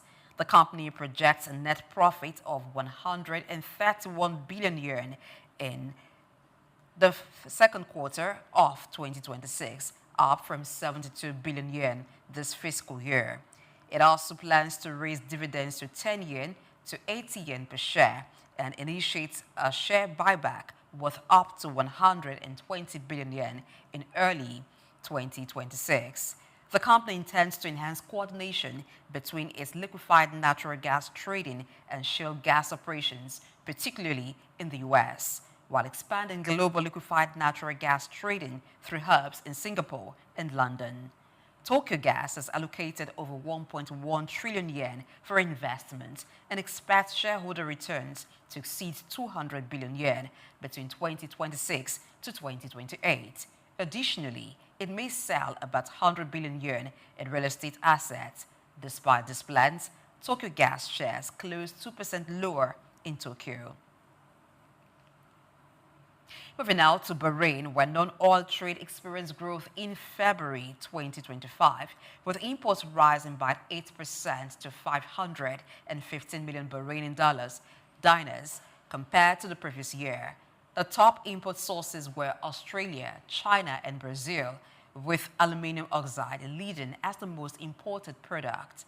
Despite the increase in imports, Bahrain's non-oil exports saw a slight decline of 0.3%, totaling 336 million Bahraini dinars. Saudi Arabia, the United States, and United Arab Emirates were the top export destinations, with unwrought aluminum alloys as the highest exported products. Re-exports fell by 8% to 58 million Bahraini dinars, with the United Arab Emirates leading as the top destination. Bahrain's trade deficit widened to 121 Bahraini dinars, reflecting a larger gap between imports and exports compared to the previous year. In the global oil markets, oil prices edged higher on Wednesday as the U.S. intensified efforts to curb Venezuelan and Iranian oil exports. Brent crude rose 0.21% to $73.22 per barrel, while U.S. West Texas Intermediates gained 0.23% to $69.16. Both benchmarks hit three-week highs in the previous session. Oil prices were also tempered by a U.S. brokered truce between Russia and Ukraine, easing risks to maritime and energy infrastructure. Despite short-term price spikes, analysts expect a well-supplied market with moderate prices this year. More stories ahead on the World News on Souq News TV. To stay tuned.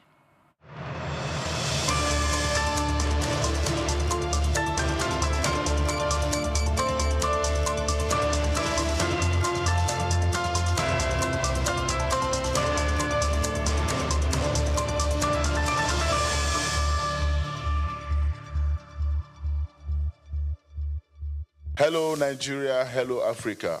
Yeah, this is Sound Man. Keep watching Souq News. My name is Babalola from Excel LED. Keep watching Souq News. My name is Shepherd Michael Adewale Onofuye. I enjoy you all to always watch Souq News TV. Hi, I'm Tom Bogaballs, and please keep watching Souq News. Wale Seriki, SLG Lagos Island East. Souq News, keep out watching them and keep a lookout for them. They're up and coming, and we're proudly to be affiliated with them. You alone where they make me go crazy. This your love in the cool of my brain. You're my medicine, I need you all day. Yo, it's Blackface Nigeria, and you're watching Souq News TV. Keep it locked on this dial, don't change it. You know what I say? Blackface Nigeria, love no bad.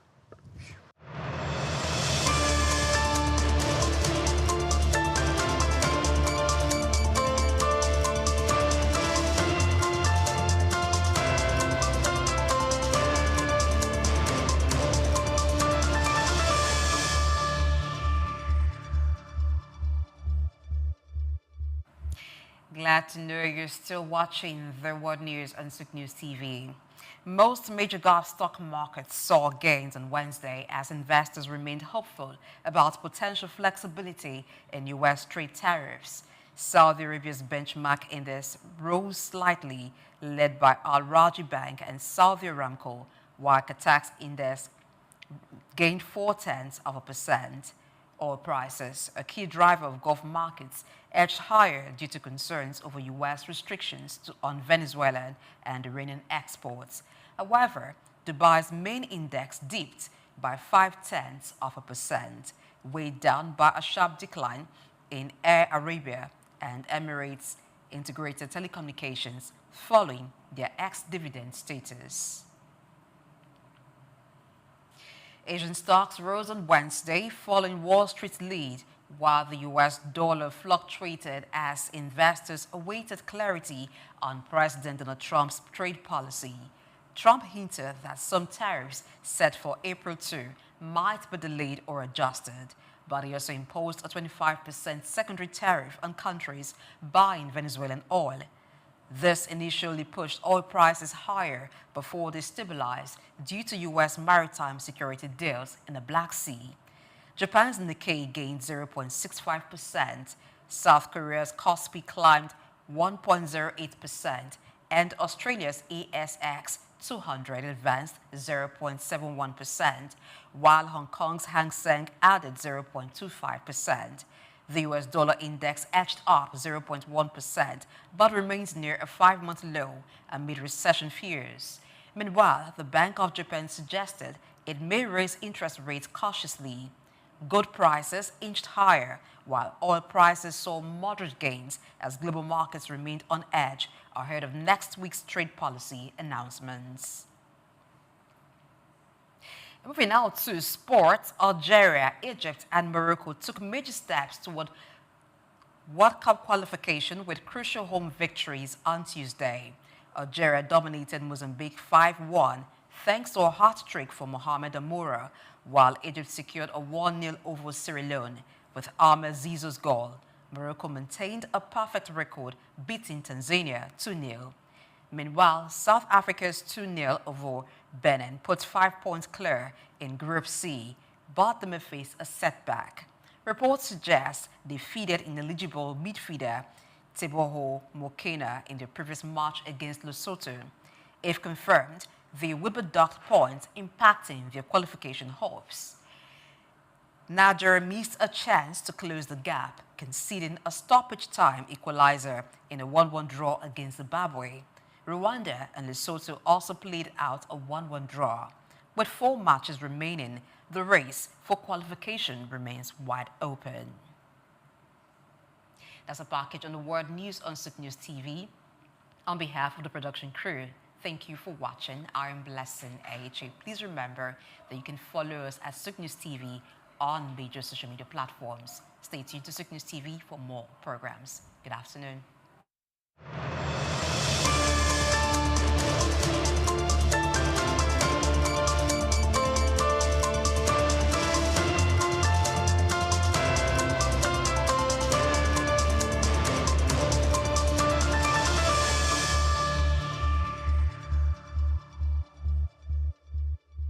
We've got just what you need right here at Femi Wash Media. Call it the Midas touch, and you wouldn't be wrong. Let us record, produce, mix, and master your audio like nobody does. Reach us on our contact today for the best quality job. At the Africa Africa Development Studies Center, ADSC, we are committed to driving sustainable growth and development across Africa through innovative training and research. Our mission: empowering leaders, policymakers, and professionals with the tools they need to create lasting change. With customized training, dynamic research programs, and study exchanges on leadership, management, and other critical development topics, ADSC offers a platform for exchanging cutting-edge ideas and global best practices. We provide comprehensive services in research and consultancy, capacity building and training, education programs, publishing, and knowledge sharing. Our esteemed faculty, composed of seasoned experts and researchers, ensures a learning experience that is insightful and practical. We specialize in policy development, implementation strategies, monitoring, and evaluation. At ADSC, learning is engaging and enjoyable. Our unique methodology includes talks, interactive exercises, games, video screenings, and lively seminar discussions, all in a comfortable and friendly environment. Ready to make an impact? For more information, email us at info@adstudycenter.com or call +234 912 439 2362. Visit us today at www.adstudycenter.com to explore our programs and upcoming events. Africa Development Studies Center, rethinking development for Africa.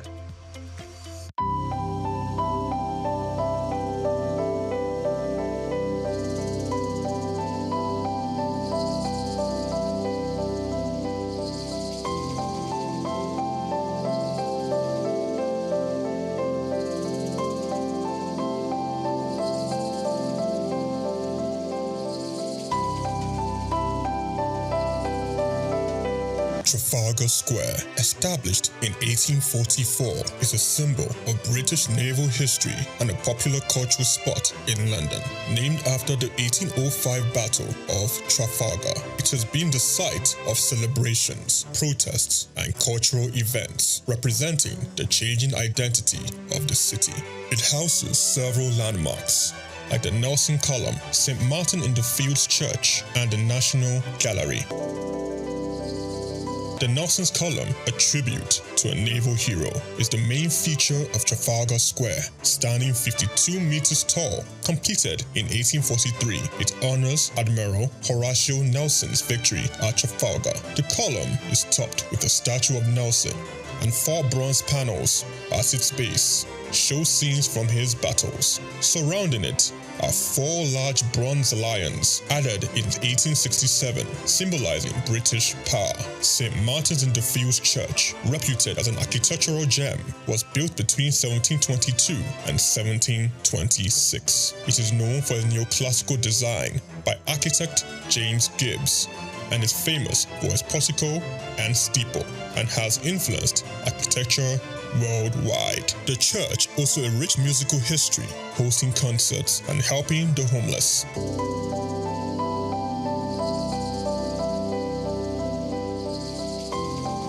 The National Gallery, founded in 1824, is a treasure trove of art.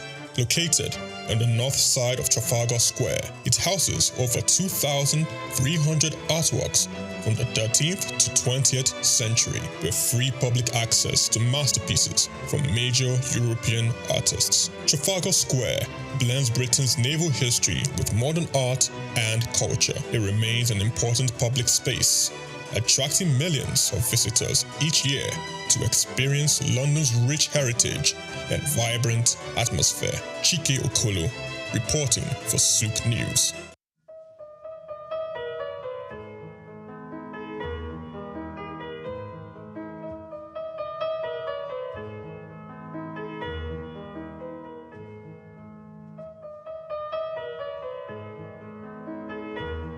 We're going to have increase in the number of facilities that we would visit in the year 2025 by 30%. That would have improved compliance and enhancement of data-driven decision making using data analytics We're going to strengthen collaboration between our partners, and we're going to have 25% increase in our compliance rates by carrying out the key strategies. We want to expand our monitoring coverage. We want to enhance our digital infrastructure by integrating a secure online pathway. We also want to include the e-learning platform and our mobile platforms on the digital infrastructure. We want to strengthen our community engagement and build capacity of both the farmer staff and our partners. We want to drive innovation and research. This year, we want to carry out research on quality of care. In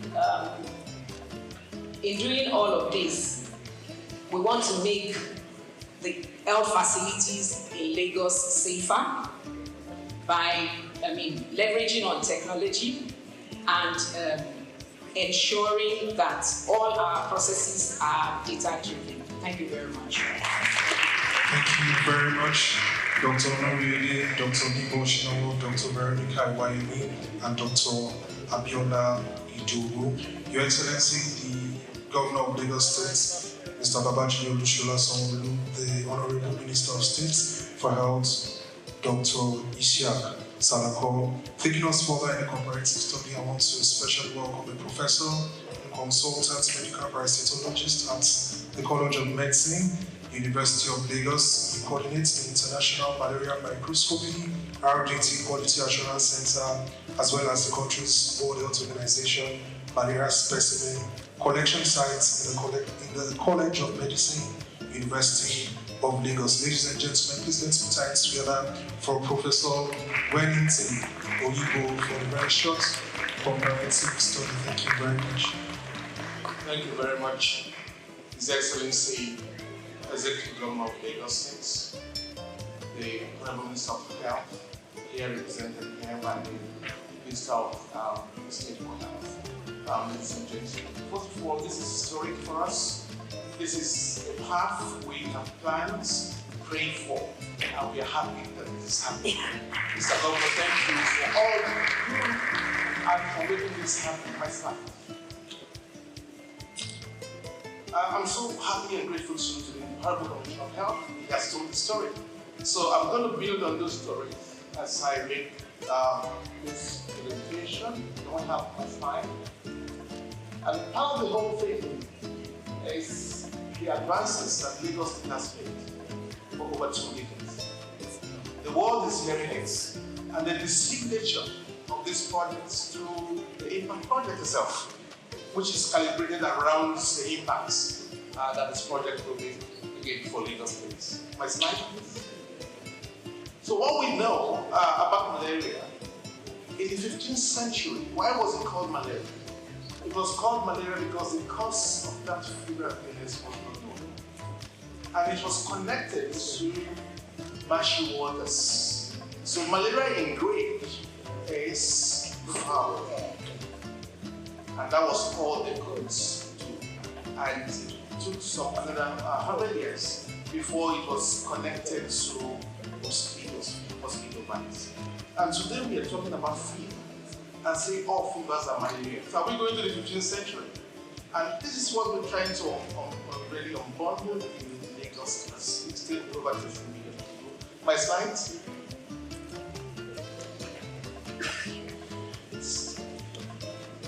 So if fever is still malaria, we go back to the 15th century. And then, of course, for evidence base, meant that we will have to quickly provide the evidence. Can I have the slide up? Yes. So the Honorable let me just pull it out from here.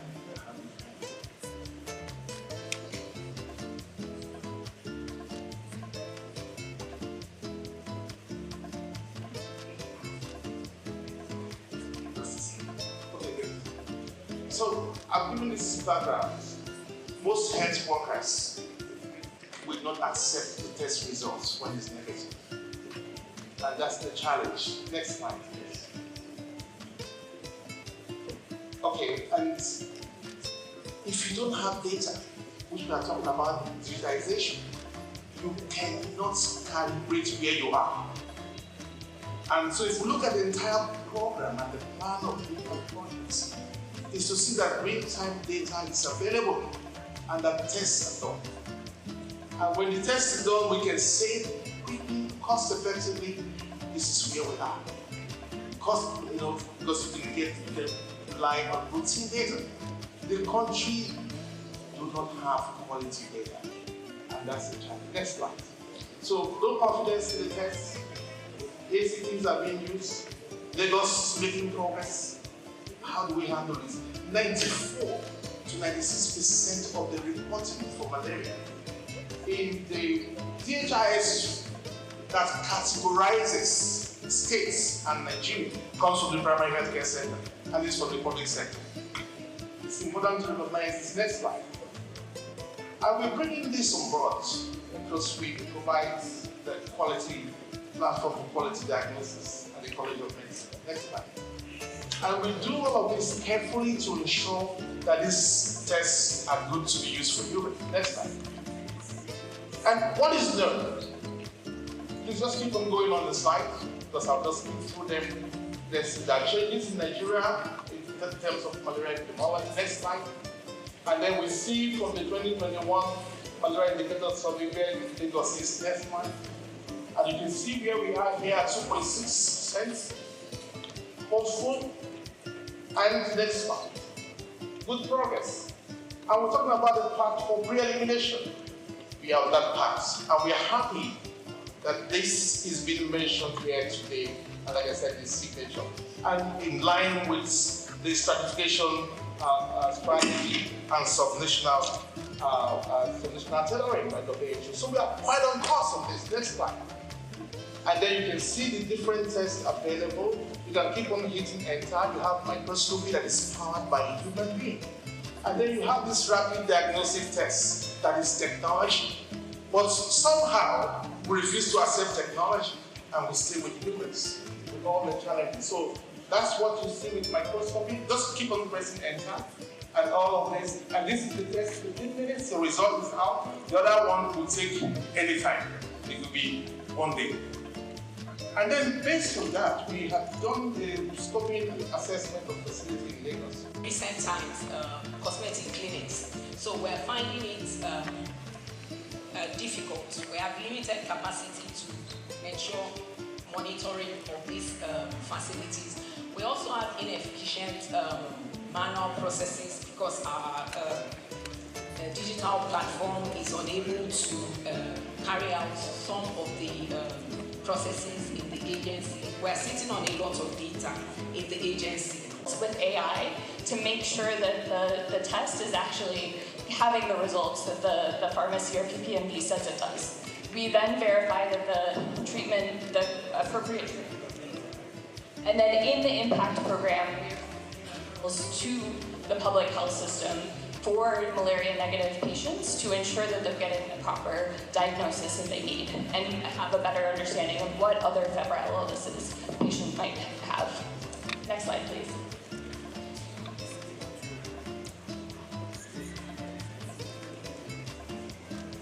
Next slide. Okay, so I'll just talk briefly about all of the other partners that are working on this as well. So we are working closely, of course, with the Lagos State Ministry of Health, which envisioned this work and brought us in to support on this, with NMEP, which is overseeing the work and providing technical oversight, with WHO, which is providing, again, technical support and facilitation, and then importantly with our private sector partners as well, so PCN, which is doing quite a bit of the regulatory oversight and ensuring the quality of care in a pharmacy setting, with SFH, which is enabling the supply chain, and then of course with LASHMA, which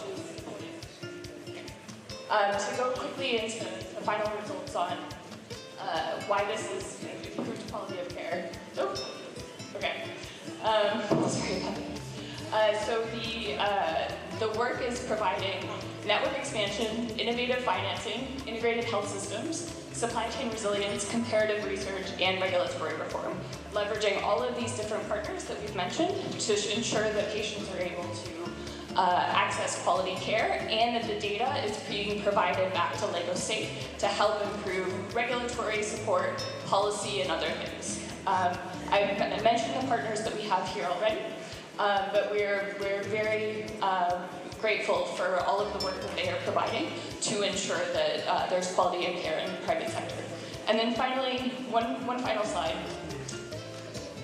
To reinforce what Dr. Wellington said earlier, the work that is being done is also to be supporting with testing, understanding the difference between rapid tests and microscopy, to support on policy reform to ensure that rapid tests are always done before treatment for malaria in Lagos State. Thank you all so much, and we're very excited to be a part of this. Thank you very much, Dr. Jessica Venon, the CEO of MyShemeds. Ladies and gentlemen, taking us further, Nina Obulafo. Thank you very much. Thank you very much, sir. Your Excellency, sir. We're very happy that this is happening today. So just permit me to do something unique in terms of our focus for malaria control in Nigeria. To do this, I will call on Dr. Dao, Country Director for Malta.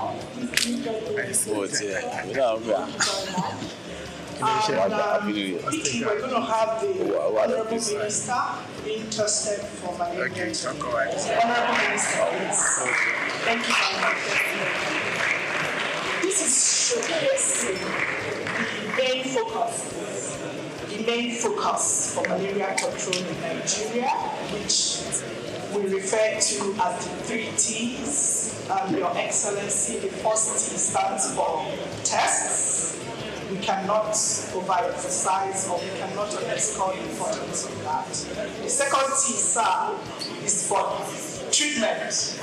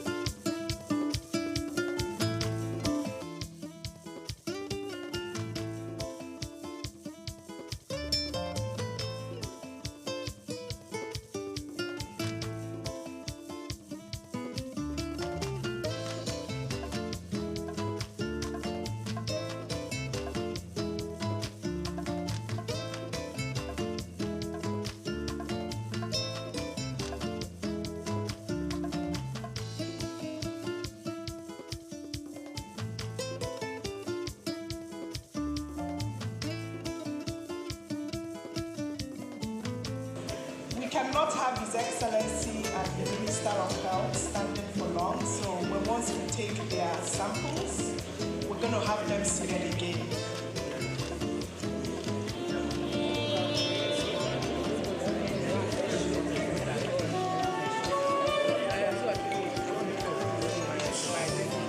So can I have Dr. Walter on stage to come and quality check what is happening, sir, please? Thank you very much.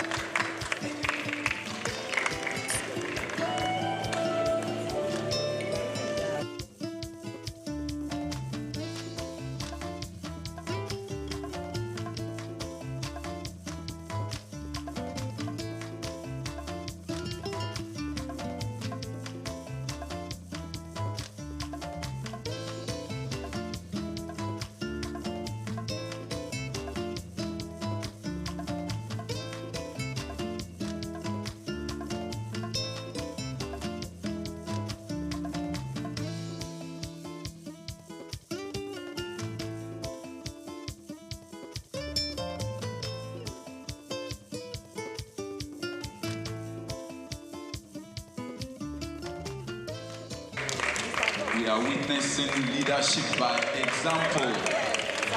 Leadership by example by Mr. Governor, Mr. Babajide Olusola Sanwo-Olu, as well as the Honorable Minister of State for Health, Dr. Salako. Please, let's appreciate them. That is the way to go for every one of us all. Thank you very much, Your Excellencies. So again, this is the way to go for malaria control program in Nigeria. The pre-elimination in Nigeria could commence in phases. We could commence pre-elimination in Nigeria in phases. Thank you, Your Excellencies. Thank you. So back to the fourth bullet on my slide. Your Excellencies, pre-elimination in Nigeria could be commenced in phases. It could start with the states, Lagos State, for example, and we could go geopolitical zones. So I was sitting with my sister, the Commissioner of Health from Ogun State. So the fever for pre-elimination have started. So I also want to say that it stands on Lagos State to make sure that this pathway for pre-elimination is properly done. The National Malaria Elimination Program is waiting to take the experiences and the processes that Lagos will use to achieve elimination to be replicated in other states. Your Excellencies, it's important to note that right now we have a couple of states under 10% prevalence in the country, and those states are Anambra, Kwara, and Rivers State. So what is happening in Lagos that has been flagged off today, it's like NMEP, it's poised to take what these processes and experiences are to states like that. Thank you very much. Thank you very much, ma. Let's appreciate her. Thank you very much. Thank you very much. Mr. Governor, sir, Minister of Health and Social Welfare, Professor Mohammed Ali Pate, who has been ably represented here today by the Honorable Minister of State for Health, Dr. Isiaq Adekunle Salako. A round of applause for him, please.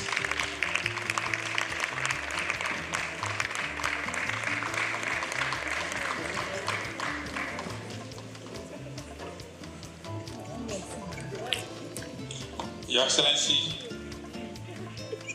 the excellent Governor of the Center of Excellence, Mr. Babajide Sanwo. I must recognize my brother, who is the one who has summoned all of us here today, the Honorable Commissioner for Health for Lagos State. And all members of the Lagos State Cabinet here present, our partners, WHO, World Bank, distinguished stakeholders in the health sector, gentlemen of the press. Because of time, let me say all protocols to be extended. We cannot keep the governor for malaria alone. He has to attend to water, to road, to several other things. So I will shorten my speech, but I must say that today I'm wearing two caps. You may not see it physically. I'm standing in for myself and also standing in for my brother, the coordinating minister for health and social welfare, Professor Pate, who is unable to attend because of other assignments. I am most delighted to be at this auspicious occasion of the launch of the Pathway to Malaria Pre-Elimination and Digitization Program in the Center of Excellence, Lagos State, led by His Excellency the Governor, Mr. Babajide Sanwo-Olu. I recall that Lagos State pioneered intensive malaria case management in the early 2000s through the Eco-Free Malaria Initiative under the leadership of now our President, President Bola Ahmed Tinubu, then Governor. I am most delighted to be here today to be part of another pioneering initiative now under Governor Babatunde Sanwo-Olu as Lagos State takes the lead in the agenda to end malaria by 2030.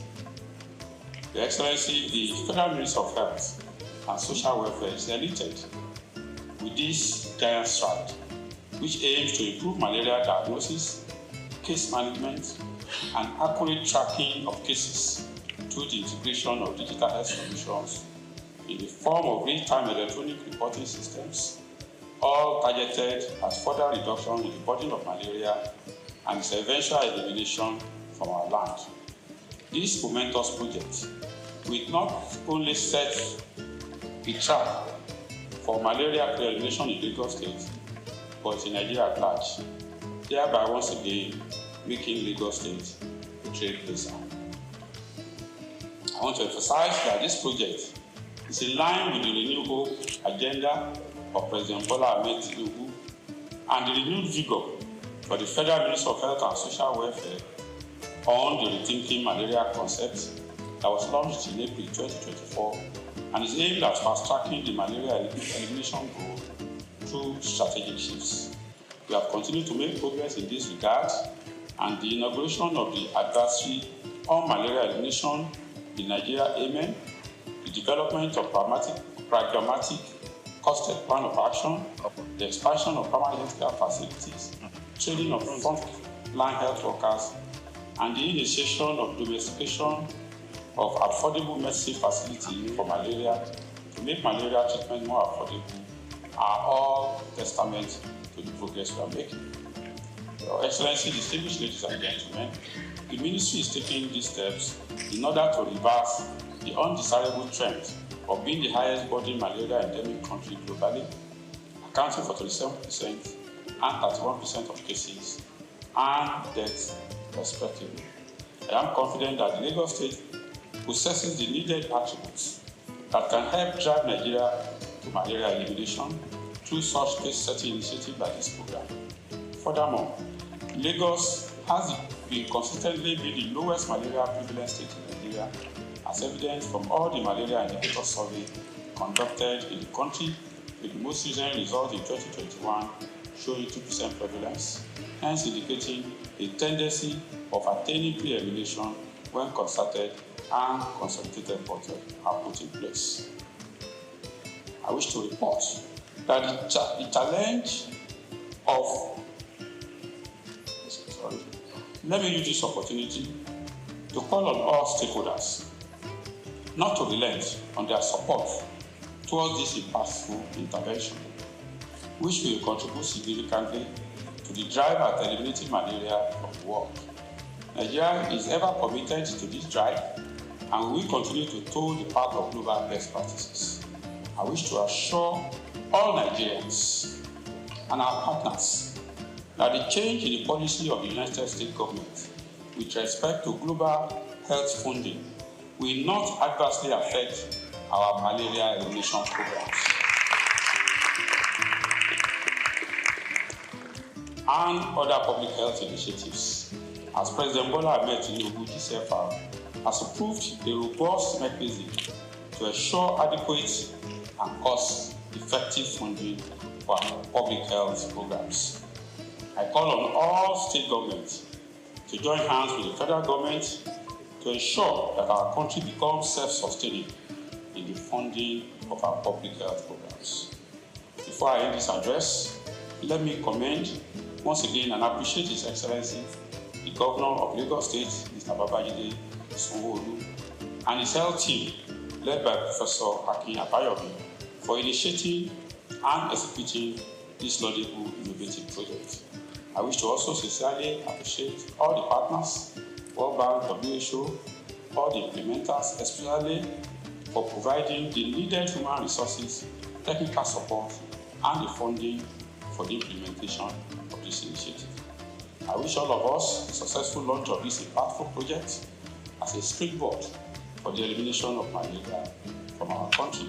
Thank you, and God bless the federal government.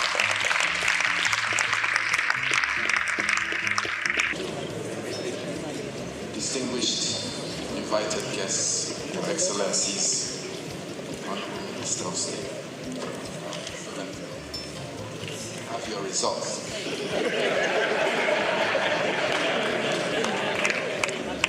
Pleased to say that Honorable Minister of State, we will not be confining you in a bed in Lagos. Your result is negative.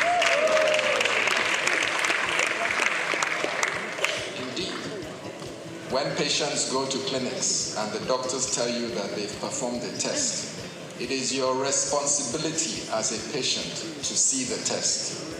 Please ask for the test and take a picture of it and have a record on your phone.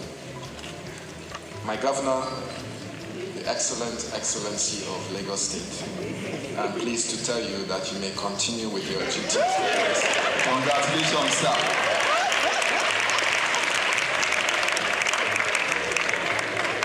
Your test is negative, in line with the low prevalence of malaria in Lagos as well.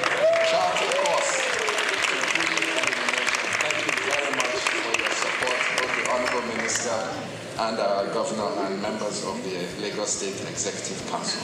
Mr. Governor, if you would like to approach the podium to give your keynote and to launch a pathway to malaria elimination in Lagos. A practitioner himself and a strong politician, Dr. Thank you very much for finding out. Members of the State Executive Council, especially Professor Akin Abayomi, and Special Advisor on Health. Thank you very much. Other cabinet members, all the permanent secretaries in the Health Ministry, and several of you that are here. Thank you very much for taking out time. The Country Director for the World Bank, Dr. Diop, the Country Representative for the WHO, Dr. Walter, all of our partners that are here, MyShamed, Impact, SFH, the National Malaria Organization, our friends from our neighboring state, the Honorable Commissioner for Health in Ogun State, thank you. All of our health practitioners and stakeholders that are here, gentlemen of the press, ladies and gentlemen. When you are asked to come forward and conduct a test that you did not prior psych yourself for, what will happen is you quickly your brain will raise back and say, have I been feeling unwell? What is going to happen? It just brought us back 5 years during COVID, and they said that they're going to do a COVID test. It was like, the heart was going to open and you don't know what will be the outcome. But you see, it's an important activity that we need to continue to subject ourselves to. You might think it's a simple thing, but it's so important. And that ability for you to come forward, if it has turned positive, what it will have just meant is that we need to make a treatment. It's not a death penalty, but it's really just for all of us to know that we need to do this thing and we need to be able to come forward transparently at all times and let us end all of these things that we don't want again in our sight. Thank you very much. And so it's an honor that I stand before all of you in this room are very strategic to launch the first in the country, another Lagos first, the pathway to malaria pre-elimination and digitalization program. We're here to affirm our commitment to safeguarding lives and the livelihood of every Lagosian. Malaria is more than a disease. It's a social-economic burden that has held back individuals, it has held back families and communities for such a long time. It robs us of our productivity, it drains us of our household incomes. And for many households in Lagos, especially those modest earners, malaria, the name it alone brings shivers. It reduces their earning and reduces their ability to continue to earn more for their family. And so this financial strain often affects families and a lot of times causes heartbreaks and the rest of it. But we're here to put a stop or to even bring a voice to the step at which we want to eliminate that completely. It has affected school children from going to school, it has affected businesses, it has seen a whole lot of absenteeism and a lot of challenges in our society for several decades. But today, we have to change all of that narrative. the eradication of malaria is not just a good health news. It is indeed an economic imperative. It's a good news that all of us must beat our chest and be able to carry, if there's a pin, that we need to have, a pre-elimination, the campaign for it, we need to have it, and we need to be able to dot it everywhere. We know from statistics how much malaria has cost our GDP, billions and billions of dollars. Imagine what Lagos could achieve with a lot of resources if we're able to eliminate all of this. We no longer have to choose between survival and opportunity. Imagine a Lagos where every child can attend school uninterrupted because of ill health, or an adult can contribute fully to the economy. And one thing that is instructive was the demonstration of the slides by Professor Campbell, and I saw others as well. I can see that Prof already has a side job in animation and cartooning. It's a job that he can conveniently be tagged into. And the narratives were very clear. But the message was very, very transparently done. And all of us, in one form or the other, are guilty of this. You feel unwell, you think you have a fever, the next thing is you are diagnosing yourself with malaria. Very easy. Just give me injection. Just give me this tablet. I know what it is. We are all, self-diagnosing ourselves and self-telling ourselves that that is what it can only be and that is what it is. So just give us. But we can see that with knowledge and with communication, a lot of all of those negative things, you can rewrite them. And so this program represents a hope rooted on innovation, collaboration, and determination by leveraging digital tools that will ensure that every malaria case is tracked in real time. This is digital. Long are those days when you need to take a whole full blood from your body to just do a simple malaria test. I was asking for my bottle of Martina, because those days when they take your blood test, they must replenish it with a bottle of Martina. But you can see that with just a small prick, and in no time, you can actually, that's what digital life, has done. And so it has helped us by strengthening partnership with the private sector. We will expand access for quality care. It will help communities to have the knowledge and resources. It will build a culture of preventing that leaves no one behind. And that's a message we need to come out of from here.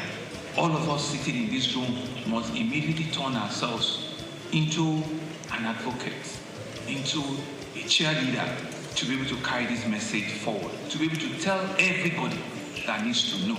Go into our communities, pass on this message that this pre-elimination launch program has started, and it's for all of us to see it, to buy into it, and to work with it. The benefit of eradicating malaria goes beyond just health. In malaria-free Lagos, and indeed in future, in malaria-free Nigeria, it's achievable in our time.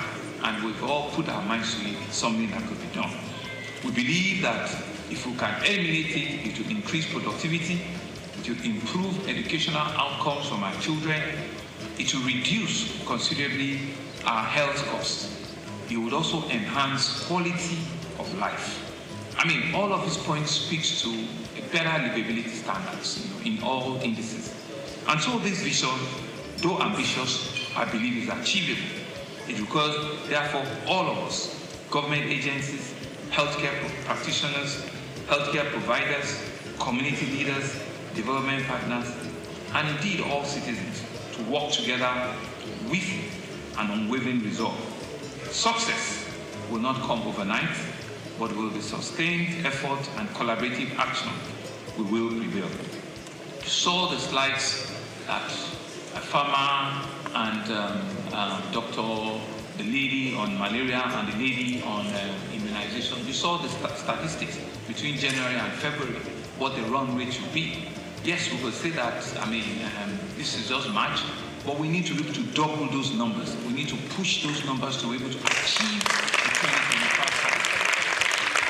We need to be able to push and achieve, because there's no magic to it. If your target is 2 million and at the end of February, we are still doing less than 200,000. We are doing far less. So you need to double, your spike shoots. You need to work harder, twice as fast, twice as much for you to achieve the 2025 record.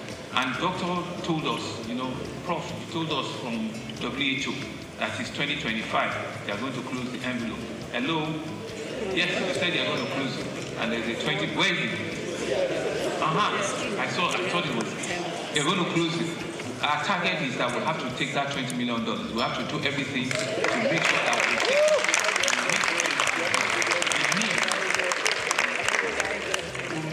We'll meet the criteria very quickly. Because if it's something that we've all said we want to do, then everybody must be on the same page. I want to commend the farmer and all the ladies that came forward transparently to show us those data.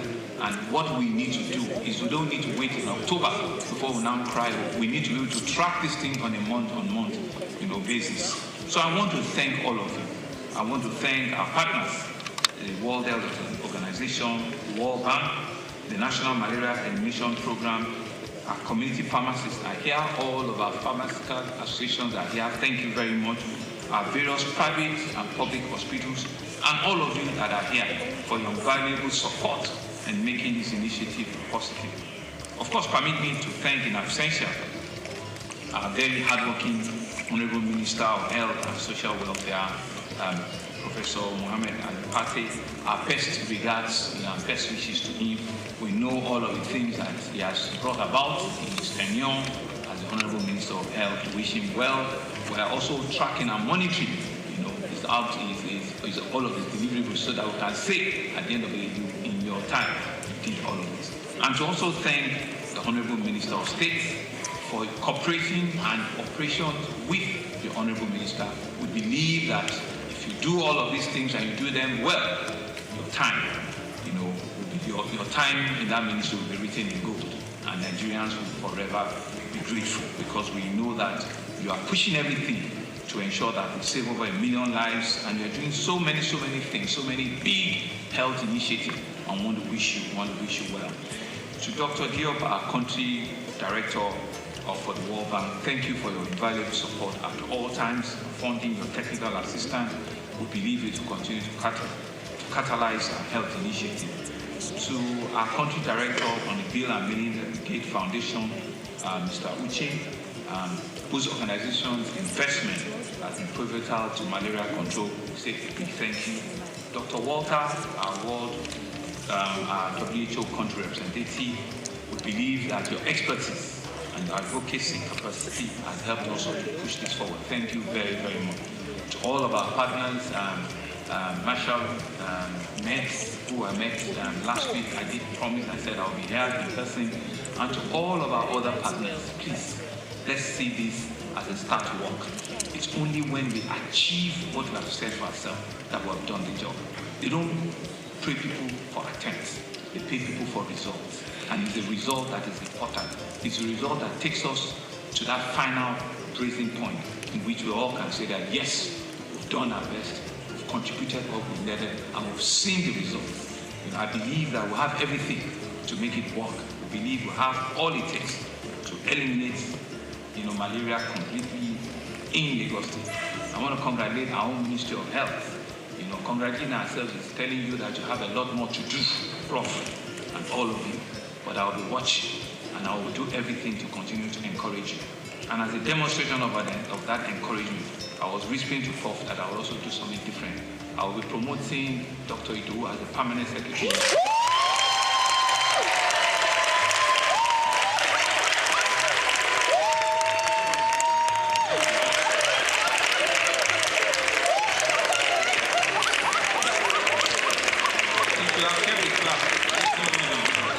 You don't know what you've done.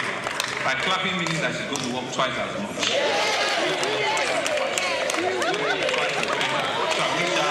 All the very best hard work she's doing. To my fellow Lagosians, fight belongs to each of us. Let us embrace a preventive measure like eliminating mosquitoes, adapt, test before treatment. And I think that is the message we need to take away. All of our pharmaceutical pharmaceutical establishment. Ensure that we can pass this message. Test before treatment. It is so important that we do not just take this for granted. Let us ensure that we can take this advocacy into our communities, into our nooks and crannies, and show really that once we have started this campaign in Lagos, we will go around every part of the city. We can rewrite the history of malaria in Lagos, and it is in our hand. It's all of us in this room that can help. I want to wish you all the very best, and I believe that when we work together, there's absolutely nothing that we cannot achieve together. Thank you very much. Mr. Governor Souq, may I take your indulgence, Councillor President? When we were meeting, she thought I really didn't like her. She was frowning her face one day. She was doing her eye and her eye.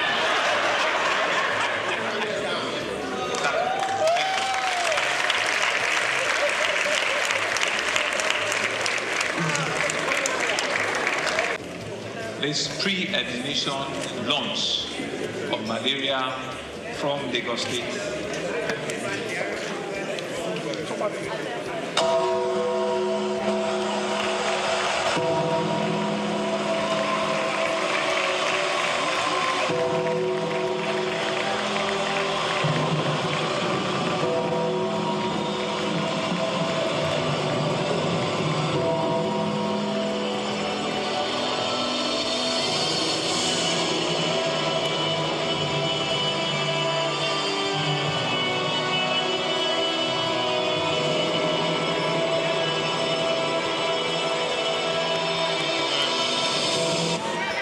Pathway to Malaria Pre-Elimination and Sterilization Program in Lagos.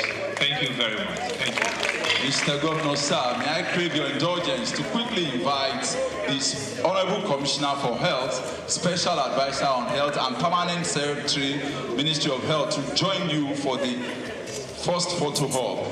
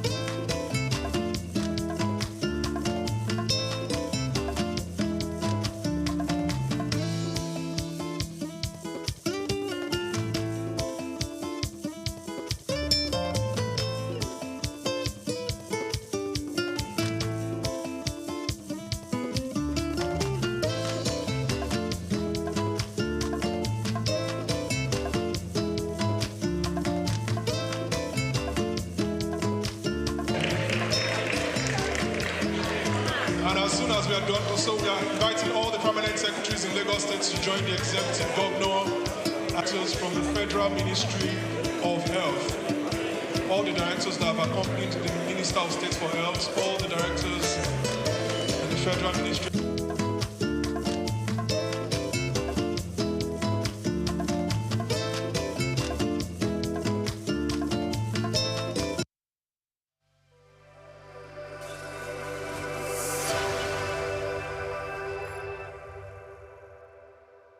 African languages can be the means of attaining true independence and decolonization. In fact, language is the vehicle with which culture is rightly or wrongly expressed. Culture is deeply implanted in the language of a people, but the slave trade has tarnished and demeaned the essence of our culture, language, arts, and values. African languages are catalysts for the consolidation of the African cultural heritage. Developing the various cultural heritage associated with these languages that are currently scattered around Africa is important.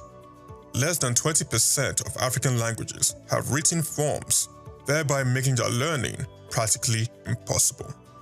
To redirect African languages from disuse and extinction, more enlightenment campaigns should be vigorously pursued by the various governments of Africa on the potentials and benefits of various cultural heritages in various indigenous languages. It is compulsory to promote teaching and learning of indigenous languages and replacement of foreign languages that currently serve as official languages. People gain the ability and authority to make informed decisions and implement change in their own lives and the lives of other people. It is a means of encouraging youth to do great things for themselves and also to make great impact on the people. The empowerment of youths in the 21st century in Africa ensures a lot of good for the continent in curbing poverty eradication. This is because youth empowerment can curb the rate of poverty to a large level. When a youth is equipped with essential skills, he or she can utilize them to feed or assist others and even invest for future use, aiding the nation economically. The creative industry economy or the cultural industries could be used to empower African youths in this century where everything had gone digital. These industries have a big role to play in the development of African youths of this generation. The empowerment of youths in Africa can therefore be achieved through training, loans and grants, equipment and productive environment, and tapping into culture and creative arts as tools. The new media can also be used to increase the popularity of Africa's creative economy. Social media has become a space of cross-pollinating cultural knowledge that sustained Africa in the past, hence providing a versatile space that has placed the contemporary African art forms at the center of transformative possibilities. Content creators should reproduce traditional cultural songs to reimagine alternative Africa different from the one shaped by colonial history and patriarchy. TikTok, for instance, has become a space mediating the visibility of marginalized voices within reproduced literary pieces. We must also not lose sight of the African Union Agenda 2063, which envisions an Africa with a strong cultural identity, common heritage, values and ethics, as well as integrated continent, both politically united, based on the ideals of Pan-Africanism and the vision of Africa's Renaissance. To put it best, true independence devoid of reliance on powers that are external to this continent is one of the many visions of the African Union. Literature, precisely, drama as a genre, can assist the realization of these visions. African nations should be encouraged to make concrete pronouncements on the need to use the various indigenous languages for official purpose.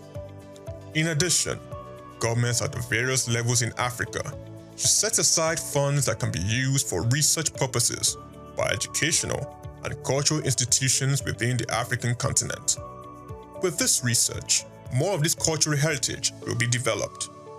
We should also shift attention to exploring the possibilities of utilizing creative and cultural industries as tools of African youth's empowerment in the 21st century.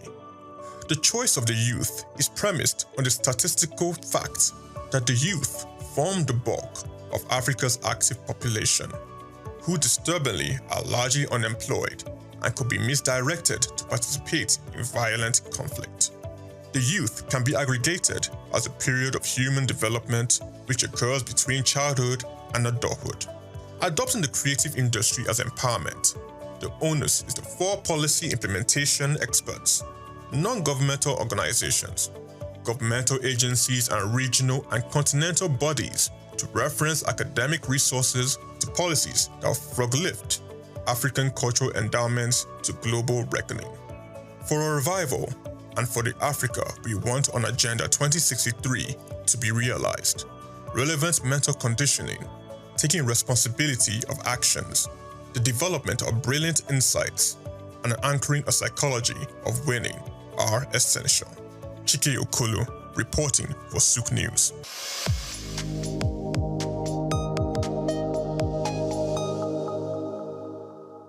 Imagine a world without the roar of a lion, the flight of an eagle, or the rhythmic dance of ocean waves teeming with life.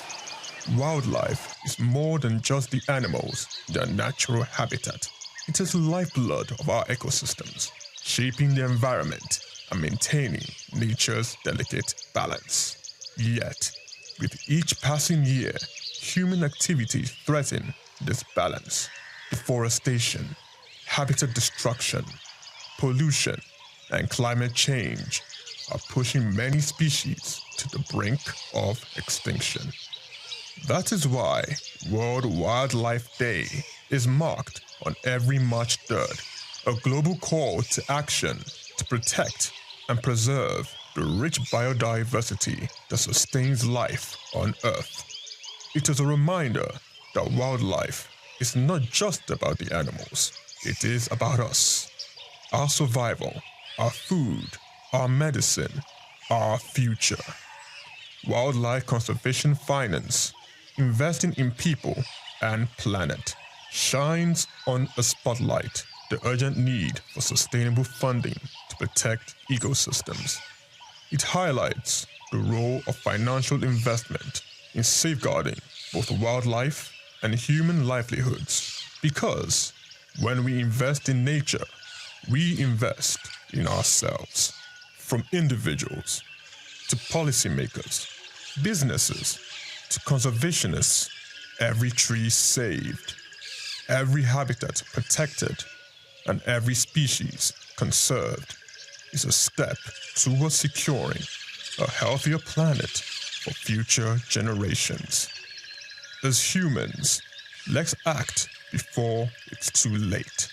The fate of wildlife is in our hands, and in saving them, we just might be saving ourselves.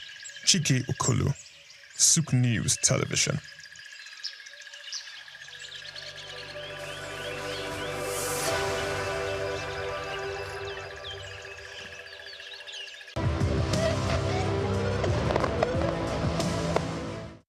Nigerians aspire for the fruits of democracy to manifest in quality infrastructure and investment in human capital development. According to the reviewed National Integrated Infrastructure Master Plan, Nigeria needs an investment of $2.3 trillion over the next 30 years to close its public infrastructure deficit. The current administration under President Bola Tinubu grapples with a huge debt burden.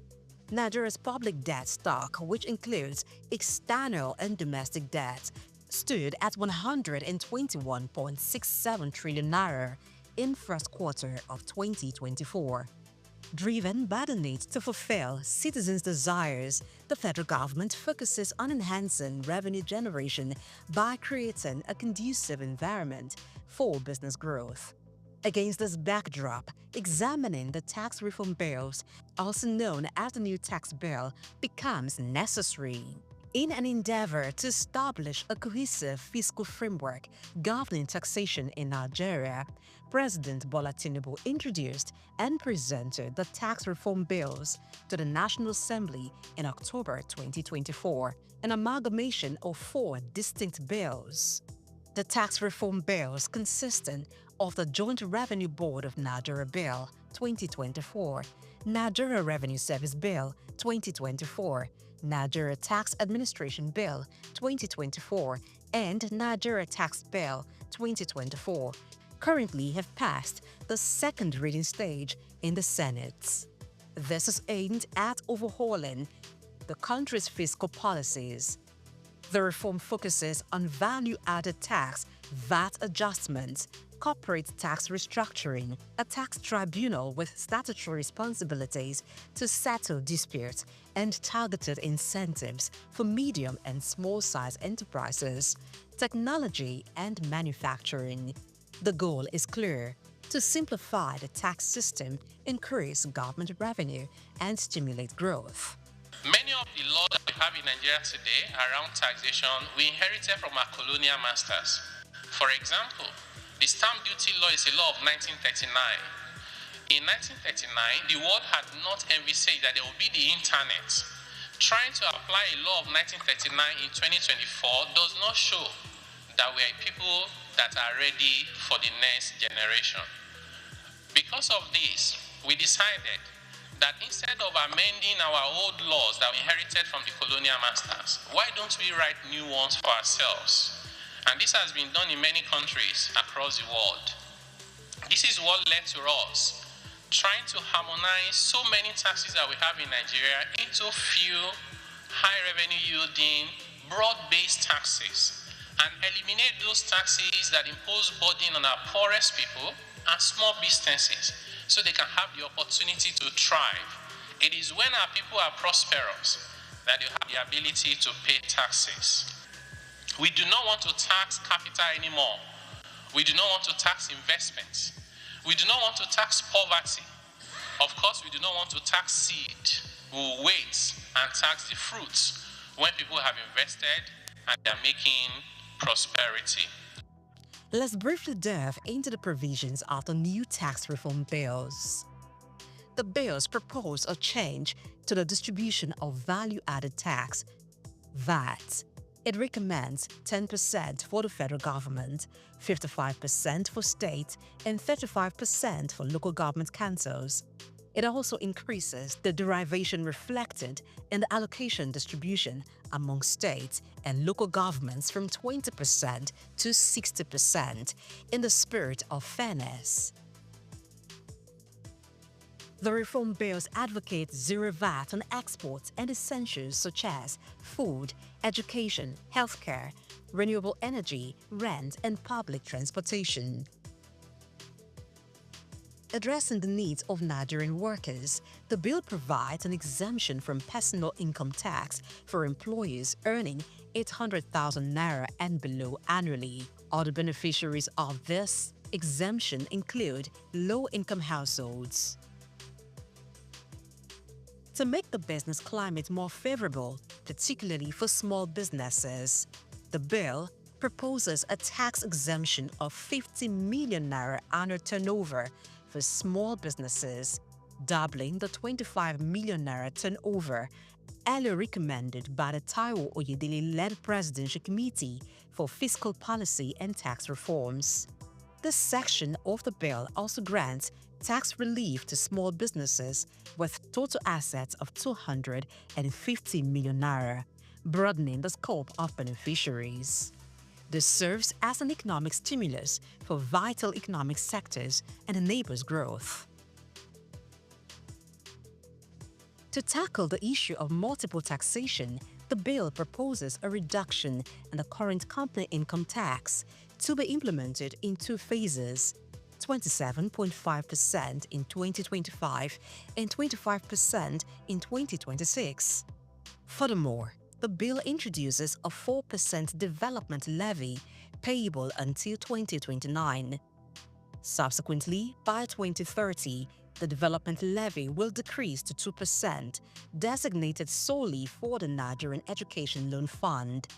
As a result, the new tax bill phases out the 2.5% education tax, 0.25% National Agency for Science and Engineering Infrastructure tax, and 1% National Information Technology Development levy, aiming to consolidate the various taxes and levies companies pay.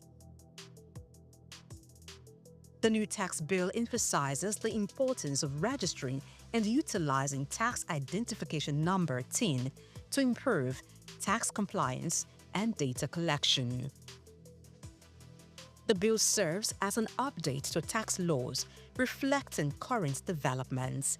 It addresses the rise of digital businesses and emerging sectors, ensuring tax provisions align with modern economic activities to help enhance government revenue. Regarding tax administration, the bill seeks to enhance compliance and improve coordination between FIRS and state tax authorities. Reducing redundancies and strengthening enforcement will increase revenue generation at lower collection costs. Supporters of the tax reform bills highlight several key benefits, harping on the need for streamlined tax processes that could reduce bureaucratic hurdles and foster an environment where businesses thrive. After Nigeria, in West Africa, the second lowest VAT rate is 15%. Okay? It's weird that in Nigeria we want the best of everything as long as we don't have to pay taxes. Across the developed world, there are countries where people pay as much as 18, 20, 25% tax, even in Africa, VAT. So it's a welcome development. And of course, while you look at, the percentage in and of itself, I think what you should also look at is that while VAT is going up, many goods have been exempted from paying VAT. So if you're buying food items from the shelves now, there's a VAT component. Going forward, the VAT component will be removed. The same thing for medicines and healthcare and a lot of other things. And of course, considering the fact that now that the companies that are paying VAT are currently paying education tax, paying cybersecurity levy, paying a whole lot of other things. So by the time you pull out a lot of these components from the taxes they are paying, yes, VAT will go up, but as an aggregate, taxes could actually go down. I also understand that there's a portion, especially if you're investing in infrastructure, of your VAT that you get to reclaim because you are spending it on things that will be around in the country for a long run. But really, moving the VAT from 7 to 15% is in line with global best practices. For example, in terms of our own operation, we have a lot of taxes that is coming from the federal, coming from the state, even from the local government. So I'm of the opinion that implementation of this tax reform will eventually streamline the whole process of bringing every tax administration into a singular format.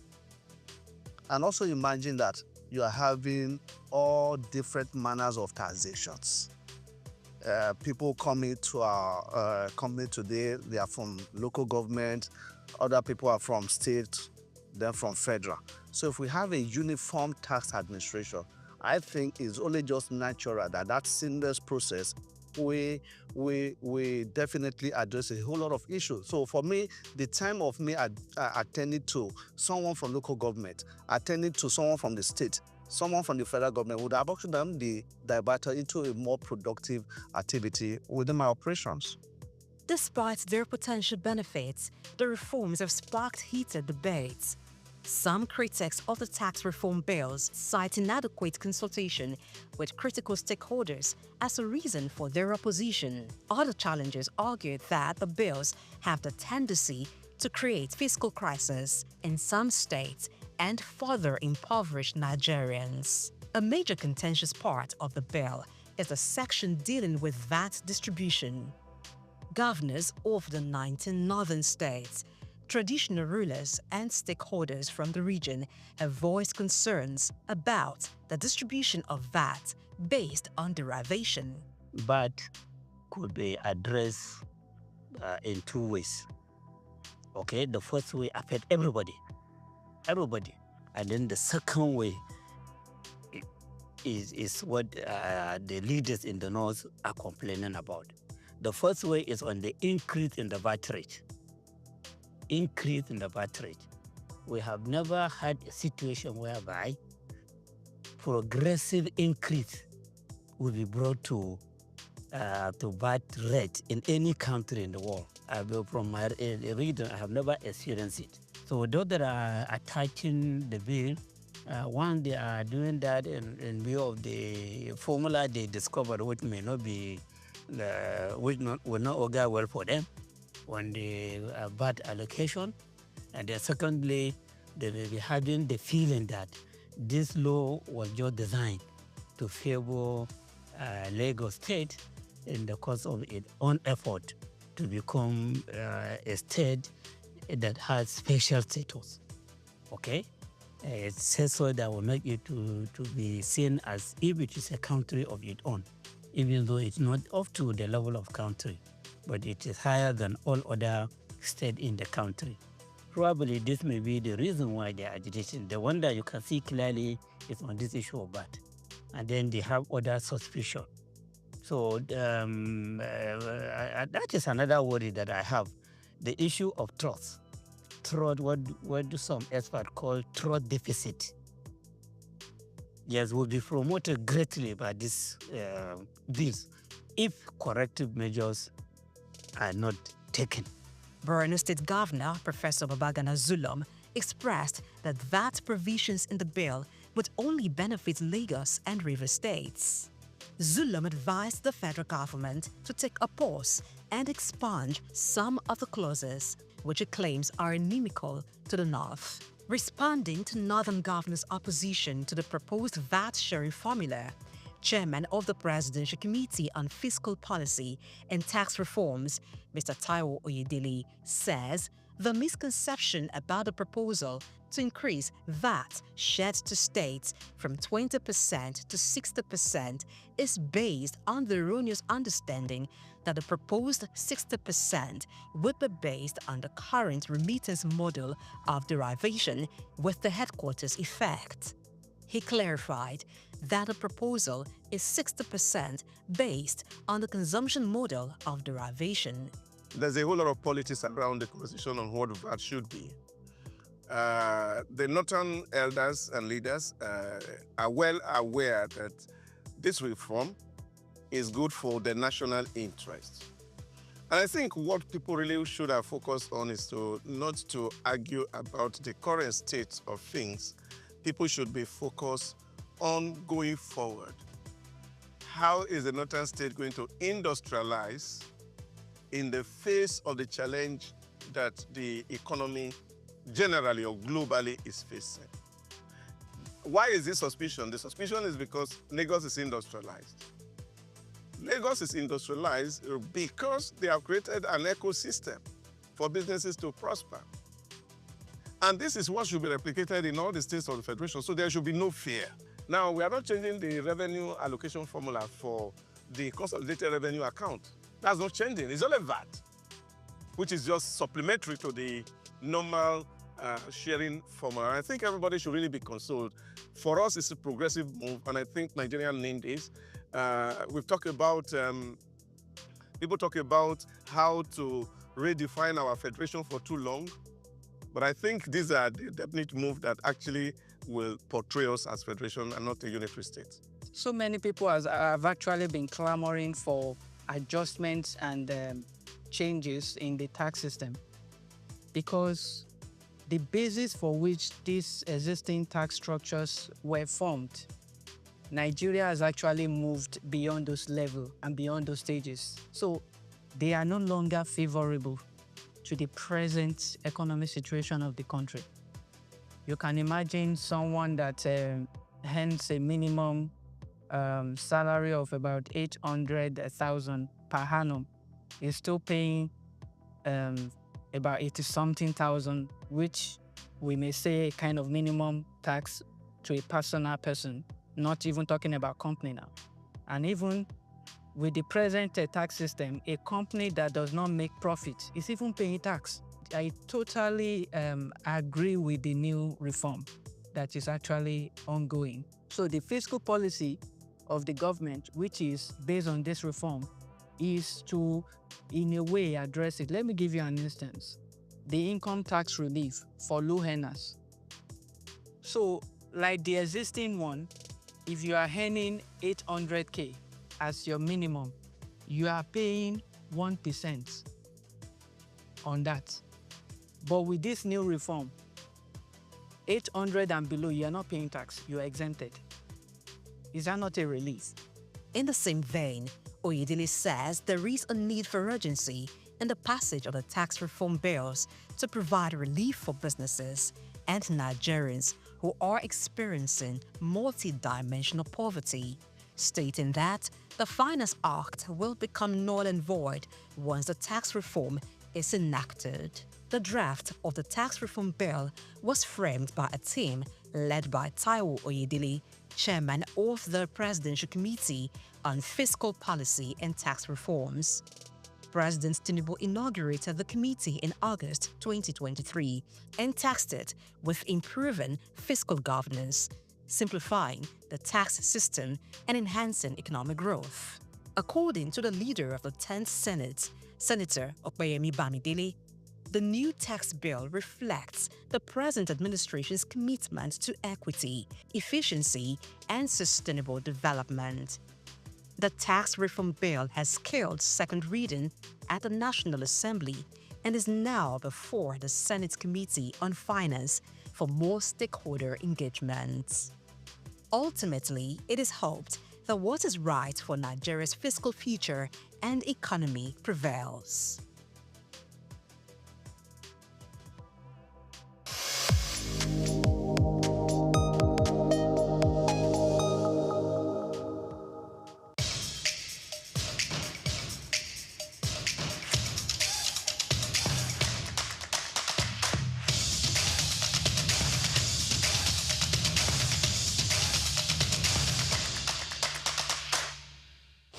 Congratulations on the new channel, and I'm happy to be here. The Omniverse is imagined as a collaboration platform. So it's a platform that, as the name suggests, is bringing together ecosystems. So it's like an ecosystem of ecosystems, aggregating aggregators and community leaders who are able to bring together their communities together to a platform. So the summit in itself was, while it was a big event and a heavy lift for us and the team, and I have to thank our team of volunteers. We had a team of about 40 full-time core volunteers that delivered the Omniverse. So one of the key things about the Omniverse is that it's designed to go beyond an event and designed to be fully something that people can engage beyond the summit. So we will be launching our digital platform. We have about 70 community partners already, including a number of government institutions. So to answer the question, there's public-private partnership within the Omniverse. There's regulators, there's government departments and agencies, there's ministries. But more importantly, there's diverse sectors across the economy coming together with the understanding that tech is the biggest enabler for development across all sectors, and that if we can drive collaboration, we can scale. So that's the ethos of the Omniverse. Collaboration is the superpower that we're trying to bring to the fore. That operating in silos has not paid us, but if we come together, understand that technology affects every sector, then we think the Omniverse is here to stay. Nigerian companies, Nigerian associations, global associations, and when I say associations, it's from things like the Nigerian digital artists who have 3,000 members, right, in the NFT community, the Visual Artists of Nigeria, the Society of Nigerian Art, the AfriLabs, which is the biggest innovation hub network on the continent in 54 African countries, ISN Hubs, which is our core partner, which is the biggest innovation network in Nigeria, innovation support network, with something like 189 hubs in 30 states in Nigeria. And these are primarily private sector driven platforms, from aggregators who are major promoters of major platforms such as Lola Shone from Ake Book Festival, Choma Ode from AFRIF. We have a lot of these people who are either on our advisory board, they are co-chairs, or they are community partners, because what we're building is beyond any one person. It's about collaboration both at the top level, but through the line down to the bottom. The role of my council is, first of all, to be the primary sort of mandate is to infuse Nigerian arts and culture into everything the Nigerian government does, at state level, at federal level, and to input it into schools, education, and everywhere. So in that sense, to make arts and culture functional and front line everywhere. This will involve the foreign minister, making sure it's embedded in our foreign policy, in our embassies, in the government policy, in every sector. So we're literally going to be reaching out to collaborate to all government at all levels, all other agencies, MDAs, ministries, federal government and state government institutions, to see how we can find common ground, because obviously we don't necessarily have a lot of money, but I feel we represent the real crude oil of Nigeria, which is the IP that the Nigerian people create. That IP they create, even if you valued it at $100 per Nigerian, that'd be something like $20 billion. And I believe each Nigerian is worth more than $100. So my own estimation, it's limitless, right? So what we have to do is we have to rethink how we imagine ourselves, rethink our own possibilities, and therefore from there, take off by pushing that agenda. But it's not an agenda for me alone. It's actually an agenda for all of Nigeria. Because when we put it front and center, it means we're putting the Nigerians front and center. And we put the Nigerians front and center, I think we win. I think historically you will find that the federal government and the governments of Nigeria have not funded heavily these sectors. They funded the heavy industries, the military-industrial complex, heavy infrastructure. But the funny thing is, whilst Africans will say, oh, this is grammar, what are you people talking about in arts and culture? What you find is that the West, right, for 500 years has dominated the world. How have they dominated the world? Through narrative. Okay, but what do we complain about? Narrative. But we haven't invested in narrative. So if you don't invest in telling your own story and owning your own story, why are you complaining about how you're perceived? So I think it's counterintuitive, and it's about time. And I'm very pleased and very happy that Nigeria now has a full ministry focused on this one specific issue. Because the truth of the matter is, we are older than time itself. We come before Christ. We come before the entire Western hegemony. We are actually the origins of everything, of innovation, of technology, of science, of education. But if we don't believe it ourselves and we don't express it, how can you expect anybody else to believe it? Well, I think the difference is that as a creative entrepreneur, there's really nothing to stop me, right? I can take all the risks. I don't have to worry about anything. I can decide, win or lose, we're doing this thing. But of course, as a public official, I have rules and regulations I have to go by. I have a boss, I report to people, and I have KPIs I have to deliver on. So there's a big difference in that regard. There's a difference in bureaucracy, maybe a difference in response time, but there certainly will not be a difference in my personality.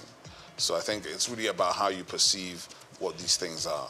For me, it's an elevation, obviously, and it's a privilege and a pleasure to serve at this level, to do something that I believe in, to do something which is that I believe in Nigeria. I believe in Nigerians. I know our ability. I think we are world class. I don't like all this, it's good for Nigeria. I hate that. So I think for me, that is what's important. And to have the opportunity to try to deliver on some of the things we've been trying to do from the private sector for the last 25, 30 years. So there's nothing new for me in that regard. But of course, the position is new. Being in the government is new. But with a lot of support from friends, family, professional colleagues, and other people in the industry, plus my co-DGs and the minister, hopefully we'll do well. We're under the Ministry of Arts, Culture, and Creative Economy, and that's very, very powerful because it means Nigeria itself has taken a decision to own the agenda. Hopefully I have a good time, have a good tenure, and I don't make any enemies. And well, for me, if you leave a place and the people that worked with you have good things to say, if they feel better about their work and about themselves, and if the brand that you're now leading is now appreciated by the people for what it does and how it brings it to the table, then I've done my job. I think Afrobeats has already established the fact that we are originally Nigerian, or some people say arrogantly Nigerian. And it was intentional. We built this thing, and it was intentional because we're not going to ever apologize for being Nigerian. We're not going to apologize for being black. We're not going to apologize for being African. And that's front of mind. Because, you know, when you do show business, you have to validate it. So we validated the show maybe at least 10 years ago. So now we're in the business phase. So when you see the exit of Maven Records with UMG, you see Iwaju coming, Comic Republic with Universal Studios, you begin to understand where we're building to. And when you think about where we're coming from, where there was no infrastructure, no funding, no support, and I think part of what we hope to do with government at this time is, because we come from the sector, we can collaborate with everybody in the sector. We don't have to talk at them. We talk with them, we build with them. And together, I think it's limitless. You know, Nigerians like to say the sky is your limit. I think it's limitless. There's no limit to the whole situation. I mean, one of the things I talk about all the time is what's the difference between Thor and Shango? Thor is approaching $50 billion in revenue. Shango's broke somewhere outside Lagos. And that's a lack of imagination on our part. That's a lack of us delving into the richest thing we have, which is our mythology. Our mythology is endless. If you look at the Marvel universe and the DC Comics universe, the Orisha are basically the same thing as the X-Men. But the Orisha, some people are still afraid of them, whereas the X-Men are north of $100 billion in revenue. So I think we have to understand and reimagine our mythology, our history, our stories, and how to bring them to the world in new formats. It's not just film. It could be live action, it could be gaming. There's so many different ways to action these things. And when you do them and you do them right at the right level, as Iwaju is beginning to show you, our stories have always been world-class. Our characters are world-class. What we have not had is the resolve and the confidence to finish. I think that is coming now. For me, I think it's still the fact there's more to do. My young brother, Misan Harriman, is nominated at the Oscars, the first Nigerian nominated for a director for a short film, because I know what that will do for the next generation of Nigerian directors, right? So for me, there's still more to do. There's so much more to do. When we see our first $100 million movie in the global box office, we need to celebrate it. When you win a Grammy, you need to celebrate it, because these are stages that we were locked out of. The technology and new media has allowed us to invade these spaces we were not even invited to. But now we're beginning to enter them and dominate. So even when you do that, you have to do it with grace and dignity, not with arrogance. And that's something that some of us have to learn. But the truth of the matter is, the greatness of the Nigerians is just beginning to come. And I feel strongly that this century, we're already in the African century, and the soft power that we hold here is what will define the future of the century. I think the most important thing, the first thing to think about is IP protection, because the minister is working strongly, intellectual property. The US, if you take the state of California is probably in the top 5 economies in the world, and 70% of the economy of California is driven by intellectual property, by 2 core industries: Silicon Valley, which is coming out of Stanford University, and Hollywood, which of course is the music and film industry. Now, that is for anybody that says, oh, what is this thing that they're talking about? We don't understand it, it's grammar. The grammar is the money, okay? The narrative is the money, the story is the money. So any of your children or your nieces or nephews that have talent, visual art, performing art, arts and crafts, adire, all of these things that we've been taking as vocation, they are occupations. They are extremely valuable. And with digital technology and platforms, we can scale these things and generate incredible revenue. The point being that Nigeria has so much to bring to the world in terms of these things. I think Nigerian cuisine is going to be on the level of Chinese and Indian cuisine worldwide in the next 10 years. And if you understand that, then you understand that the Indian restaurants in the UK, as far back as 2009, were generating more money than the UK automobile, shipping, and metal, steel industries combined. That's just restaurants on the high streets. So that is why we must invest and we must put our energy into this sector, because this sector will provide the jobs, provide the revenues, and provide the global dollars that everybody's looking for. Oh, I think it hasn't even started. The Maven Records deal is giving you an indication of that. The reason why that valuation of $150 to $200 million has been done is because of the upside potential of Rema, who's 23, and Arya Star, who's 20. So they're looking at the fact that in 10 years' time, these guys could have generated $1 billion each. Do you understand? So it's a safe bet when you already have a built global talent at 23, when it normally takes years and years and a lot of money to build the talent, right? So what has happened is that we Nigerians have been able to build global talents, global following, with a percentage of the money it takes people in other places to do the same thing. So because of that, the value and the valuation is much bigger, right? So I would say the Afrobeats wave, it's not even a wave. It's been going for 15 years already. So when you encounter it is when you encounter it. If you think it's an overnight success in 2024, that means you were not around in 2008. 2006, I'd say it's a good time to think, when the sort of continental, because we took Africa first, working very closely and collaboratively with South Africans, Ghanaians, and Kenyans. Then we started going into Asia and the UK and America on the black, what I call the Nigerian chitlin circuits, moving through the Nigerian communities. And then by about 2010, begin to come into the mainstream. with Oliver Twist and all these kind of records that break globally. And now you have gold records from Oliver Twist in 14 countries.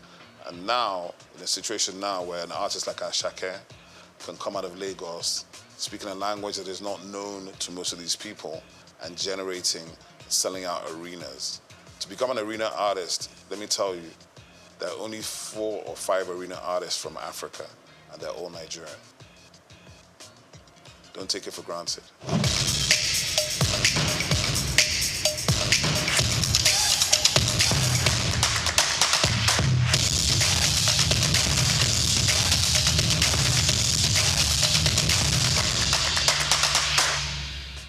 I think a lot of people feel that, but what I should tell the rest of the country is that the rest of the continent is also trying to get to Lagos as well, right? It's not just the rest of Nigeria. From Accra, from Luanda, from everywhere on this continent, they're trying to get into Lagos, because if they can break in Lagos, they can break anywhere else in the world. But what I would say is this, from the perspective of my agency, our purview is national and global. We have 10 regional offices. We'll be visiting all of them. And our duty is to spotlight and showcase everybody. So we can't deal with just Lagos. And I think as we go forward, people begin to see the activations and plans coming. But the easiest way to do it, and the way we're going to do our best to do it, is to provide digital platforms to give everybody the opportunity to be seen. Because in this world, you know, we live in the attention economy. So to be seen and to be noticed is very hard if you're not in the place where all the noise is being made.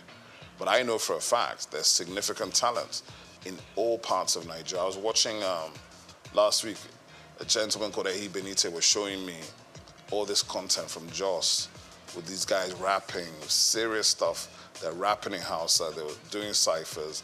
And he was like, what do we do about these guys? I said, just keep pushing them, because there's an audience for everything.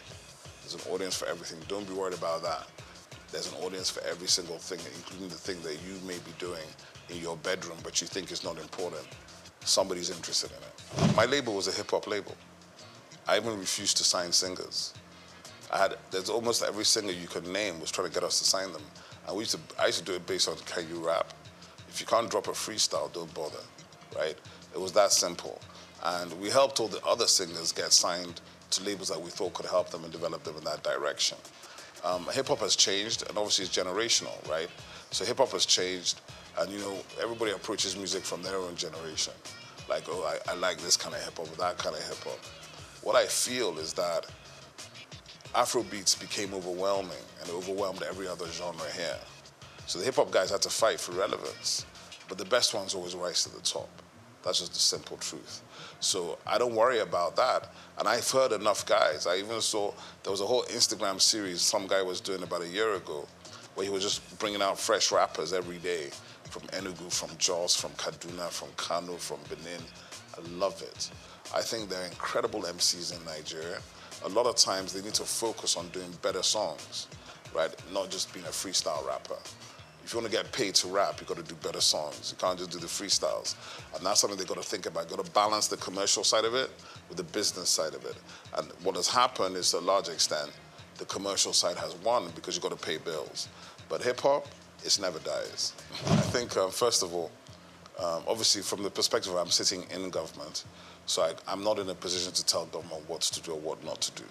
But what I can say is this, is that the agency, my agency will be the home for the music industry, for performing arts, visual arts, fashion, gaming, recreation, festivals, culinary arts, film and television.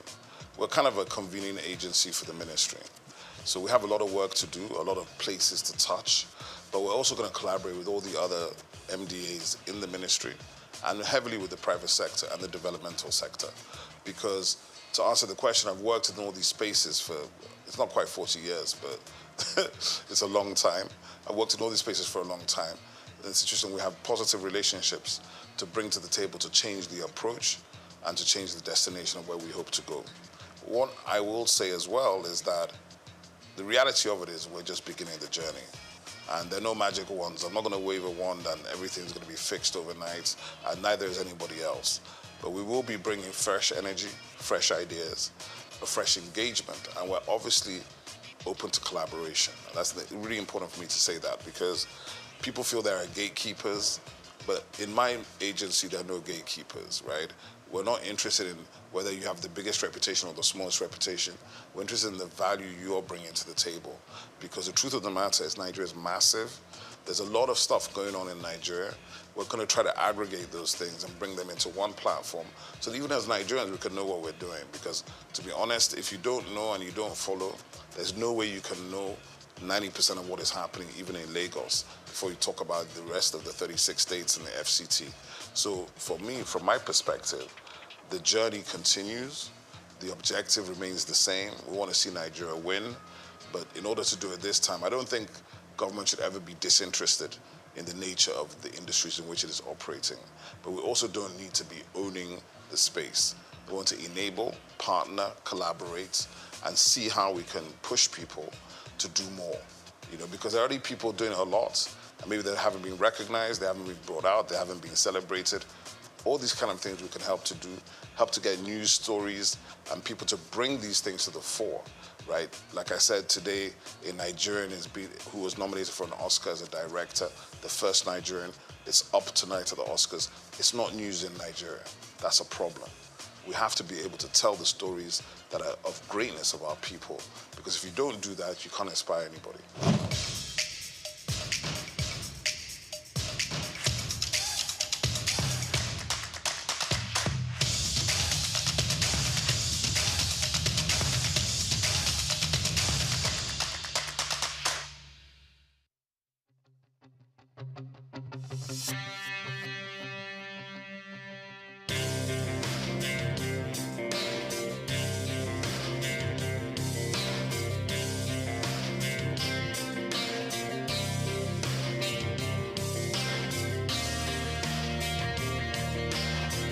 When you visit Lagos for the first time and Google fun or recreational places in the city, at the top of that list will be Freedom Park. Located in Lagos Island on Broad Street, Freedom Park over the years has become home to the Nigerian arts and the culture at large. From annual big shows like the Lagos Theatre Festival, celebration at the Lagos Poetry Festival, to local festivals that celebrate literature, music and arts. Freedom Park is one of the most visited recreational sites in Lagos, for both local and tourist people alike. A place to mingle, unwind, or simply just have fun. Freedom Park, however, hasn't always been a place of fun and games. It has a history that dates to 1861, when Lagos was made a British colony. In 1885, Freedom Park was built as a fortified prison from imported bricks. It was referred to as Her Majesty's Broad Street Prison. Some prominent political prisoners were held in the prison. People such as Herbert Macaulay, Michael Imodu, and Obafemi Awolowo. In 1979, Her Majesty's Broad Street Prison was destroyed, reduced to a dumping ground. It was later rebuilt in the 1990s, celebrated in 2010, Nigeria's 50th Independence Day. Freedom Park still holds a bit of its history within its walls. In the museum, where there are pictures and artifacts. Some of the old prison facilities have been converted into leisure facilities that people visit and enjoy today.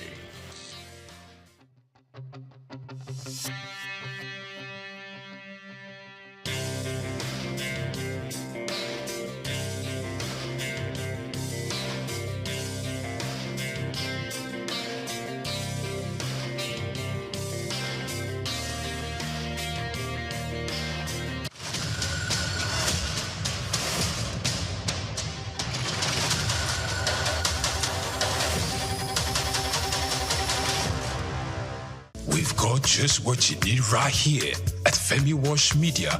Call it the Midas Touch, and you wouldn't be wrong. Let us record, produce, mix, and master your audio like nobody does. Reach us on our contact today for the best quality job.